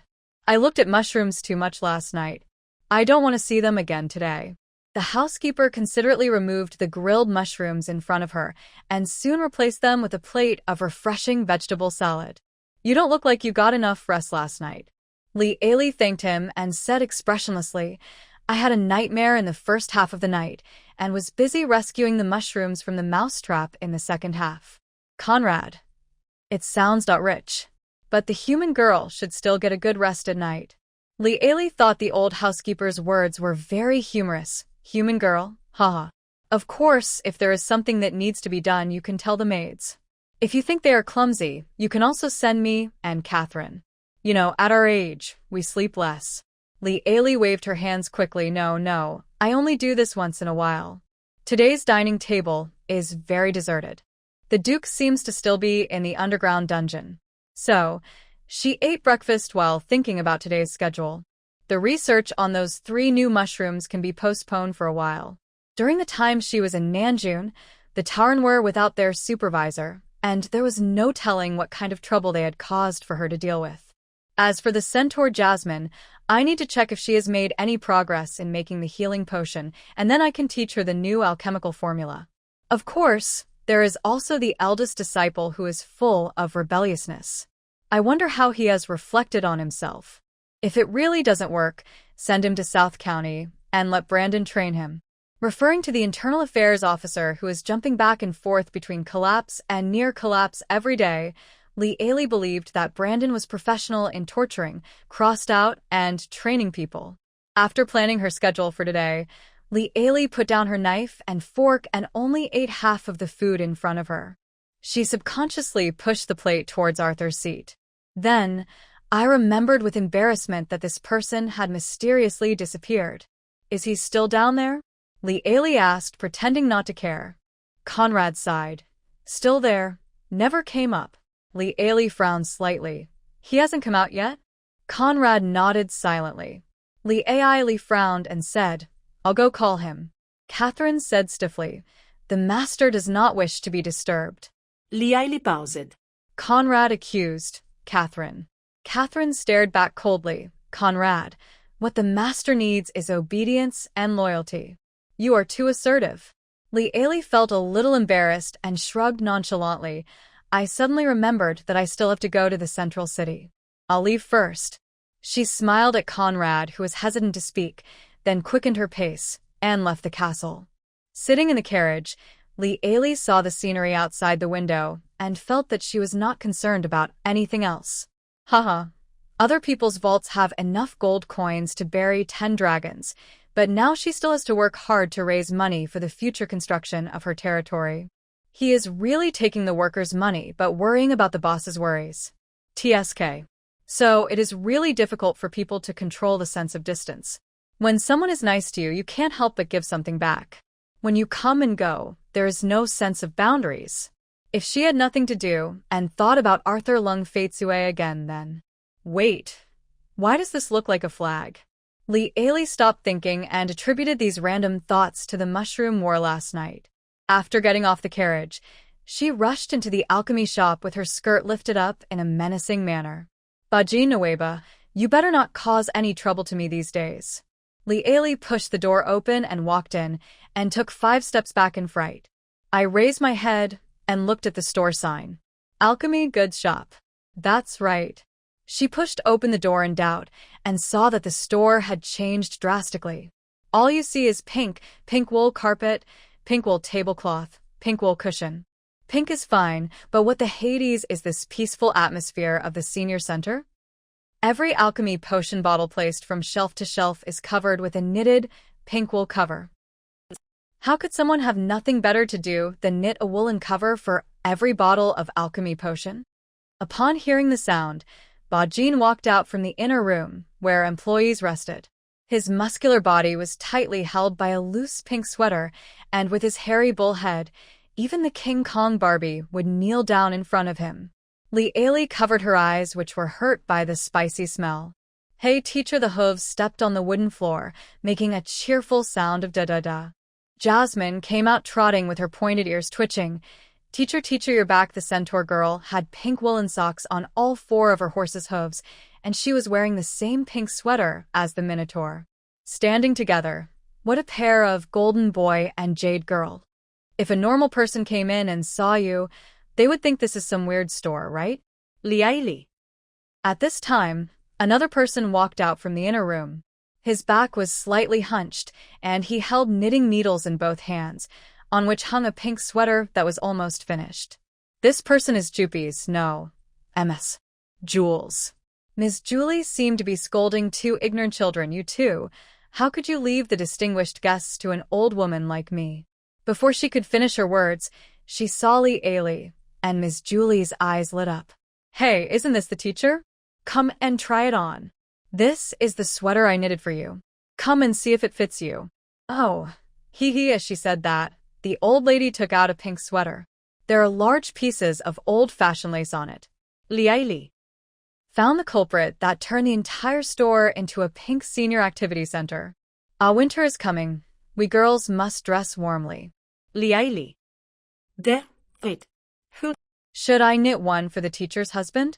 Well, I can't let him wear pink. That would be too cute. That boy is already handsome. If he dresses up nicely, he will attract people. You can't do that. Well, let's knit him a black one. No one will look at it if it's black. Li pulled the minotaur over and asked in a low voice with cold sweat on her forehead, how long has she been like this? The minotaur swung his tail and said, you're like this right when you first arrive.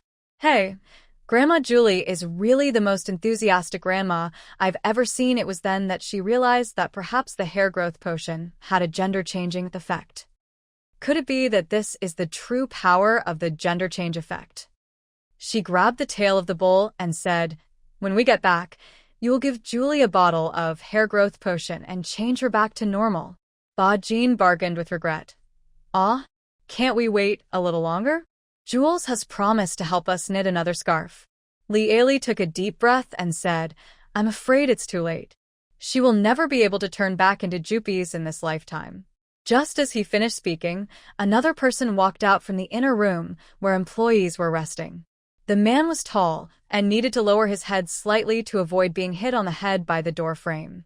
The tall man is about 2 meters tall, with long, soft dark green hair that reaches his waist. Every gesture and movement he makes while standing there has a unique charm. However, he was holding a small pink teacup with floral patterns on it, which was thoughtfully covered with a pink woolen teacup cover to prevent burns. Liaili.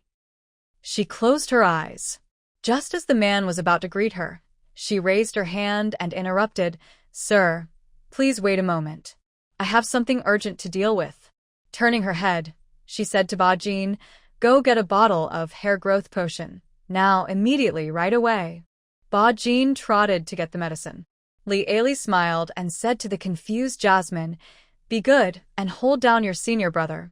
The centaur girl was very honest and obedient. She immediately caught Ms. Julie, who had knitted a heart-shaped sweater for her. Jules looked around blankly. "Huh? Little Jasmine, what are you going to do?"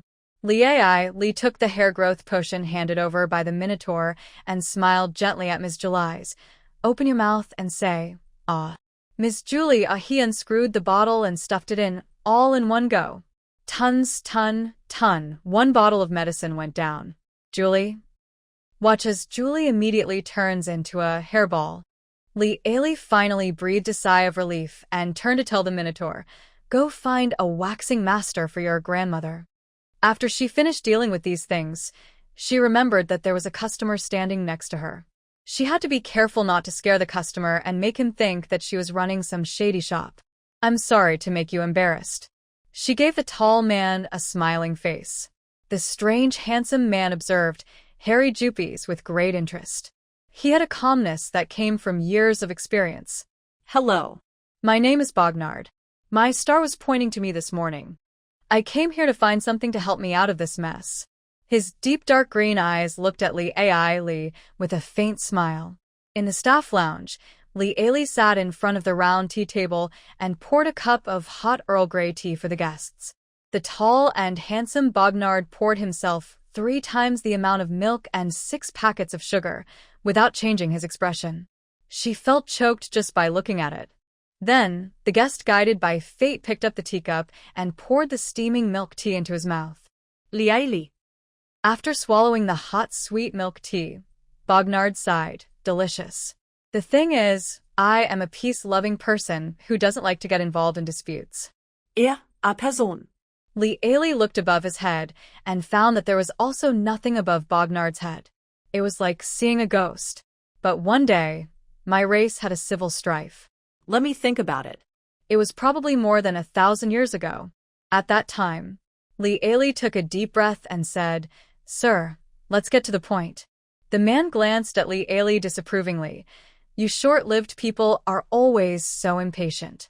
This man in front of me, who looks very graceful, is probably not a human being." Liaili smiled and said, "If we start from more than 1,000 years ago, I'm afraid we won't get to the point even if we talk about it tonight." "Well, let me think about how I can make you understand my situation in a short time."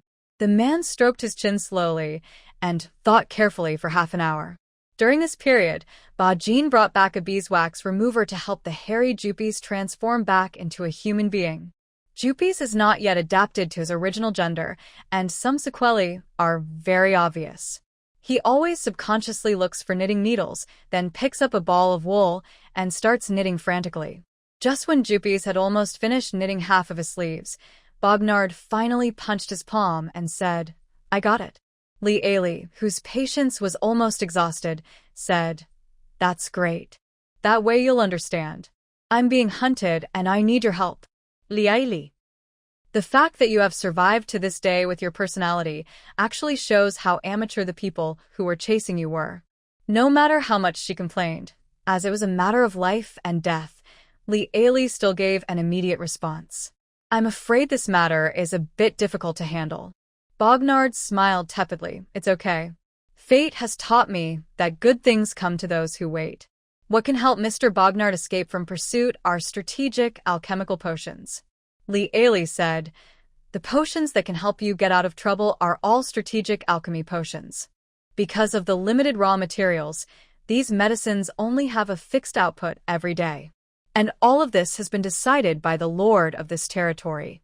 So, before Li Ailey could finish her words, Bognard slammed a heavy box on the coffee table with a bang. "Can I pay these fees?" he said. Li Ailey frowned slightly. "Sir, this is not a question of money." Before he finished speaking, Bognard opened the small box and saw a shining green. The green stone seemed to be filled with spring water, emitting a magical halo. Li Ailey had only seen such a gem once, and that was the necklace Arthur gave her. Li Ailey. Is this a living god of wealth? A box full of dragon gems. How much is this box worth? Li Ailey took a deep breath and closed the box with great perseverance. "I can take you to see the Lord here. If you can convince him, then this deal can be done." Bognard smiled and said, "My star of destiny never gives me wrong guidance."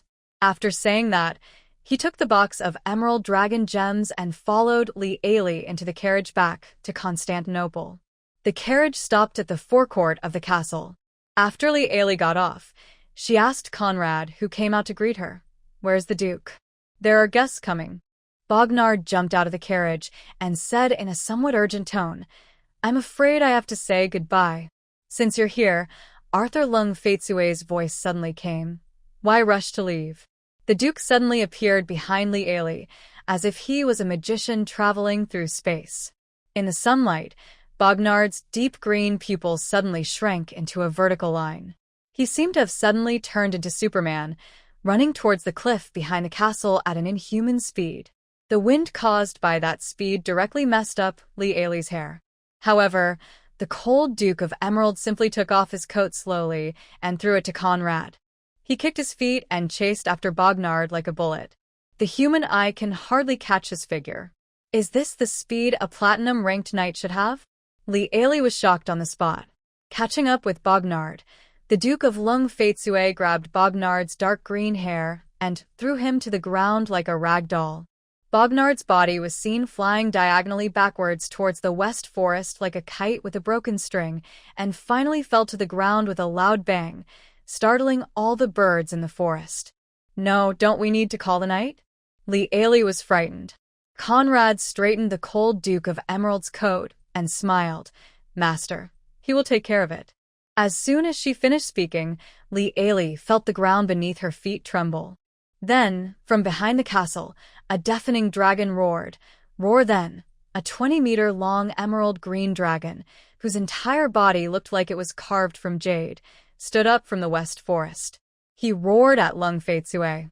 Conrad covered Li Ailey's ears at the right time. I saw the invisible sound waves rushing straight towards Arthur Lung Faitsue, who was stranded in midair. Li Ailey's pupils trembled, and she was frightened by the dragon's might and couldn't move.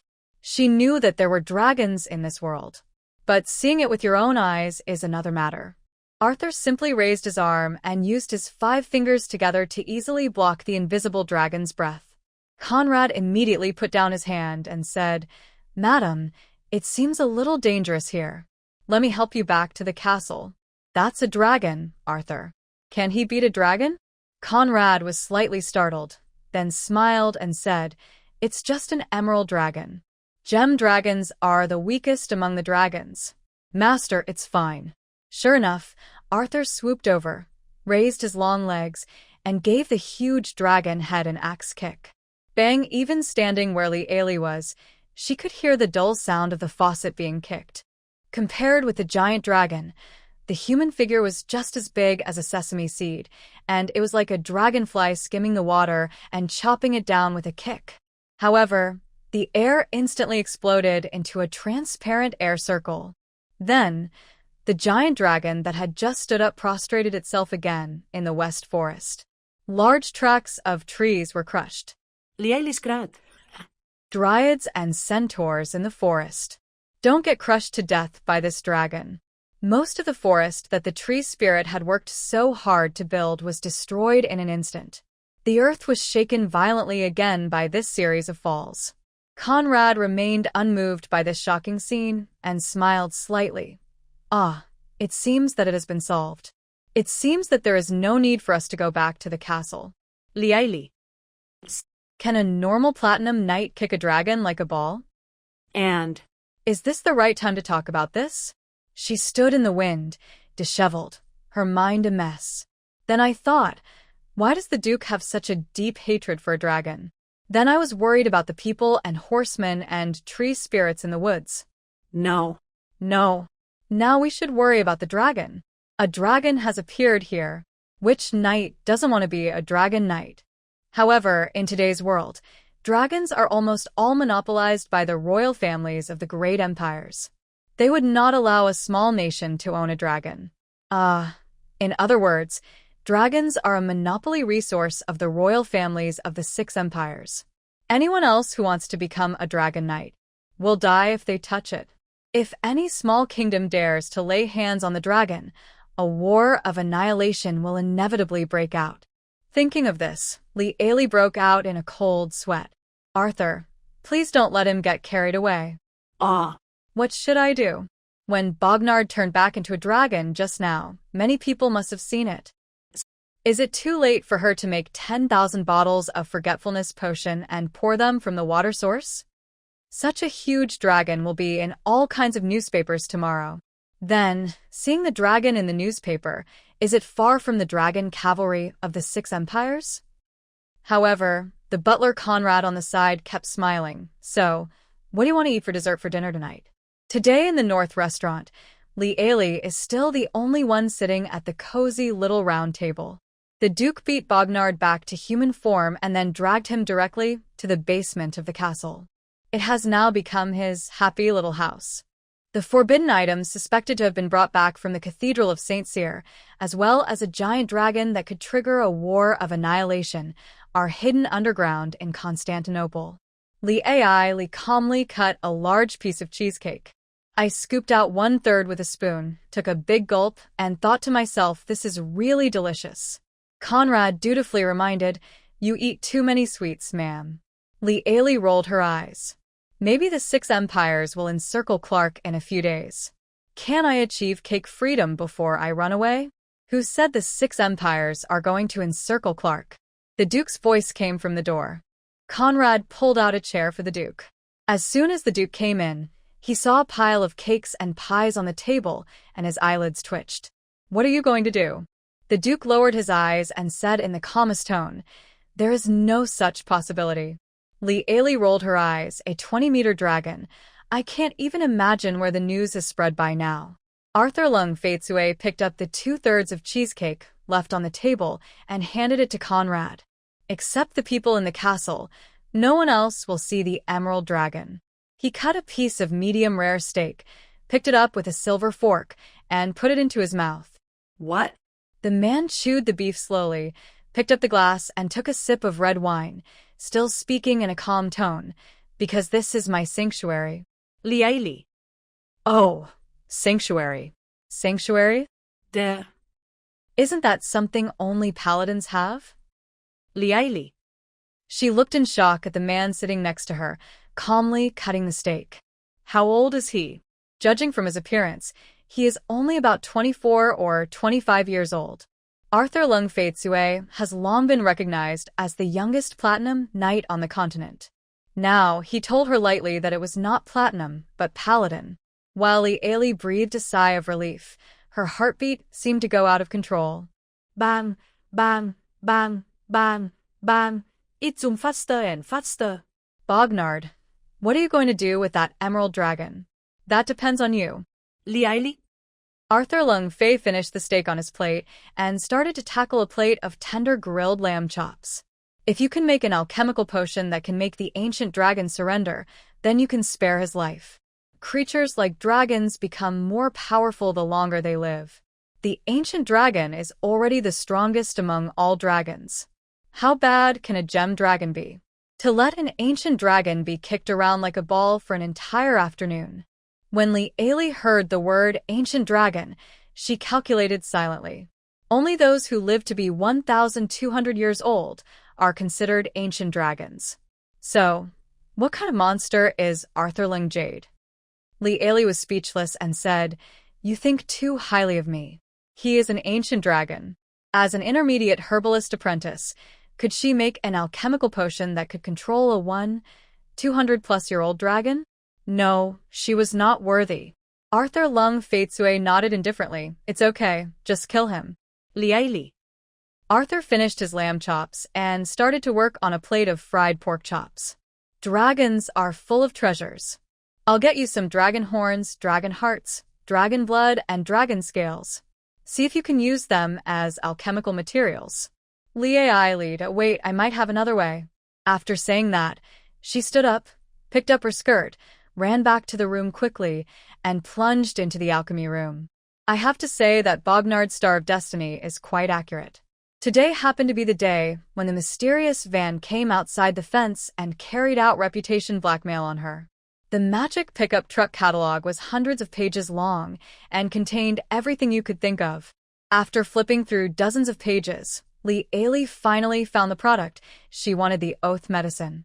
The product is followed by a product message, an early work by Saint Merlin. Even if the gods drink it, they must obey the oath.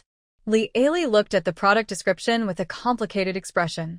It is hard to say whether Bognard's Star of Destiny is accurate or not. The so-called good things come hard. Is it that Arthur pressed me on the ground of the West Forest and rubbed me for an entire afternoon? What about the God of Light? I haven't picked up all the emerald dragon scales that fell from it yet. She forced herself to forget about the shiny emerald dragon scales and looked at the price of the item. In an instant, a mouthful of blood stuck in his throat. Her evil reputation plus her good reputation together is only enough to cover a fraction of the price of this product. Can't you be flexible? Can I get a loan? She said frantically.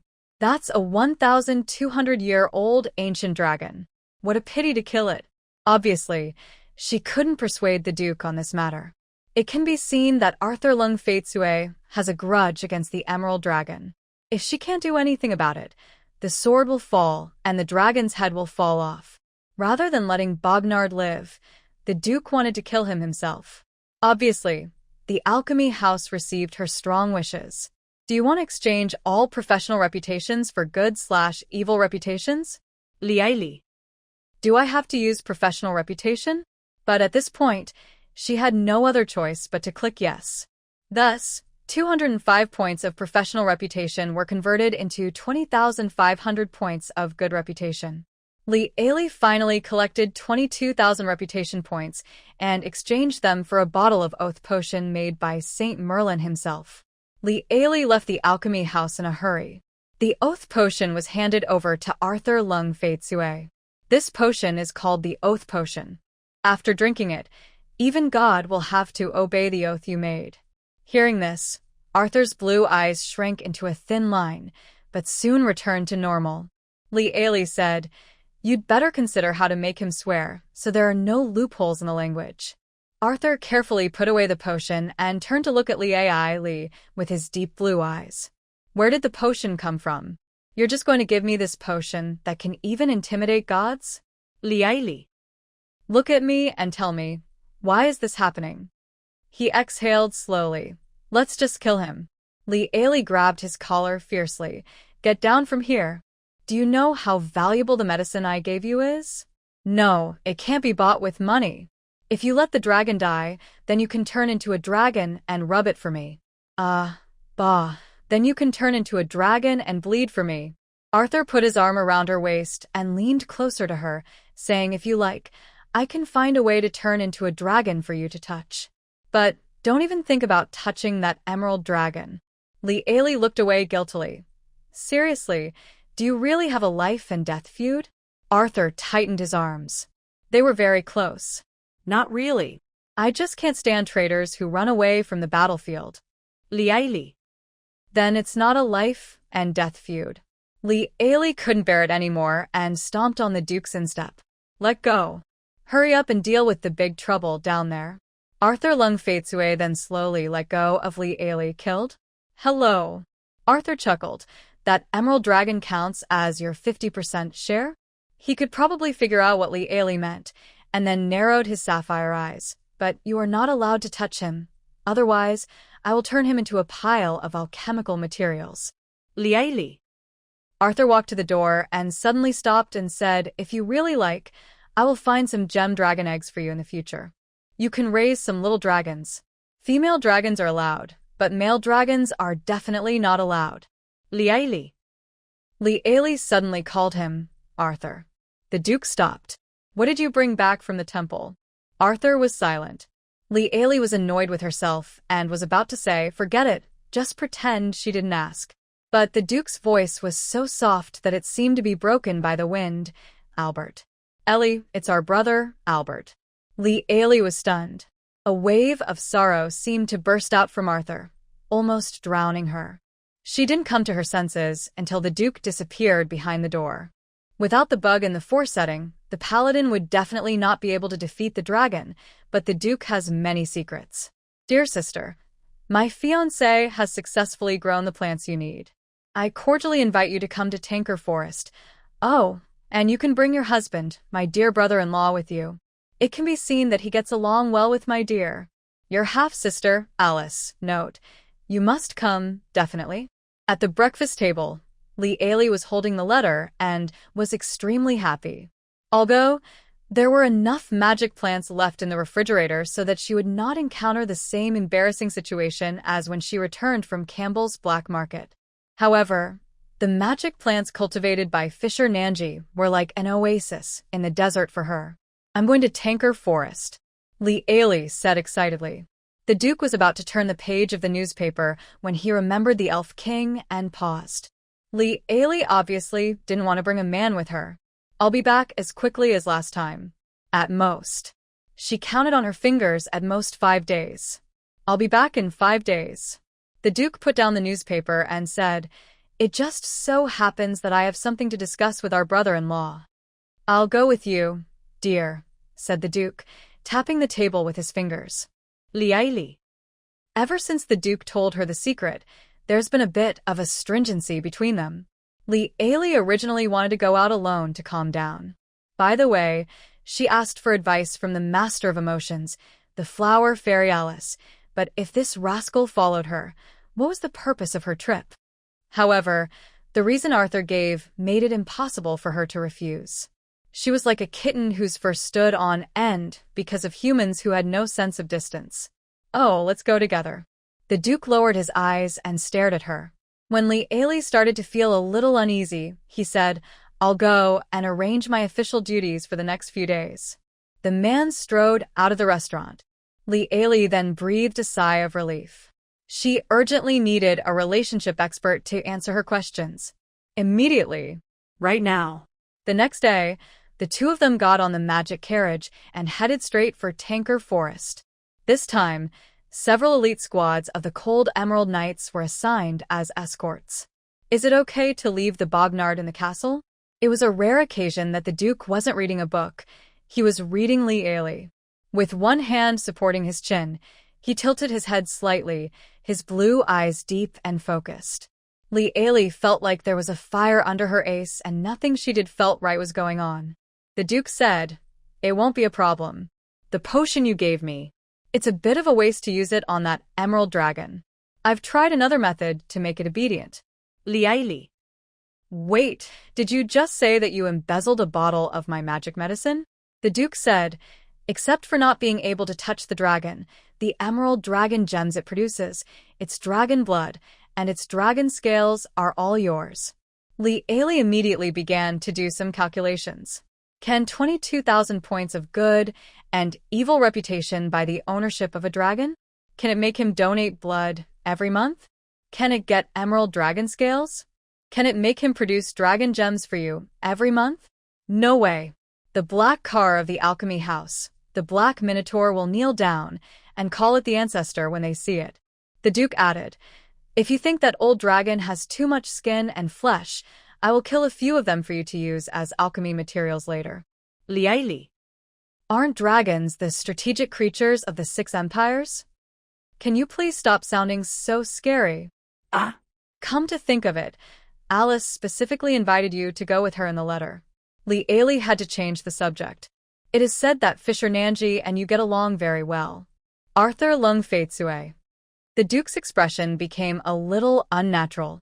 Li Ailey looked at the Duke curiously. Is it really like this? Arthur Lung Jade. Yes, dear.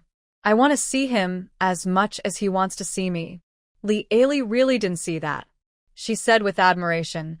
Oh, then Alice really understands men. I didn't realize what she said. Arthur.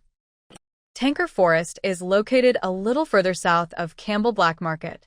Because she ran away from home last time, Lee didn't have the gold coins to make a teleportation array, so it took her half a month to reach Campbell.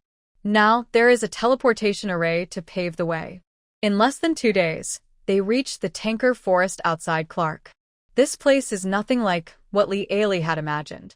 At the entrance of the forest, various intelligent races lined up like a long snake.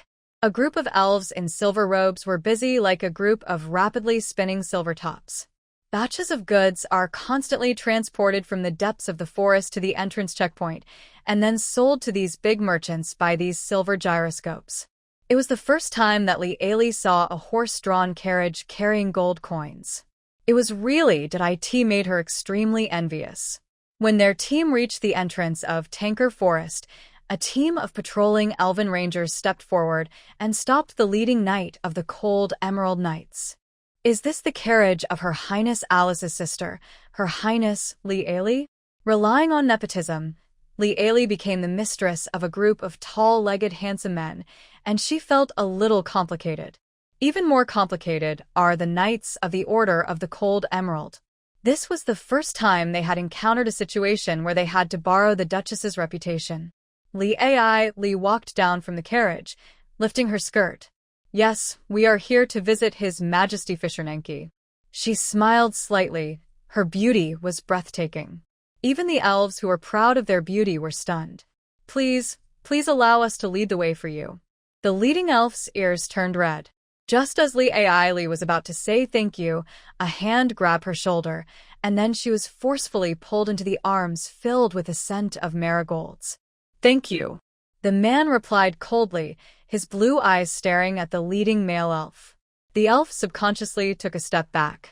Arthur took Lee back to the magic carriage. The moment the car door closed, Lee recalled a conversation not long ago. You don't let me get close to other men. Are you serious? She widened her green eyes and looked at the possessive man beside her in shock. Arthur Lung Faitsue thought carefully for a moment, and then answered seriously. That minotaur can. Lee? After thinking for a while, Arthur Lung Faitsue reluctantly added, the transgender lord of the Demon Tower is also fine. Lee. She was so angry that she almost laughed. She couldn't help but put her hands on her hips and question the man who didn't open his mouth. Is your heart as small as a needle hole? Your Highness Lung Faitsue? The man called out Your Highness and suddenly grabbed Lee's shoulders. The Duke's sudden action startled her. Call me again. His voice was a little hoarse. Ellie, call me again, okay, Your Highness? Then, with a confused look on her face, she was pressed on the chest by the Duke. But at this moment, the carriage slowly stopped. A flower fairy flew around like a giant hornet and hit the car window with a pop. Frightened Lee immediately pushed the Duke away. Sister, you are finally here. The flower fairy's beautiful little face was pressed against the car window, squeezed into a pancake. Lee's cheeks flushed red, and there was a faint scent of marigolds on her body. She got out of the car with some unsteady steps. As soon as he got out of the car, he was hit in the face by the flower fairy. Lee felt like she couldn't breathe through her nose. The flower fairy clung to Lee's face tightly and refused to let go. The Duke came down with a dark face, raised his hand, and wanted to tear the flower fairy off Lee's face. However, his hand was forcefully held back by a golden osmanthus scepter. Fishernaki had a half-smile on his face, holding the elf scepter in one hand, and stopped Arthur's actions. Oh, brother-in-law, let the sisters who haven't seen each other for a long time spend more time together. The Duke narrowed his blue eyes slightly. Fisher Nanki then stepped forward and said, Alice, baby, your sister can't breathe. Be good, come back to me. Lee clearly felt the flower fairy tremble. Lee. She should have guessed that there was something wrong with the letter. This flower fairy, who never comes to visit for no reason, how could she think of her for no reason? The flower fairy let go of Lee, but sat on her shoulder. Humph. No. We haven't seen each other for a long time. Can't you go take care of some government affairs? Or accompany your brother-in-law? I have even called your brother-in-law here for you. Liaili. The case is solved. Liaili glanced at the Elf King. The Elf King took a deep breath and said with a smile, "Then I should really thank you for your kindness, darling." So, she said tentatively, "Well, I miss Alice a little bit, how about?"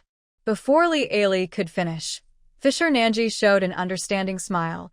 "Then I will go and have a good chat with my brother-in-law and take him to see the precious plants I cultivated for my sister in advance." Li breathed a sigh of relief. Look at the handsome elf boy with long platinum hair and long legs.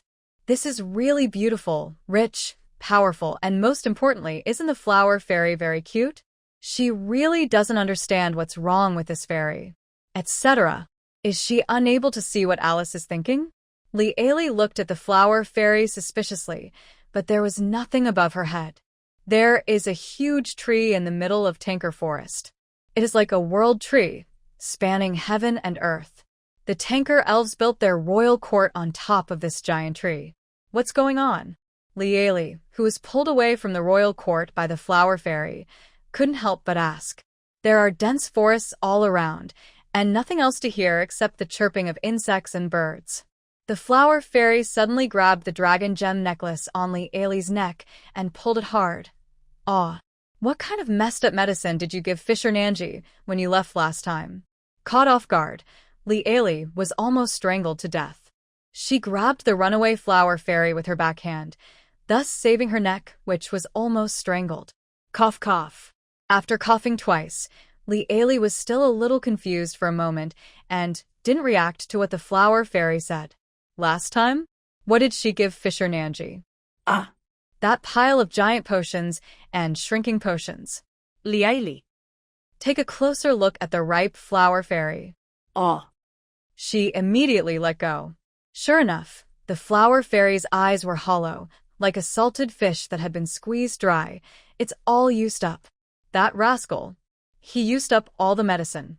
Liaili thought about the pile of medicines she gave to Fisher Nanki last time and was suddenly horrified. According to the efficacy of the medicine, are all of you immortal species so terrible? Liaili. I can't tell. I really can't tell. You can't judge an elf by its appearance.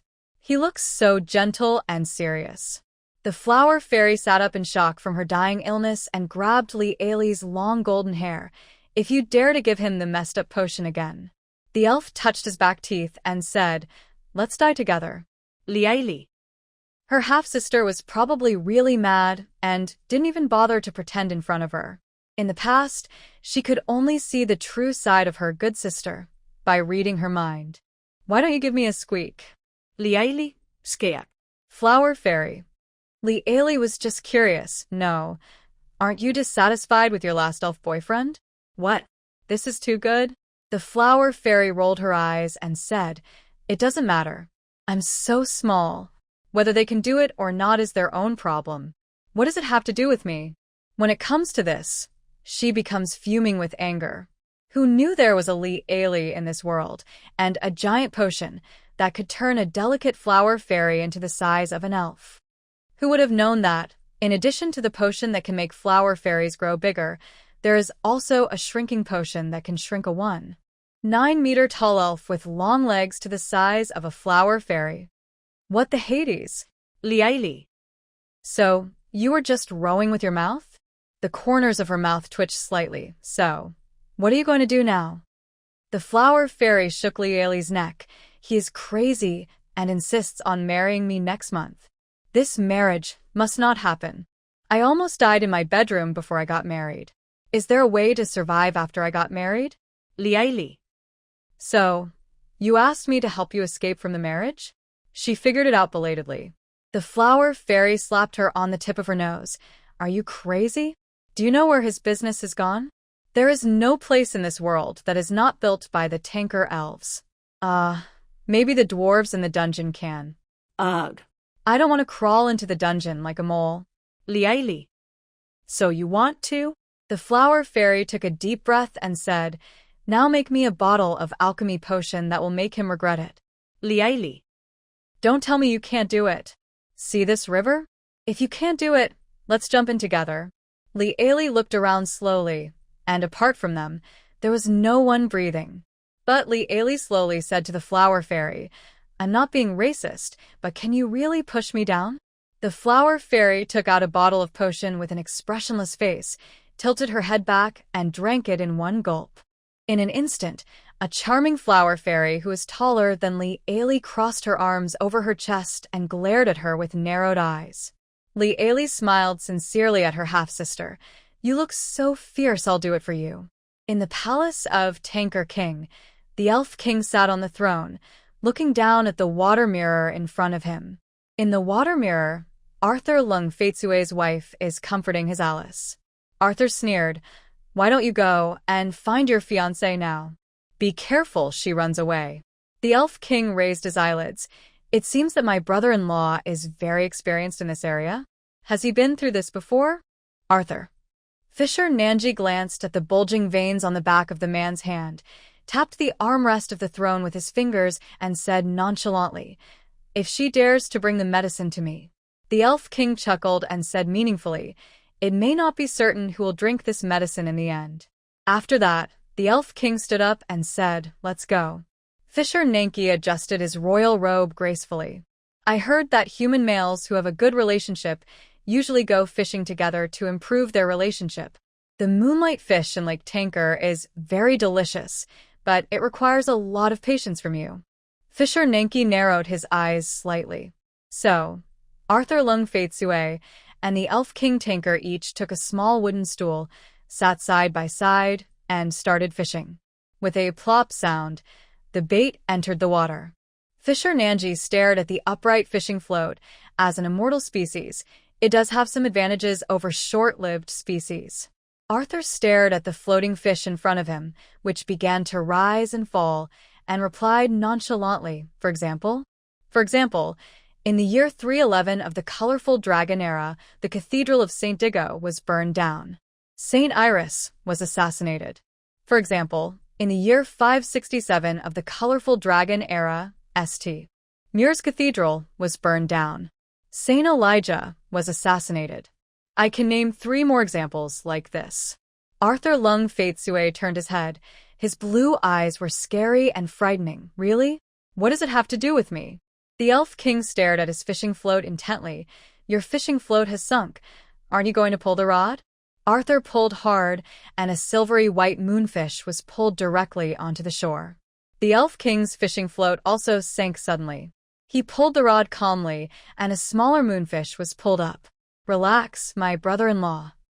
Arthur baited the hook, raised his hand, and swung the rod, throwing the bait into the clear lake. I am a businessman. The Elf King took off the hook and threw the fish into the bucket at hand. My parents died in the Great War among gods during the Holy Dragon era. I was forced to take over the Tanker elves when I was still a minor. I remember clearly that at that time, only 1 in 10 male elves in the tribe survived. The high priest was crying while he was crowning me. Then, we were attacked by the drow elves, and many of our female elves died. Finally, we were forced to migrate south to here. For 900 years, we are the only elves living next to humans. Now, humans think this forest is called Tanker. They call it the Elf Wonderland. In fact, when we first arrived, this was just a barren forest inhabited by all kinds of brutal beasts. He threw the baited hook back into the water, holding the fishing rod in one hand leisurely. I spent 900 years to develop a dying elf race into what it is today.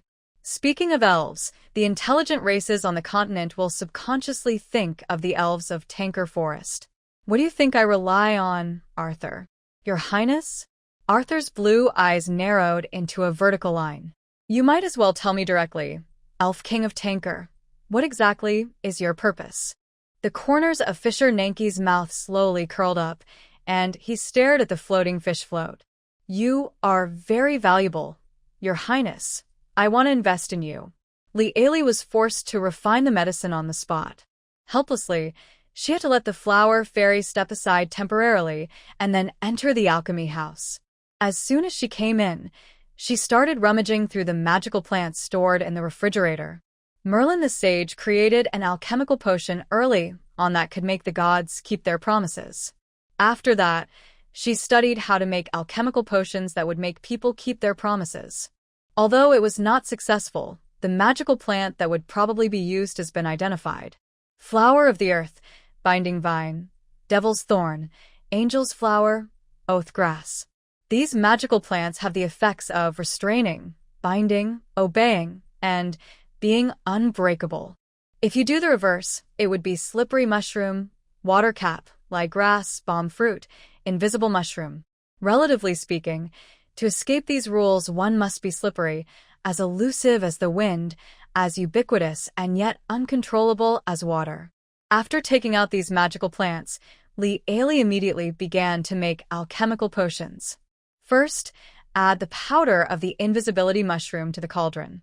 Then, stir evenly, add the angel flower powder at the right time, and then the devil's thorn.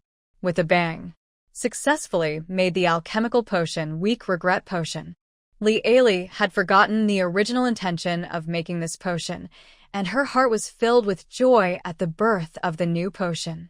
Reversely deducing the alchemical formula and successfully refining an alchemical potion recognized by the alchemy house made her happier than earning 100 boxes of gold coins.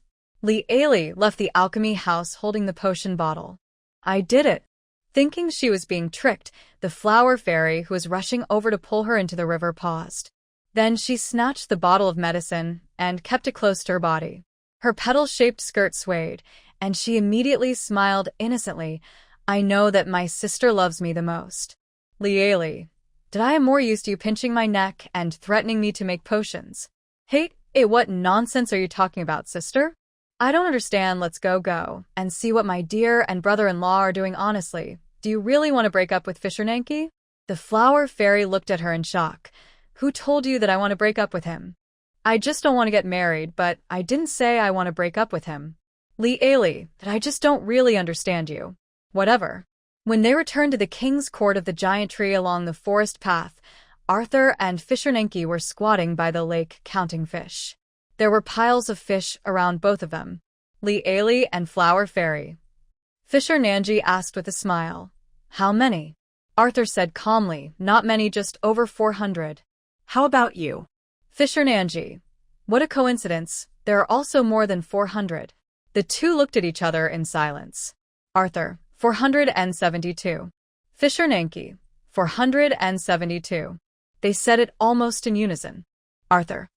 The two looked at each other, then exchanged buckets at the same time and quickly counted the full buckets of fish again.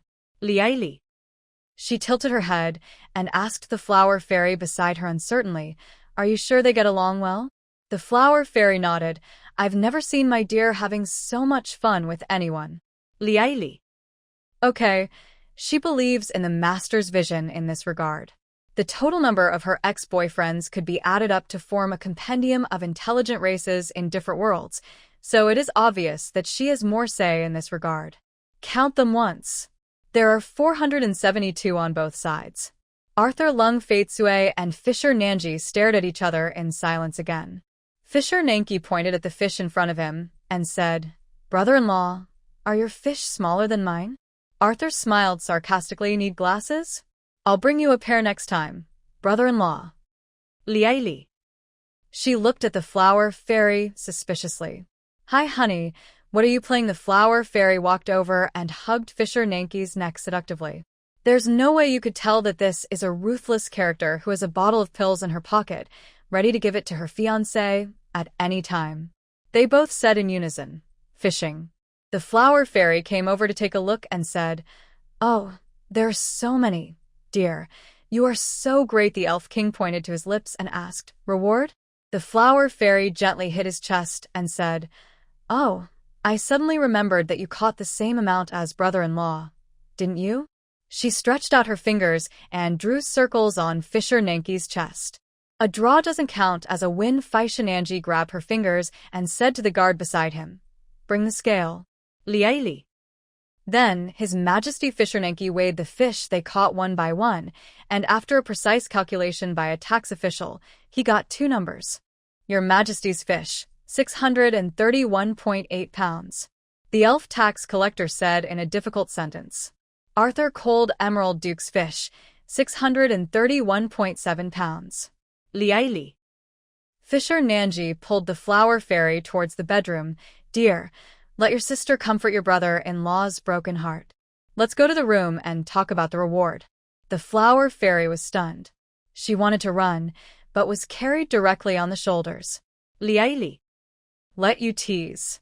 Liaili looked at the dead fish on the ground, enough to supply 4 restaurants, and remained silent.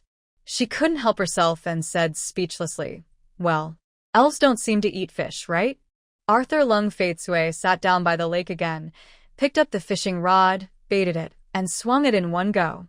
If you haven't practiced hundreds of times, you will never be able to swing the rod so handsomely. Liaili was surprised and asked, do you like fishing so much? Haven't you caught enough? Arthur stared at the float.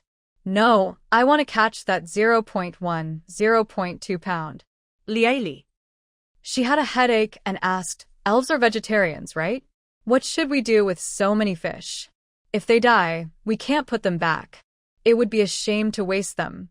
Send it outside the forest and roast it for the knights.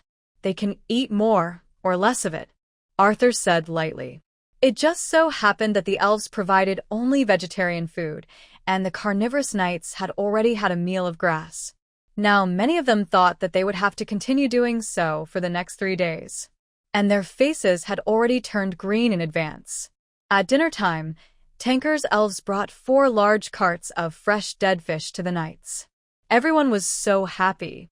Suddenly, the whole area outside Tanker Forest was filled with the aroma of grilled fish.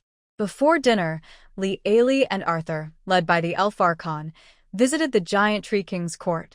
Our residential areas are divided into 3 levels, upper, middle, and lower, the Archon introduced.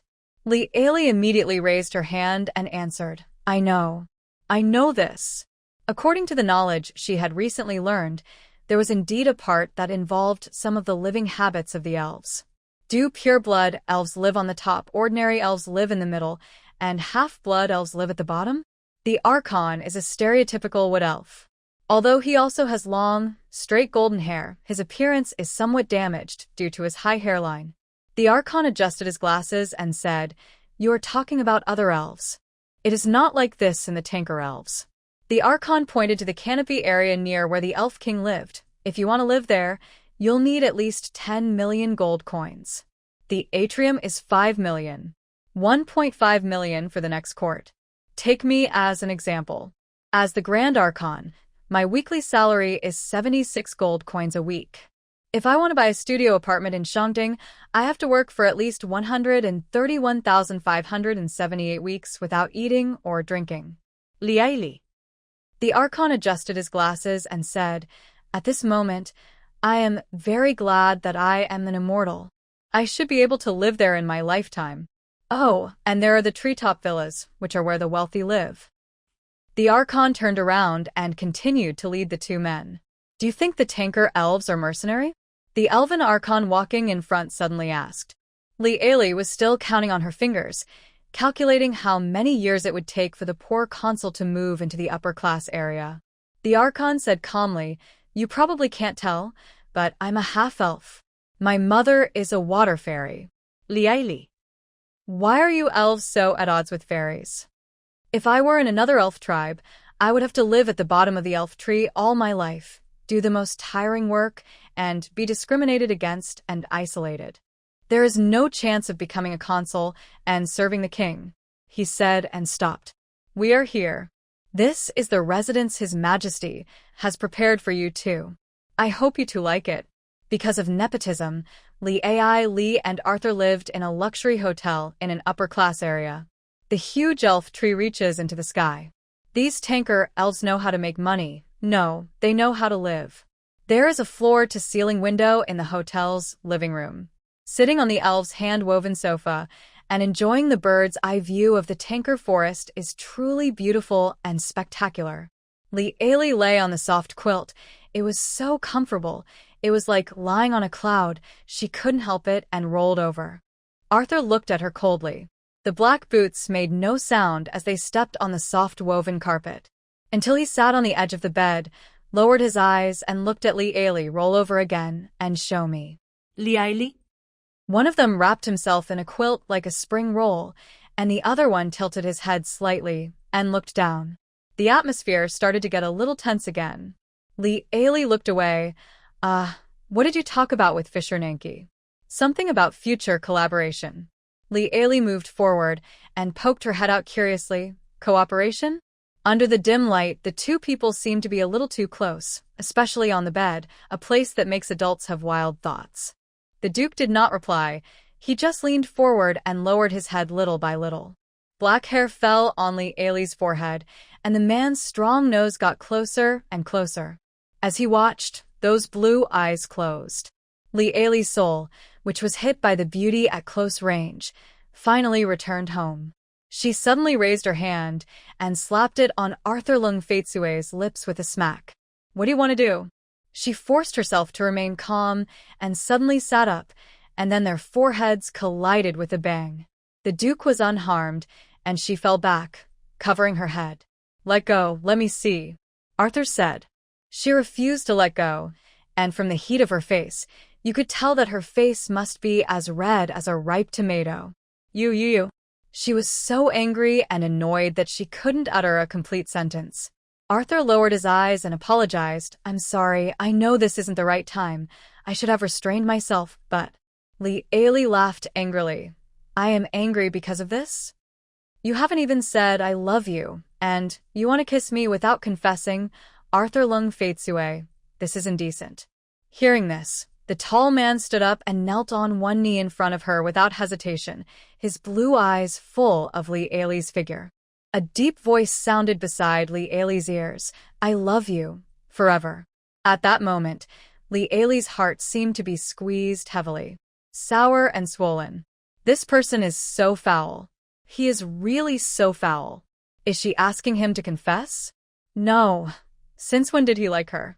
What do you like about yourself? My heart is like a pool of disturbed spring water. Night may be the time when people become impulsive and lose all rationality. The man's handsome face was in front of her.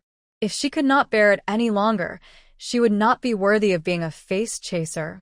She grabbed Arthur's collar, and under the surprised gaze of the blue eyes, she closed her eyes and kissed his thin lips fiercely. Then, I hit my teeth, it hurts. How embarrassing. Carrot.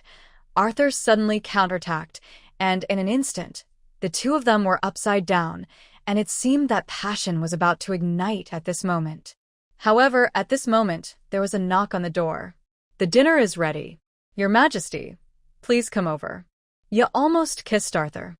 Seeing the man silently resting his forehead on her shoulder, Lee couldn't hold back any longer and burst out laughing.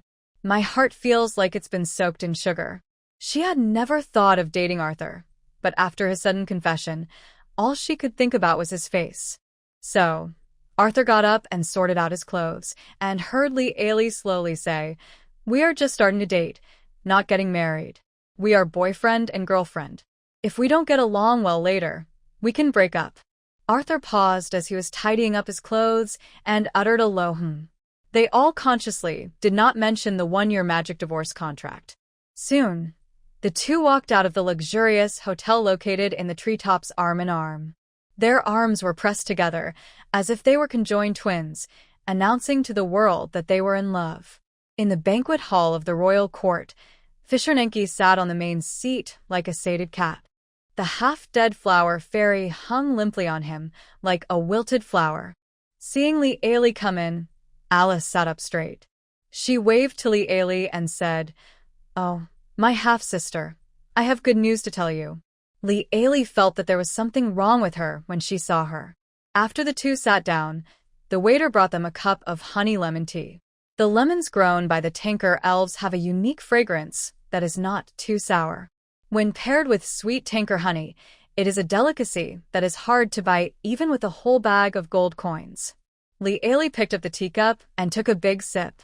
Then, she heard the flower fairy say in a sweet voice, I am going to marry my dear tomorrow Puff, she sprayed. Arthur. He handed over the napkin, very gentlemanly. Then, A message popped up in the alchemy room. Your alchemy skills have been recognized by the Elf King, and you have gained 200 points of professional reputation. Liaili. Liaili. Her pupils trembled as she looked at Fisher Nanki, who was smiling at her kindly. The flower fairy covered her mouth with one hand, tears gradually welling up in her beautiful almond eyes. Honey, what's your reaction? Don't you even want to bless me? Liaili. I just feel so tired. Liaili really wanted to shake out the potion that the flower fairy drank into her brain. Little did she know that the Duke would gently hold her hand and said, Dear, my sister is getting married, and all she needs is your blessing. Liaili looked at her new boyfriend's gentle and handsome face. Liaili was so attracted by the man's beauty that she subconsciously said, I wish you happiness. A long and happy marriage. The flower fairy happily hugged Fisher Nanki's neck and kissed her several times. Honey, I'm so happy, woohoo. This is my dream wedding. Fisher Nanji smiled tenderly. It's also thanks to my sister. Liaili.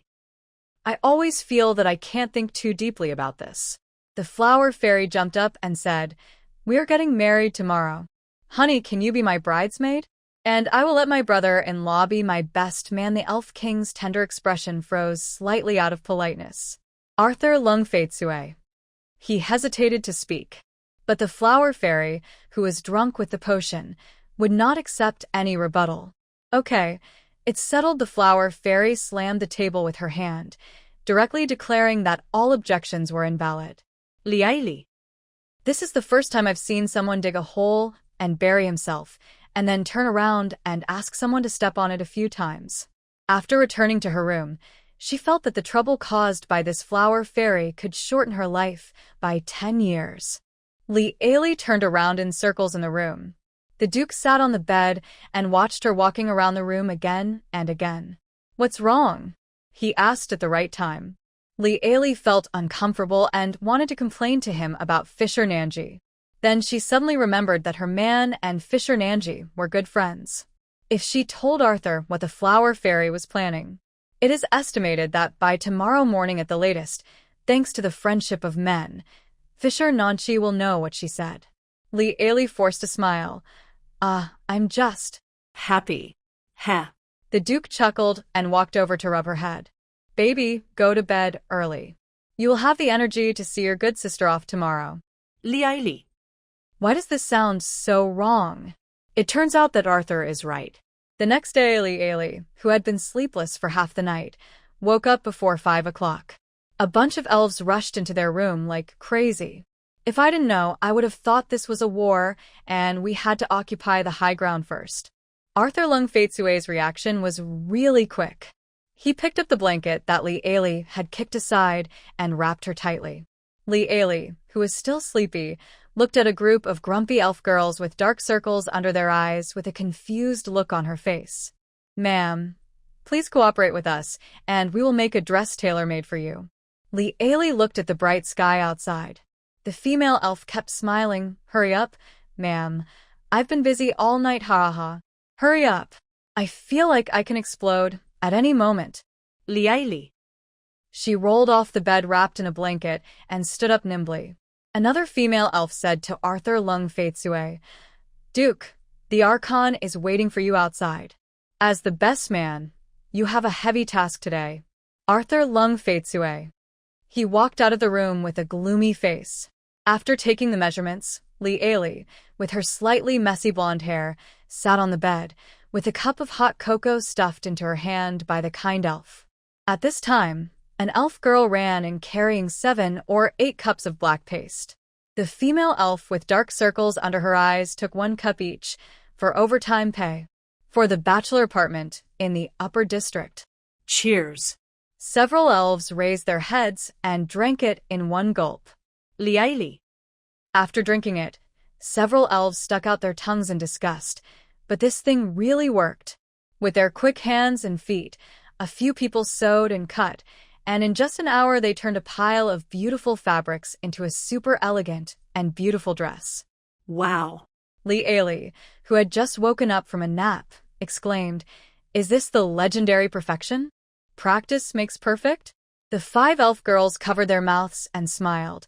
then stopped smiling and said expressionlessly, "No, you only need a majesty who is not an elf to have the same excellent work efficiency." Li. At this time, Arthur came back with a somewhat gloomy face, but after seeing Li, the coldness in his eyes instantly dissipated. "Wait for me here, dear. I need to talk to our good brother-in-law." Li was speechless and said, "They are getting married today. Why are you going to look for them?" Arthur took out a thick parchment scroll with an expressionless face. Not much, only about 10 times thicker than the list that Li racked her brains to compile for the Holy See Inquisition. Li saw the parchment scroll covered with words fall to the ground, bounce up, fall to the ground, bounce up again, fall to the ground again, and finally unfold to be 17 or 18 meters long. Everyone was stunned. Li. Deh. The veins on Arthur's forehead throbbed. If he doesn't simplify the best man process, then I don't think there's any need for him to get married. Li hesitated and said, "Is this a local custom that is difficult to simplify?" Arthur smiled and said, "I just asked the Archon. What do you think our good brother-in-law is doing now?" Li, busy arranging the wedding process? Arthur gritted his teeth and said, "He is sleeping with your good sister in his arms." At 8 o'clock in the morning, the sun shone on the lawn that had been mowed overnight. The fragrance of green grass was everywhere. The guests' chairs were arranged neatly. The master of ceremonies wrote down the outline of the ceremony on the palm of his hand and recited the words whenever he had the chance. The guest seats were filled with elves with dark circles under their eyes and dressed in gorgeous clothes.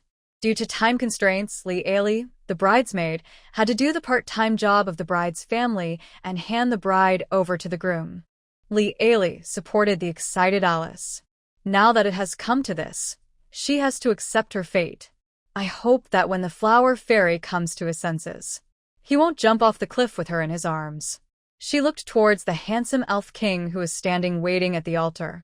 The elf king with a laurel crown on his head was tall and handsome, and his golden eyes could only accommodate Alice in her wedding dress. After handing Alice over to Fisher Nanki, Li stepped aside. The questions the MC asked were the same old 3 questions. What do you mean by whether I love him no matter he grows old, gets sick, or dies? But after asking the normal questions, the abnormal ones came up. Fisher Nanki took out a stack of magic contract scrolls with a smile on his face. Li looked at the wedding process in her hands, and a bunch of question marks popped up above her head. Wait, is there such a step? What is he holding? Arthur lifted his eyelids and glanced at it, then said calmly, "Oh, nothing. It should be the magic contract used to bind your good sister to her next life." Li. Don't sign. But it was too late, because he drank the regret potion. The flower fairy, who was now only thinking about marrying Fisher Nanki, grabbed a pen and signed all the magic contracts that Fisher Nanki had taken out in one go. Li just felt that her eyes were dark. She resisted the urge to faint and end it all, and grabbed her boyfriend's hand. Is there still hope? Arthur glanced at the elf king, who was smiling like a wily fox, and said, "It's hopeless."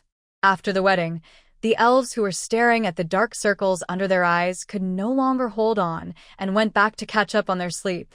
Li's head was about to explode. No matter how hard she thought, she couldn't think of any way to remedy the situation. Forget it, let's leave it at that. The next day, the elf king, feeling refreshed, walked out of his wedding room alone. The flower fairy disappeared. Feeling a little guilty, Li took out a bottle of healing potion and gave it to the elf king during breakfast. Give her this to drink. She'll feel better. The duke paused in spreading jam on the elven bread. Fisher Nanki's eyes suddenly lit up, and she called her sister more enthusiastically than usual. Thank you, sis. I think this is exactly what we need. The duke looked up at Li with an indescribable look. I can't wait to send it to her now. After Fisher Nanki left, the duke picked up another piece of the elf's hot buttered bread and said, Have you ever thought of this possibility? Li bit off half of the forest cream cake with one bite. What? It would have ended if I collapsed from exhaustion, but with the medicine you gave me, will it become endless? Seeing that Li was still confused, He had to be more straightforward. Are you asking them to fight until dawn? Liaili. Liaili. She was so shocked that the cake fell to the ground. The Duke slowly put the bread into his mouth and said, "If your good sister wakes up, she will come to find you later. Remember not to go near the river or the cliff." Arthur considerately took another small piece of cake for her and put it on the plate. "I was afraid she would hug you and jump down." Liaili. So, when Liaili and the Duke saw Fisher Nanki, it was already time for dinner. Still haven't seen the Flower Fairy. And Fisher South. It's like an oversatiated male lion sitting on the grassland with a harem. Seeing his full expression, Liaili closed her eyes in despair. "I was thinking whether I should carry the carriage and run away at night. It would be best to move at the same time, to a place where the Flower Fairy can no longer find it." "Oh, sister, let's talk about something serious." Fisher Nanki folded his hands together, rested his pointed chin on his hand, and looked at Liaili with a smile. Liaili is now almost suffering from PTSD about her brother-in-law. When I saw him smiling, my heart trembled. "What business?" Fisher Nanki snapped his fingers. Immediately, rows of elves brought up magical plants that they had grown. There are Terra's roots, water flowers, wind flowers, and fire bells. Liaili. They all came out. Fisher Nanji tapped the armrest of the high-back chair with his fingers. "That's what I need to talk to my sister about." The elf raised his slender fingers. "First, we will cultivate these exotic plants for sister for free." Liaili frowned slightly. "We have a good relationship, but we should keep business as usual." Fisher Nanki looked at her with appreciation and said softly, "This is my second point. As a reward for cultivating plants, the Tanker elves will have the priority right to purchase alchemical potions. Of course, this right must come after my brother-in-law." Liaili was tangled up and said, "I'm afraid that's not possible. After solving the problem of raw materials, there is still a more difficult problem. It's really hard to train an alchemist. So far, I only have one apprentice. I'm already short of potions just to supply the knights." "I'm afraid." The centaur girl has already started making healing potions. But the former, Lord of the Demon Tower, is still quitting his addiction to knitting sweaters. Fisher Nanki smiled slightly. "This is the third point I want to mention. Please allow the Tanker elf to go to Constantinople to learn alchemy from you. Of course, after they finish their studies, I will not force them to return to Tanker Forest. They are free to choose to stay or go. Whether they continue to learn alchemy from you or return to the forest depends on the elves' own wishes." Liaili. Her green eyes widened like a shocked kitten. But this is too much of a loss for you." Arthur said calmly, "My dear, he is not at all wrong." Liaili believed what Arthur said. Fisher Nanji smiled gently. "The short-lived species focus on the benefits of the day and night. We, the long-lived species, focus on the future." Liaili immediately understood what he meant. What the elves want is to invest in the future. After both parties completed communicating their transaction intentions, Fisher Nanki immediately took out a stack of magic contract documents. This is where Arthur excels. "Honey, why don't you go visit your sister?" Arthur put on his white gloves gracefully, and with the momentum of preparing for a fight, he picked up a magic contract and examined it carefully. "Go and see if she's okay." Liaili was indeed worried about the Flower Fairy in various aspects. Hearing this, she immediately lifted her skirt and threw the follow-up work to her newly hired boyfriend as a matter of course. Fisher Nanki said with a wry smile, "Hey, is my brother-in-law jealous?" Arthur narrowed his eyes slightly. "Oh, why would I be jealous?" Fisher Nanji smiled elegantly and picked up the teacup at hand. "As someone who has been through this, do you need my advice?" Arthur. In the bridal chamber that looked like a post-war scene, the Flower Fairy just struggled to get up. She saw the dark sky outside, and her mind went blank for a second. What happened? It was dark before she went to bed, but it was still dark after she woke up. Liaili walked in and happened to see her silly look. The Flower Fairy saw her best sister and raised her hand foolishly. "Ah, sister, have you seen my husband? Today is our wedding night. Where did he go?" The deal was done. and both parties held a valid magic contract. Lee Ailey and Arthur got on the carriage and returned to the dukedom of Cold Emerald. According to what was written in the contract, starting next month, the central city would welcome a large number of elven alchemy apprentices. On the way, Lee Ailey started discussing with her boyfriend, where do you think it would be appropriate to place the elves? In the castle? Or in Canterlot? Will the elves be unaccustomed to it? The Duke stared at Lee Ailey. Why are you worried about those elves? Perhaps because she had read too much weird literature in the past, Lee Ailey was always worried that the elves would be trafficked to the underground auction market if they entered human society. She expressed her concerns. The Duke looked at Lee Ailey speechlessly. My dear, I think these tankard elves would like this to happen. Lee Ailey? Arthur pointed out sharply, a normal elf would never be able to pay 10 million gold coins to buy a house, right? If there is really an idiot who is willing to spend a fortune on an elf, then there is only one fate waiting for him. They kidnapped me and demanded a ransom from me. Lee Ailey. The gold coins she had saved by squandering money on her boyfriend were not enough to buy a toilet on the upper level of the giant Tree King's court. She was overthinking it. The carriage drove into the central city. From more than 10 miles away, Lee Ailey saw a group of cyclops planting trees on the west side of the castle. She slapped the man beside her in horror. Did you forget to tell them to give the giant medicine when you left? The Duke looked up and said, Don't worry, dear. Bognard must have subdued those cyclopses. The dragon race is a very lazy immortal species. It can be said that the older the dragon, the lazier it is. But even if it is a dragon, as long as it is still breathing, it is destined to escape the fate of running around for eating, drinking, defecating, and urinating. So the lazy dragons came up with a brilliant idea to use their powerful military force to recruit a bunch of younger brothers. Then he threw all the trivial chores in life to his younger brother, and he was only responsible for eating and sleeping. Lee Ailey. After hearing this explanation, she really no longer had any illusions about the Dragon Clan. The Duke put the newspaper aside and glanced at the Cyclops who was planting the trees with great seriousness. When I left, I told the Emerald Dragon to restore the destroyed forest in the west to its original state. That's enough work to keep these giants busy for months. Lee Ailey. Looking at a group of Cyclops who were planting trees in full swing, she said slowly, I think these giants are a little too enthusiastic about planting trees. Do you think it is possible that the giants recognized Bognard as their leader in order to seek revenge on the knights by looking for the dragon? The Duke sneered, then they are really smart. Long still doesn't know who to ask for help in revenge. The carriage stopped in the vestibule of Constantinople. Even now, when you walk on the main street of the central city, you will still be whistled by a group of middle-aged women. The 12-member group of Guaben, who made no secret of their malice, organized a tour to visit the giant planting trees. The giants were so tired that their tongues were hanging out. When they turned around, they saw a group of hideous little people. Looking more closely, it is clear that enemies are extremely jealous of each other when they meet. Suddenly, a group of giants took out small bottles and threw them directly into their mouths. After becoming smaller one by one, they ran towards a place where Bognard was taking a nap.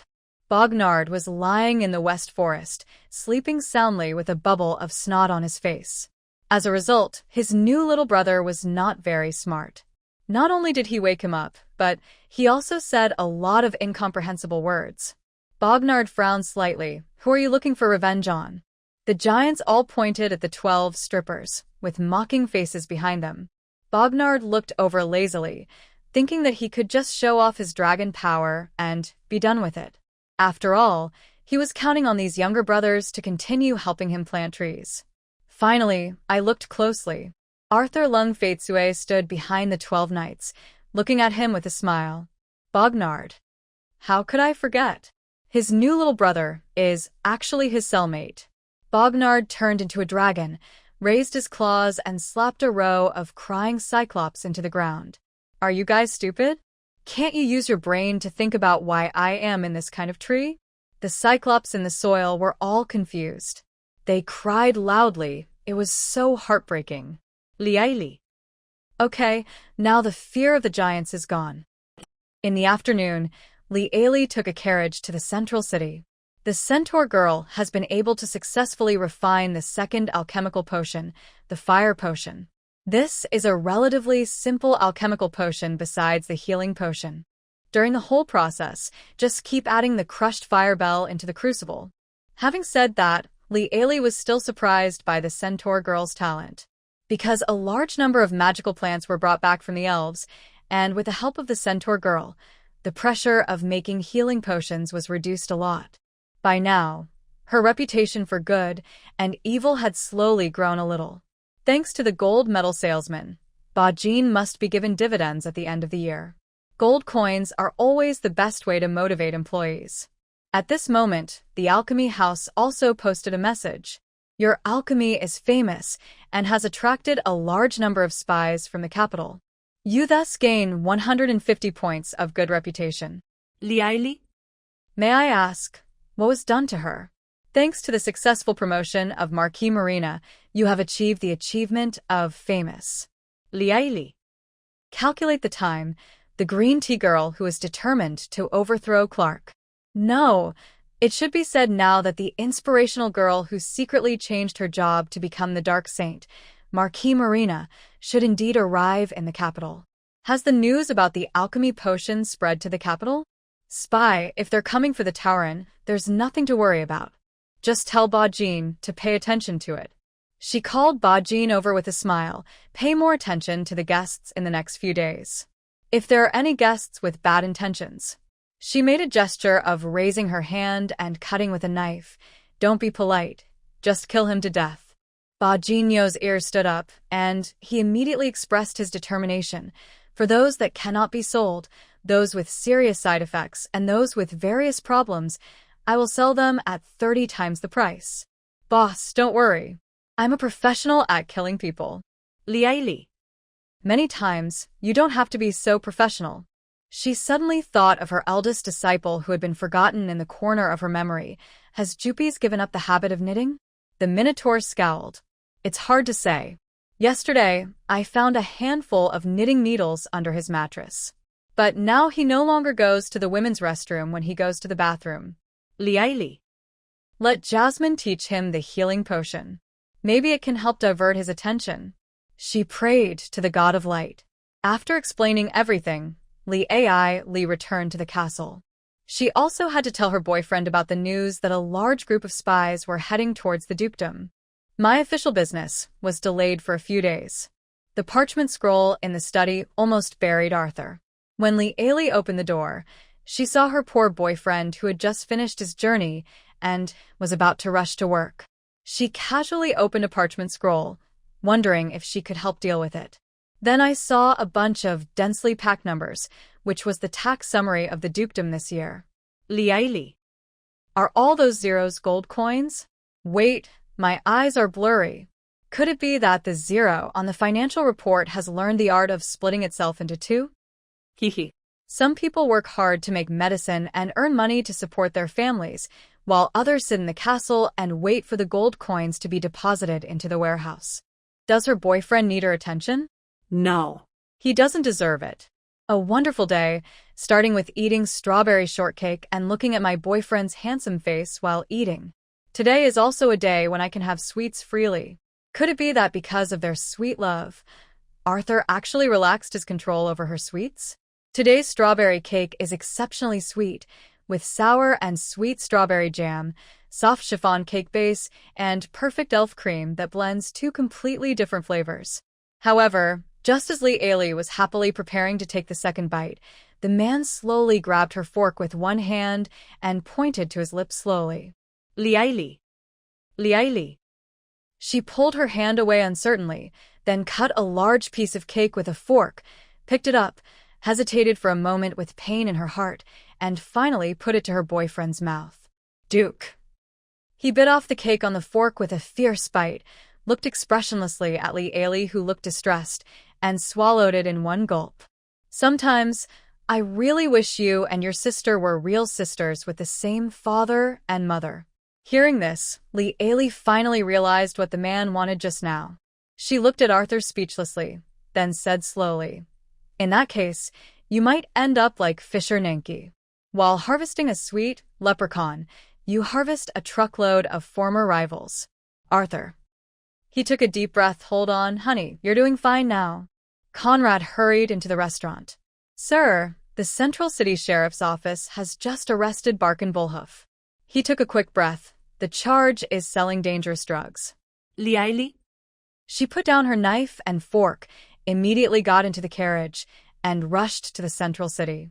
Because it involves Constantinople and the Adventure Guild, the chief sheriff of the Central City Sheriff's Office personally supervises the case.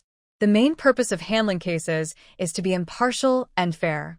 Therefore, Li's bail was rejected by Sheriff Paul. Helplessly, she could only rush to the Adventurers Guild to find the adventurer who filed a lawsuit against Bajin Nutizi to find out the situation. Glenn, the branch president of the Adventurers Guild, had long expected someone from Constantinople to come. He breathed a sigh of relief when he saw that it was Li, not the Duke, who got off the carriage. She took a deep breath and said, "You should start from the beginning." The president readily agreed. The cause of the incident started from the day they accepted a mission to cross the Dark Canyon and explore the lair of the bandit goblins. Wait, Dark Canyon, this place seems a little familiar. The president sighed and said, "Actually, I personally don't recommend that Mousetail take on this mission." This mission? Stop talking nonsense. Li was so anxious that she was about to smoke. President Grant was sweating even more. His handkerchief was so wet that water would come out if he wrung it out. Oh, that's right. I tried to persuade them, but they said they had a secret weapon. It's something called the flying potion that I bought from Mr. Neohoof. Liaili. But the flying potion is fine. No, wait, having a baby with a goblin? They took the potion and did take off smoothly and passed through the dangerous Dark Canyon. But, unfortunately, the goblins were expanding their sight and collapsed their crypt. Even the experienced Galan couldn't help but close his eyes.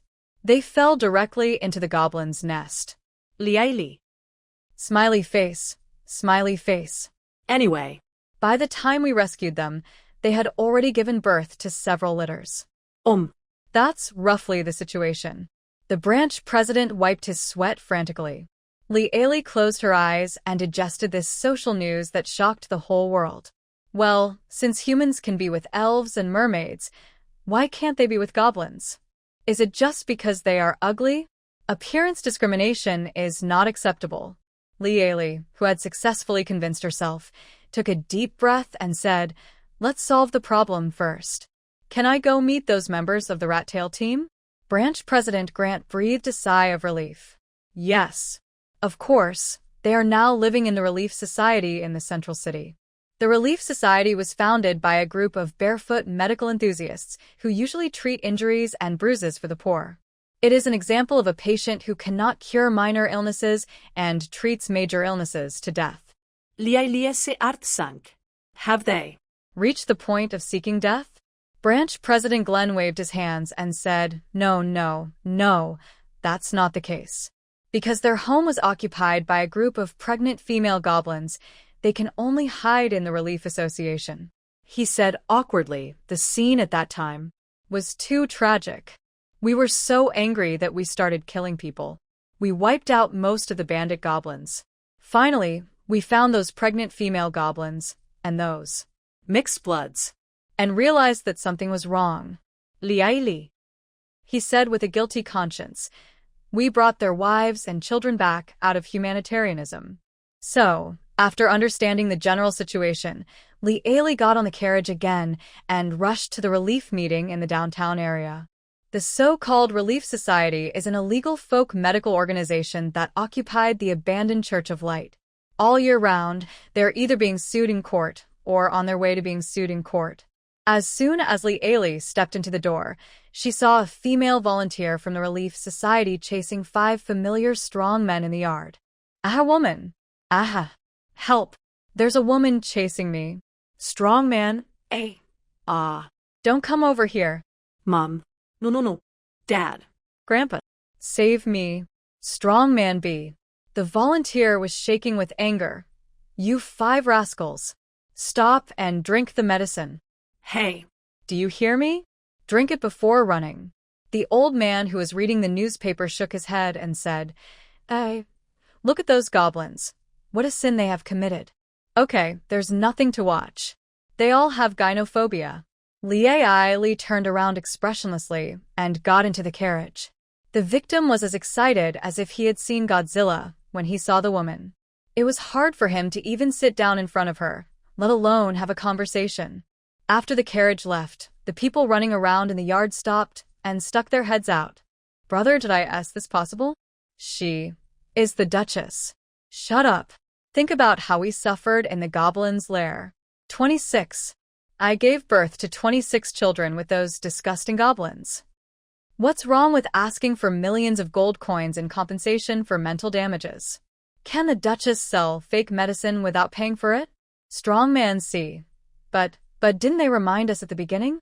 Strongman ABD. Get out of here. Li returned to Constantinople. Obviously, Nyo T's glorious deeds have spread. When she entered the study, the knights looked at her with respect and kept a safe distance of more than 5 meters. The Duke asked, I heard that things are a bit tricky? Li lay on the sofa exhausted, like a cat with a lost soul. I went to see those adventurers. They are so scared of women that they jump up trees. It's impossible to get them to withdraw the lawsuit by paying them money privately. The Duke nodded, took out a piece of parchment and a quill, wrote quickly, stuffed the letter into an envelope, and handed it to Conrad. Send it to Tinker Forest as quickly as possible. Li sat up in shock from her dying illness. Why did you write to Fisher Ninki? The Duke put the quill back in place.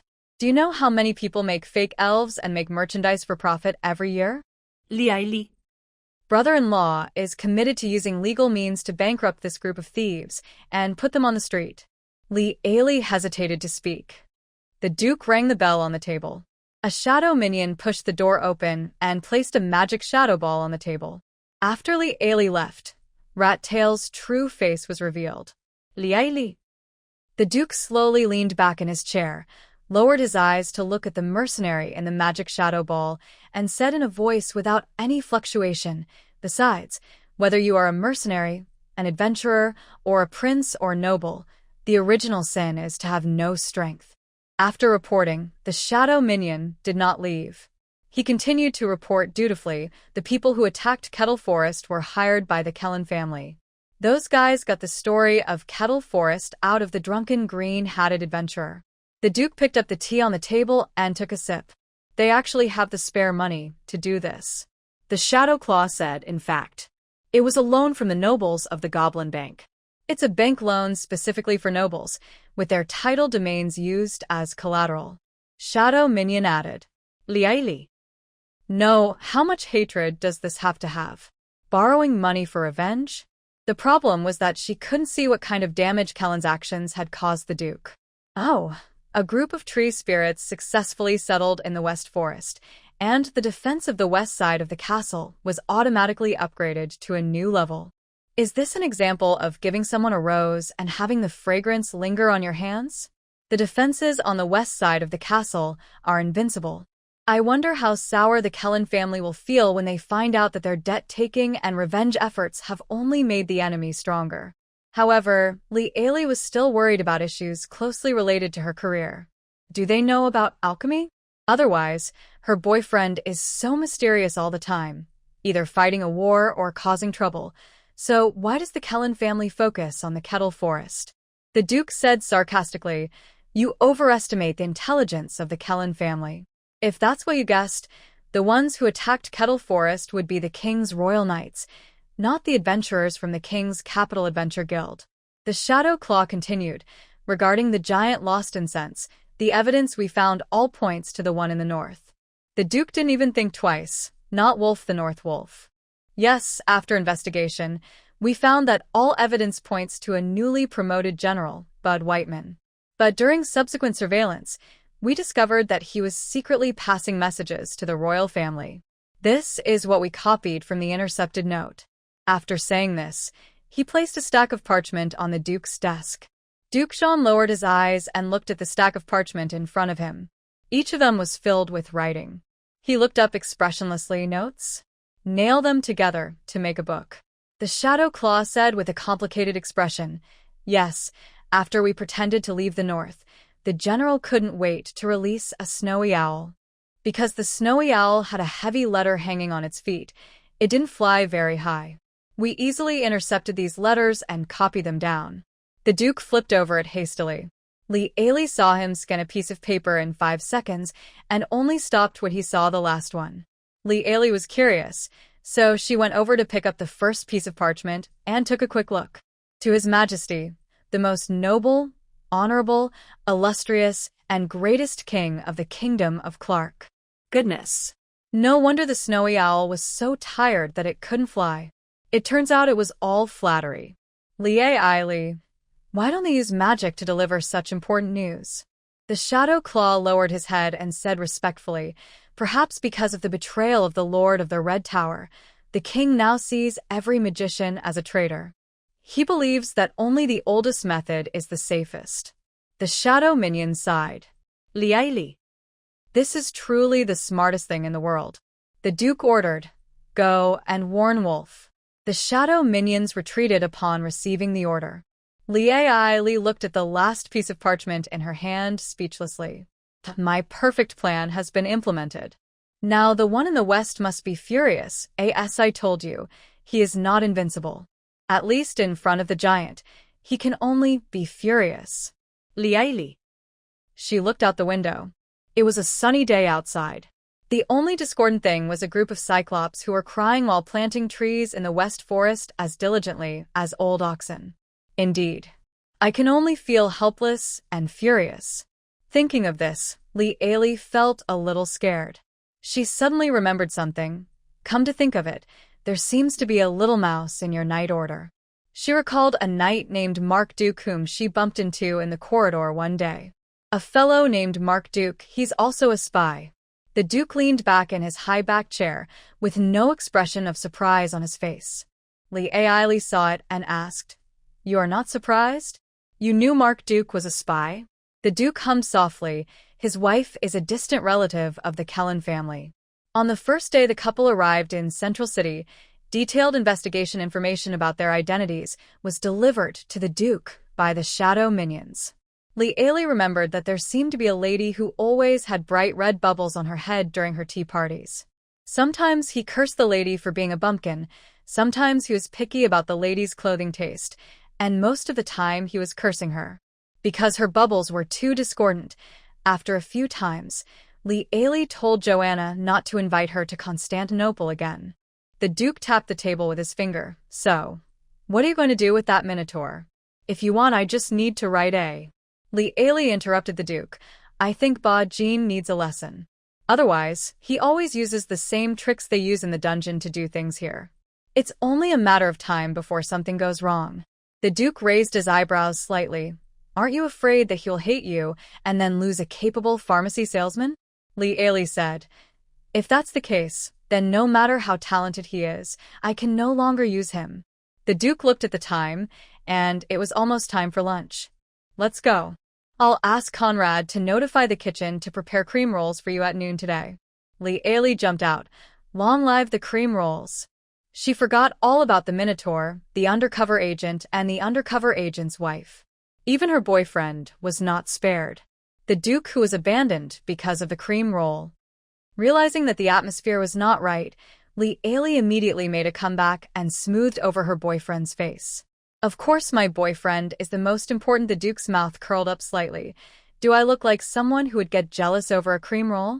Li Ali's eyes lit up, and she immediately turned around and rushed to the restaurant. Then hurry up. Fragrant, crispy, sweet cream rolls here I come, Duke. Then, at lunch that day, the Duke proved to him with practical actions what it meant to say a real man never fights with a cream roll. Because he simply made cannoli disappear from the table. Li Ali looked at the ordinary cake dough on the table with an expressionless face. Then he looked expressionlessly at the man sitting aside reading a newspaper. Where's my cream roll? The Duke smiled at her. Maybe I remembered it wrong. Conrad should have told the kitchen that it's tomorrow. The Duke asked uncertainly without even blinking. My dear, are you acting like a spoiled child? Li Ali. After returning to the room, Li Ailey found Joanna. Do you know the wife of Knight Mark Duke? Joanna thought for a moment and said, she. And then nothing happened. Li Ailey. Is there no lady who has a good relationship with her? Joanna thought for a moment and said, Judy is a very well-educated person, but she doesn't get along well with everyone. At this time, there was a knock on the door. The cream roll arrived late. When Li Ailey thought that this was what she got for her acting cute, she ate the whole plate of food in anger. Edward told me that they couldn't get along with Knight Mark. But Knight Mark is very popular among the young knights at the middle and lower levels, and those knights who have just joined the group have all been taken care of by him. Li Ailey. To win people's hearts. Joanna opened up. You know, most of us met our lovers when we were little, and many of our wives didn't come from very good backgrounds. Before playing with Li Ailey, the most elegant hobby among the ladies' entertainment activities was to go to the Central City Theater to watch those romantic love dramas. But there are also some people who, because of their humble origins, cannot even appreciate that. Joanna remembered something. You know, Bella's nickname, actually likes to grow some fruits and vegetables in her backyard, right? Her family has run a large farm for 3 generations. Julie Duke saw it once and laughed at her. Joanna said, and then she imitated it vividly. Oh, dear Belle, doesn't your knight Lance think you are embarrassing him? I heard that Belle sat in her proud little vegetable garden all night, and the next day, she asked the servants to pull out all the vegetables in the backyard. Now, her back garden is full of valuable flowers, but Belle never goes to the back garden again. Li Ailey's fists stiffened as she listened. Let's get everyone to Constantinople tomorrow. Oh, and that Julie or Judy too.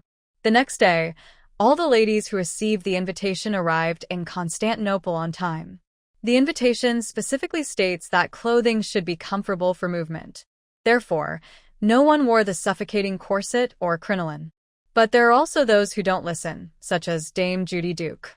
She learned from her husband that the Knights of Tomorrow would stop training, and the silver-ranked knights received an invitation from the Duke of Cold Emerald to go to Constantinople. So, she started to think more.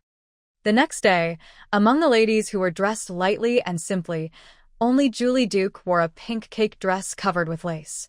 This dress is really beautiful. It is the most beautiful among all the other girls. She also accessorized with a full set of sapphire jewelry. Her hair is decorated with an exquisite and luxurious jewel headband, making her look like a beautiful and lovely Barbie doll. Judy, didn't Madam ask us to wear something that's easier to move around in today? Judy blinked innocently. Oh, but this is my most modest dress. The lady stopped talking immediately. Her best friend dragged her away, giving Judy a cold look. But this doesn't affect Judy Duke's good mood at all. She was like a peacock admiring her own beauty. She straightened her body and occupied the entire sofa by herself. When Li Ailey walked in, she saw the human Chanel, Judy Duke at first sight. Oh, didn't the invitation Mrs. Duke received specify any dress suggestions? Asked Li Ailey. Mrs. Duke looked at Li Ailey, who was only wearing a white shirt and a pair of black tights, and her expression finally cracked. What's going on? Isn't there going to be a ball in the castle? Why does she wear men's clothes? Aya. If this isn't a dance, who am I dressing like this for? Li Ailey. I see. She's here for her boyfriend. Li Ailey nodded slowly. Then I look forward to your performance today. After that, she clapped her hands and said, Girls, let's go. We have a game with the boys today. The ladies looked at each other, but soon their emotions were all aroused. Lily and Annie occupied Li Ailey's arms on the left and right. Competition? What competition? And interrogated. Balk didn't tell me. Does he want to sleep in the study tonight? Li Ailey. Night Balk, a man who sleeps on the floor in his study for 180 days out of 365 days a year. Lily and Annie are so cunning. We also want to be close to the lady. A knight's lady complained in a low voice. Annie put her hands on her hips and hugged Li Ailey's arm tightly to assert her sovereignty. Humph, I won't let you. Li Ailey brought a group of chattering ladies to the open space in front of the West Forest. The Duke is already waiting here with the Silver Knights. A large group of handsome men. What a feast for the eyes if it were in the past. Li Ailey would definitely look at each of them in her heart. But now, she has a boyfriend, so she only looks at her boyfriend. Since she became successful, it is the first time for the knights to see their wives traveling so lightly. Everyone missed the days when they first met, especially Lee Ailey, who was wearing men's clothes. In comparison, the way everyone looked at Judy Duke was very strange. The Duke raised his eyebrows slightly and looked at his heroic lady. Lee Ailey didn't keep it a secret any longer, and Conrad came over with his butler. Clatter. The servant put a pile of hose on the ground. Today we are going to farm. Men and women will be divided into groups to compete and see who will win in the end. Lee Ailey announced the content of the competition loudly. This guy is handsome, and everything he holds in his hands looks handsome. Competition? What's the prize if I win? The knights also followed suit. Yeah, we have absolutely no interest in a game without a prize. The ladies also followed suit and urged Lee Ailey, but they had never competed with the men before. Only Bella, the wife of Knight Lance, had her eyes flickering as she looked at Lee Ailey's back, her eyes gradually becoming moist. Lee Ailey smiled and said, "Okay, then the winner will make a request to the loser." Hearing this, many knights rubbed their hands and winked at each other. Really? Anything? Lee Ailey smiled and added, "Within a reasonable range, such as disbanding the literary club, don't even think about it." Knights. Of course, there are also those who are carefree. Knightlock raised his hand and said, "But we are all knights, and you are all ladies. If we group them like this, it will be really..."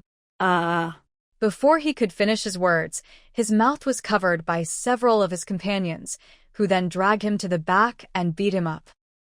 Then look at the Duke, whose head is blank. The ladies were all full of energy, except for one, Judy, whose face was stiff and there was a blood-red bubble on the top of her head. How dare this lunatic ask the noble daughter of the Kellen family to farm with her? Who does she think she is? One of those serfs? Of course, Lee Ailey would not forget to take care of her, so she walked over, held her hand and said sincerely, "Hey, what you are wearing today is really not very suitable. Why don't you go back?" Everyone looked at Judy Duke. Mark Duke on the knight's side said with a dark face, "No, ma'am. Judy can do it." Judy Duke looked at him reluctantly, only to be given a cold glare by Mark Duke. Mark Duke mouthed something to her, and Judy turned pale. "You stinky woman. If you dare to ruin my business, I will write a letter to His Majesty. Without His Majesty's favor, your Kellen family is nothing." Judy gritted her teeth and said, "I can." Lee Ailey smiled and patted the back of her hand affectionately. "I'm optimistic about you, Mrs. Duke." After distributing the farm tools, Lee Ailey led everyone into the West Forest. Thanks to the giant's day and night work and the Dryad's diligent care, the forest destroyed by Bognard has been almost repaired. The forest has more than doubled in size, which really shocked everyone.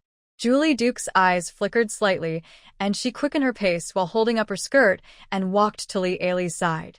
"Madam, why don't we plant it in the back garden? Wouldn't it be easier to plant crops there if we could just pull out some of the flowers?" Joanna frowned slightly. She could feel that there was something wrong with what Julie said, but she couldn't tell exactly what was wrong. Lee Ailey glanced above her head, staring at a bubble of black water. "Ha! Idiot! Listen to me. Then let the Duke of Lung Faitsue become the laughingstock of the other two county dukes. If you embarrass your man, he will teach you a lesson." Lee Ailey patted Judy's shoulder silently. "Dear, where do you think this is?" The Duke, who was walking in front, paused, turned back coldly, and stared at Judy Duke. Judy Duke's legs went weak, and she sat directly in a small mud puddle. Suddenly, the luxurious red dress became dirty and unbearable to look at. Lee Ailey said confidently, "Yes, I am half the owner of the entire Constantinople. So, I can cause trouble wherever I like. Plant flowers in the back garden and farm in the forest. If I am happy, I can also let my husband conquer the territory of the Kellen family and raise pigs for me." The Duke's mouth corners rose unconsciously. Judy Duke shuddered. If the Kellen family's territory was really turned into a pig farm because of her words, her parents, uncle, and aunt would definitely tear her to pieces. When they arrived at the planting area, Lieli called Pepe. The little tree elf melted the ladies' hearts as soon as he appeared. They took turns to rub the leaves on the tree, and almost rubbed all the leaves on the tree above Pepe's head. Pepe was so scared that he covered his head and ran away, but was caught by the kind-hearted female dryad and put back into the lady's hands. The knight's eyes almost turned red as they stared at the little tree elf. Lieli glanced at the knight and saw, "Did that little tree branch just rub against my wife's chest? Is this a male tree spirit? I really want to burn this little branch." Lieli. Pepe, have you divided the areas? Pepe struggled out of a lady's arms. Sister Ellie. We have divided the land. Lieli said, I'd like to make it clear in advance. Knights, please don't use your professional abilities. That would be too embarrassing. The Duke smiled and said, I'll give you 30 minutes. The knights whistled and cheered. The ladies were furious and raised their fists. Haha, when we win, we'll let you all run away. Lily added quietly, do you want to drink a giant potion? Knights. They looked at the Duke silently, expressing their desire to win with their eyes. The Duke's expression became serious. I think it's fair to start at the same time. Lieli. That's all you have. Both sides start at the same time. If you see the knights raising their hoes one by one, and then digging hard into the ground, a huge hole will be created. Many people looked at the pit in silence. After a while, they said, No, I saw the fields in the outer city. They don't look like this. Well, that's about right. Isn't the purpose of hoeing to loosen the soil? Don't you think this hole is loose enough? As he said this, he stepped on the ground, and another small hole appeared. Several knights stroked their chins and said, Now that you mention it. Knightlock was born into a farming family. The family worked hard to earn money so that Locke, who had a knight's talent, could become a knight. Control your strength. That's right. Smash it down and turn the soil over. Control your strength. The ladies worked very efficiently, except for one person, of course. The more honor you enjoy, the more you have to pay and bear. It's the soul that counts, isn't it, darling? You're right, dear. Then, the men started whistling one after another. Judy's face turned livid, and she stood there looking as ugly as if she had been slapped 100 times. The knights' desire not to lose was directly reflected in the swinging of their hoes. They were just like playing the game of Knight Fennon. Under the guidance of Knight Locke, they quickly finished turning the ground. At this time, the ladies, under the leadership of Bella, had finished tidying up 2/3 of the land. Then came the sowing phase. The knights thought that this was not difficult at all, just scattering it randomly, and it would be done. Then I saw a row of knights holding baskets filled with seeds, running and scattering the seeds. In less than 5 minutes, they had finished sowing. Next came the knights carrying water. They simply poked a hole at the bottom of the bucket they were carrying and let the water flow as they ran. Once completed, the knights immediately raised their hands, and the dryads were responsible for judging. The evaluation method is very simple. The tree spirit uses the power of nature to stimulate the growth and inspect the farming results on the spot. The results are very encouraging. The land was either bare in some places or had seeds sprouting in clusters in some places. In the end, they competed with each other, and none of them survived. Knights. In the piece of land planted by Knightlock, the tender green seedlings are lush and growing vigorously. Locke was a slow-paced person, so he only planted 1 cubic meter of land. Fortunately, there is the Duke. He was learning from Knightlock right next to him. Although the young shoots grown by the tree spirit were crooked, they were much better than those of a knight who was faster than Guangtu. By this time, the ladies had already arrived and started sowing. The knights saw that this was not going to work, and several of them held the confused Knightlock and said, Locke, if you really run away, you will definitely be caught here. Yes, the honor of the knight depends on you to maintain it. So, Knightlock was forced to demonstrate farming, and the other knights learned from him very well. Finally, as the ladies raised their hands, the knights raised their hands dangerously. The result was a draw, and the ladies were delighted. These are knights. They actually tied with the knights. So, the question is, how to calculate the prize? The Duke took the wet towel handed to him by Conrad and wiped his hands slowly. Knight Markduke smiled and said, "Why don't we just forget it? If Lance and his friends go to the downtown area now, they will be stared at and whistled at by the women in the city. I don't want to be treated this way." The Lance Knight, who was standing next to him, stared at him with dead fish eyes. "How about we elect a few representatives to sacrifice?" Another person's eyes lit up, and then the rest of the people enjoy the rewards? What a good idea. Knight Lance stroked his chin. "So, who do you think should be sacrificed?" The black bubble above his head. "Let Markduke come, since he is so good at talking." Liaili. "How about drawing lots?" Knight Locke suggested. Bok's face turned green. "No, Duke." He turned around expressionlessly and said one sentence that saved the leader of the Blue Agate Knights. "Each of you go home and discuss with your wives to complete the reward exchange in private," and had already begun to wink at the relieved Knight Bulk. Liaili announced the end of the event. The tree spirits got food grown by a group of free laborers. The knights, each with pink or yellowish bubbles on their heads, walked home briskly with their wives. Bella, in particular, smiled very happily. She held Lance's hand and began to replant her back garden. And Lance. Liaili looked at the yellow bubbles above his head expressionlessly. "No, Belle, he doesn't deserve it." As for the other two protagonists of this event, Markduke's face was gloomy. Liaili looked at the bubbles above his head and had already started drafting a complaint to the king. He was almost cursing that the women in Kellen's family had boils on their heads. A perfect ending, of course, not so perfect. During dinner, Liaili noticed the Duke's gaze drifting towards her from time to time. Those deep blue eyes. Every look at her hints something. Liaili. She put down her napkin. Okay, tell me what you want. Move to the North District." Liaili. No. "I told you not to go too far. We just started dating, right? How can it be that fast?" The Duke was speechless and said, "I just asked you to move to the North District." He turned to look at Liaili jokingly. "Tell me, what are you thinking about?" Liaili. In the evening, the housekeeper Catherine took the maids to clean the second bedroom next to the master bedroom in the north area. The Duke crossed his arms over his chest, leaning against the wall, and watched the maids decorate the deserted second bedroom into a cozy home. Liaili's bits and pieces of gadgets were filled in here bit by bit. Catherine stood next to the Duke. "You look very happy, my lord."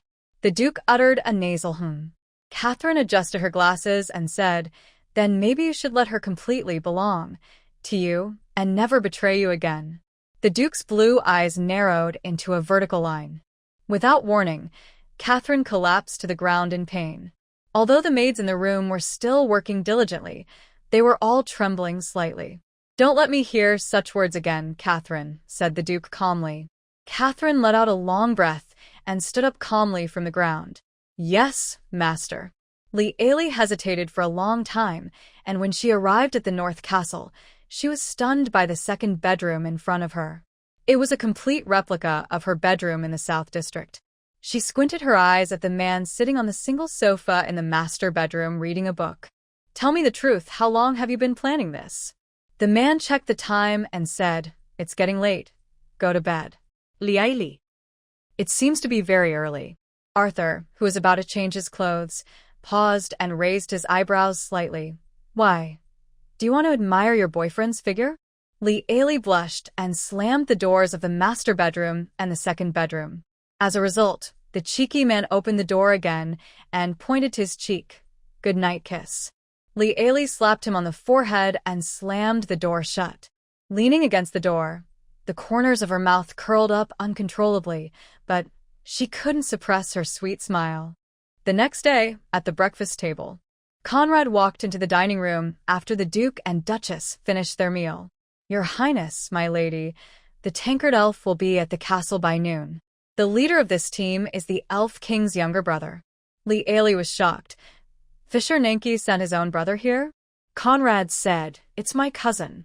We'll have lunch in the grand banquet hall. The elves should be invited to eat." Liaili gave the order nervously. "No, elves have different tastes than us. I'll go to the West Forest and ask the tree spirits. They should be the ones who know elves best." Duke.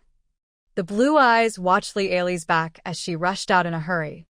At noon, the elf king led 157 elves and arrived in Constantinople. The Duke and Duchess received the elf prince in the reception hall. This handsome elf has long platinum blonde hair, pointed ears, and deep, mesmerizing green eyes. Oh.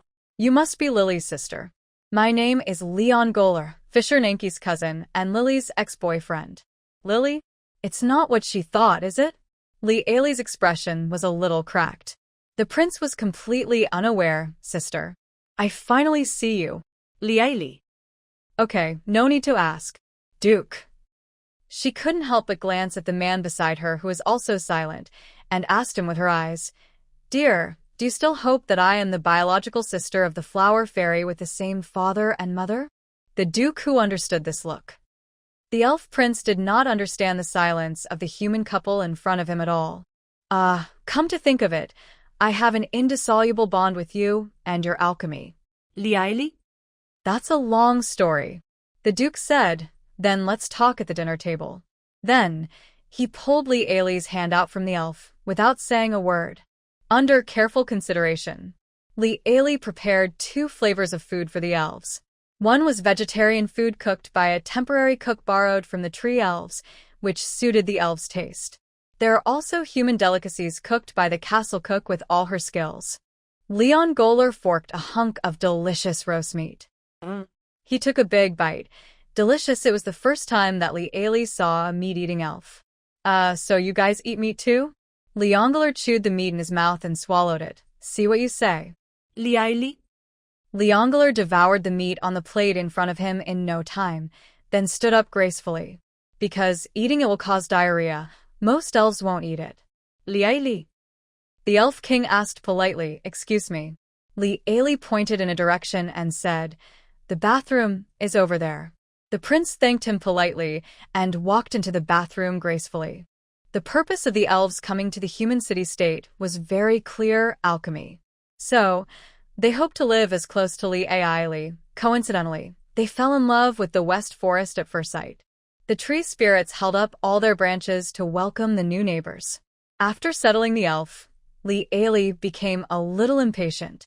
If this could be accomplished, her professional reputation would be secure. So, that night, each of the elves was given a copy of the illustrated book of magical plants and a copy of the nightmare test papers that the knights' wives had. It has to be said that the wood elves' talent in the field of plants is really a gift from God. The test paper that once gave the ladies of the dukedom's knights nightmares, after they flipped through the book, they all got full marks. The elf king's brother, Leon Goller, even wrote at the end of the paper a subtle advice that everyone's intelligence was normal. It was simply a blatant mockery of the level of Li Ailey, the examiner. Is Li Ailey angry? No, of course not. She wished that these elves would learn how to make healing potion today and fire potion tomorrow. The day after tomorrow, her elf pharmaceutical factory will be up and running. A month later, the Duke's knight's medication problem was completely solved. As a result, the elf exchange student plan entered a new stage in full swing practical operation. It just so happened that the alchemy workshops that I built for the ladies of the knights last time were all covered in dust. Li Ailey wrote down the recipe of the healing potion and distributed it to the elves. After standing on the podium and demonstrating once, she announced, Any questions? The elves looked at her in confusion. It was like asking again. It's so simple. What could be the problem? So, Li Ailey waved her hand and said, Then you can start. She made a cup of black tea and picked up the knitting needles she had confiscated from Jupi's. The weather is getting cooler, so I can knit 2 couple scarves. 10 minutes later, the expected scarves did not appear, but the mesh stockings did take shape. Li Ailey threw the failed product tuanba into the trash can with an expressionless face.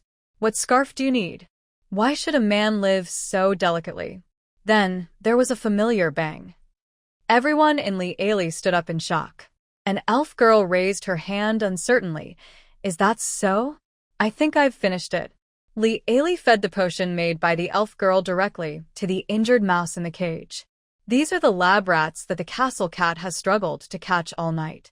Li Ailey fed a bottle of medicine to the mouse that was half dead after being played with by the cat, and the big gray mouse immediately became full of energy and had all its limbs intact. He could jump out to seek revenge on the cat. Li Ailey, okay. 10, bang, bang, bang, bang. The sound was like opening 4 bottles of champagne. Li Ailey conducted experiments one by one, and found that 4 of them had weak effects, and 1 had a medium effect. She was so excited. At this moment, a voice rang out.